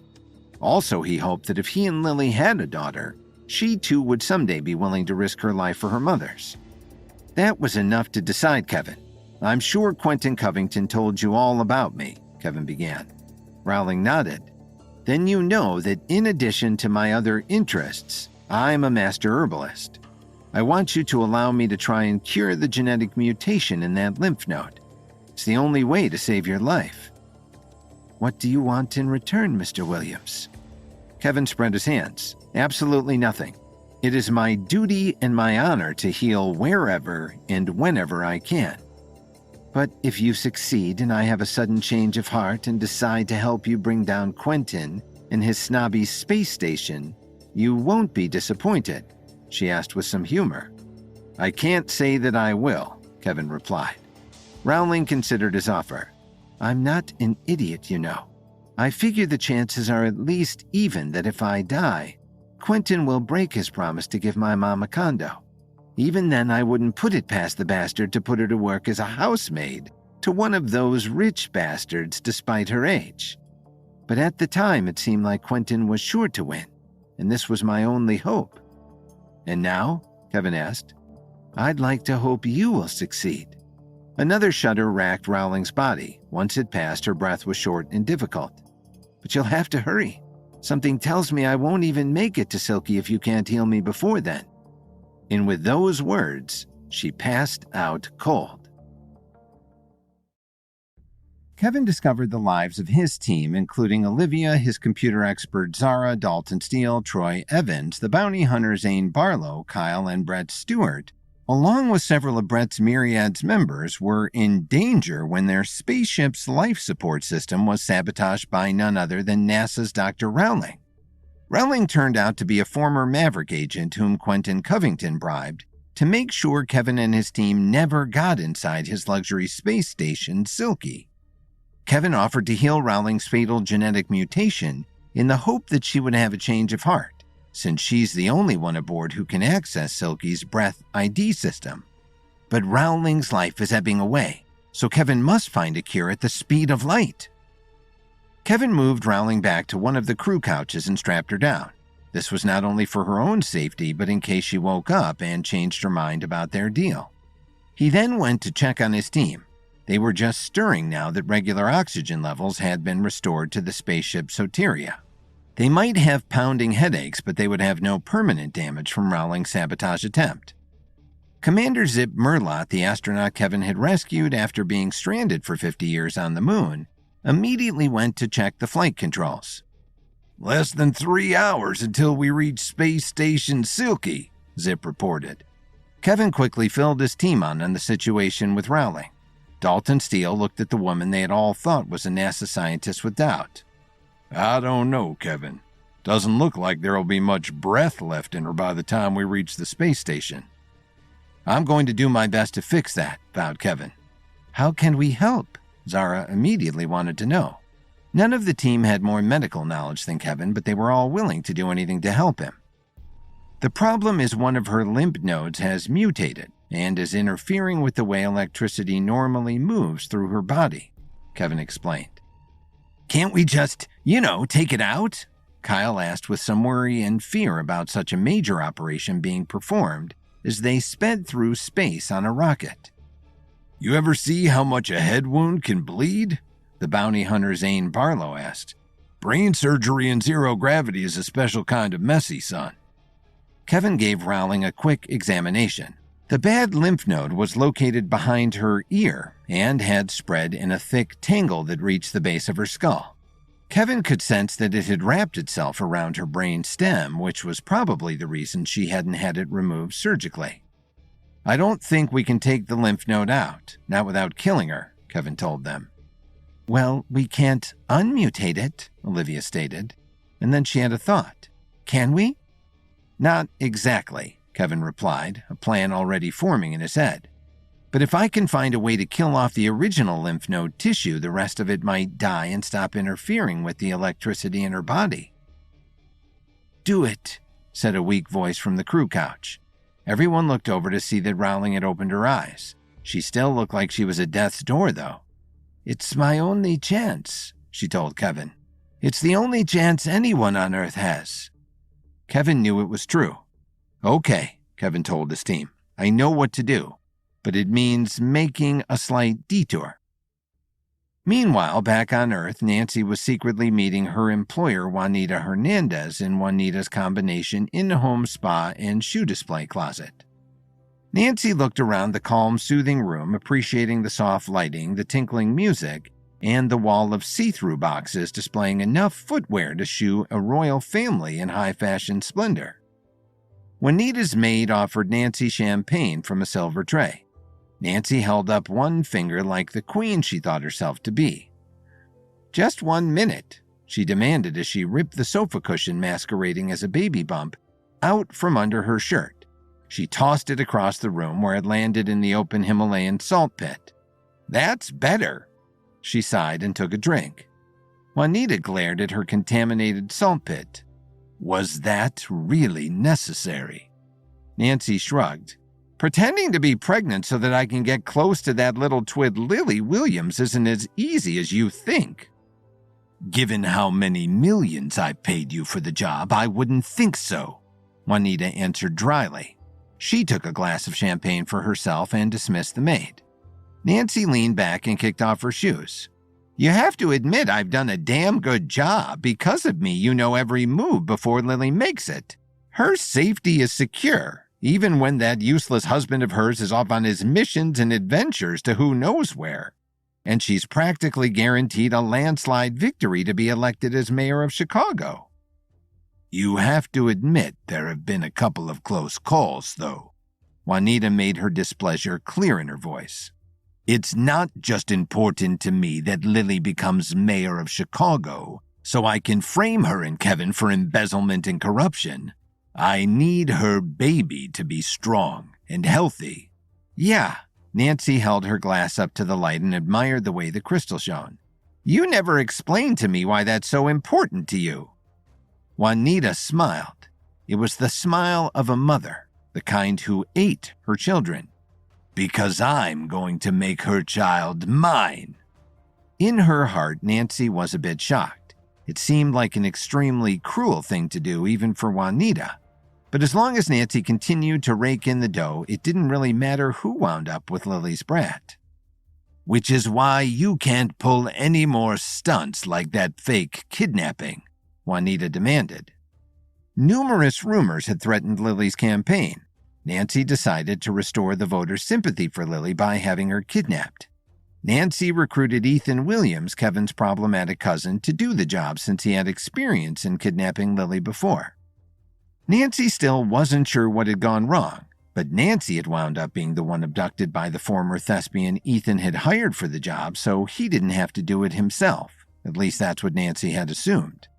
It had been Lily who tracked down the kidnapper's van and rescued Nancy, spearing the thespian with a convenient broadsword in front of a busload of tourists.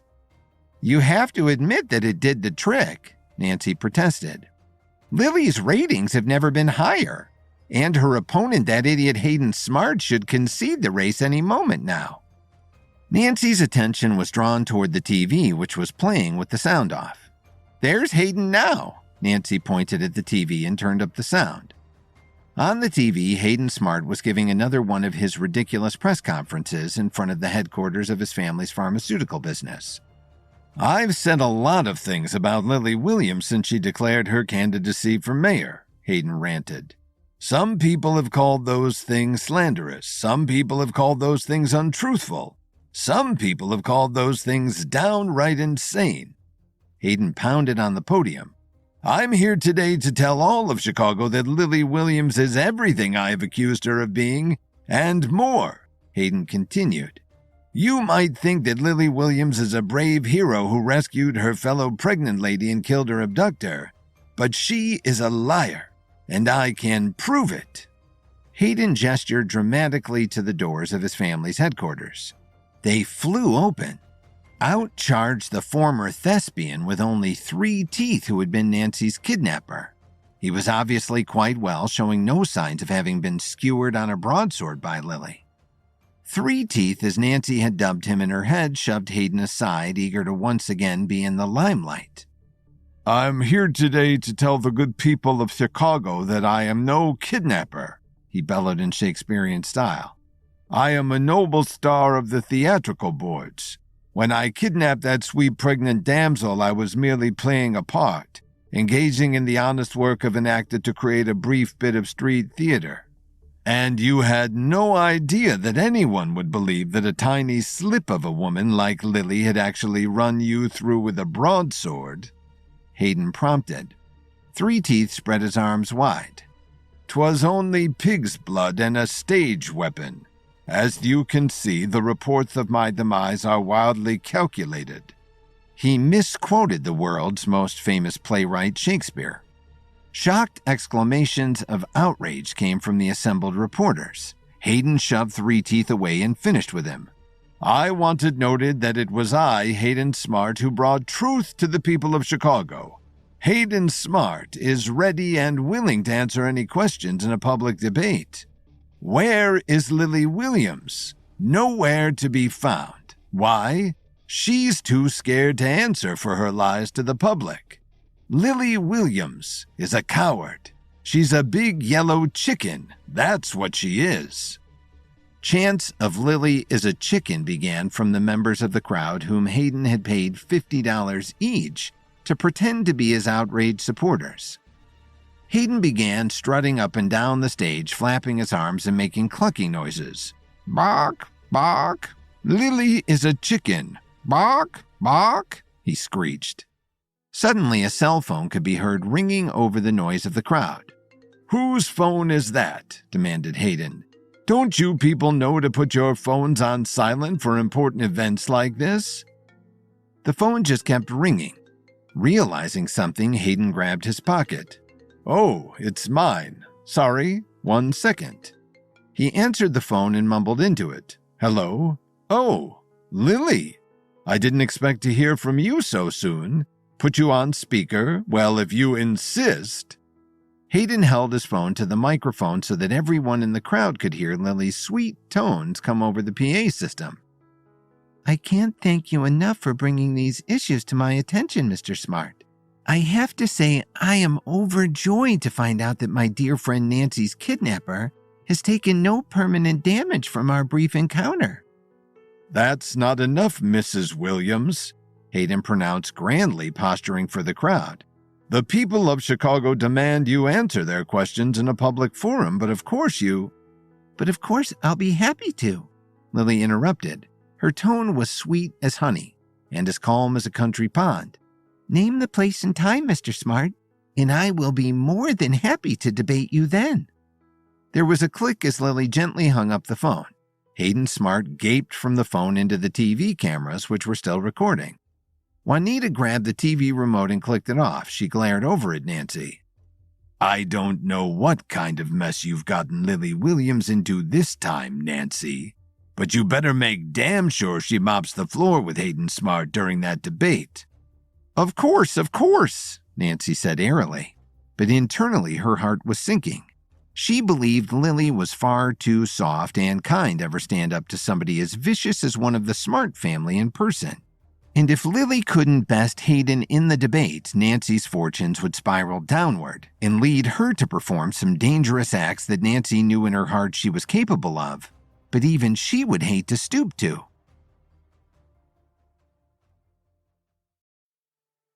While he and his team were on their way to invade Quentin Covington's luxury space station, Silky, Kevin discovered that NASA's Dr. Rowling was actually one of Quentin's agents.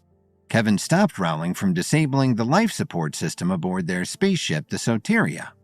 Quentin had bribed Rowling with promises to care for her elderly mother because Rowling was dying of a fatal genetic mutation. But Kevin believes he can reverse Rowling's physical deterioration. However, he must hurry because Rowling's breath is also the key to unlocking the back door Kevin needs to get inside Silky. Kevin sent his crew to gather the supplies he would need to reverse the damage Rowling's genetic mutation was doing to her body. A lymph node behind her ear had mutated and started growing wildly, even tangling around her brainstem. It also interfered with the way electricity normally moved through her body, causing the former Maverick agent's leveled powers to become erratic and unreliable. Kevin examined Rowling again. He had her strapped to one of the crew couches in the main cabin of the old plane that NASA had converted into the spaceship Soteria. This was not only to keep her stationary in the zero gravity of space between the Earth and Quentin Covington's luxury space station Silky, it was also to discourage her from changing her mind and threatening Kevin or his team again. However, Rowling was weakening by the moment. Her eyelids fluttered as she tried to focus on Kevin. "I think it might be too late for even the great Kevin Williams to work one of his miracles," she croaked out. "Where there's life, there's hope," he assured her. Rowling gave a weak smile. "I'm still willing to try if you are, but just in case, can I ask you to take care of my mother if this doesn't work? I know I have no right to ask after what I did, but she's innocent in all this, and I heard you're a man who protects the innocent. Please try to save her when Quentin unleashes his orbital solar refractors on the Earth." Kevin had searched the planet and beyond to assemble the mysterious blueprint of the doomsday device Quentin planned to use to make the Earth uninhabitable and force the billionaires of the world to pay him huge sums of money for condos on his space station. The orbital solar refractors Rowling mentioned were capable of melting the polar ice caps in a very short time and causing devastating flooding all over the Earth. "I won't promise that," Kevin told Rowling, "because I've already promised to stop Quentin in his evil, greedy plan long before your mother or anyone else on Earth is in danger. And I never break my promises." Kevin's team returned with the supplies he had asked them to gather. Kyle brought him a box made out of superglass. Zara, Kevin's tech wizard, had extracted a component from the computer's spare parts kept on board just in case. The bounty hunter Zane Barlow handed over a single slug from one of his antique pistols.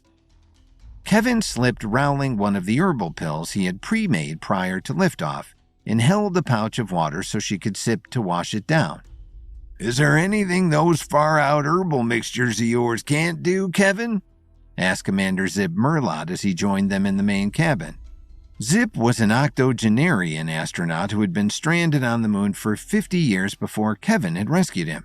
Kevin's lunar Phoenix pill had been instrumental in allowing Zip to return to Earth without his body sustaining the negative impacts of the increased gravity there.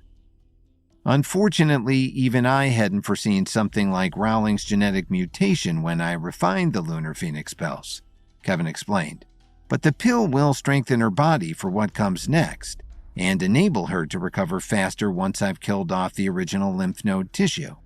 That should cause the mutated part around her brainstem to also die off." "But if you can't operate in space, how will you kill off the lymph node?" Kyle wondered aloud. "With this." Kevin held up a tiny ball bearing that Zara had extracted from the Soteria's supply of spare parts. It was the size of a pea, and the metal had a bluish cast. "This particular ball bearing is made of steel with a small amount of stable cobalt," he explained. "When irradiated, the iron in the cobalt will produce radioactive products." Kyle pushed himself back from the tiny piece of metal. And what stops all of us from getting a heavy dose of radiation while it's killing off Rowling's mutated lymph node? This will stop that from happening. Kevin popped the slug Zane had given him into a plastic bag and sealed it.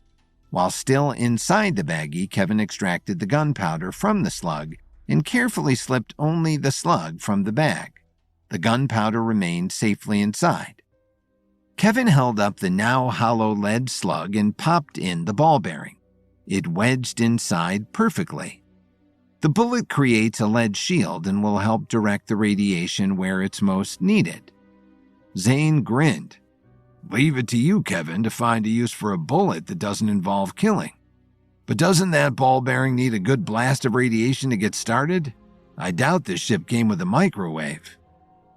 That's where I came in, Zip jumped in. I made the alteration to our course like you asked, Kevin. There's a path of extreme cosmic radiation that runs by near here, Kevin told Zane. Like an asteroid belt, but for supercharged particles. The super glass in the box will focus the particles on the ball bearing that clamps in here. He pointed to the modified binder clamp Kyle had improvised with. Zip checked the time. We'll be in position in just a few ticks, he declared. Not a moment too soon, Kevin observed. Rowling had slipped back into unconsciousness and her breathing was shallow. Zane and Zara, have the team split up, half to the stern of the ship and half to the bow. No one should be in between here and the starboard airlock. As he spoke, he went to a locker and pulled out his spacesuit. But Kevin, Kyle protested, someone should go with you in case something goes wrong with your spacewalk. Not this time, Kevin ordered. My spacesuit will protect me from the radiation, but even with the lead slug as a shield, I don't want to risk anyone else being exposed. Suited up, helmet on, and with his air machine functioning, Kevin checked his ties one last time. One kept the mirrored box with the lead-shielded ball bearing attached to Kevin, and the other kept Kevin attached to the spaceship Soteria. Everything was secure. He released the airlock and pushed himself from the safety of the Soteria into the void of space. It was disorientating at first. Outside the confines of the ship, any sense of up or down disappeared. Instead, Kevin reached out with his finely honed senses. Normally, radiation wouldn't be something he could detect without equipment, but based on the strength of the extreme cosmic radiation and without the dampening effects of Earth's atmosphere, he should. Yes, there it was. Kevin felt the cosmic radiation flowing past the spaceship's starboard side like a river. He pushed off the side of the ship, allowing momentum to propel him towards it as his long tether reeled out behind him. Then he deployed the mirrored box on its own tether. It zoomed off toward the cosmic radiation stream and stopped a few feet shy of its destination. Kevin blinked in surprise. He had carefully calculated the distances, but it's possible the Soteria had drifted slightly. There was no time to return to the ship for longer tethers. Rowling's lifespan was already measured in minutes. There was nothing for it. Kevin unclipped his tether to the ship and took a firm grip on it. He relaunched the glass box and fully extended his other arm. The added arm lengths were exactly what he needed. This time the box reached the cosmic radiation stream. Kevin waited like that, counting the seconds off in his head.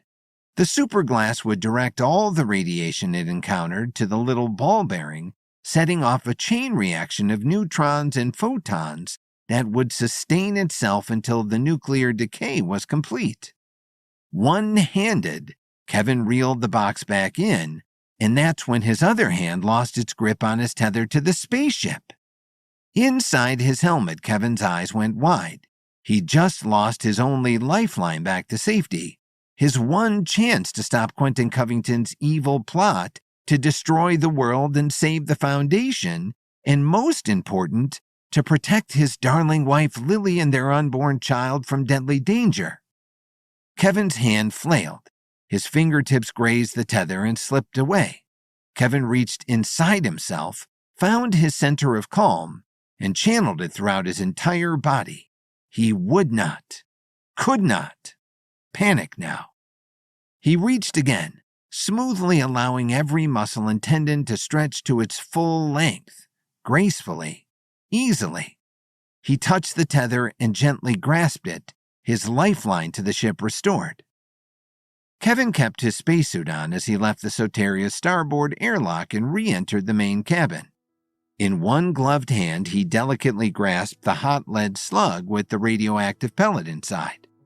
Rowling lay still as dead, but Kevin could tell with his enhanced senses that she was still alive, if barely. He propelled himself across the cabin to her couch. He turned her head and applied the open end of the lead slug to the spot behind her ear, where the genetic mutation had caused her lymph node to grow wildly out of control. The slug burned her skin, but Kevin knew she would rapidly heal if this worked. He peered closer. The delicate pattern of the lymph node's tendrils under her skin was fading, regressing as the original tissue died and blood flow was cut off. Kevin massaged the area, helping the fluid that filled the tissue strangling her brainstem to drain away.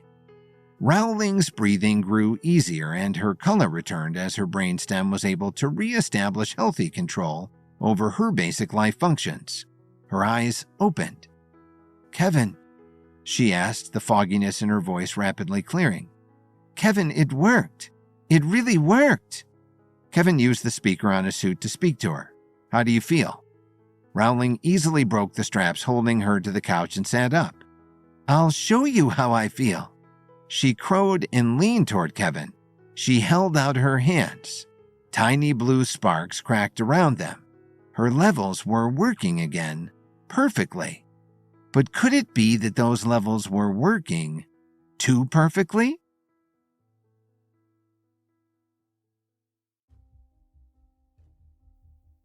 Kevin and his team were already on their way to invade Quentin Covington's luxury space station Silky, when Kevin discovered that his plans to slip in through one of the station's service entrances would require the breath of one of Quentin's known agents. Although NASA's Dr. Rowling had been just such an agent, she was also dying from a rare genetic mutation by the time Kevin learned of her true identity. Kevin managed to save her life just in time, but now that the former Maverick agent has been returned to health, will she remain loyal to Kevin, or use her leveled powers to try to stop him? Rowling reached out to Kevin. Tiny blue sparks cracked around her fingers, tangible signs that her level 5 powers were working perfectly again. At the last second, the sparks extinguished, and she threw her arms around his neck, folding him in a grateful hug. "Thank you," she cried. "Thank you, Kevin Williams. You saved my life when I no longer thought that was possible." "It is my honor and my privilege to heal anyone, anytime, any place that I can," he assured her with a gentle pat and resettled her on the sofa. "I would have done so no matter what, but now that you are better, I need to know if you will help me get past the breath locks on Quentin Covington's space station Silky, or if I will need to find another way to gain entrance." "I will do anything I can to help you stop Quentin," Rowling avowed. "I was only helping him because I feared my mother would be harmed when he used his doomsday devices to melt the polar ice caps and flood the Earth. Now that I feel there is a chance that we can stop him, I'm completely on your side, Kevin." Kevin grinned. "Then I'm sure Quentin doesn't stand a chance." Several hours later, Kevin along with the rest of his team were crowded in the cockpit as they approached the location Kevin had calculated Quentin's luxury space station Silky should be. As they stared out of the forward viewing port, the team saw nothing but a large blank space, where no stars shone. "Shouldn't we see it by now?" Kyle asked.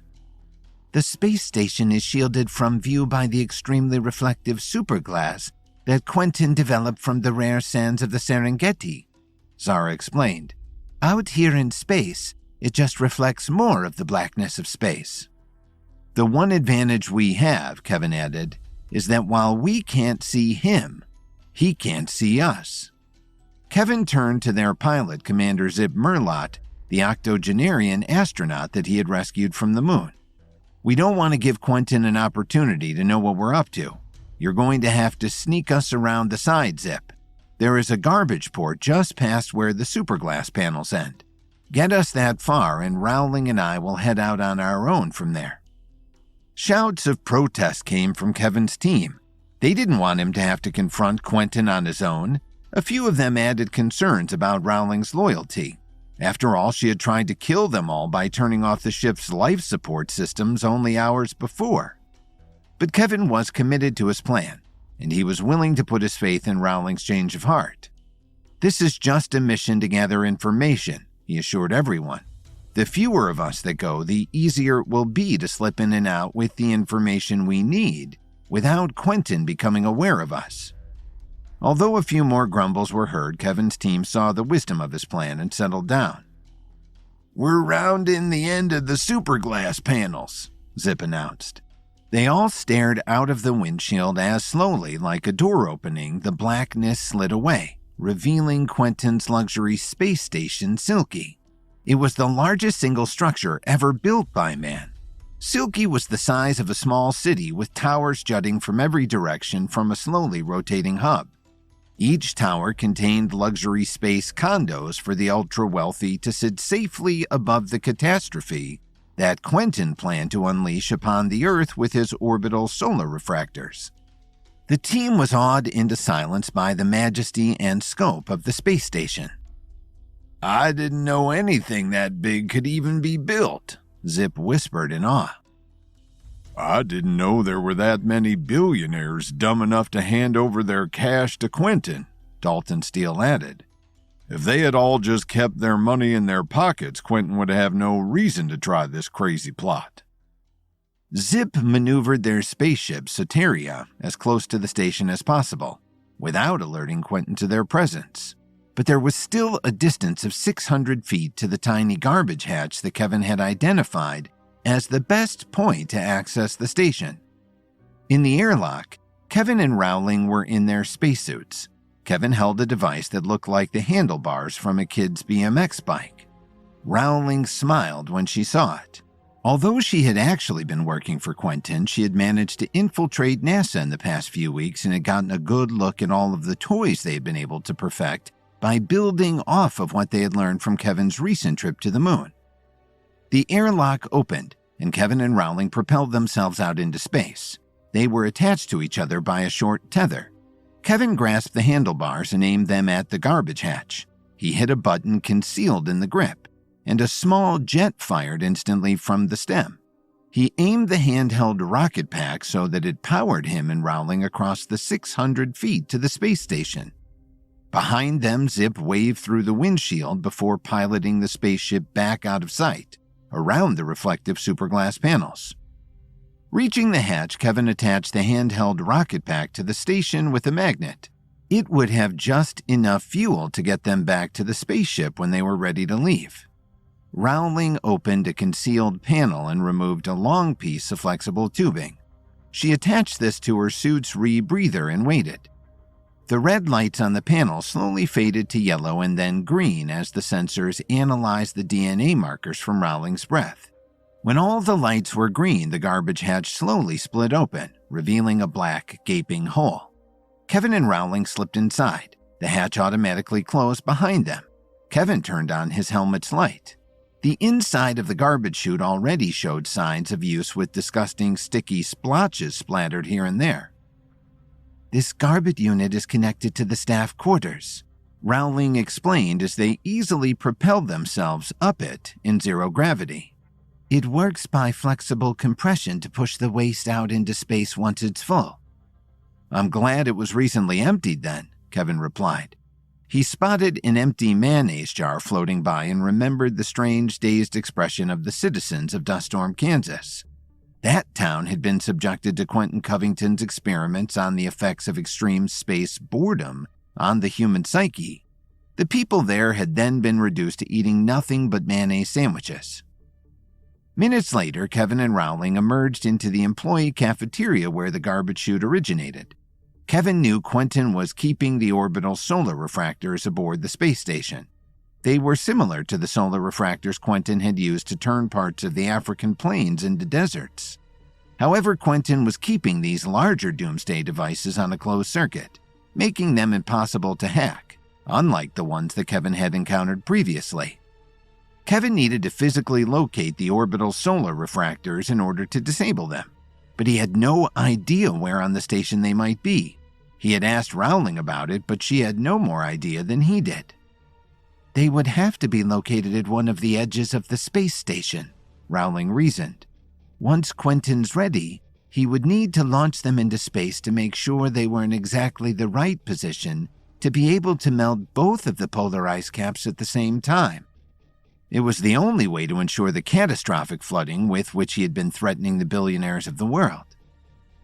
Maybe we could detect any minor variations in the station's rotation? It would be very small, but it could give us a clue based on the increased weight of the orbital solar reflectors. Or maybe we could trace them based on their power consumption while most of the condos are still unoccupied and dark, Rowling suggested.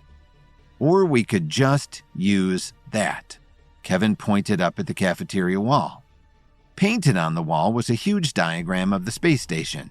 It was a simplified version in primary colors, much like the maps given out to amusement park visitors. Kevin knew from his personal experience that Quentin's boredom experiments left the test subjects with a greatly reduced IQ.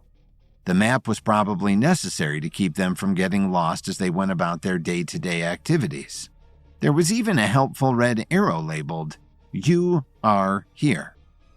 3 levels away and to the left was an area marked, "High security, no access, don't go here." That seems like a good place to start, Kevin declared. They had to hide twice from passing employees in the hallways, but it was easy enough.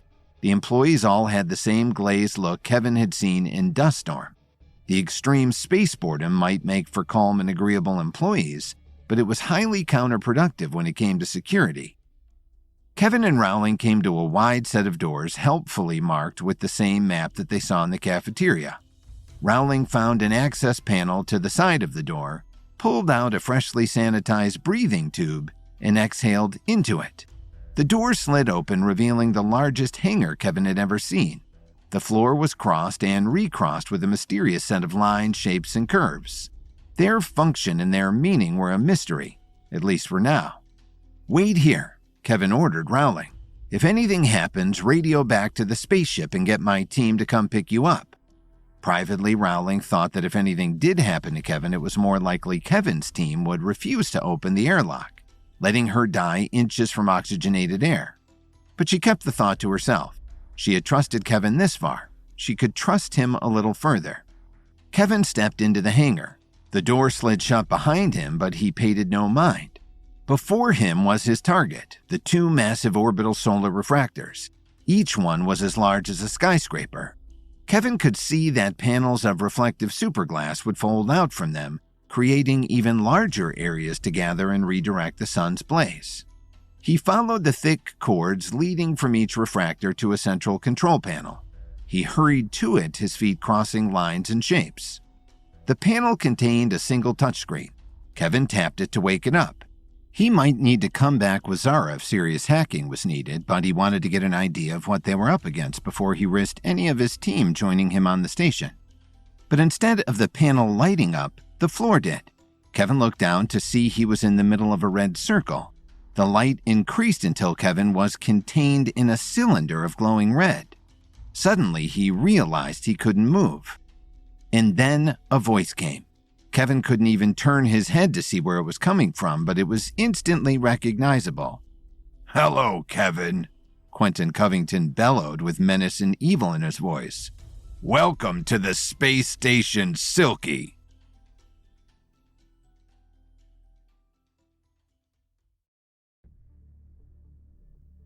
Desperate to stop Quentin Covington from carrying out his master plan of melting the polar ice caps and flooding the Earth, Kevin and his entire team blasted into space in order to reach Silky, the evil billionaire's hidden space station.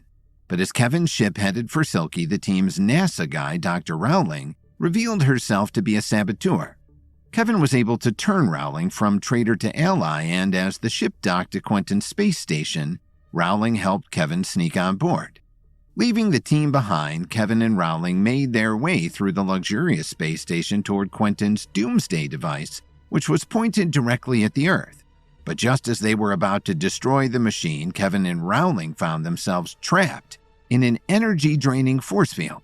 Kevin fought to break free, but it was no use as he found himself slowly drifting into unconsciousness while hearing Quentin Covington's booming voice mocking him. Kevin awoke in a disoriented haze surrounded by a soft, pulsating red light. His senses slowly returned, revealing the cold reality of his situation. Kevin found himself suspended in mid-air with a translucent force field. He was a little more than a captive on Quentin Covington's evil space station, Silky. As awareness crept back into Kevin, a profound weakness coursed through every fiber of his being, rendering even the simplest movements an exhausting ordeal. Kevin's strength had been taken from him. He was practically paralyzed. No, Kevin thought, determined to break free. Kevin tried to move, but his limbs felt like they were made of lead. It was an effort just to use his lungs to take a breath. The normally simple act now required the strength of Hercules, it seemed. What is this? Kevin wondered to himself. And where's Rowling? Kevin and Rowling had snuck onto the space station together, but now Rowling was nowhere to be seen. Floating in the force field, Kevin became acutely aware of the severity of his predicament. He was trapped and powerless, a sitting duck.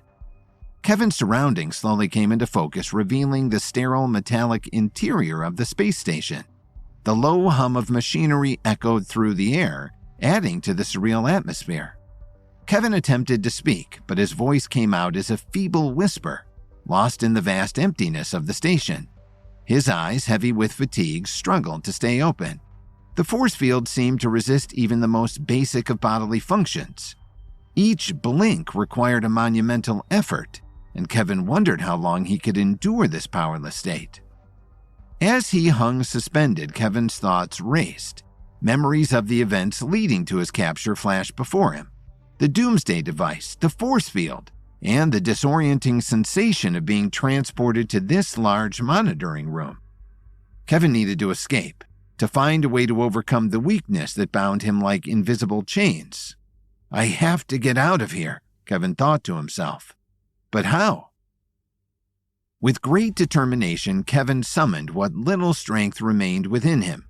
Slowly, he began to move, pushing against the invisible barrier of the force field. Each motion felt like swimming against an invisible current, his muscles protesting with every inch gained. It's no use, Kevin thought. Within this force field, I'm too weak to do anything. Laughter could suddenly be heard, a slow-building cackle. A sinister hum filled the air as Quentin Covington's hologram materialized before Kevin. His cold, calculating eyes fixated on his weakened captive. Kevin Williams, Quentin sneered, his voice echoing with a cruel satisfaction. Did you really think you could challenge me? Rise to my level of brilliance, my malevolence, my wealth?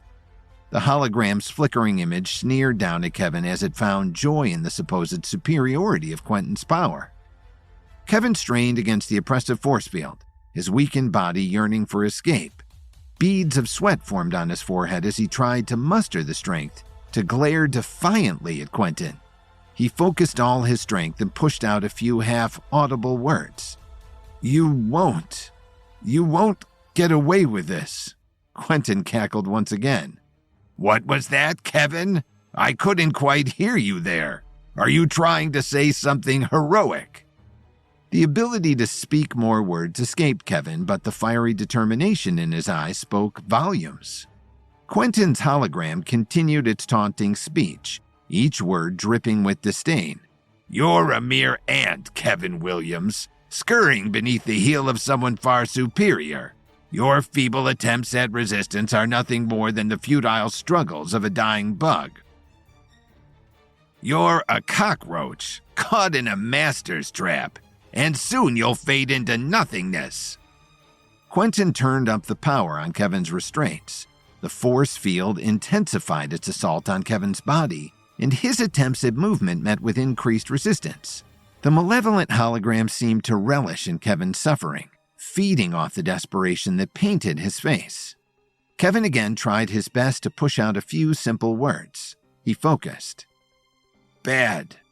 Bad, Kevin repeated. What was that, Kevin? Quentin retorted playfully. I can't quite make it out. Bad? Bad what? Bad hair plugs, Kevin finally finished. Quentin's face turned from playful to cold. Now he was angry. You still have your sense of humor. That's good. But let's see how funny it seems to you when your organs shut down one by one, Quentin declared with a chilling grin. Let's see if you're still laughing when your weakened heart, incapable of sustaining its own beat, stops pumping blood. Your lungs, unable to find the strength to inflate and deflate, stop passing air through your body. This force field will finish you off, slowly, painfully, and I'll revel in the recording of your death forever. Quentin motioned to a series of cameras in the ceiling. The weight of Kevin's weakness became suffocating as Quentin's hologram lingered, a spectral executioner overseeing the death of his prey. The space station's metallic walls seemed to close in on Kevin, amplifying the sense of impending doom. Enjoy your final moments, Kevin, Quentin sneered. I know I will, over and over again on a loop, forever. Quentin laughed as his image faded into the cold emptiness. Alone in the silence that followed, Kevin summoned the last reserves of his strength. The battle for survival had only just begun, and with each passing moment the force field threatened to usher him into the abyss. Yet, within the depths of his weakened body, a spark of resilience flickered, a determination to defy the malevolence that sought to consume him. Trapped within the suffocating grip of the force field, Kevin's mind raced. The sinister hologram of Quentin Covington had left, but the imminent threat remained. Luckily, Kevin had planned for just such a problem. In a genius stroke of foresight, Kevin had liquefied a power pill, a potent energy source, and concealed its remnants beneath his eyes. He knew that in a dire situation, resourcefulness would be his greatest ally. Now, suspended in the oppressive force field, he recognized the time had come to put his contingency plan into action. Kevin had to ingest just the smallest amounts of the liquefied power pill. He had to get the contents from below his eyelids to his mouth. Kevin realized that there was only one way to do that, something internal. He would have to cry. Gazing inward, Kevin's thoughts went to his beautiful wife, Lily, and the unborn child they were eagerly anticipating. And then he thought about what might happen to them if he failed. Kevin thought about the world, flooded from Quentin melting the polar ice caps. The thought of his family in danger fueled a surge of determination within Kevin. A single tear welled in the corner of Kevin's eye. With unyielding focus, he allowed the tear to roll down his cheek, carefully guiding it toward his mouth. The salty liquid carried with it the remnants of the liquefied power pill, a lifeline concealed in the purity of his own tears. As the tear touched his lips, Kevin tasted the bitter powder of the power pill. Almost instantly, a wave of energy surged through his weakened body. It was as if a sleeping power had been unleashed, coursing through his veins and revitalizing every fiber of his being. Yes, Kevin thought. With newfound strength, Kevin's muscles finally responded to his mental commands. He flexed his limbs, testing the limits of his revitalized body.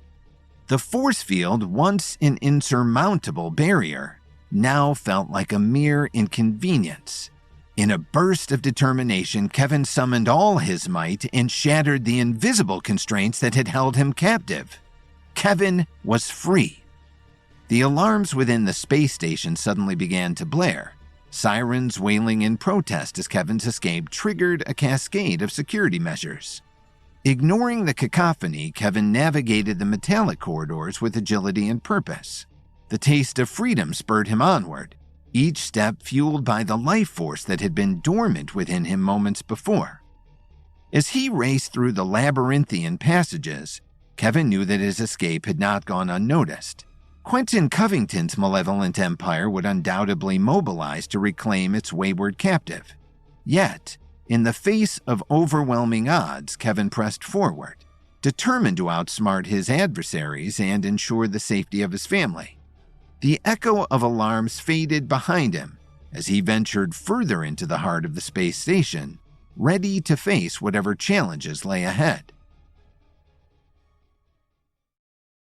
Kevin awoke to find himself a prisoner of the force field that Quentin Covington had put in place, knowing that his mortal enemy, Kevin, would most likely infiltrate Silky to try to destroy it.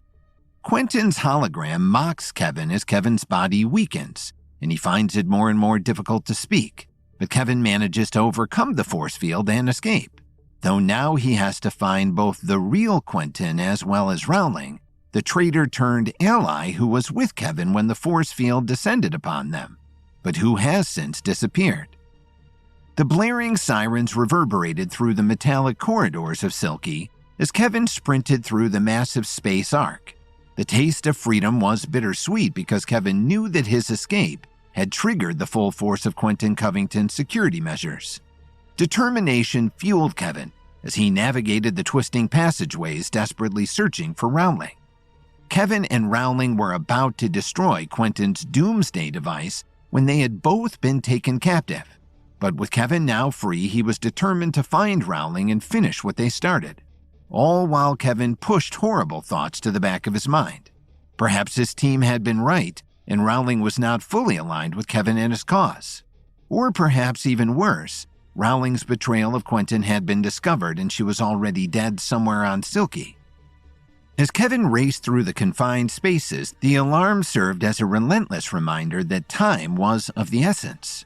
He rounded a corner and stumbled upon the Silky penal wing, where prisoners were held captive in the clutches of the space station's ominous justice machine.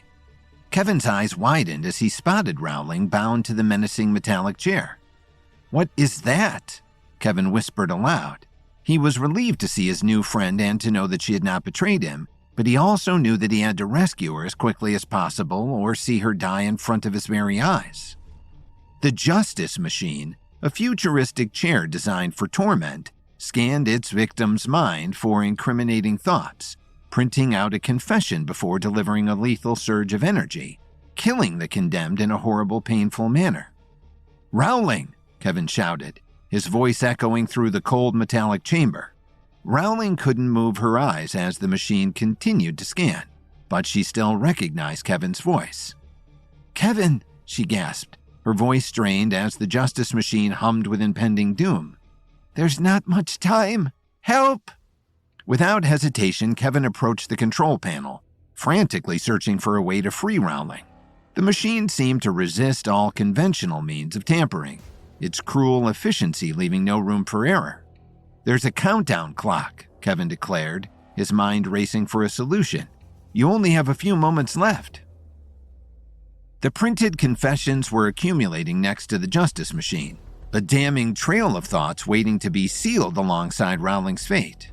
In a desperate attempt to override the system, Kevin accessed the control panel, fingers flying over the interface as he tried to decipher the heavily encrypted technology.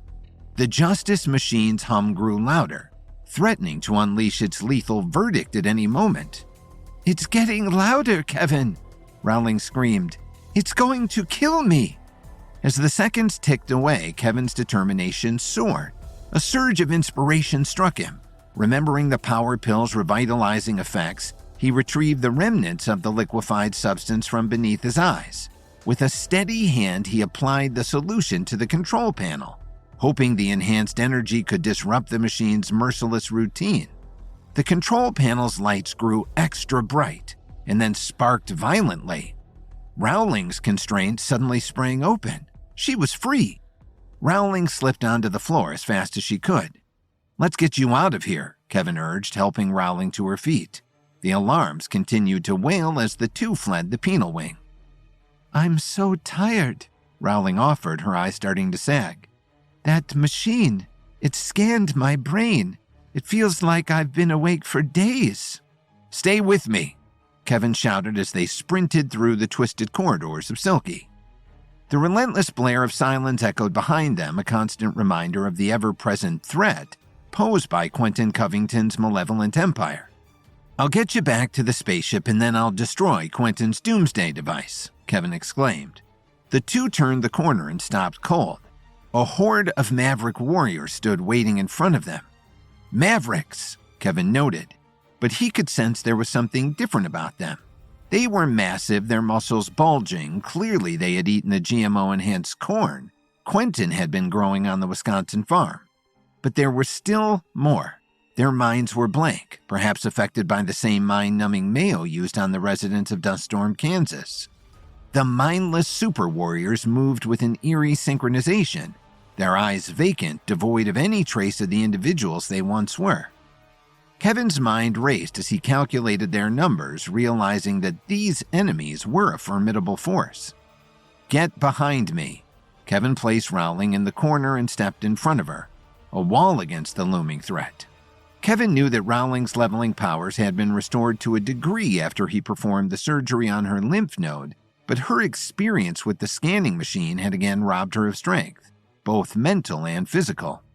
Kevin was not about to risk Rowling's safety in a battle while she was so depleted. Kevin turned his whole focus to the waiting Mavericks. "You want my blood?" Kevin shouted. "Come and take it." As the Maverick warriors encircled him, Kevin took a defensive stance, determined to shield Rowling from their mindless onslaught. The fight began. Kevin fought with precision, each strike aimed at creating a barrier between the incapacitated Rowling and the approaching adversaries. In the confined space of the spaceship, the clash of bodies echoed, with each thunderous strike. Kevin, a level 7 fighter, found himself battling multiple leveled opponents all at once. However, the deprogramming had turned them into mindless, relentless adversaries, 10 times more determined than before. Weakened by Quentin's force field earlier, Kevin knew he was in a fight for his very survival. In the chaos, the Maverick warriors seized the opportunity. With a synchronized lunge, they reached for Rowling, their vacant eyes betraying no emotion. Kevin halted their advance, fighting tooth and nail to keep them at bay. "Rowling, stay behind me," Kevin shouted, his voice echoing through the metallic corridors.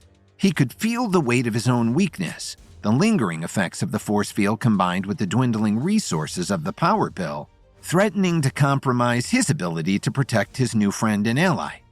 With a surge of determination, Kevin unleashed a flurry of strikes, creating a temporary opening for Rowling to slip away.